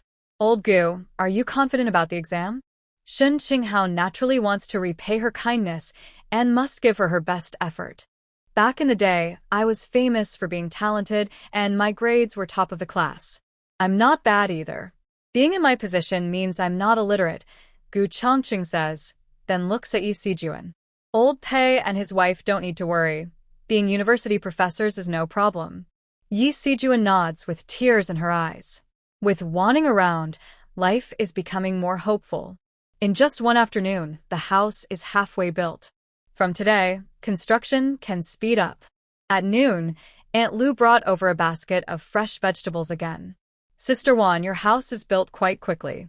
I knew you hadn't finished a few days ago, so I thought you were holding back. But you need to be careful of Yendo Wang and his group. Watch out that he might secretly cause trouble and tear down the house. She handed the basket to Gu Wanwan and took out a meat bun for Bao. Bao looked up at her sister, but didn't reach out to take it. Aunt Lu, I don't want to eat. You keep it for my little brother. Aunt Lu, being quite old, was so touched by Bao calling her sister that she became very happy. You're so good. You're the youngest brother, and this is specially for Bao to eat. Guan pushed the bun back, but she accepted the vegetables.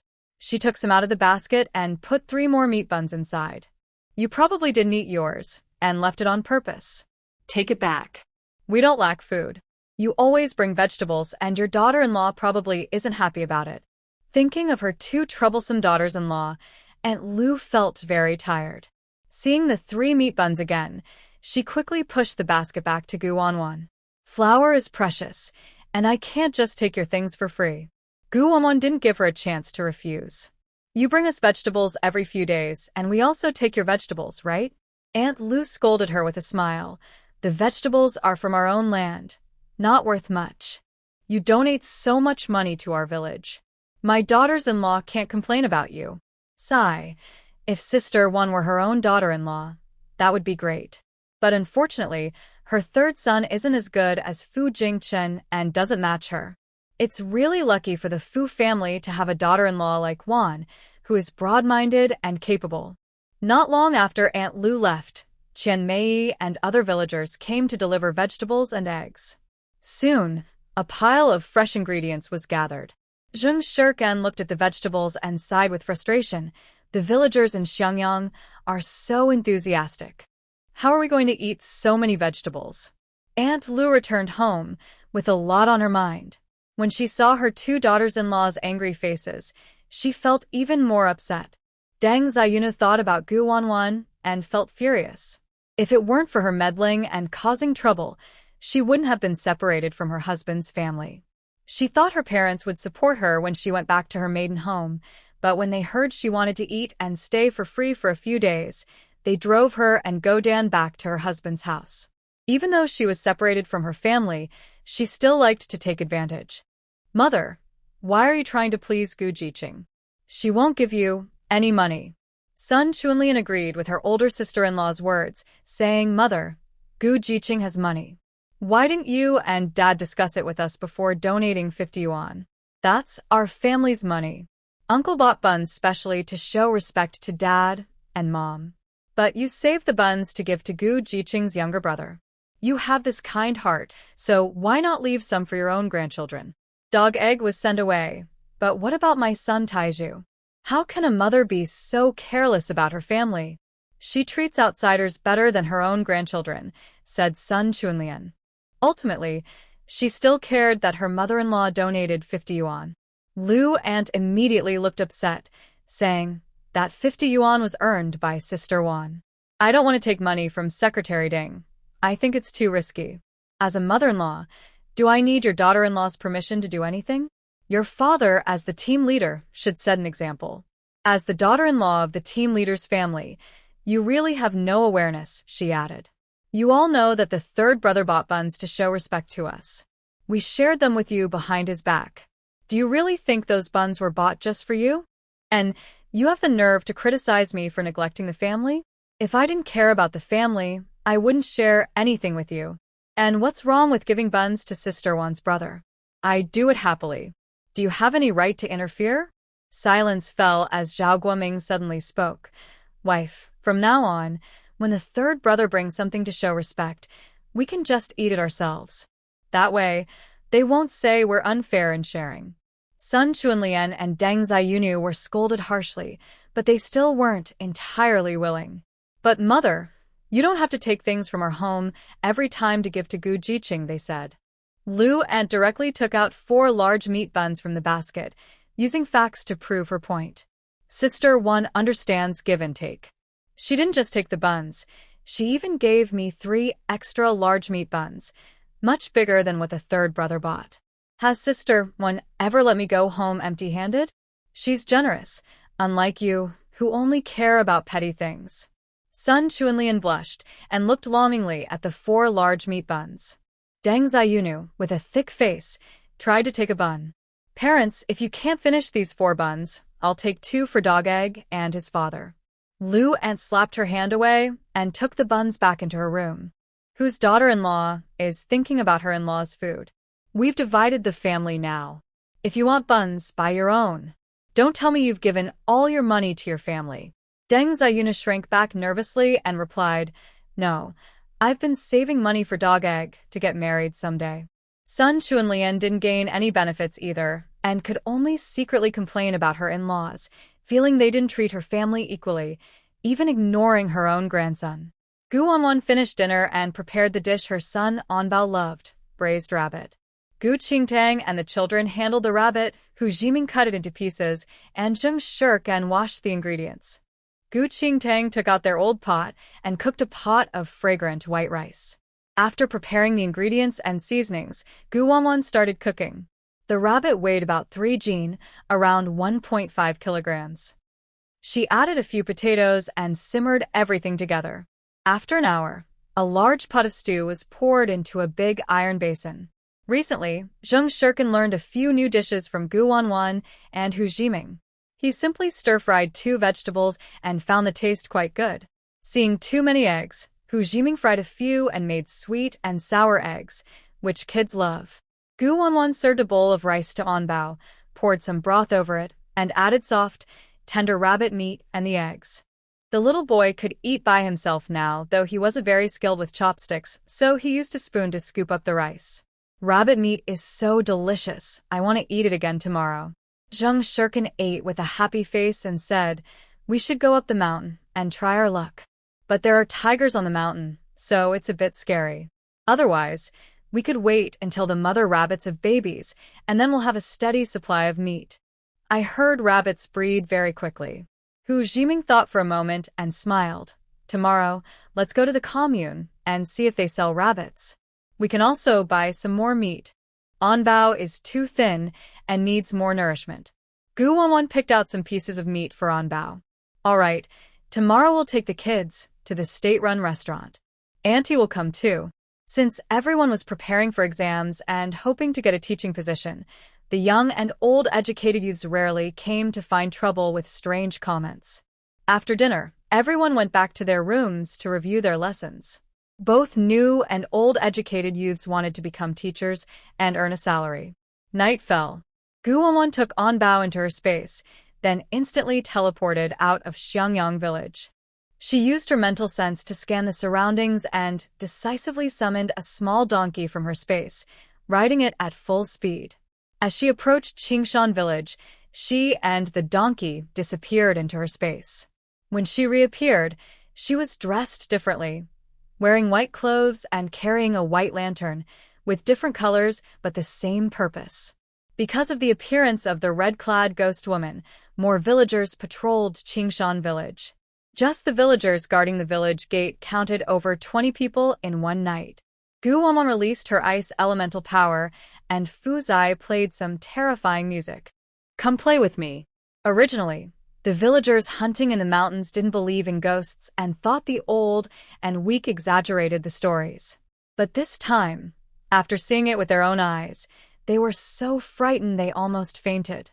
Although I do not do anything wrong and am not afraid of ghosts knocking on my door, the problem is that they have committed many heinous and immoral acts. That night, even the bride from Qingshan village saw ghosts. Ah. This time it's not a vengeful ghost, but a white-clad wronged ghost. Captain, help me. Li Wuda heard the cry and rushed over. Seeing a white shadow chasing a villager, he immediately shouted, Who are you pretending to be a ghost? How dare you deceive us in Qingshan village? Everyone, surround her. She's a person, not a ghost. The villagers, hearing the captain, reluctantly formed a circle around her. But then, Gu Wanwan disappeared instantly. When she reappeared, she was floating behind the villagers. I'm behind you, hee. This scare caused all the villagers to fall to the ground. Li Wuda was shocked by this scene. He took out several chrysanthemums and threw them at Gu Wanwan. The chrysanthemums flew like darts, heading straight for her. Gu Wanwan used her wood-based supernatural power, causing the chrysanthemums to wither and fall to the ground. Li Wuda narrowed his eyes sharply. He took out a wooden gun from his pocket and fired a few shots at Gu Wanwan. In the next moment, Gu Wanwan raised her hand, and the bullets were stopped by ice blocks. At the same time, Countless ice spikes shot rapidly toward Li Wuda. Even though Li Wuda was agile like a ninja, he was eventually hit in the shoulder by an ice spike. The people of Qingshan village harm living beings and will be punished by heaven. You're not enough for me to kill. Find someone powerful to fight me, or I will be very lonely. After saying this, Gu Wanwan disappeared again. Li Wuda was stunned, unable to tell if she was a ghost or a deity. Her skills were beyond what ninja from Sakura country could match. What was certain was that she was definitely not an ordinary person. The next morning, Gu Wanwan and her group left early in a cart to go to the commune. Gao Lifeng, who woke up that morning, learned that her son had signed a large debt note. She hurried to the youth station to find Gu Wanwan but was told they had gone out. So, she decided to take Gu Wanwan's luggage and dragged it back to the Du family. Her reason was simple, claiming she was the aunt and had the right to handle her niece's belongings. Old youth Wang Sui tried to stop her, but couldn't. Meanwhile, Zheng Jiliang saw Gao Lifeng succeed and, imitating her, took over Zheng Shirtsan's luggage in the name of Zheng Shirtsan's fiancé. Gao Lifeng carried her luggage home, secretly thinking that the heavy suitcase must contain many good things. Now she would benefit from it all. Zheng Jiliang also had a big harvest here. He shared his loot with his beloved Qiqi. The 2,000 yuan from Zheng Shirkan was definitely hidden in his suitcase. Guan Qi felt both greedy and excited but couldn't show it on her face. Brother Jiliang, do you think Shirkan will be angry? He won't dare. If she dares, I will break off the engagement. Zheng Jiliang firmly believed Zheng Shirkan couldn't let go of him. Without him, she would be like a fish out of water. As long as he casually comforted her a few words, Zheng Shirkan would still love him deeply. Liang Xian had no such worries and didn't see her actions as theft. Guan Qi, you're just too kind. We've suffered so much from the crazy woman and Zheng Shirkan these days. What's wrong with taking a few of their things to compensate us? Besides, it's natural for a fiancé to take things from his fiancée. Zheng Shirtsan's calling the police won't help. After all, I have Uncle Ko as my backup. In the past, she naturally looked down on Zheng Shirtsan's luggage, but today was different. She and Guan Qi's luggage had all been stolen by the villagers from Qingshan village. Even their change of clothes were borrowed from Hu Pandai. The money Uncle Ko gave her hadn't even been used to buy clothes before Gu Wanquan tricked her. Now she was completely broke, even worse than Hu Pandai. She didn't want to miss this chance for revenge. Although she disliked Zheng Shirkan, she couldn't deny that Zheng Shirtsan's clothes were of good quality. Several beautiful dresses and small leather shoes, just enough to share with Guan Qi. Chun Jili and He Yanwei thought Zheng Jiliang's behavior was a bit inappropriate, but they didn't stop him. Old Jiqing didn't agree. He looked on with a theatrical expression. These new young folks are so funny. Last time, they called us traitors in Qingshan village and stole their rations. Now they are even more reckless, openly taking all of Zheng Zijian's belongings. They are true bandits. Zheng Zijian already announced he broke off the engagement with you. Your skin is really thick. Throughout, Zheng Jiliang felt confident, thinking Zheng Shirkan was just throwing a tantrum. You envy and jealous of my well-off fiancé. Even if I take her money, so what? She can still send me to jail as her fiancé. Liang Xian rolled her eyes. Stop meddling. Do you think criticizing us, the crazy woman, and Zheng Shirkan will make them grateful and let you be teachers? Old Jiqing didn't get involved in this mess. Fewer competitors for the teaching position meant a better chance for them. Given the crazy woman's vengeful nature, Liang Xian and her group were about to have bad luck. Zheng Jiliang was still searching for the 2,000 yuan. He rummaged through his entire suitcase, even checking Zheng Shirtsan's clothes pockets, but he couldn't find a single cent inside the box. Besides clothes, shoes, and makeup supplies, there were no other valuables. Even the canned food brought from the countryside was gone. Guan Qi and Liang Xinshang didn't realize how serious the situation was and were still choosing clothes. Especially Guan Qi, who couldn't hide her pride. Zheng Shirkan was reluctant, but in the end, her luggage still ended up in her hands. As long as she wanted something, Zheng Jiliang would give it to her willingly. She planned to slowly take away everything that belonged to Zheng Shirkan and use Zheng Shirtson's money to enjoy a luxurious life. Gu Wanwan, caught in the hands of the difficult Gao Lifeng, probably gnawed until there was nothing left but bones. Gao Lifeng returned happily, and Du Ergu and Du Nyodan were excited. They squatted down and rummaged through the suitcase. Wow, it's so heavy. There must be a lot inside. We made a good profit. Mom, Gu Jiqing is so rich now. She has endless snacks every day. I want to eat cake and white rabbit candies. Gao Lifeng was in a good mood and then opened the suitcase. When they saw what was inside, the three of them froze in place. On the ox cart, Qian Mei pointed to the seat beside her. Gu Jiqing, Zheng Jiqing, Qing Tang girl, sit here next to me. Hu Ziming then held Shen Yinyu and sat opposite them. Because of their donation to build the school, it caused a sensation in Xiangyang village. The villagers admired and appreciated them very much. Normally seen as a troublemaker, Gu Qingtang and her son also received kindness from the village women. Everything was developing in a good direction. Thank you, Auntie Qian. Gu Wanwan held on Bao and sat next to her. Zheng Shirkan and Gu Qingtang's mother and daughter sat close by.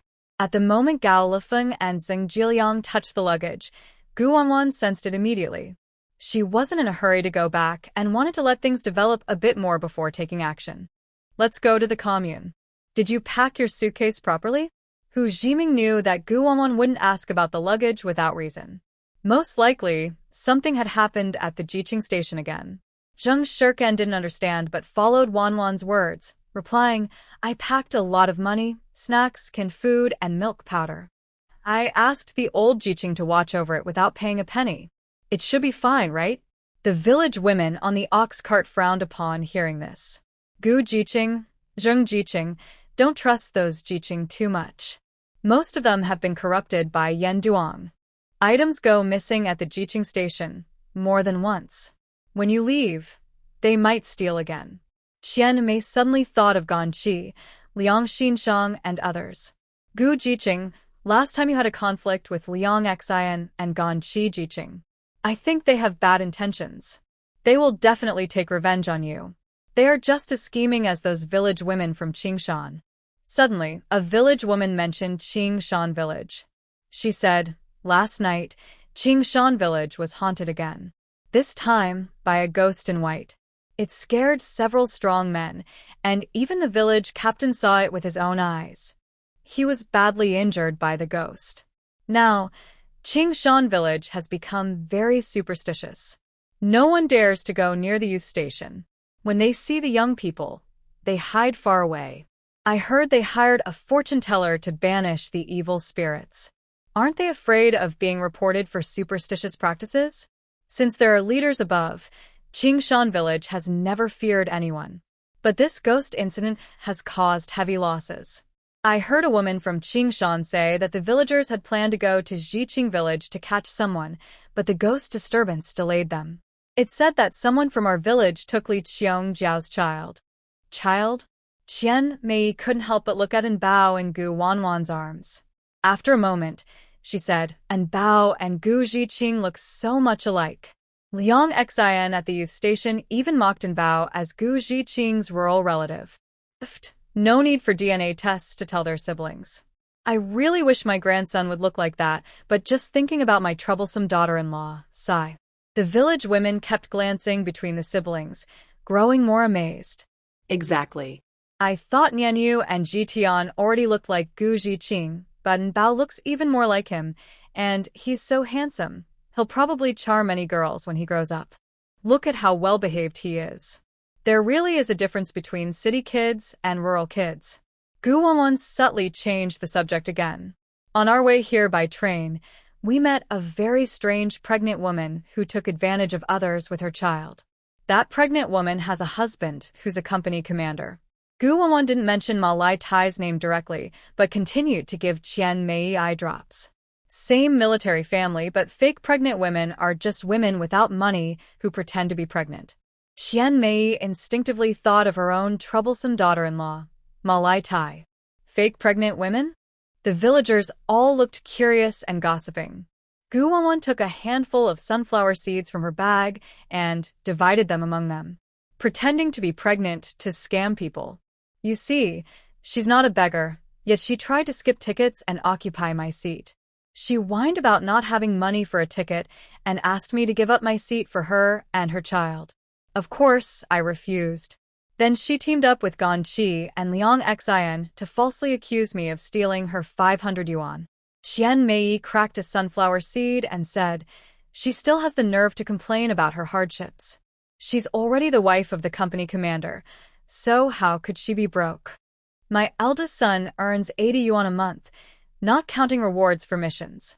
My younger son used to be a platoon leader like my eldest, earning 50 yuan, but after his last mission, my eldest was promoted to company commander for his bravery, while my younger son hurt his leg badly.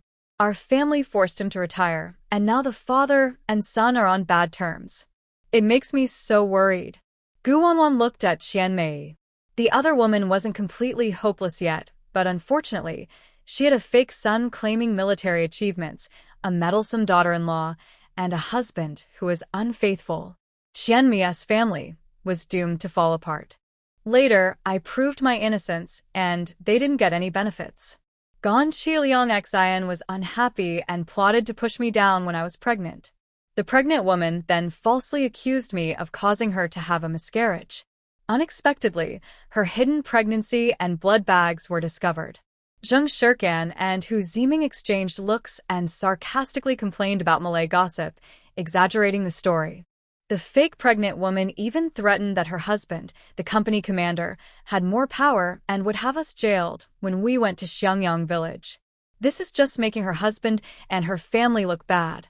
I heard she's part of the Red Flag Commune and is trying to get her family to retaliate against us. Hearing this, Qian Mei frowned and unconsciously thought of Malay gossip. That fake pregnant woman is really unkind. If I had such a daughter-in-law, I would kick her out. When the ox cart arrived at the commune, the village women dispersed. At that moment, the supply and marketing cooperative was busy. Gu Wanwan and her group went to the state-run restaurant and ordered 8 bowls of beef noodles and 10 meat buns. The waiter was still Zhao Simei from last time. When her eyes fell on Gu Wanwan and her mother and son behind her, her expression showed surprise and disdain. So you're the troublemaker mother and son. You're so unlucky. There are only 7 of you, and you ordered so much food. Isn't that wasteful? Gu Wanwan was used to her attitude. She took out money and placed it on the table. What's your attitude? If you're unhappy, call the manager out to discuss. Do your state-run restaurant care whether people finish their food? If they can't finish, can't they take it home? Why, yes. Zhao Simei reluctantly took the money and the receipt. Move aside, next customer. Now she knew which brigade these young people from the countryside belonged to. Not only did they give her a hard time, but they also mingled with the troublemaker mother and son from the village. When she returned to her village, she planned to complain to her parents and have them assign her more difficult chores.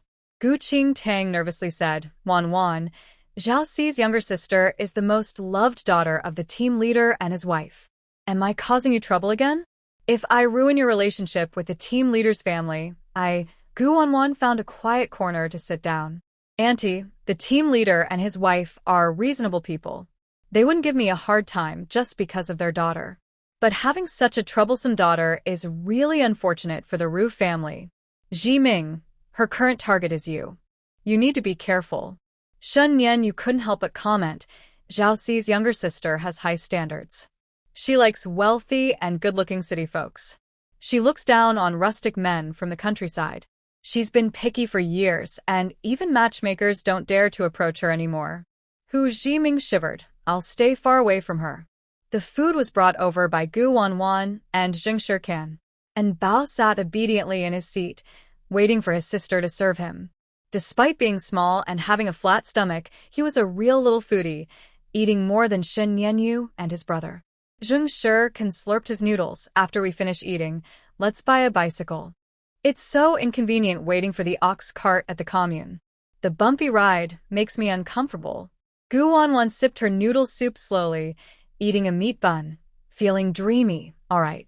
The house will be finished in 2 days. We can buy the bike first. When needed, we can buy more later. I'll get one. And you and Jiming can each get one. The children were so excited about the idea of buying bicycles they almost jumped up. After finishing their meal at the state-run restaurant, they went to the nearby supply and marketing cooperative. They first asked the clerk about bicycles. The clerk told them that this batch was sold out and they could only pre-order the next batch. Zheng Shikan's bicycle dream was shattered. What do we do? No bikes left. Hu Jiming couldn't bear to see Qing Mei upset. He thought about trying his luck at the black market, but he hadn't found one in town yet.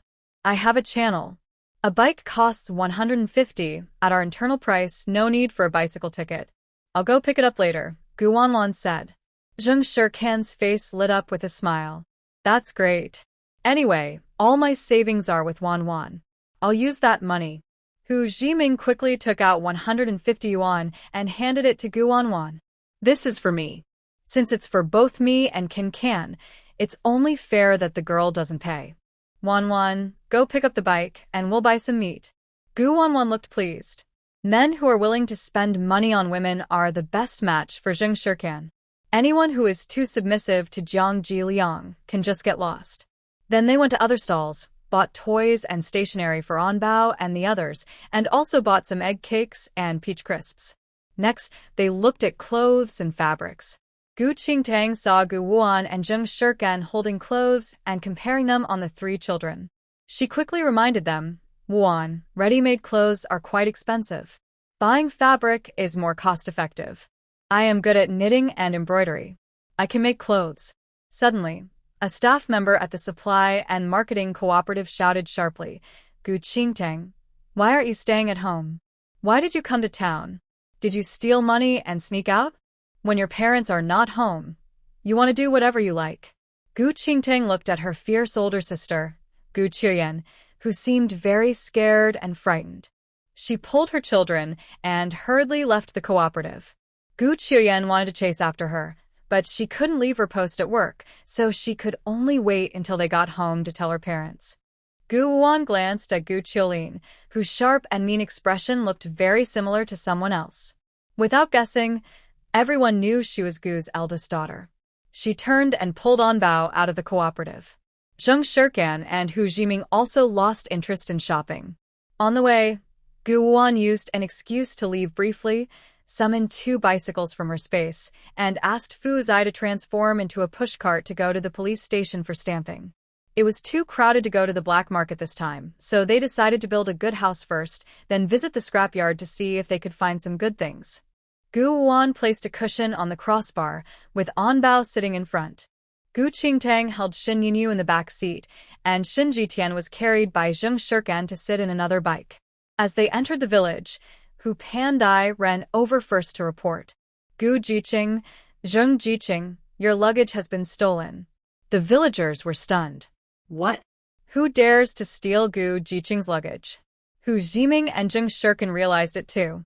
Sister Guan must have foreseen everything, which is why she deliberately asked about the luggage. Guan slightly curled her lips, thinking that doing nothing is worse than doing wrong. Even if her luggage was stolen, it wasn't a big deal. There was nothing valuable inside, just some clothes, shoes, and leftover cosmetics. The more they tried to cause trouble, the more they would fail. Zheng Shikan knew Zheng Jiliang was shameless, but she didn't expect such a scumbag to be so brazen. She had already publicly cancelled the engagement, yet he still had the nerve to steal her luggage. Such poor character was definitely not the person who once saved her. Fortunately, she had already handed her savings to Guan. Besides clothes, shoes, and some remaining cosmetics, she had given all the other valuable items like canned milk and canned food to Gu's grandparents. Zheng Jiliang still didn't realize the big trouble was coming. He was rummaging through his suitcase, looking for money. Where's the money? Where did it go? I can't find it anywhere. Meanwhile, Gan Qi and Liang Xian had already sorted Zheng Shirtsan's clothes and shoes. They also took the opportunity to change into Zheng Shirtsan's new clothes, no longer wearing Hu Pandi's patched-up garments. They felt much happier and more comfortable. Liang Xian touched her high-quality blazer. Gan Qi, do you think Zheng Shikan will break down if she sees this? Gan Qi lowered her head, hiding her pride. As long as brother Zheng Jiliang had this card, Zheng Shirkan wouldn't cause trouble even if she broke down. Brother Jiliang, haven't you found it yet? Zheng Jiliang was almost going crazy. He angrily smashed his suitcase. Zheng Shirkan, where did she hide the money? Suddenly, Zheng Shirtsan's angry voice sounded behind them. Hide where? Of course, it's with Wanwan.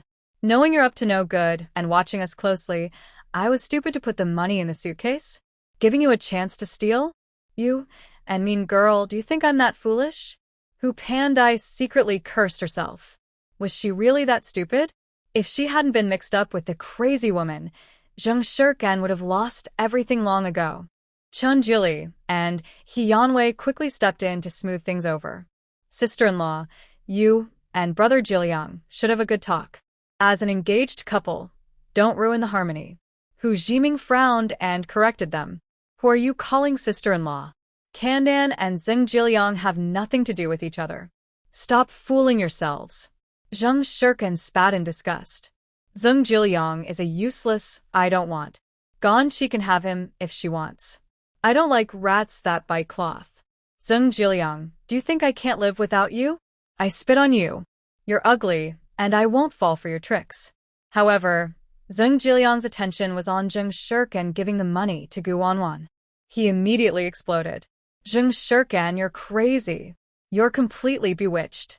If you don't give me the money, your fiancé, and instead give it to that crazy woman, aren't you afraid she'll keep it for herself? Go get the money back. I'll keep it safe for you. If I'm not careful, you'll just spend it all. What will happen to our life then? I'm so disappointed in you. He ordered Zheng Shirkan in a commanding tone, acting as if he wouldn't care if she didn't return the money.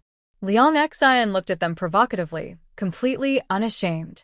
Zheng Shirkan, since you've worn out your clothes and shared everything, you won't have anything to change into. If you dare, come and try to take it. Guanxi still put on that pitiful, delicate, and pretentious look. Shirkan, we are classmates. We should help each other. You probably won't mind if I wear your clothes, right? Don't blame brother Ji Liang. He couldn't bear to see me and Liang Xian without clothes to change. Hu Pandadai's eyes twinkled mischievously as she added nearby, it's all because Wang Sui, the old educated youth, didn't watch your luggage. She doesn't deserve to earn a penny. One competitor was eliminated each time. Wang Sui hurriedly explained, Gu Ziking, Zheng Ziking, I didn't do it on purpose. They have many people. One is your aunt, and the other is your fiancé. I couldn't stop them. Gu Wuan knew well the cautious thoughts of the new and old educated youths. She only told Zheng Shirkan deal with him. Zheng Shirkan angrily rushed at Zheng Jiliang, grabbing his collar and wildly slapping him.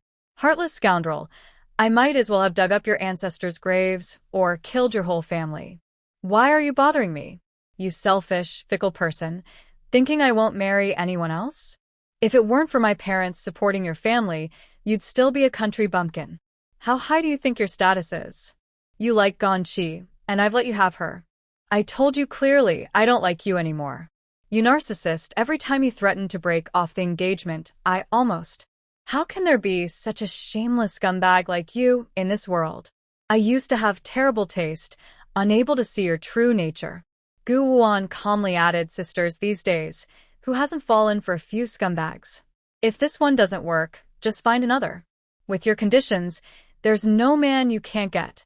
Just stay clear-headed. Zheng Jiliang, overwhelmed with anger, never expected Zheng Shirkan to ignore others' opinions and beat up her fiancé in public, even insulting him with the Zheng family's rural background. Zheng Shirkan, you've been brainwashed by a crazy woman. You dare to hit me? Believe it or not, I'll tell your parents?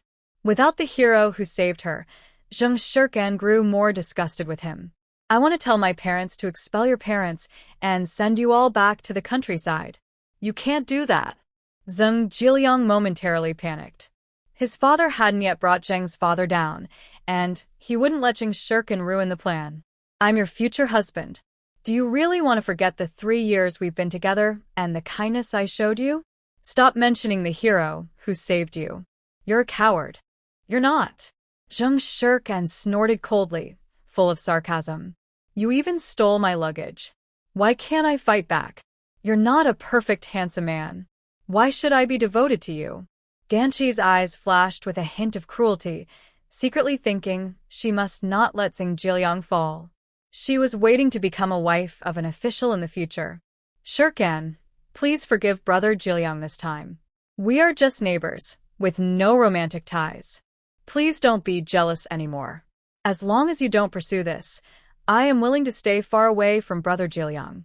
She spoke sincerely, but helplessly. She was caught up with Liang Xian, who was acting like a fool. Ganchi, there's no need to lower yourself. Zheng Shirkan is clearly jealous of you liking Zheng Jiliang. I don't believe Zheng Shirkan can do everything alone. If needed, we can report her. As for returning her clothes, that's impossible. Zheng Shirkan was so angry she wanted to tear her clothes apart. I would rather ruin my clothes than let you have them cheaply. Gu Wanwan raised her hand to stop her. If they like it so much, let them wear it. I already sprinkled itching powder on the clothes. I'm not afraid of skin irritation, so they can keep wearing it. Ganchi and Liang Xian's expressions changed drastically, eyes wide with shock. Did you drug them? Gu Wanwan touched her chin and smiled mysteriously. There's no problem. It won't kill anyone, just make their skin uncomfortable for a few days. I suspected someone would tamper with the luggage. Did you think we didn't prepare? The young workers all exclaimed. Truly crazy things only a madwoman would do. Hu Jiming crossed his arms and watched the scene unfold happily. That was so satisfying. No wonder Sister One has foresight. Zheng Shirkan was so happy she almost laughed. Fine, I won't want those a few pieces of clothing. Ha ha ha, serves her right. In the next second, Ganchi and Liang Xian rushed into the room in a panic, hurriedly changing clothes and throwing them on the ground. They no longer dared to wear them. Liang Xian angrily rubbed her arms. Hurry up and boil water for a bath. Ganchi's mood was collapsing. She thought she had taken advantage of Zheng Shirkan, but instead, Gu Wanwan had outsmarted her. Time to work. How can I wash? Liang Xian decided to ask for leave to take a bath.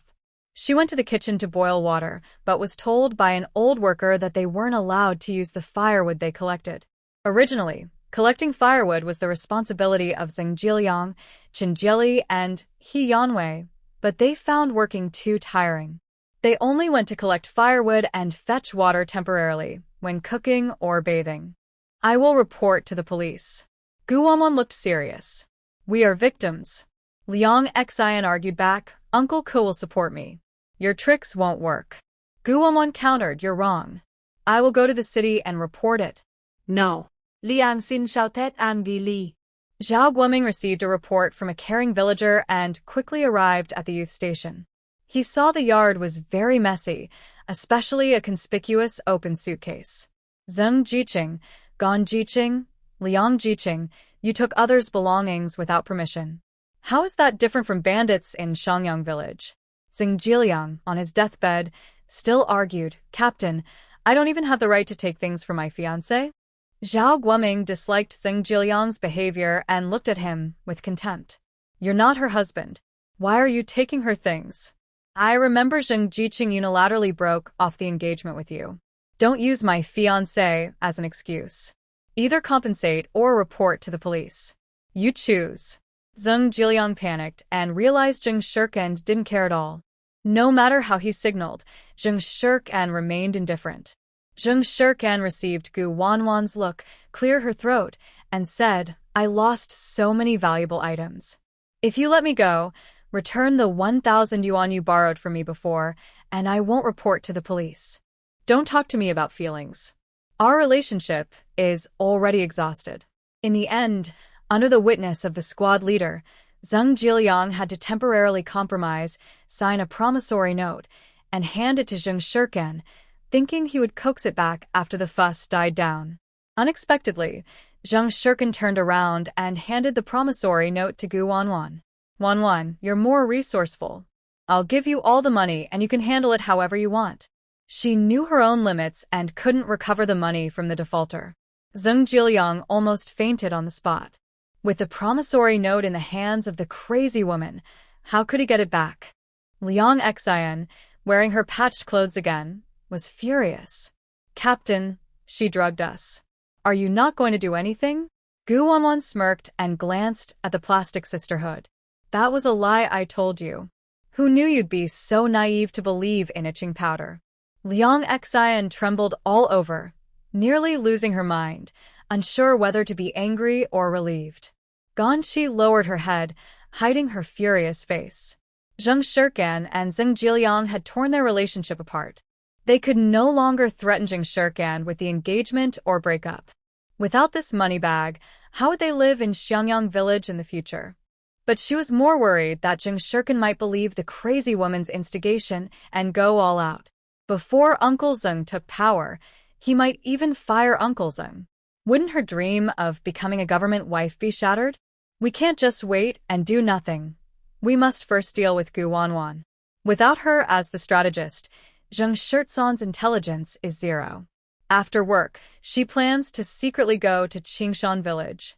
Gu Qingtang and her mother and son quickly gathered their scattered clothes. They picked up 2 pieces of clothing that Guanxi and Liang Xian had worn. Zheng Shirkan didn't want them, but Gu Qingtang looked regretful and took them back, planning to turn them into small clothes for her children. Qian Mei just returned in a cart and heard about what happened at the youth station. She immediately came to support her benefactor, asking, "Gu Jining, are your luggage coming back?" Gu Wanwan, holding her brother's hand, came out of the youth station. "I'm about to go to Gao Lifeng's house to get it." "What? Gao Lifeng? Isn't she my sister?" Qian Mei was stunned, doubting if she heard correctly. How could she do such a thing? The group headed to the Du family's house. As soon as they entered, they saw the mother-in-law, son, and daughter squatting in front of the luggage, rummaging through it. Gu Wanwan kicked from behind, knocking down Gao Lifeng and her family. "You good-for-nothing Gao Lifeng, you stole my clothes, watch, and took 2,000 yuan from my suitcase. The evidence is clear. What do you have to say for yourself?" Gao Lifeng was kicked hard, falling flat on her face. "There's no watch, no 2,000 yuan. There's not even a penny.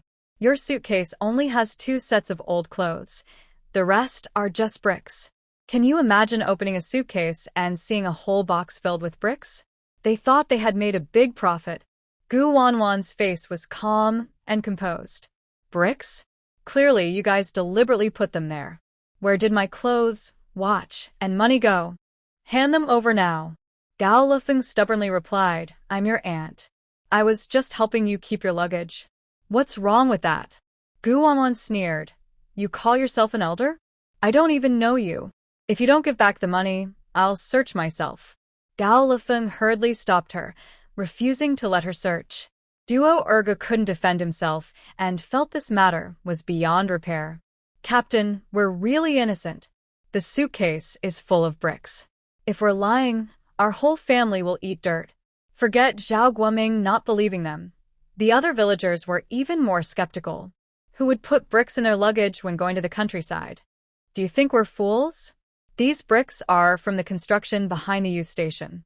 You even stole from the village treasury. It's really from your Du family." Every day, the female youth at the station saw Gu Wanwan taking things out of her suitcase. This morning, they also peeked inside.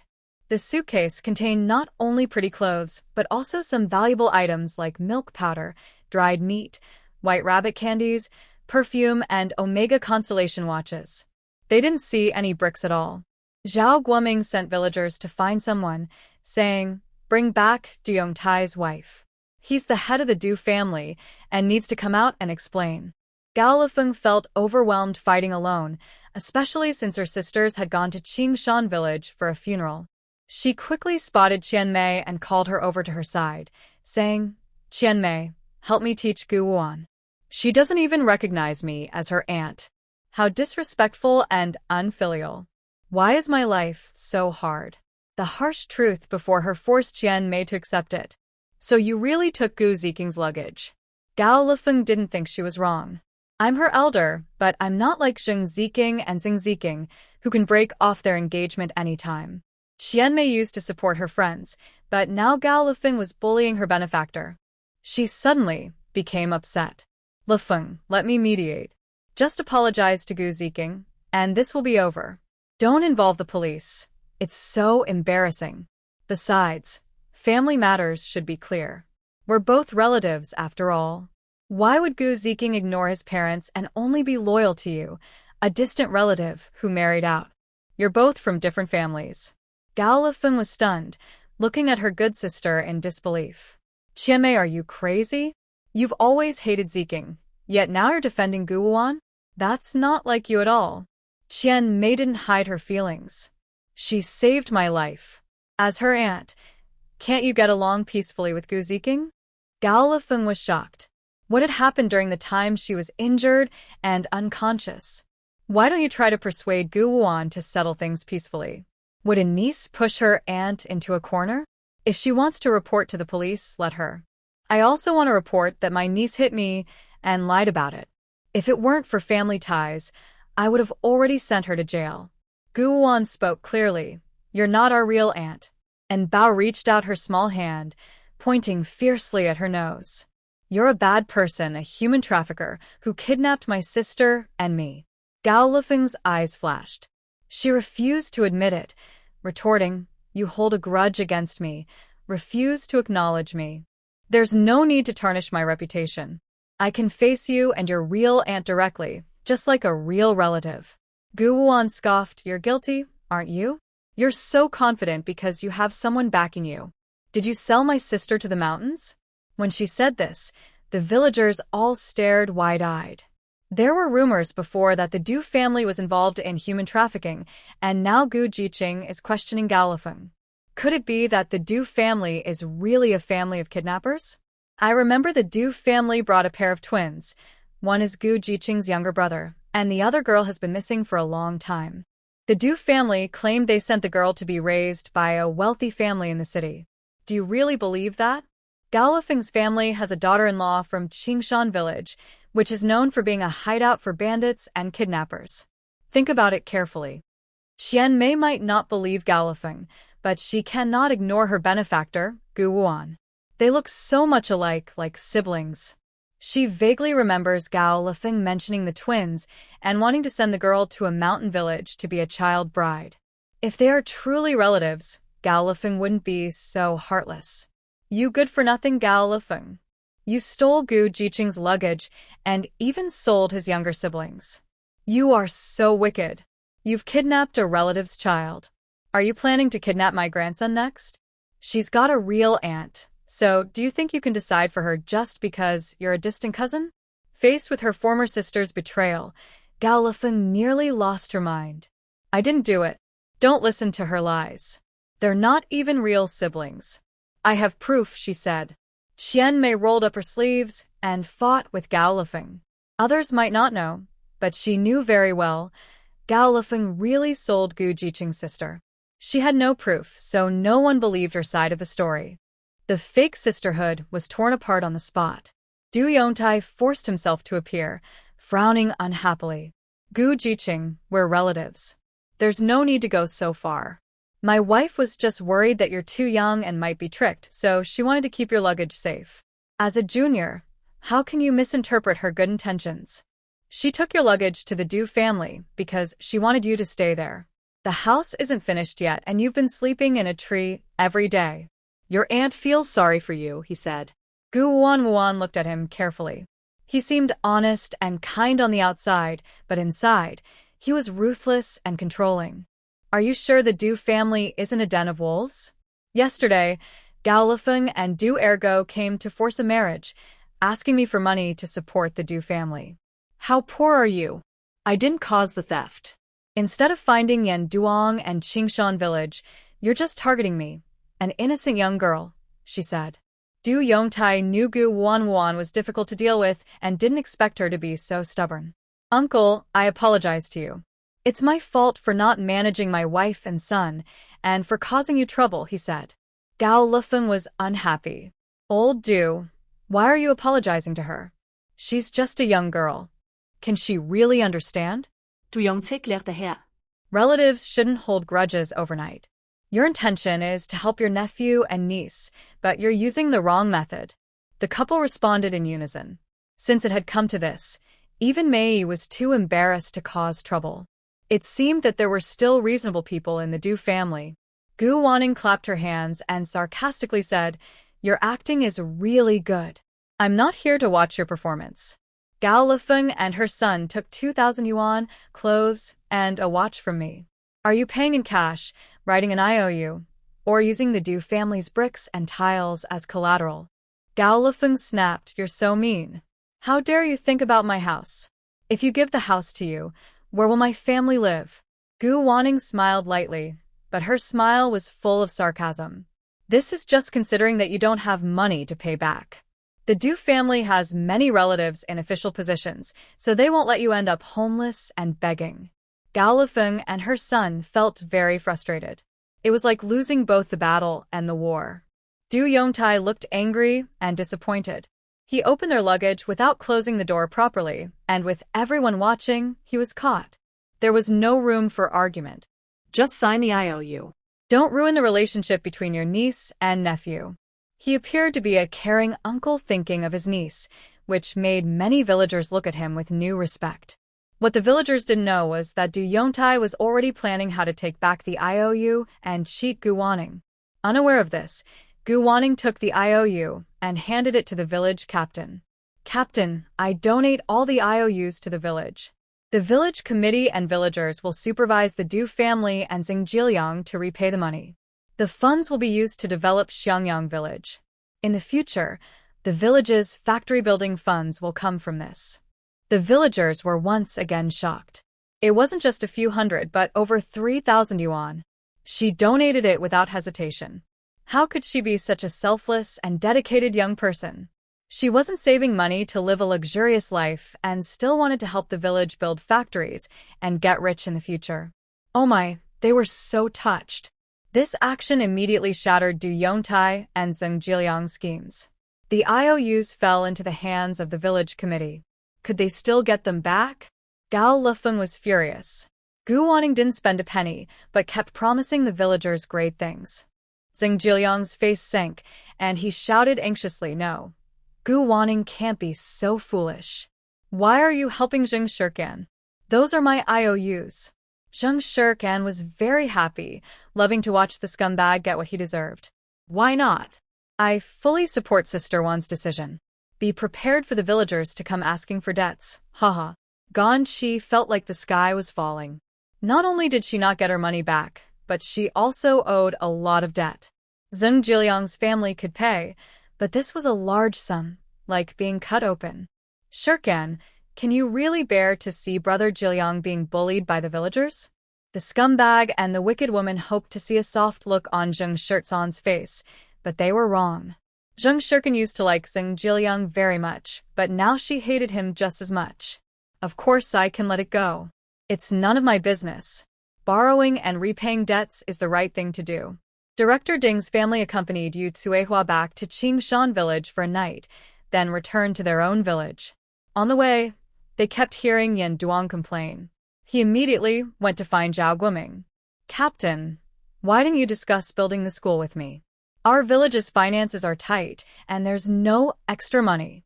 Zhao Guoming looked very cheerful, but there was a reason to be upset. "We didn't spend village money.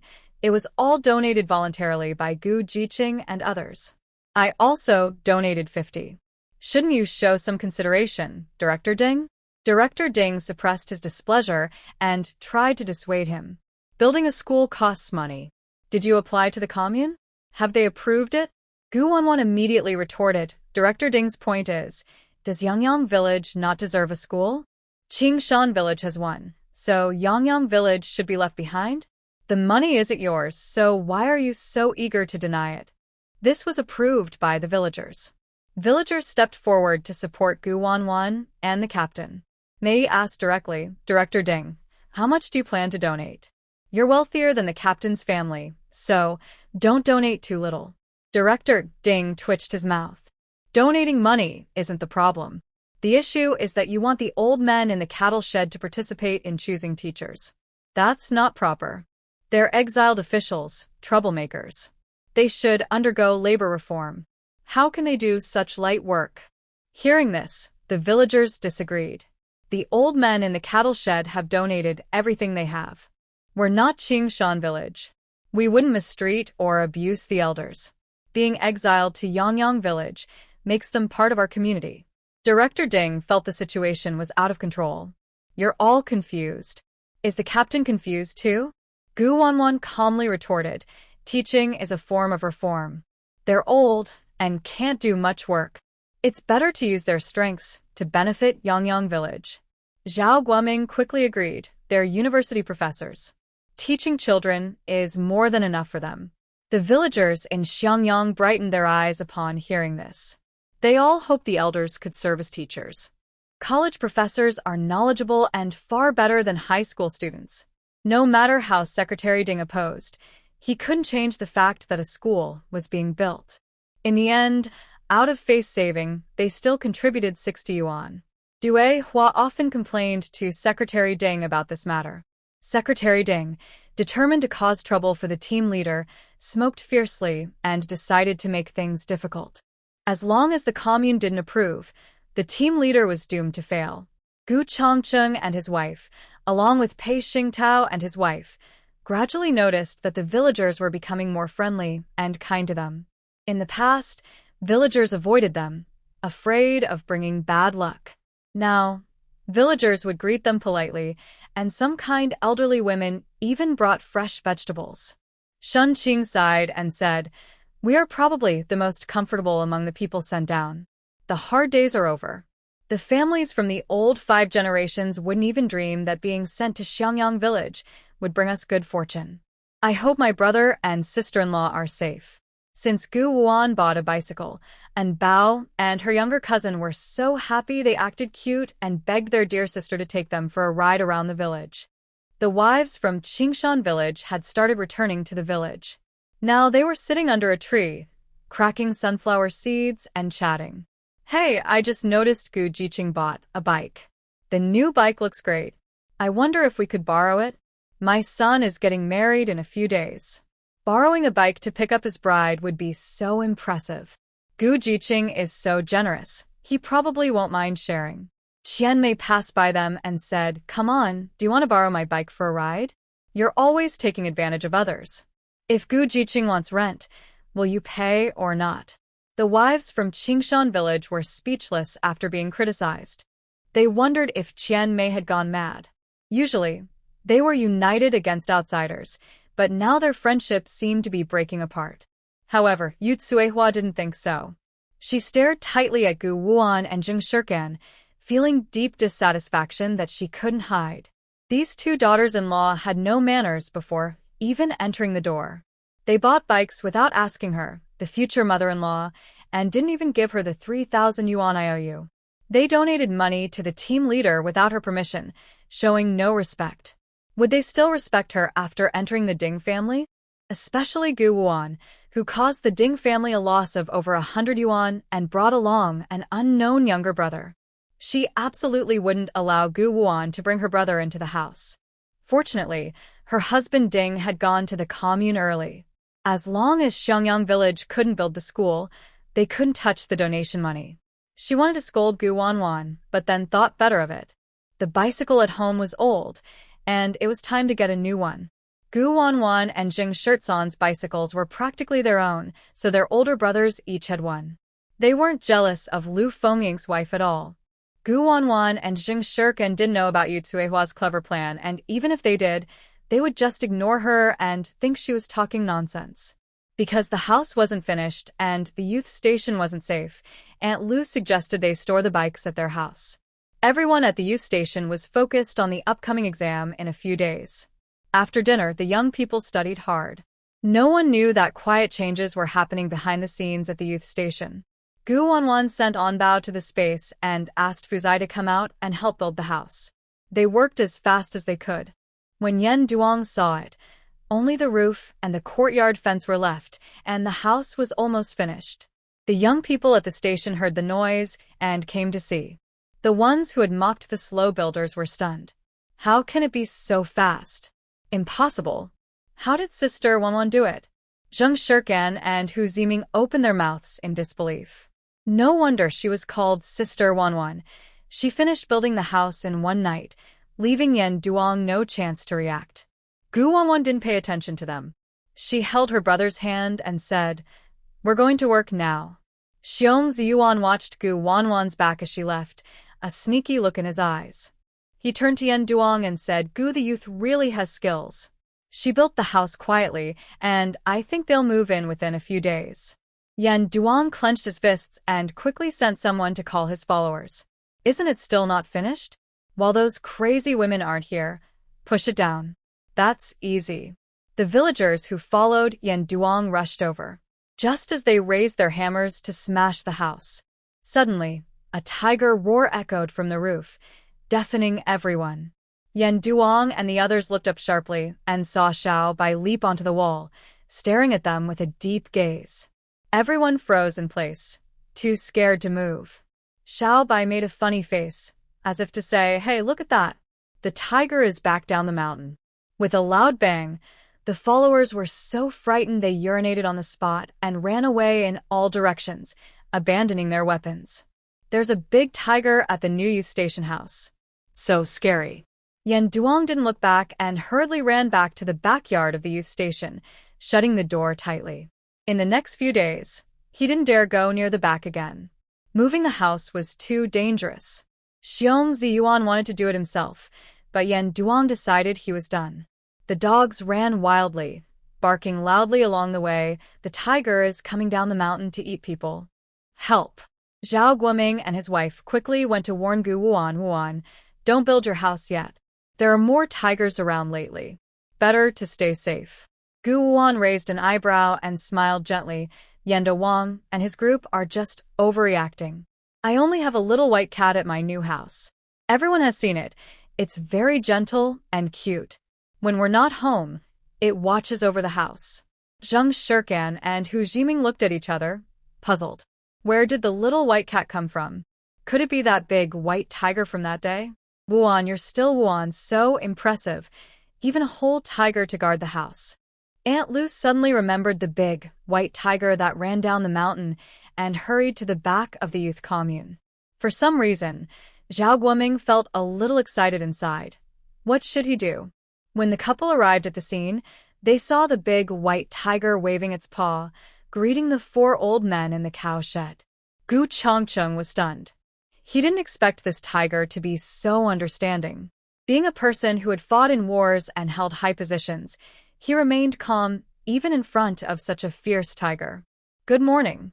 Xin Qing remembered that her granddaughter had mentioned a little white cat before. Seeing that the tiger was not aggressive, she bravely stepped forward to pat its head. "Good boy. Thank you for watching over the house." Pei Shengtao and his wife found it more and more interesting. They petted its head and shook hands with it. Zhao Guoming and Aunt Lu watched the scene, feeling like the world was going crazy. No wonder Wuan was so impressive. She had a guard dog, a guard wolf, and now a guard tiger, all in one. The mixed-breed wolf from Qingshan village was no match for the white tiger. Their village, Yangyang village, was known for tigers. Would Qingshan village still dare to bring mixed-breed wolves to show off in the future? The little white tiger raised its paw happily to greet the team leader couple. Roar. Aunt Lu was so adorable. She mustered up courage and went to shake its paw, handing it the leftover meat bun from this morning. "You're so white and pretty, much better looking than a tiger." The little white tiger loved being praised. It quickly gobbled up the meat bun, its tiger face almost smiling like a chrysanthemum. It was not the kind of tiger that lacked manners. It ran back, grabbed a wild chicken given by its owner earlier, and handed it to Aunt Lu. Aunt Lu hesitated but finally accepted it. The tiger had to insist, so she took it. Zhao Guoming kept praising. "No comparison, no harm. What kind of owner raises such a tiger? This tiger is almost like a spirit, more understanding than my daughter-in-law. It keeps feelings close, generous, broad-minded, and truly skilled at being a tiger. I need to inform the villagers that the white tiger is a protected animal in our village and must not be harmed." Just as the villagers were about to try to catch the tiger, the team leader stopped them, explaining that it was just a pet kept by Sister Gu Jiqing and her brother. After hearing this, the villagers scolded Yan Duong and his followers harshly. "It's clearly a cat. Who in the village hasn't kept cats or dogs?" And a tiger? Isn't it normal to have tigers in the northeast? Why is Yan Duang going to the new Jiqing's house? Is he trying to tear down Gu Jiqing's house? Actually, the tigers in the northeast are quite fierce, especially the females. I have one at my home. It's the same as saying I don't have one. My mother tiger is even fiercer than yours. Since being forced to sign an IOU, the already poor Du family has become even worse off. Du Yongtai sat on the kong, a traditional bed, smoking, his expression unreadable. Any news from your brother? Why would he let Gu Wanyang come to Yangyang village and find Gu Jinan? Gao Lifeng gritted her teeth, furious enough to tear Gu Wanyang apart. With support from above, my brother and sister-in-law are fine. She definitely can't find Gu Yuyu. That girl left Hongqi Commune long ago. Gu Wanyang caused our family great loss. I can't swallow this debt until I get it back. Are you willing to give the blue brick and tile house to the team? We still have several boxes of gold hidden. Du Yongtai frowned and interrupted her. As long as the thief isn't caught, our home isn't safe. I'm worried about internal and external spies. What about the eldest daughter-in-law? Why isn't she back yet? Have the matchmaker find a wife for second brother. Rumors outside are too nasty. The eldest son doesn't say anything, but he's probably uncomfortable inside. Your niece Gu Wanyang is not young anymore. It's time to find her a husband. Secretary Ding's eldest son is interested in her. Go talk to Yu Tsuehua about the bride price. If it's suitable, set the wedding. Before Fu Jingchen returns, get her married off, so as not to tarnish the reputations of the Fu and Ding families. Fu Jingchen is Ding Yanli's fiancé. Is your niece even a suitable match? If you're going to lie, at least find someone reliable. Fortunately, the head of the family has a way. Gao Lifeng gave him a thumbs up. Since Gu Wanyang doesn't appreciate the kindness, let Yu Tsuehua handle her. Not only will she get the bride price and help support the Du family, but she'll also get rid of this troublemaker. It's a win-win. Yu Tsuehua comes from Qingshan village. She has her own way of choosing a daughter-in-law. Once Gu Wanyang married into the Ding family, her life was set to stay in the rural area forever. On the other side, Zhao Cici's younger sister returned home for a visit to Qingshan village. She saw 2 brand new bicycles parked in the yard and felt a bit happy. Soon it would be her birthday. Could these be her parents' special birthday gifts? One bicycle was probably bought for her third brother, who was lucky enough to receive it. After all, she was the most favored daughter in the family. Hey, little sister is back, Deng Xiuxiu came out of the house. Seeing Zhao Cici's sister carrying some things, she quickly ran over to take them. Thinking she would get the items, she said, "This smells like braised pork from the Staterun restaurant. Did you bring it back to add some food for Go Dan? Or do you just love Go Dan? In the future, I'll make sure Go Dan respects his aunt." Smelling the aroma of the braised pork, Zhao Cici's sister felt a bit queasy and didn't bother to try to take it back. Sun Chuanlian saw this and couldn't help but remind her, "Big sister-in-law, you've already moved out. These meats are for respecting our parents. You're not allowed to take them." Since working as a temporary worker at the state-run restaurant, Zhao Cici's sister mostly stayed in town and rarely returned home. Unless it was a big life event, she didn't want to come back to the village. Moving out? When did that happen? She thought. Anyway, she was just a younger sister-in-law. Whether her sister-in-law moved out or not didn't threaten her position. For now, she decided to ride her bicycle out for a spin so everyone could see her new bike. Why are there soft cushions on both the front and back seats of the new bike? And there's a fluffy little white tiger hanging on the handlebar? Could it be that her parents intentionally prepared these for Go Dan and the others, so she could occasionally take her nephew out? She definitely didn't want that. This was her new bike, and no one else was allowed to touch it. Zhao Cici's sister stopped thinking about it and simply rode out on her bike. Deng Xiuxiu and Sun Chunlian seemed to have planned this together. Neither of them spoke to stop her. Since ancient times, not only have mother-in-law and daughter-in-law relationships been tense, but the relationship between sisters-in-law can also be a big problem. Deng Xiuxiu, being the only daughter of her parents, always got the best things in the family and often looked down on her sister-in-law. She disliked Zhao Cici's sister because she often mocked her, claiming she was lazy, sickly, and didn't do any work. In the past, she had taken food from the Zhao family to her own family several times and exaggerated the stories to the grandparents to complain. Zhao Ximei is the laziest person, relying on being the only daughter of her parents-in-law. She refuses to do any household chores. If Zhao Ximei were beautiful and spoiled, that would be fine, but she is quite ordinary in looks and has an average figure. She hasn't inherited her mother-in-law's youthful beauty. In just a month, her waist has become a lot thicker, clearly indicating she has been eating well. The three brothers of the Zhao family are not outstanding, but they're still better looking than most villagers. However, Zhao Ximei looks completely different from them. Zhao Ximei insists on dressing up like a city girl, wearing luxurious snowflake powder, expensive braids, and small leather shoes. She tries to act sophisticated, but no matter how much she dresses up, she still looks rustic. She feels very proud of herself, thinking she is superior. She has thought about stealing a bicycle, but just the idea was enough to make her give up. Gu Jiqing is strict with relatives, especially since she is the wife of a brigade leader. Sun Chunlian doesn't like Zhao Ximei, mainly because of work. The temporary job at the state-run restaurant was originally meant for her second son. But Zhao Ximei begged and barged in, taking it over, which caused her husband to still work in the fields. Not only did she steal the job, but Zhao Ximei also never gave any of her wages to her parents-in-law. Sometimes she would even go back to the village to ask for pocket money when she was short. Such a troublesome sister-in-law needs to be dealt with by Gu Jiqing, who is quite wild.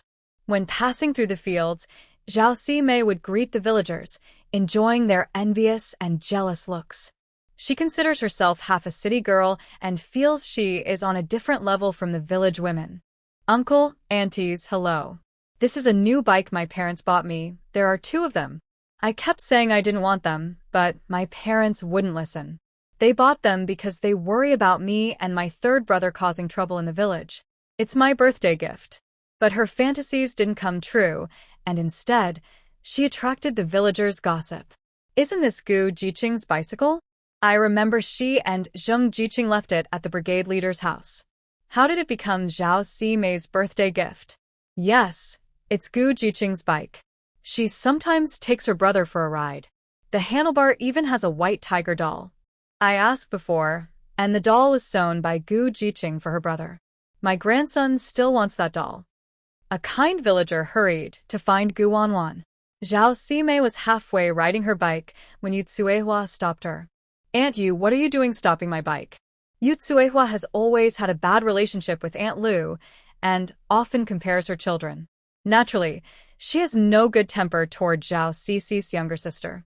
You little thief, how dare you steal my family's bicycle? The village chief's family is teaching their daughter this way. Do you have no shame?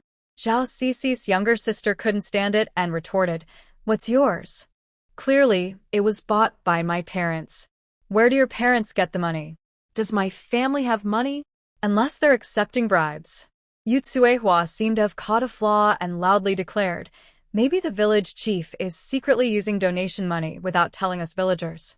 When Aunt Lu heard that her daughter was fighting with Yu Tsuehua, she dropped her work and rushed over. Yu Tsuehua, you dared to bully my daughter while I was away. I will fight you. What do you mean by secretly taking donation money? Those funds are recorded in the village office and all handed over to the village accountant. Don't try to blame my family or bring down old Zhao. Yu Tsuehua clenched her teeth and shifted her attack. Your daughter stole my family's bicycle. Why don't you do something about it? Your bicycle?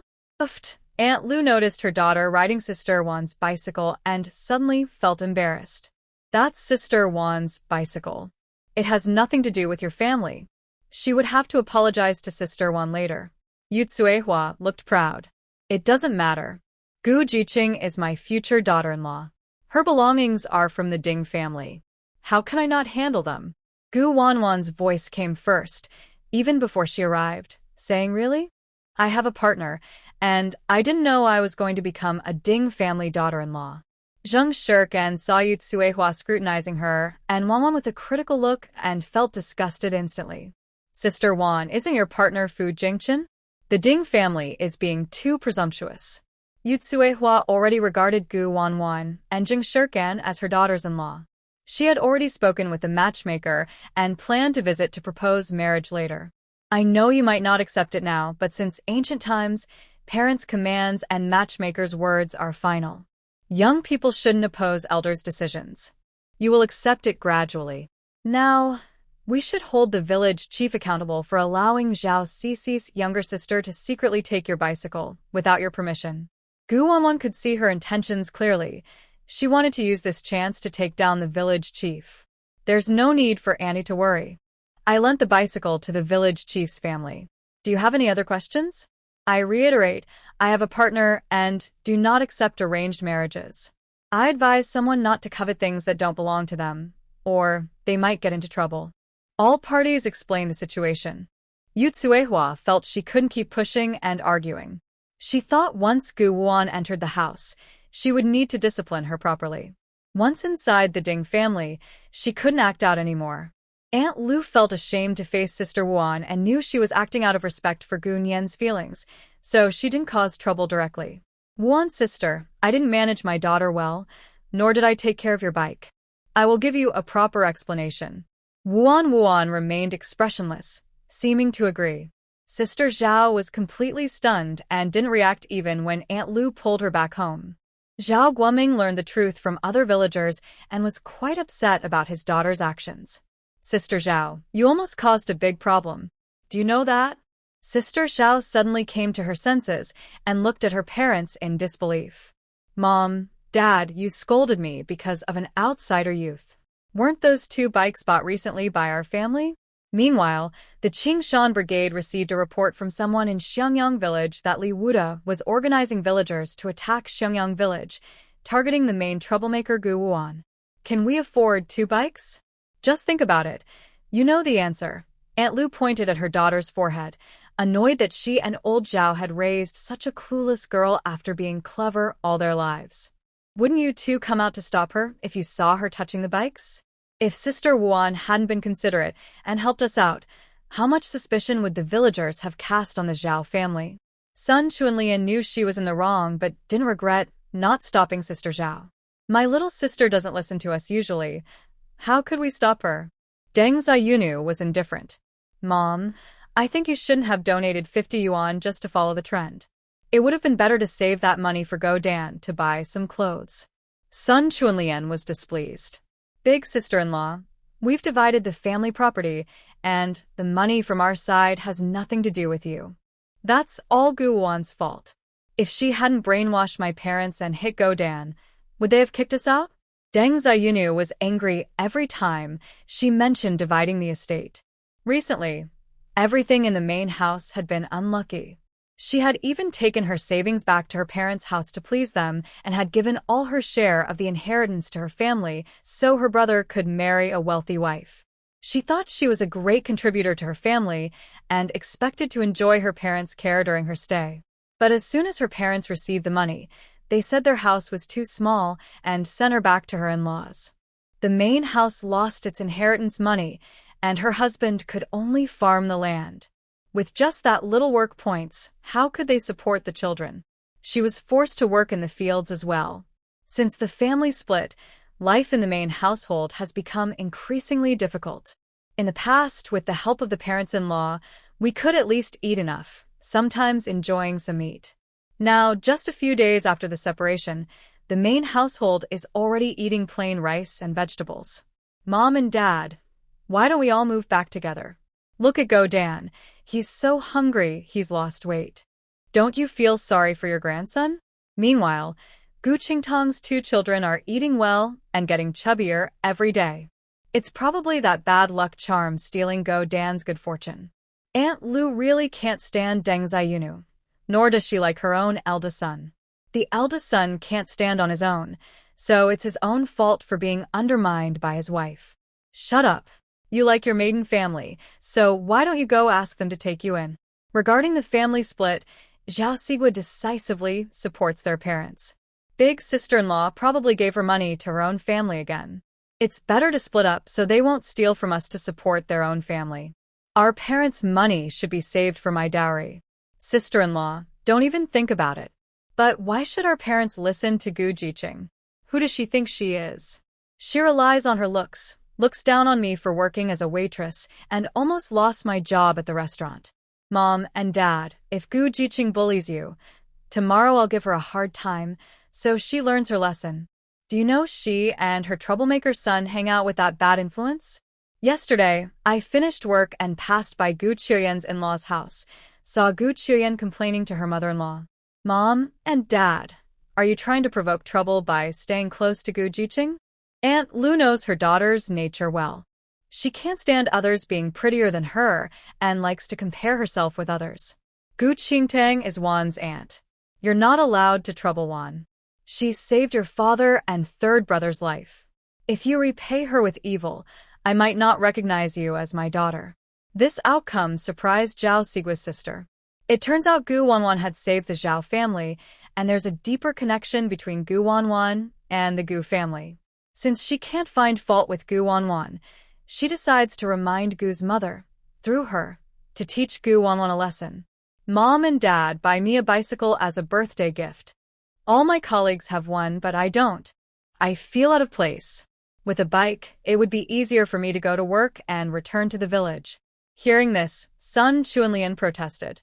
Little sister, you haven't turned in your wages. How can you spend the family's money? Our second brother, third uncle, and Taizhu also deserve to use money. Zhao Sigua's sister didn't even look at her and ignored her completely.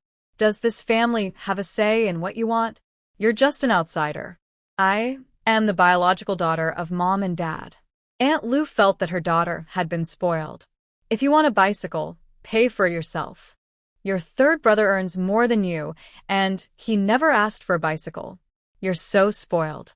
As long as you save your wages and don't spend recklessly, you'll be able to buy one in a few months. Sun Chuanlian suddenly felt much more relaxed.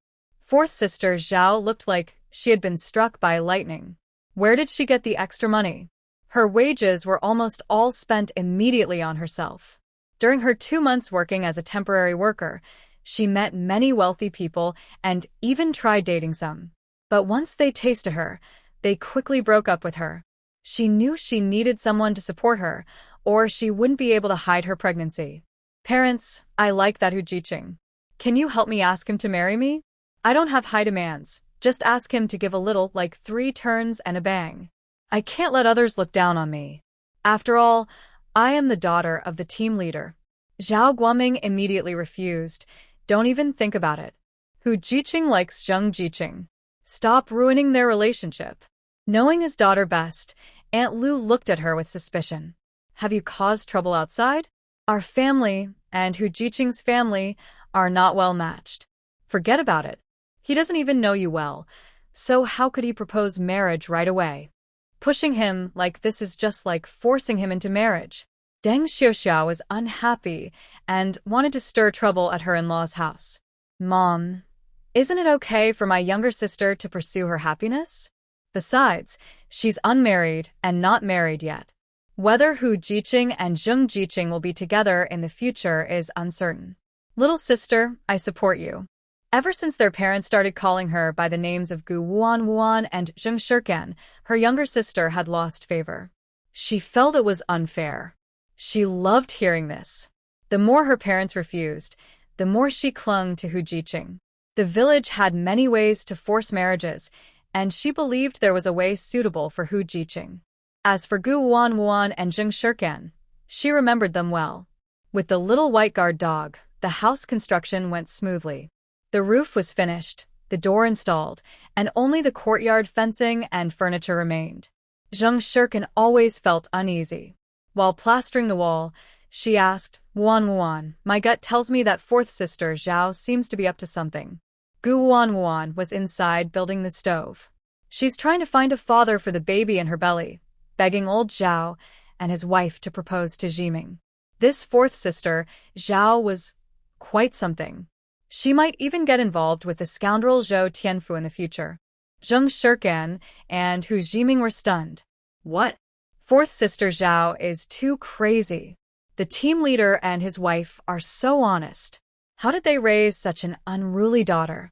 They don't know yet, but the village matchmaker, Su, is rushing to the new house at the youth settlement, loudly proposing marriage to Gu Wanwen and Zheng Shirkan. Hu Ziming isn't stupid. He quickly realizes his dangerous situation. So, she likes me and wants me to take over? Oh my, I didn't offend her. Is it because I have good conditions and deserve to be her target? Zheng Shirkan has already thought of many ways to force him to marry. Maybe we should tell Aunt Lu to discipline her daughter better? Zhao Sume won't give up easily just for some meat, Gu Wanwen said, then changed the subject. I think you two pretending to be a couple is a good idea, so the troublemaker won't think Shirkan still cares for him, and so someone won't see Shirtson's money and want to propose marriage. Hu Jiming looked at Gu Wanwen gratefully. If it weren't for her help, his and Shirtson's relationship wouldn't be so smooth.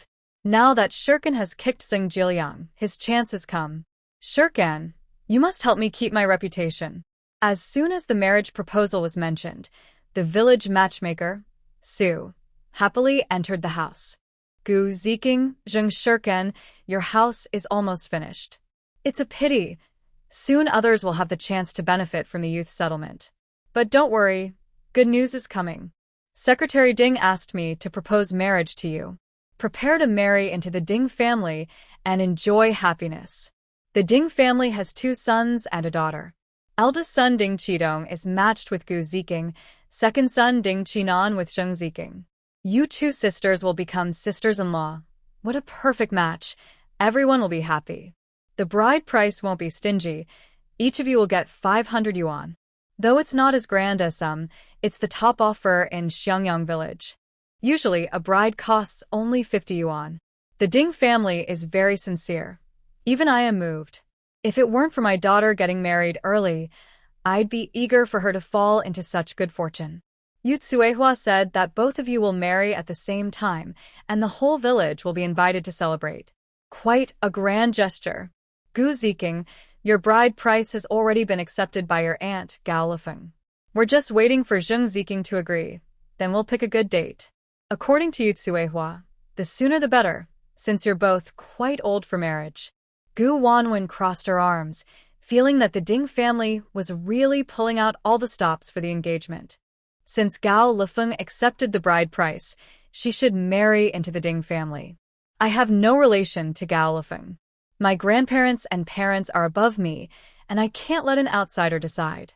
Knowing I have a partner, you still insist on marrying me. Director Ding seems tired of his position. Zheng Shirkan disdainfully retorted, I'm only 18, you're a young woman, and your whole family is young women. Do I look like someone who needs a 3-turn and 1 honking man? My parents are coming to visit soon. I already have a partner, so forget about it. Madame Su felt the two didn't appreciate her efforts, but to earn 20 yuan in matchmaking fees, she was determined to bring 2 couples together. A man should marry when he's of age, and a woman should marry when she's of age. I'm as old as you, and you've already had 2 children.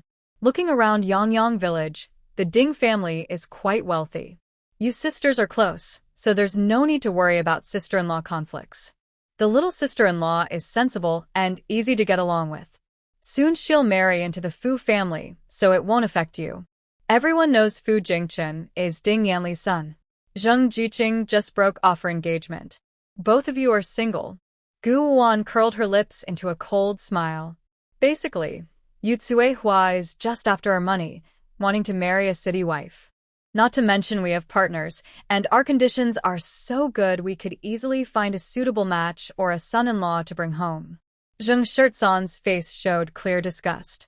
I didn't believe before that matchmakers could turn dead into alive, but now I do.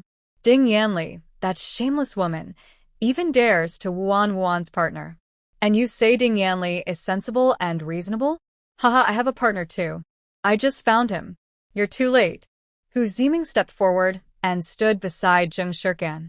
I'm Kankan's new partner. We're childhood sweethearts. Madame Su probably wouldn't be so immoral as to break us up, right? Madame Su believed her persuasive skills had helped many couples, though sometimes the conditions were fake, and whether the future marriage was harmonious or not wasn't her concern. Making money was her main goal. Now, she faced her most difficult suitor ever. No matter what she said, He refused to agree to the marriage. You're so rude. I've already proposed, and Aunt Gu Jiqing has accepted the bride price. It's as good as a marriage. Qianmei heard that Galifeng was spreading news about Ding family engagement and hurried to find Gu Wuan. Gu Jiqing, outside they say you're engaged to Ding Qidong. Is that true? Gu Wuan lazily lowered her eyelids, her lips curling into a contemptuous smile. Fine, I won't dirty my hands. Aunt Qian, you came at the right time. Madam Su wants to force a marriage. You're a military family member, so you should know what happens if you break a military marriage. Qianmei couldn't bear to see her benefactor bullied. She rolled up her sleeves and stepped forward to hit Madam Su. You shameless matchmaker.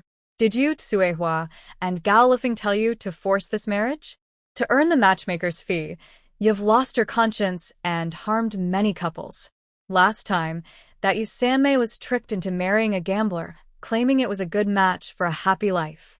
But less than 2 months after the wedding, she was beaten to death. What kind of person is Ding Sun? Do you really think it's appropriate to introduce him to Gu Jiqing? Damaging military marriages is punishable by prison. You, Ding's family, and Gao Lifeng will all have to go in. If you keep bothering Gu Jiqing, my son will report you. The matchmaker, Su, looked nervously around and stubbornly retorted, Stop scaring me. Gao Lifeng's relatives are officials. Your son is just a company commander. What's there to be proud of? Gu Jiqing and Zheng Jiqing have both gone to the countryside. Are they expecting to return to the city? Over the years, many educated youths have gone to the countryside. How many have returned to the city? Most stayed in the villages to get married. I was trying to find good matches for them. Besides the Fu and Gu families, which household in Xiangyang village is better off than Secretary Ding's? Qianmei doesn't dare to be arrogant? I do. Gu Wanwan clapped her hands. As the applause faded, a tiger roar sounded. Xiao Bai treats Su matchmaker well. Su was so scared her legs went weak. She collapsed to the ground. When she struggled to get up, she saw a tiger's head sticking in through the door. Ah, there's a tiger. Gu Wanwan shot at a look. Play around, but don't kill her. Xiao Bai, following her command, grabbed Su's clothes and dragged her out. Su still couldn't understand what terrifying creature she had offended. Gu Jiqing, with her delicate and beautiful appearance, spoke coldly and ruthlessly. If she had known it was like this, she wouldn't have bothered to fight for 20 yuan. The Ding family and Gao Lifeng had caused her so much trouble. Qianmei trembled and asked, Gu Jiqing, isn't that the tiger from that day? Gu Wanwan confidently admitted, I've tamed it. It's my guard tiger. Xiao Bai, annoyed by the smell, didn't bite Su with his mouth. Instead, he slapped her dozens of times with his paws. After playing for a while and getting bored, he left. When he returned, he carried a wild chicken in his mouth and handed it to Qianmei. Gu Wanwan patted the tiger's head. Take this as a gift from Xiao Bai. Qianmei was initially scared but, encouraged by Gu Wanwan, slowly reached out to touch it. Her fear gradually eased. Xiao Bai is so understanding and knows how to behave. Suddenly, voices from outside could be heard, Yutsuehua and Gao Lifeng. Oh my! Su matchmaker, why do you look so disheveled and swollen? Did someone hurt you? Have you finished the marriage arrangements? I brought the betrothal gifts. Gao Lifeng bent down to help Su grandma up. Wanwan has been spoiled by her family. City folks can be a bit temperamental. Dear in-laws, please forgive her. In the future, you can teach her properly. Yu Tsuehua frowned unhappily, thinking that Gu Wanwan and Zheng Shirkin being able to marry into the Ding family was already a great luck. How dare they act arrogantly and threaten the family? Su grandma, how did the talk go? Do they think the bride price is too low? Or do they think my son is not good enough for them? If my future daughters-in-law hit you, just tell me. I will decide for you. Yu Tsuehua, may not be good at everything, but I am capable of managing my daughters-in-law. Su grandma looked terrified, still vividly remembering being dragged away by the tiger earlier. She was afraid of saying the wrong thing, fearing Gu Wanwan might cruelly order the tiger to eat her. No, I accidentally fell. It has nothing to do with Gu Jiqing. Please don't trouble her. She is kind-hearted and gentle. A true goddess. She had earned her 20 yuan matchmaker fee, and she would spend it all. She refused to stay any longer. Seeing the matchmakers rambling, Yu Tsuehua had a bad premonition. Since you're fine, you should host the proposal. Su Grandma shook her head desperately. Support secretary's wife. Let the other matchmakers do it. I think your son and Gu Zhiheng, Zheng Zhiheng are not suitable. They will go back to the city someday. What will you do then? Besides, they already have partners. We can't just break them up. Ding Yanli thought the marriage was settled and couldn't help but mock Gu Wanwan. Jing Chun is my fiancé. Gu Wanwan, as the sister-in-law, how dare you eye her fiancé? Zhao Sime was happy to hear the news. It was rare to share the same enemy with Ding Yanli. Gu Zhiheng is shameless. Ding Yanli is the true mistress recognized by the Fu family. I advise Gu Zhiheng and Zheng Zhiheng to be honest and marry into the Ding family. Because Gao Lifeng and Ding Tsuehua had come together spreading news of the engagement, some women close to both families gathered to watch the show. Gu Zhiheng, everyone in Yangyang village knows your aunt received bride price. You and Ding Qidong are already engaged. Marrying someone from the village is not bad. Do Gu Zhiheng and Zheng Zhiheng look down on us because we're from the countryside? The great leader said everyone is equal. Both elders agree, and the groom even gave a lot of bride price. Gu Zhiheng is truly ungrateful for her blessings. Gu Wanwan slowly left the room, calm and composed throughout. In this day and age, still believing in matchmakers? That's old thinking. A great person said, marriage should be free. Why are so many of you here? Are you trying to force a marriage? Sister-in-law, you finally showed up. What's wrong with marrying my brother? My brother is in middle school and will soon become a local leader. Marrying him means you'll be a lady of status. Ding Yanli deliberately painted a bright future for her, calling her sister-in-law repeatedly, trying to confirm Gu Wanwan's marriage. Marriage with Jing Chun is impossible for you. I can barely get you into the Ding family, so you should be grateful. Don't be picky. If you miss my brother, you'll regret it for the rest of your life. Many women want to marry into our family. Fourth sister Zhao was happy to help arrange the marriage. Gu Jiqing, elders make decisions. As a younger person, you shouldn't regret. Why wait? Just marry now. Aunt Lu arrived just in time to hear Zhao's words. She was so angry, she slapped her. Zhao, fourth sister, are you still human? How could my Lu Fengying raise such an ungrateful daughter? Apologize to Sister Wanwan. Zhao, fourth sister, was publicly scolded by her mother, but refused to change. No, mother. You favor her. With Gu Jiqing, I don't need my own daughter anymore. I'm right, this marriage was decided by my aunt. Why is Gu Jiqing still acting so picky? Are you done talking? Gu Wanwan didn't let Aunt Lu get away with Zhao's nonsense. She stepped in front of mother and daughter and whispered something only they could hear. You're pregnant. Before Zhao, fourth sister, could react, she continued, you're in such a hurry to marry Hu Jiming, hoping he'll be a free father.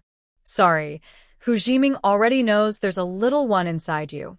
If you want to rely on him, your plan won't work. TSK, you're so young, but almost played out by men. Women should love themselves. How do you know? Zhao, fourth sister, just finished speaking, then realized she had let slip. No, mother. Don't listen to her. How did Gu Wanwan know? She even blocked her plan to marry Hu Jiming. I know medicine. I can tell if you're pregnant and how many months along. If you want to know if it's a boy or girl, I can tell you clearly, no charge. Gu Wanwan smiled, but her smile was cold. Don't provoke me. Zhao Cici's face was as pale as paper, with feelings of shame, shock, and hatred mixed together. But mostly she felt guilty. It's over. Her scandal has been exposed by Gu Wanwan. How will her parents and older brothers see her? If Gu Wanwan spreads the news publicly, Zhao Cici's reputation will be ruined forever. Aunt Lu stared at her belly in disbelief, her eyes wide with shock. She had raised her daughter with so much love, but now she finds out her daughter is pregnant by some unknown man and wants to blame Hu Jiqing. It felt like the sky was falling, Aunt Lu's feelings at this moment. She clutched her chest, so angry she couldn't speak. You. Mother, I will explain when I get home. I didn't mean for this to happen. Zhao Cece panicked, feeling embarrassed by the strange gossip eyes around her, wishing she could just disappear. After dealing with Zhao Cece, Guan walked up to Ding Yanli and slapped her twice. Is your mouth so dirty? Do you use mud water to brush your teeth? You Auntie and Gao Lifeng are so calculating. Do they want to see how much their conscience is worth? You actually hit your sister-in-law. Do you believe I won't let you marry into the Ding family? Yu Tsuehua, acting like the head of the family, looked confident, as if she wouldn't back down unless Gu Wanwan gave in. Kneel and apologize to Yanli, give her the bicycle as a gift, and I will forgive you as a daughter-in-law and agree to this marriage. Gu Wanwan smiled instead of getting angry. And what else? Keep going. Yu Tsuehua thought she had Gu Wanwan figured out, glancing proudly at Gao Lifeng, as if saying, See, my way works.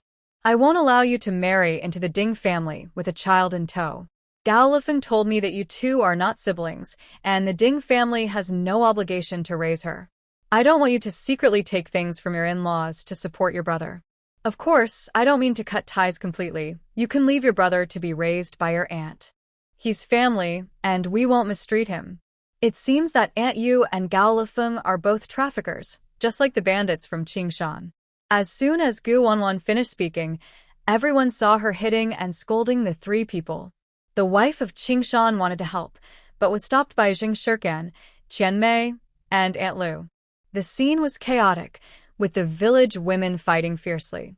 Hu Ziming took the opportunity to run and find the team leader. The team leader hurriedly arrived and shouted, Everyone stop now. Director Ding was worried that his wife and daughter might get hurt, so he called Du Yongtai and others to help. Gu Jiqing, Zheng Jiqing, why are you hitting my daughter-in-law? Yu Tsuehua didn't expect Gu Wanwan to start fighting just because she spoke. She didn't care that Gu Wanwan was her future mother-in-law. Old Ding, please save me. My daughter-in-law is disrespectful and unfilial. She wants to beat me and my younger sister to death. Ding Yanli saw her father and felt reassured. Dad, smash Gu Wanwan's face. She wants to ruin my looks and make brother Jingchen dislike me. Before Zhao Guoming arrived, he had heard Hu Ziming explain what happened. He immediately retorted, Serves you right. Is your Ding family a bandit gang? Trying to marry off daughters by feudal tricks? Director Ding finally caught Gu Wanwan's weakness and didn't want to let her go easily. Team leader, this is a family matter between our Ding and Du families. No outsiders should interfere. Tell me, is there any daughter-in-law in the village who hits her mother-in-law? Gu Wanwan looked around. When the time was right, she decided to play her trump card. Director Ding, I want to ask you, your wife and daughter, along with Gao Lifeng, forced a marriage with a martyr's child. What crime is that? This statement was like a bomb, shocking everyone on the spot. What? Gu Zijing is a martyr's child? The women from Qingshan, who had been making noise earlier, dared not interfere anymore. Ordinary Zijing was fine, but if she really was a martyr's child, the situation would be serious. Zhao Guoming and Aunt Lu looked at each other in shock. Director Ding's pupils contracted in surprise, speechless. Du Yongtai was stunned for a moment and had a bad premonition. Although Ding Tsuehua was not highly educated, she knew she shouldn't provoke martyrs. Yanli Ding recovered and thought Gu Wanwan was just bragging. Stop scaring us. You haven't even seen brother Jingchen and you claim he's your boyfriend. If you're really a martyr's child, why didn't Aunt Gao remind us? Exactly, I didn't know you were a martyr's child. Gao Lifeng nodded instinctively, but felt uneasy inside. Honestly, she didn't really know much about Gu Wanwan's family situation. At that moment, the villagers' panicked voices rang out, Captain, something's wrong. The mixed-blood wolf from Qingshan village is here and has taken my brother away. Just in time, Gu Wanwan quickly sensed her brother's location and rushed over like a gust of wind. Zhao Guoming ordered loudly, grab your weapons and fight them. Zheng Shirkan and Hu Ziming grabbed sticks and ran wildly toward Gu Wanwan. Bad guys, let go of my cousin. Let go of my nephew. Gu Qingding shouted as she rushed forward to the child from Granny Li. Li Xiuhong's nephew and niece stood beside Li Wuda, pointing their chins at Gu Qingding. No wonder Gu Wanwan could smoothly enter the village and steal people. Turns out, Gu Qingding was the one giving information. That wicked woman caused heavy losses to Qingshan village. Li Pengni grabbed Shen Yinyu and Shen Jitian, saying, "Little aunt, your children are in my hands. I advise you not to do anything bad." "So it was you who caused my family to lose my grandson," Granny Li said, shoving on Bao to old Li. She and her daughter-in-law Lin Gaimai pulled Gu Qingding aside, ready to fight. Suddenly, 2 bricks hit her, and she fell to the ground, crying out, "Ah! Big sister, stay here." Bao waved his little hand confidently. He wasn't afraid even in the hands of the bad guys because he knew his sister would come to save him. Even if the bad guys took him away, he could hide in his space. Bad guys are bullying Auntie and my older cousins. Sister, hit the bad guys to save the baby. Gu Wanwan looked at Li Wuda. He was tall, nearly 1.9 meters, with a fierce look on his face. His eyes showed coldness and ruthlessness. "You are Li Wuda, the captain of Qingshan village. Why do you allow villagers to kidnap my brother?" Granny Li pointed at Gu Wanwan.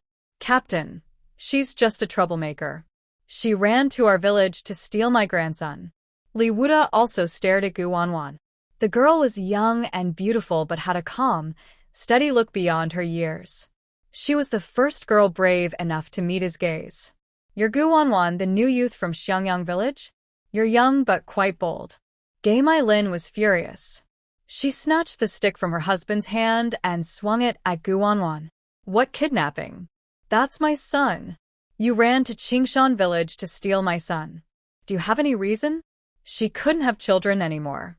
If she lost her son, who would take care of her in the future? The Leaf family would be left without descendants. Regarding the issue of the grandson's future, Grandma Li refused to compromise and was determined to take Gu Jinan away. If Gu Wanwan snatched him, she wondered where she could find such a beautiful grandson again. "Baby, he is my Li family's heir, my family's life. If you want to take him, only if our Li family is completely gone." Those villagers who once robbed the educated youths from Yangxiang village were even more aggressive. "Captain, it's these new educated youths who caused our son to be bitten to death by a mixed-breed wolf. Let them marry into Qingshan village and serve as slaves to make amends." The new and old educated youths working in the fields were frightened.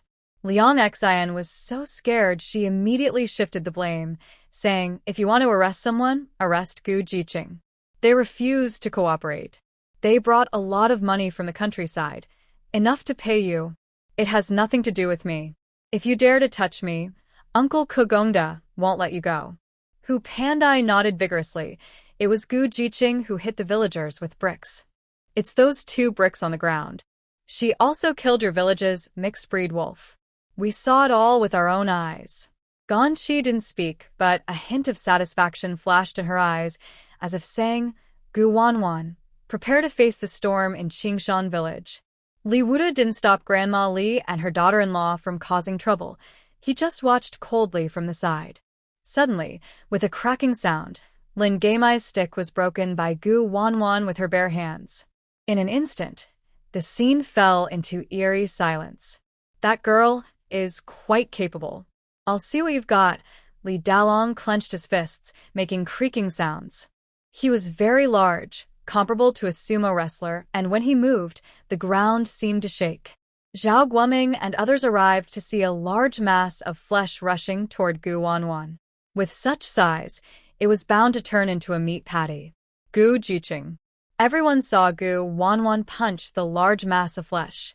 The scene froze, neither moved. Li Wuda squinted dangerously, while the villagers cheered. No wonder he's the captain's eldest son. He scared the troublemaker. "I thought she was good at fighting, but I overestimated her. Those old, weak women and children said she was strong enough to kick down trees.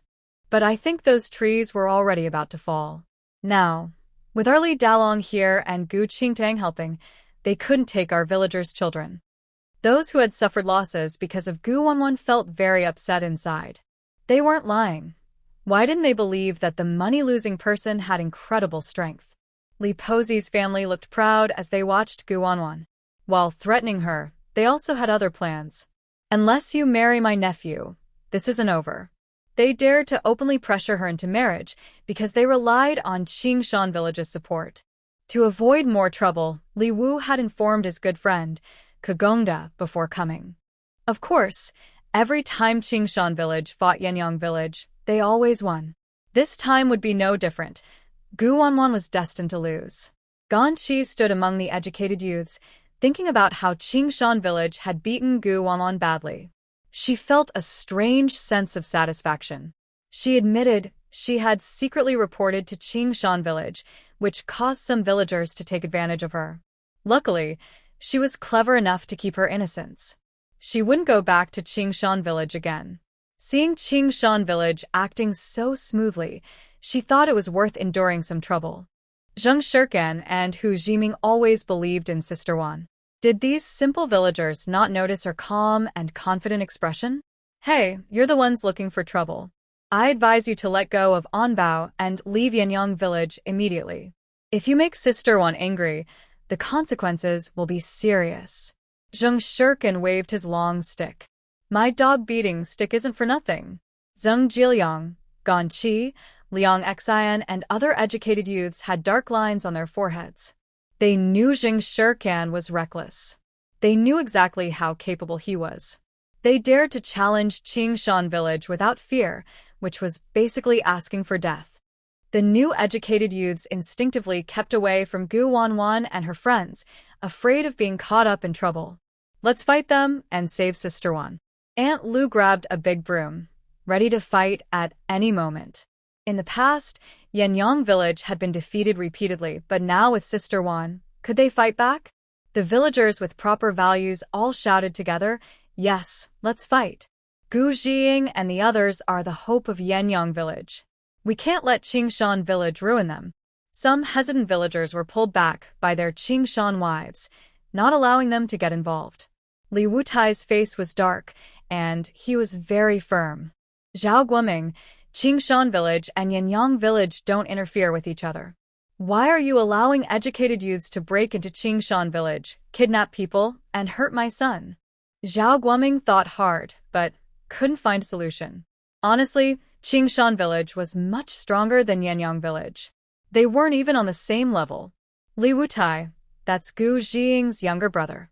Why do you allow villagers to kidnap children? Li Wuda laughed wildly, as if he was very proud. It seems you don't want to be the team leader anymore. This statement sounded like Zhao Guoming was determined to step down. Secretary Ding heard this and held back a sarcastic smile. As long as Li Wuda was willing to act, Zhao Guoming was sure to be dismissed. Then his son could take his place. The whole Xiangyang village would be under his control, and he could work with Li Wuda for mutual benefit. Yu Tsuehua and Ding Yanli saw Gu Wuan become the target of everyone's anger. They secretly thought Gu Wuan was asking for trouble by provoking Qingshan Village. They didn't plan to help her. They were just happy not to be the ones to suffer. Especially Ding Yanli. She hated Gu Wuan and wished she would get into trouble so she wouldn't have to worry about her brother Jingchen. Li Dalong's pupils shrank, feeling all his strength drained from his body. His face showed more pain than he could hide. Suddenly, with a thud, the flesh lump knelt on the ground. You! Gu Wuan stood there unharmed, brushing off her fists. You're too weak. Li Dalong felt humiliated. He forced himself to stand up and rushed over as fast as he could, then leapt into the air, planning to use a powerful move like Mount Tai pressing down. Not high enough. I'll give you a hand, Gu Wuan said with a click of her tongue. She saw the flesh lump falling from the sky, kicked it with her foot. The lump flew like a ball in a perfect parabola and hit a tree hard. With a cracking sound, the tree fell. Everyone was stunned, completely amazed. Was her foot made of iron? Such a big flesh lump was kicked away so easily? Xiangyang Village watched in awe. This was the first time they had successfully defeated Li Dalong and humiliated Qingshan Village. It was truly a miracle. How many villagers had been crushed by Li Dalong before? Today, they finally got revenge. Yu Tsuehua, her daughter, Galifeng, and Du Ergu were beaten up, but they didn't feel wronged. Duonté gradually réalise de Guan's extraordinary status. She was no longer someone they could control. It was clear that Guan going to Qingshan village to take someone wasn't just luck. She had real skills. No wonder Li Sanling couldn't compare to her. With her strong strength, who among the villagers could stand against her? Li Posey broke out in a cold sweat. She knew that Guan was brave. Even Li Wuda's intervention wasn't enough to stop her. What if she forcibly took her grandson? Did she have to give up Gu Jinan? That was impossible. Where could she find such a handsome boy nowadays? Li Erling looked at his brother's defeat. Before their father could give orders, he led the attack on Guan. Guan lifted the tree that Li Dalong had knocked down and charged into the crowd, fighting back fiercely. For words, just do it. Wow. Amazing. Even the walls wouldn't stand a chance. Only the crazy woman. Using a tree as a weapon, hitting so quickly and skillfully. In front of the tree, the weapons of Qingshan villagers look weak. Oh my goodness. Support Sister Wan, protect Xiangyang village. Everyone has a duty. Zheng Shirkan and Hu Jiming first joined the fight. Aunt Lu and Qian Mei grabbed big brooms and fought with villager Li and others. It was chaos on the scene, with both sides of villagers completely turning against each other. Unlike the last fight between the two villages, Qingshan village didn't get any advantage this time. Lu White realized he might have underestimated Guanwan. The girl he thought was insignificant did something shocking. Even with his strong skills, he couldn't handle the weight of his own son's bulk. Thinking of this, he pulled out one of his trump cards. Xiangyang village dreams of gaining honor. Stop fighting. Zhao Guoming, hand over the educated youth, and we will give up the advanced team. If you want the tractor, it depends on your choice. As soon as the words were spoken, everyone present stopped what they were doing. Only by getting the advanced team could they use the tractor, which Xiangyang village longed for. For Xiangyang village, which had never received any honors, anyone would be tempted. With a tractor, spring planting or autumn harvest could be much more efficient, easing villagers' burdens. Most importantly, the tractor was a symbol of wealth for the team. Unlike Qingshan village, which didn't even use ox carts, they drove tractors to carry villagers. Other teams could only envy and resent. It's clear that Lu White really grasped the villagers' hearts. Some undecided villagers from Xiangyang finally wavered. But many villagers still supported Guanwan, like loyal supporters Aunt Lu and Qian Mei, who immediately scolded loudly. Can you believe the nonsense from Qingshan village? We've suffered so many losses in Xiangyang village and we've forgotten? Gu Zixing has contributed so much to building Xiangyang village. What you're doing is just eating and then insulting. Turning your back on him is no different from a traitor. If Xiangyang village gets a chance to build a factory, the decision is in Gu Zixing's hands. Watch out. They might not hire you, and you'll regret it. Do you believe that if we hand over Gu Zixing, Qingshan village will regret it? A bunch of brainless fools. One day, if your kids are taken away by Qingshan village, see if you dare to go there and ask for them. The two aunts were very skilled in arguing and more women joined in criticizing. Yu Tsuehua and Galifeng, however, rolled their eyes and said, Sunshine Village school hasn't been built yet, and you expect to build a factory? Only fools would believe Gu Waning's abilities. Women should focus on supporting their husbands and raising children. Showing off in public is inappropriate for decent women. Li Qiangjio suddenly focused on the main point and publicly accused Gu Waning. Who do you think you are? Wanting to build a factory? Now, private business is not allowed. That's called speculation, and I will catch you every time. Who said it's private business? Gu Waning raised her eyebrows mysteriously, then changed the subject. Li Qiong's family, you colluded with your in-laws to sell my brother. I will report you for that. Li Qiangjio looked at her fiercely, as if she heard a joke. Gu Jiqing, my mother-in-law is your aunt. How could she not know you have a younger brother? I said he was my nephew. My nephew has already settled in Qingshan village, named Li Baodan, and has nothing to do with you. Once settled, it's not easy to change the registration. Even if Gu Waning finds her brother, she can't forcibly take him away. The women from Qingshan in Sunshine Village spoke up. They are settled now. If Gu Zhijing tries to take him back, isn't that just like human trafficking? Besides, Gao Lifeng has testified that he is not your real brother. Who takes their real brother to the countryside? If Gu Zhijing keeps causing trouble, beware of the police from Li family. Probably Gu Zhijing has lost her mind, seeing a cute kid and claiming he's her brother. Li Posey was very proud. She thought her money was worth fighting for, but she was still inexperienced. Du Yongtai, Gao Lifeng, Du Ergu, Li Qiangjio, Li Posey's family. Gu Wanning named each of them. She was speaking to them, but her gaze drifted to Gao Lifeng's eldest son, Du Dezhu. Are you all sure he's not my brother? Is he Li Posey's grandson? Did you kidnap him? Gao Lifeng and Li Posey's family stubbornly answered, of course. Du Dezhu, honest and kind, was not really stupid. Gu Zhijing was warning his mother, Mom, stop causing trouble, okay? He's not. Li Qiangjio snorted, shut up. You have no right to speak. Du Dezhu, usually controlled by his wife, had no real say and could only stand aside, hesitant to speak. Xian Mei was furious, but Gao Lifeng and the others were very shameless. Last time, someone said this was a relative's child left at Du's house. If he really was Li Qiangjio's nephew, why did he let Dog Egg bully Longfeng? Everyone knows your Li family is childless. Where did this son come from? Gu Wanwan lazily asked, since he's your child, you should know what marks he has on him, right? Grandmother Li was confused. What marks? Gu Wanwan calmly replied, Onbao has a crescent moon birthmark on his left shoulder. Here I am. Onbao pushed aside his collar, revealing the birthmark on his shoulder. Everyone was truly surprised, and Li Wuda's face suddenly darkened. Gao Lifeng looked like a mischievous troublemaker. Even if he's not related by blood, he's not Gu Wanwan's younger brother. Du Yongtai didn't answer, but seemed to agree. Since Li Wuda dared to bring people to Yangyang village to take someone, he must have made full preparations. Gu Wanwan stared intently at Onbao.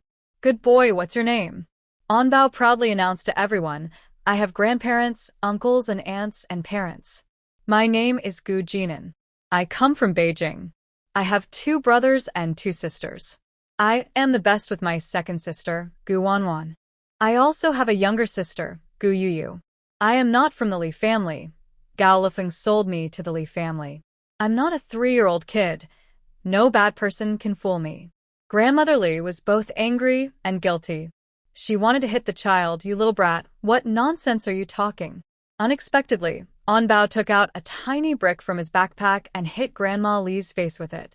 It proved the saying, if you have a sister, you have a brother.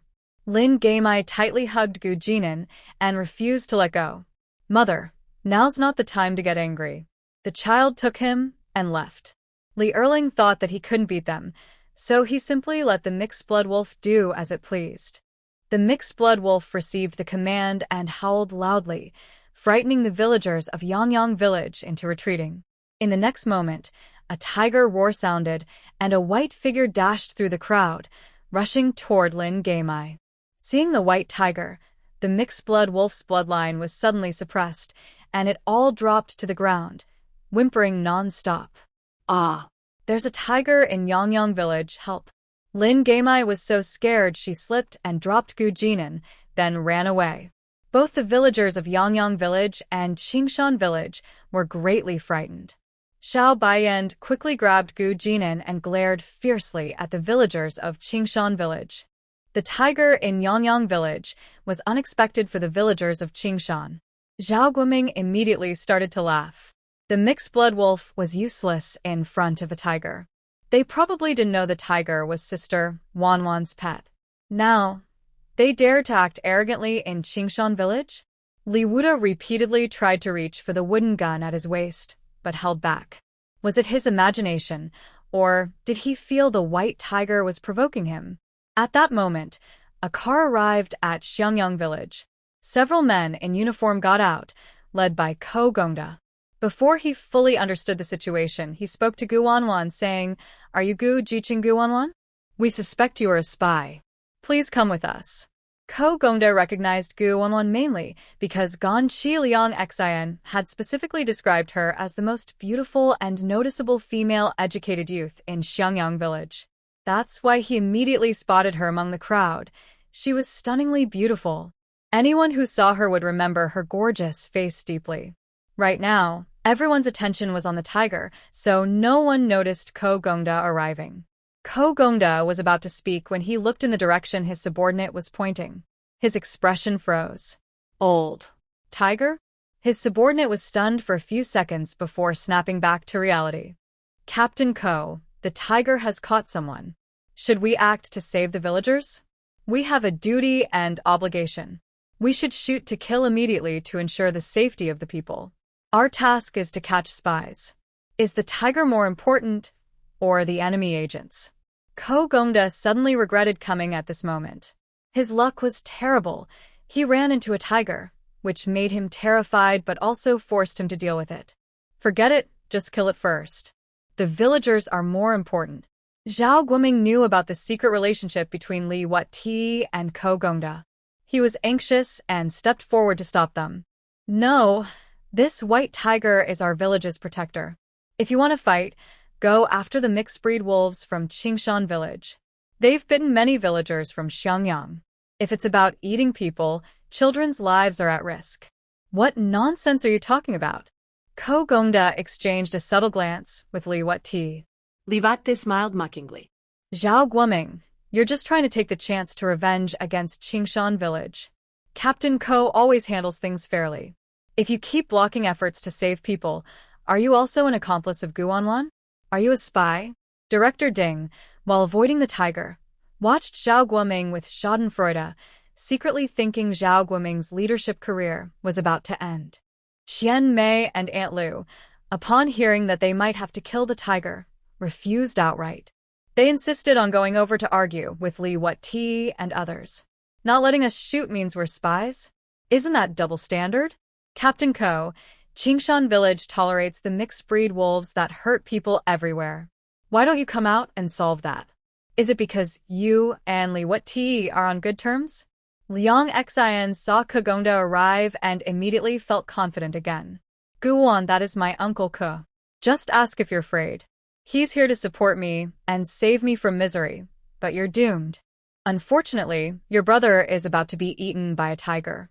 If only you begged me for help, kneeling and pleading, I might reluctantly help you. Gan Chi wished Gu Jinan would be swallowed by the tiger so that Gu Wuan would suffer greatly and be devastated. Liang Xian, stop talking. That child is so pitiful. Gu Jiqing wouldn't just watch and do nothing. Actually, if Gu Jiqing hadn't gone to Qingshan village to steal the child and had agreed to marry into the Ding family, maybe all this wouldn't have happened. She pretended to be kind but was secretly laughing at Gu Wuan. After today, both Gu Wuan and Gu Jinan would have to die. She blamed everything on Gu Wuan, trying to use public opinion to attack her. Gu Wuan glanced at them and saw their bad intentions. Sure enough, the little troublemaker had secretly gone to Qingshan village to send a message. It's not me who will be finished. Everyone involved in the forced marriage and kidnapping will all be doomed. Seeing Gu Wuan remain calm, Liang Xian was so angry she almost exploded. Isn't there anything that crazy women care about? You don't care if the little boy lives or dies. It seems Gao Lifeng was right. He's not your real brother. You're not only crazy, but also cold-blooded. No wonder the little boy died in the tiger's mouth. Ko Gongda and his subordinates pulled out their weapons, aiming at the tiger, ready to shoot. Xiao Bai paid no attention to them. He held on Bao in his mouth, dodging left and right, as if playing with them. The scene was quite intense. Anbao giggled. Big sister, this is fun. The subordinate looked somewhat speechless. Captain, that child is really brave. The tiger is so quick. We can't hit it.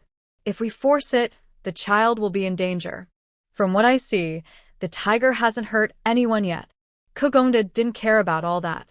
If it was a tiger, it had to be killed. Just as he was about to fire, something suddenly tangled around his feet, causing him to trip. Thud. He fell flat on the ground. Li Pozi and her family wanted to rescue the child but were helpless because the target was a tiger. They could only give up. Li Posey cursed if that little brat had stayed with us, he wouldn't have ended up being eaten by a tiger. It's all useless now. It's Gu Wuan's fault for killing my grandson. In the next moment, Gu Wuan said one word, making everyone quiet. Xiaobai, are you done playing? Of course, Little White hadn't had enough fun, but she couldn't disobey her owner. She happily ran back to Gu Wuan, holding Gu Jin's tail in her mouth. She released her grip and set and bowed down, then lifted her head in a cute, proud way, as if asking for praise. Gu Wuan stroked her head and said, "Good job. I'll give you a chicken leg tonight." And Bao hugged the tiger's head and nuzzled it. The bond between them was very strong. Little White is so amazing. You're the coolest and cutest white tiger in the world. Little White looked at Bao and pointed to her back with her head. Gu Wuan picked up Bao and placed him on the tiger's back. Go play. Everyone was stunned, feeling that the world was full of fantasy and madness. The villagers of Xiangyang finally realized, so this white tiger was Gu Jiqing's pet, Little White? Wow, they've seen many people raising wolves, but never a tiger as a guard. What's more, this tiger was gentler than a mixed-breed wolf and more obedient than a dog, at least when facing her owner. Liang Xian Ganjia felt like her face was swollen with a punch. I told you Jiqing's new house had a tiger, but you didn't believe me. Yenda Wang was both shocked and scared. In Xiangyang village, a big tiger, especially one owned by Gu Wuan, meant that no one could casually wander into Qingshan village anymore. Li Wuti's eyes were cold and fierce, giving off a terrifying aura. This Gu Jiqing could tame even a tiger. She was not simple. Will the tiger hurt people? Is Gu Jiqing responsible for that? Gu Wuan looked at him calmly. You're allowed to raise wolves in Qingshan village, but I can't raise a tiger? Suddenly, Hu Pandai weakly said, Comrade Ko, did you just say Gu Jiqing is a spy? No way. She doesn't look like one. Everyone's eyes turned to Gu Wuan. Liang Xian immediately cheered up. Uncle Ko, quickly arrest her for questioning. We can't let an enemy slip away. Lao Posey added, that's right. She entered Qingshan village alone, took down so many villagers, and still escaped unharmed. If she's not an enemy, who else could do that? Gao Lifeng covered her mouth, pretending to be shocked. Wuan, are you confused? Auntie can't help you anymore. If you insist on calling me a spy, please look carefully at her before you say anything. After speaking, Gu Wuan took out a document from her bag. Ganjia secretly sneered. No matter what proof Gu Wuan showed now, she couldn't escape danger. The crazy woman still didn't realize that Qingshan village and Kogongda were targeting her. What does having a tiger backing her up matter? The tiger is an animal, not a person. It cannot prove Gu Wuan's innocence. Once she is accused of being a spy, Gu Wuan's youth will be wasted, and she will never turn her life around. Finally free from worry, Ganqi Liang Xian and Hu Pandai are very happy, and Yan Duang almost can't wait to celebrate with fireworks. The women from Qingshan village are taking the chance to spread rumors and completely ruin Gu Wuan's reputation. Oh my, you never know a person's true heart just by looking at them. There are spies hiding in Xiangyang village. If she isn't a spy, where does she get so much money? She must be involved in something bad. Spies deserve to be punished. We support arresting her. Donating to the village doesn't clear her name. Hu Ziming finally feels free from his frustration. Zheng Shirkan, you say your best friend is a spy. Why don't you and Hu Ziming cut ties quickly? Are you trying to be part of a gang? His goal is simple, to make Gu Wuan completely lose support. If it weren't for her causing trouble, Zheng Shirkan wouldn't have betrayed and broken off his marriage. Gu Wuan is the reason he and Ganqi can enjoy a good life. Zheng Shirkan and Hu Ziming stand firmly by Gu Wuan, without hesitation. Evil cannot defeat righteousness. We stand with Sister Wan. You all. Zheng Jiliang can't understand what Gu Wuan has told them. Even knowing it's a dead end, they still follow her. The villagers of Xiangyang, led by Aunt Lu and Qian Mei, refused to let Kogongda take Gu Wuan away. No way. Are you mistaken? Gu Jiqing has done so many good things for our village. She's not a spy. You can't just target Gu Ziqing to favor Qingshan village. She is innocent. Grandma Li's eyes turn, and she seizes the moment. Captain Ko, you're taking her away, but can I take the little one? I forgot to tell you, Guan isn't just a spy. She also lied, claiming to be my grandson's sister, and took him from my house. Isn't that human trafficking? Your family is the trafficker. I am her real brother. And Bao jumps from the tiger's back to Guan. Guan can li ka tan bao. The two faces meet, one big, one small. This scene makes Kogongda and his subordinates grimace. The brother and sister almost share the same face. How similar they look. Doesn't Grandma Li realize this? And yet, she still dares to lie openly. The other villagers remain silent. That doesn't mean they're foolish. Everyone can see clearly that they're siblings. Du Yongtai and Gao Lifeng already knew that Gu Wanwan was innocent, but they enjoyed kicking someone when they were down. Gao Zhengcheng couldn't handle Gu Wanwan's siblings, so they decided to end it themselves. Yu Tsuehua patted her chest and said, "Luckily, this marriage didn't go through. Otherwise, the enemy agents would have involved my Ding family. Such a shameless daughter-in-law. I wouldn't want her even if she begged me. Even if she admits her mistake and asks for help from my Ding family, I would never agree." Ding Yanli saw that Gu Wanwan's situation was hopeless and no longer bothered to hide her pride.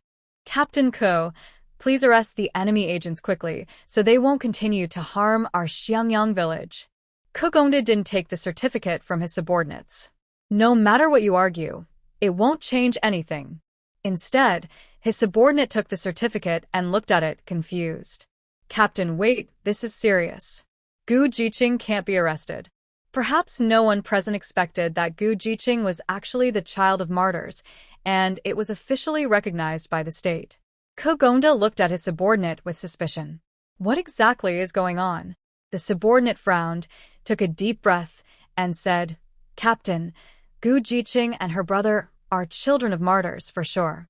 She cannot be an enemy agent." As soon as he finished speaking, the room fell silent. Anyone who wasn't an idiot would understand what the subordinate meant. Kogongda looked at the certificate again, and his face suddenly changed. "What did you say?" His mood grew heavier with each word. Cold sweat appeared on his forehead. "What now? How do we end this?" He felt like he had been tricked by Ganqi, Liang Xian, and Qingshan village. This matter had a bad impact. If not handled properly, it could affect his and Li Wuda's future actions.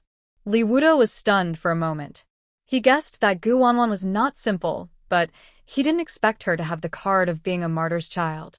No wonder Gu Wanwan was so confident. She had anticipated Captain Ke's arrival and knew she couldn't be easily taken down. Gu Wanwan took back the certificate, smiling faintly. "Captain Ke, before you arrest the enemy agents, shouldn't you investigate first? Why do you assume I am an enemy agent?" Du Yongtai and Gao Lifeng were stunned, their bad feelings growing stronger. Why didn't my cousin remind us that Gu Wanwan and her brother are children of martyrs? The situation suddenly turned around. Ganqi, Liang Xian, and Hu Pandai, and other smiles froze. They were now labeled as enemy agents. Gu Wanwan managed to turn the tide completely. This news was like a bomb, shocking everyone. Too bad Gao Lifeng accused Gu Jiqing of lying earlier, denying she was a martyr's child. He didn't even know her parents were martyrs. Does he still have the face to call her family? Gu Jiqing doesn't recognize her at all. The siblings both say that the Du family and the Li family are involved in human trafficking. Think about it carefully. The real problem lies with Gao Lifeng and Li Pozi's family in Qingshan village. They are in big trouble now. Secretary Ding's heart skipped a beat. Yu Tsuehua's face was full of disbelief. How did it come to this? Gu Wuan never lied from start to finish. The sibling relationship is indeed intense. Li Wuda raised a question. "Why are you so skilled?" Gu Wuan confidently replied, "It's strange that I know some martial arts. Not only am I a member of the military, but my eldest uncle and brother are soldiers. My grandfather and great-grandfather also served on the battlefield. I grew up around this, so is there a problem?" Kegong Wan never expected to encounter such tough questions this time. The background of the young woman from the countryside is quite strong. Just because of her military status, neither he nor Li Wuda can easily move against her. Li Posi's family visibly panicked. If they knew the siblings had such a powerful background, they wouldn't have made such a big fuss in Xiangyang village trying to steal children. They wouldn't have taken advantage of the Li family, and everything would be ruined. Ding Yanli previously couldn't accept Gu Wuan's status as a member of the military, and now learning she is a soldier, it was like being struck by lightning. She couldn't help but wonder if Fu Jinchen knew Gu Wuan. Are they really dating? The troublemakers failed, and now it's Gu Wuan's turn to speak up. Captain Ko, I heard you are always fair and strict. I want to ask you, my parents sacrificed for the country, but their children are being bullied. How should we handle forced marriages of martyrs' children or the kidnapping of martyrs' children? As she finished speaking, Du Yongtai and Gao Lifeng and others felt like their hearts were being squeezed tightly, each beat filled with tension and unease. We are relatives. There's no need to go this far. Can't we just have your aunt and uncle apologize? Li Qiangjio, who had been so arrogant earlier, now didn't dare say a word. Du Ergu felt a huge sense of relief. Luckily, he didn't forcefully marry Gu Wuan.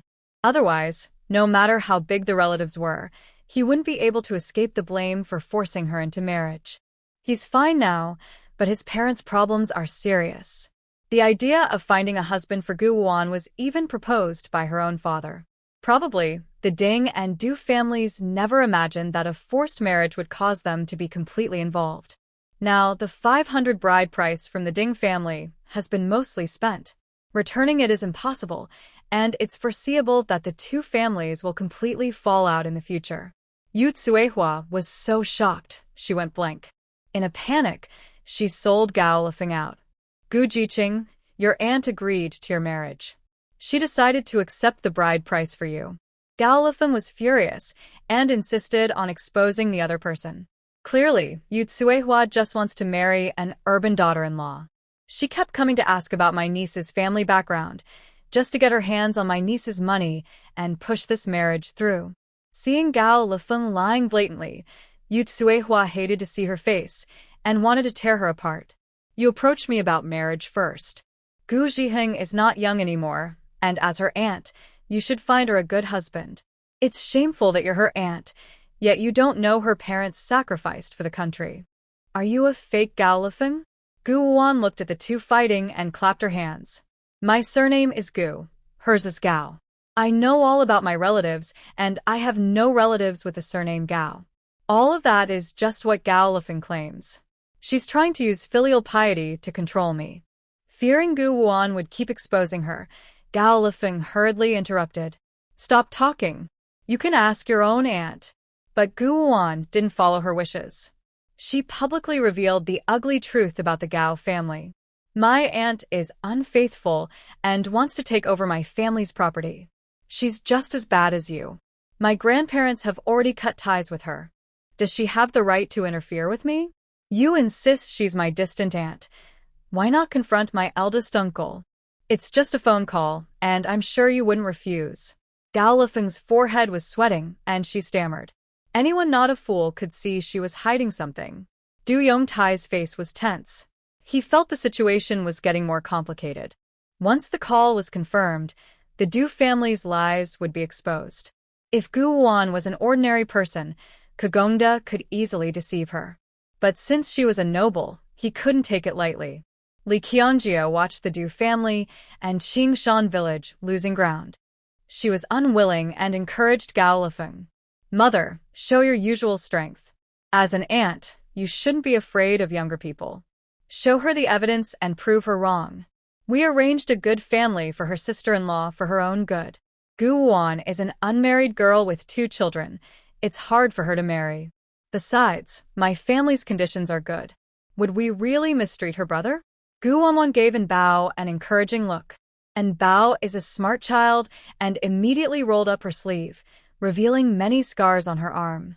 She pointed at Gao Lifeng and her family to accuse them. They are bad people, human traffickers. They don't give us food, and they beat us. Sister Bao has money to support us and our parents' subsidies from the country. The scars were shocking, showing how badly they had been tortured. Fortunately, Everyone knows how meanly Posy from Qingshan village is. No matter how good your conditions are, can you compare to Gu Jiqing? Her parents sacrificed themselves, but that doesn't mean no one is at home. Gu Jiqing still has her big uncle in the army. When has it ever been up to Gao Lifeng, an outsider, to decide? Isn't that like what they say in ancient times, overstepping boundaries? Even if Gu Jiqing didn't ask her uncle, her siblings could still live well.